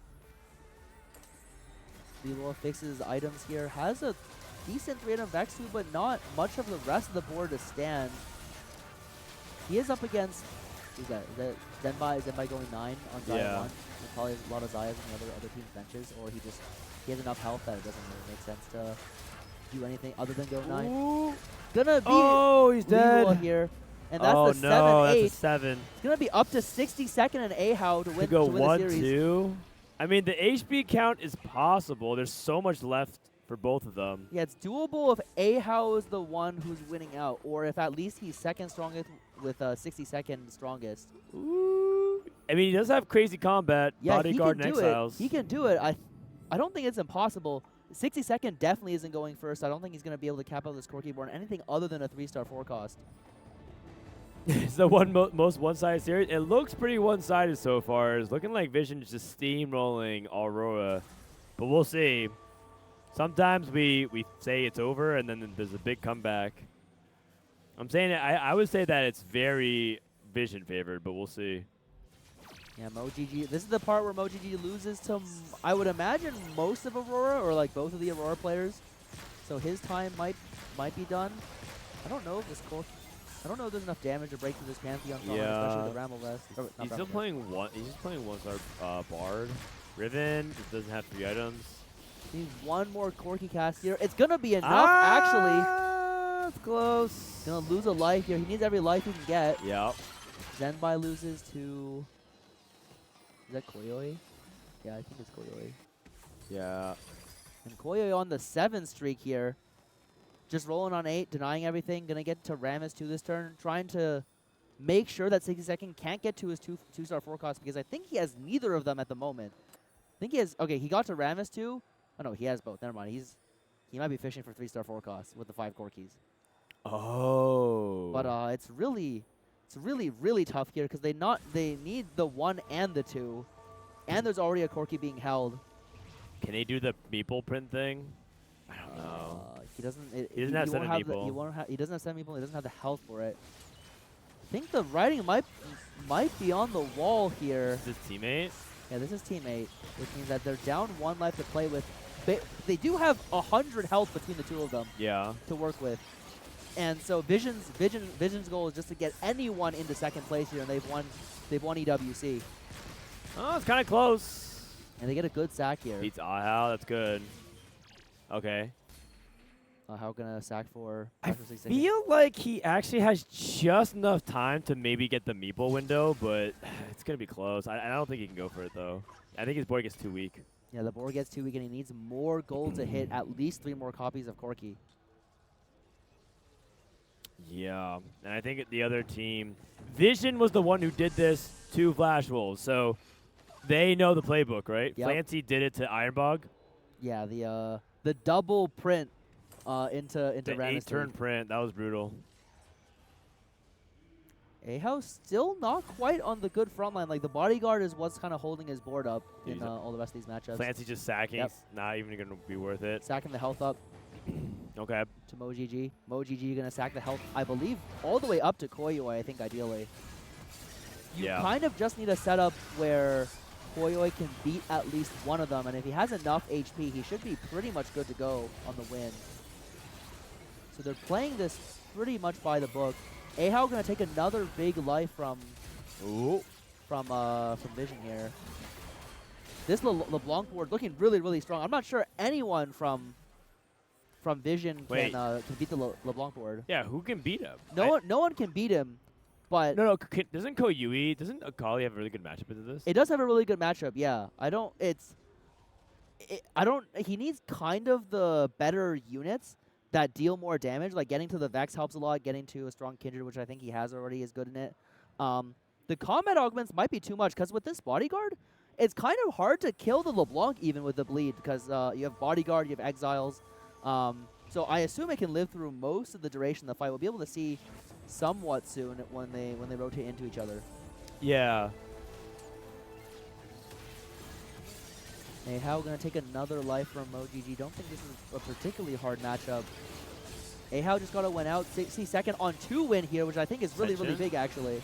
MoGG still hasn't hit full cap though. He's still like getting his 3 stars in order. Yeah, he's on what, 6 Liluo? I don't think he's gonna get there. I think this is about as good as his board is gonna be most of the time. He might get another Mountain Emblem though. That's kind of relevant. Yeah, he gets another Mountain Emblem. He had it on 2-1, which means he's getting another one for 6-1. But you could argue that he should just die here as well. But now all of a sudden, Aurora's actually in prime position for the 1-2. Yeah, they're looking real strong. This Varus's item looks like it's definitely, the Varus's God item is looking pretty good. So he's like trying to get double his chances of getting the dragon. Yep. This is the tech to maximize your dragon chance. 2 bards, 3 bards if you can, and make sure both your bards have the cast on, so you don't want too much damage from your other units. You also need enough damage that it dies while the cast is going though. So it looks like he's gonna miss the dragon. Yeah, NT. And this is suddenly looking like Aurora can maybe pull it back. I feel like they can do it. I'm surprised no one from Vision has that high of a. None of them have beat the players from Aurora at all. Yeah, their board strength is just too weak. Like if you look at what 60 Second and Ahao have. They both have, yeah, they both have like pretty strong setups. This is about as strong as Corki gets without having triple combat, I imagine. Yep. Got extra items, the Apotheotic Forge, Kayle Boon. Scales pretty well into the late game. Okay. Everyone on Kayle Boon. Zhenbai is level 10, and it looks like MoGG is sacking, full remove. So, again, oh wait, Zhenbai is very strong. Hold on, I got to level 10. Yeah. Level 10, okay, Xayah 2. he's the cap win player. He's got to be able to beat at least one of them, but if they play their cards right, they're going to get a team fight here between 60 Second and Ahao. Oh, yeah, you're right. Ahao's farming infinite because of the gold. That is a lot of gold. I don't know if that's the #1 priority here, though, because they have to get 60 Second into the top 2 as well. Oh, you're right. They can't just like deal so much damage for gold.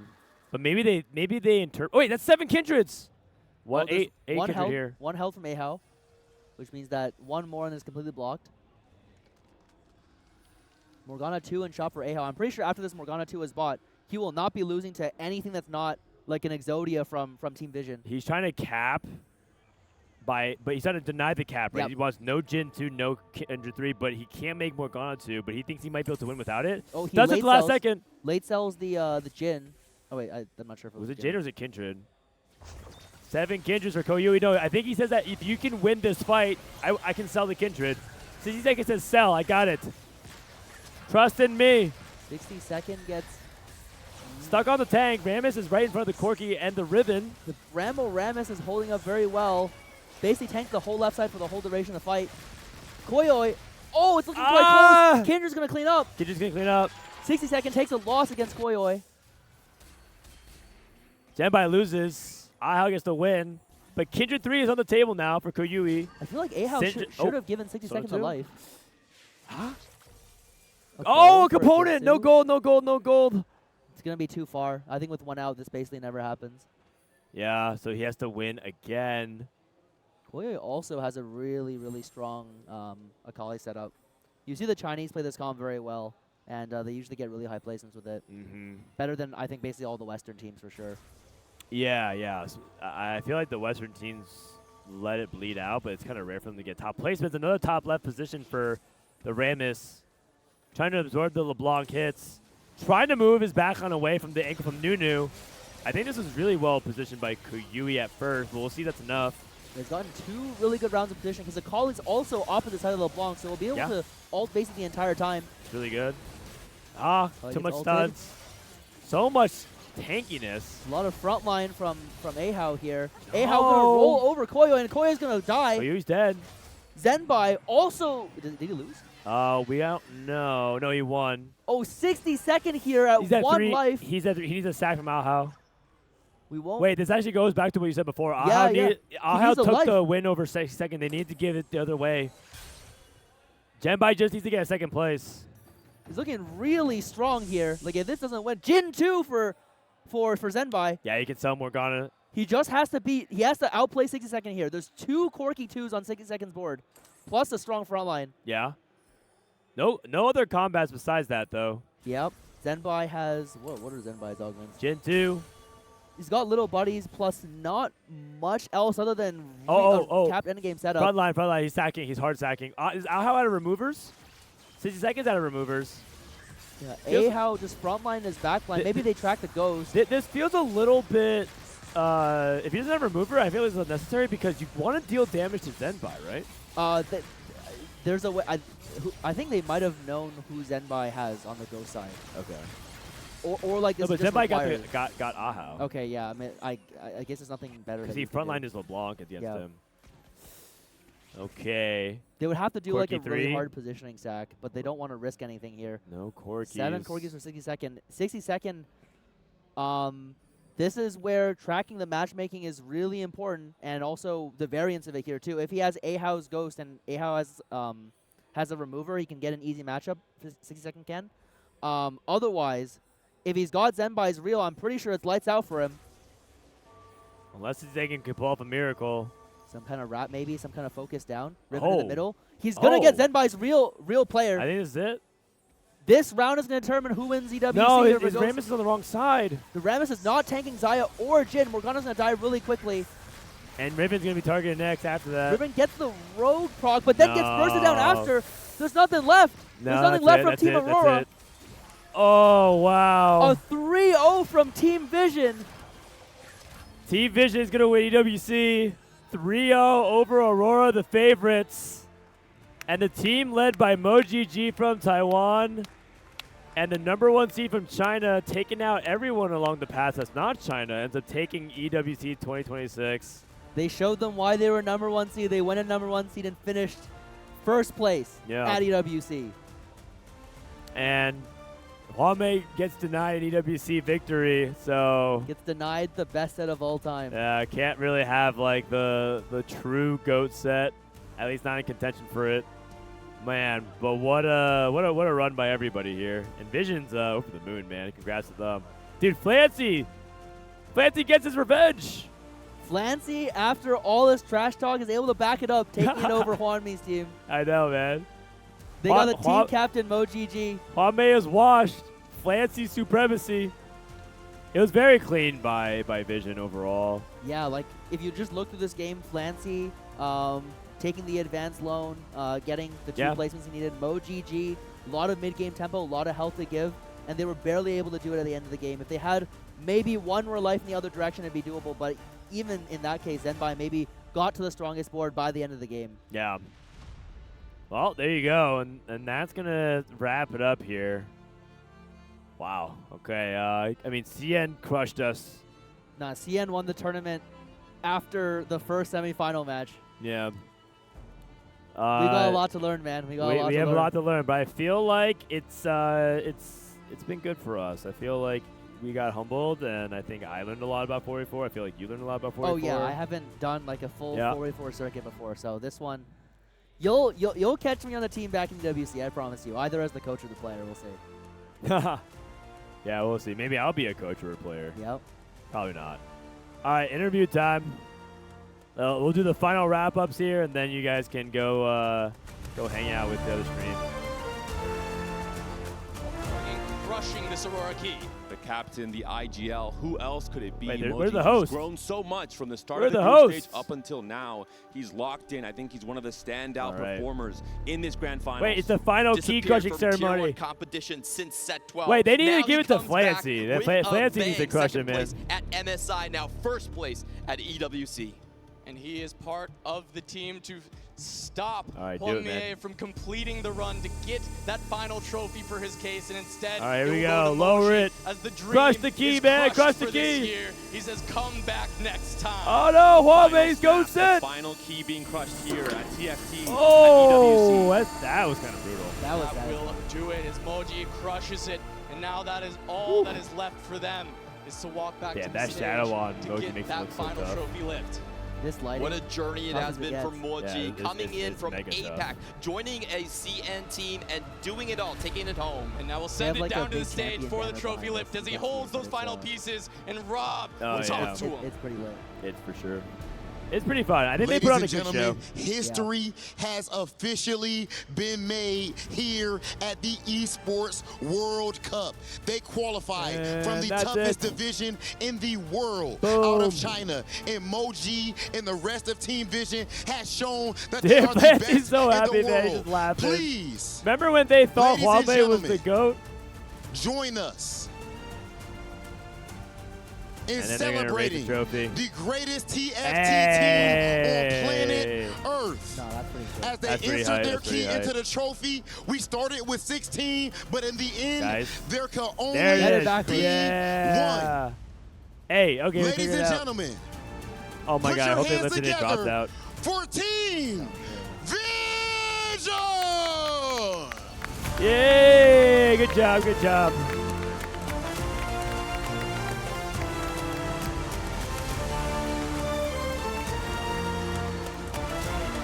Happy for It's quite the experience being able to hang around with people. I was glad the chance to talk to them. They're really nice. For sure, everyone's pretty nice. I'll definitely head out and congratulate them as well. Tournament was good. It was a great tournament, man. Hope it was fun to watch. This is probably the best production TFT's ever gotten. Yes, this is the best production. Best event for sure. Yeah, I feel like the cameras and the segments, the lighting, the stage, everything.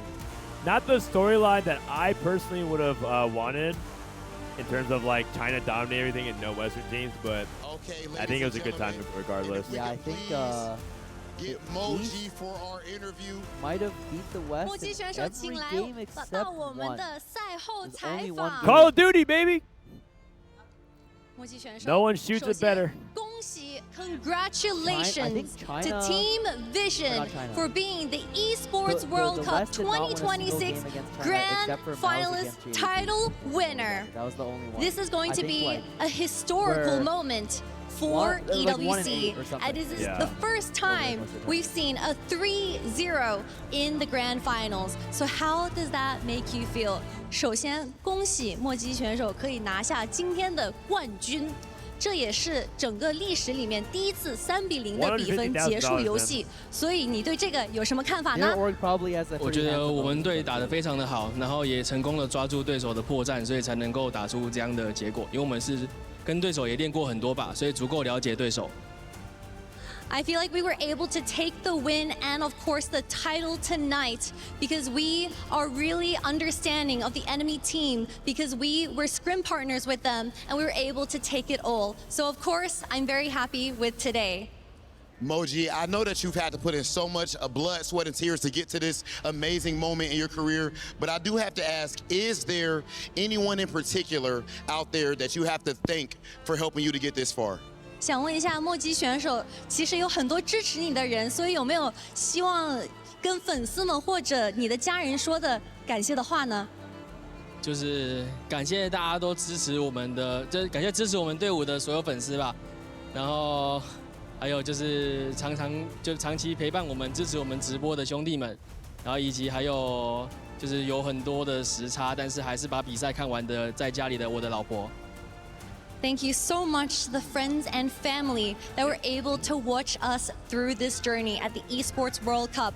I know that the time zone difference is very big and people stay up very late watching us compete over here in Paris. And finally, I would like to say a special thank you to specifically my wife for supporting me in this journey. This is also going to be your first international win after going back to being a player from the coaching position. So what would you like to say to yourself after making that decision?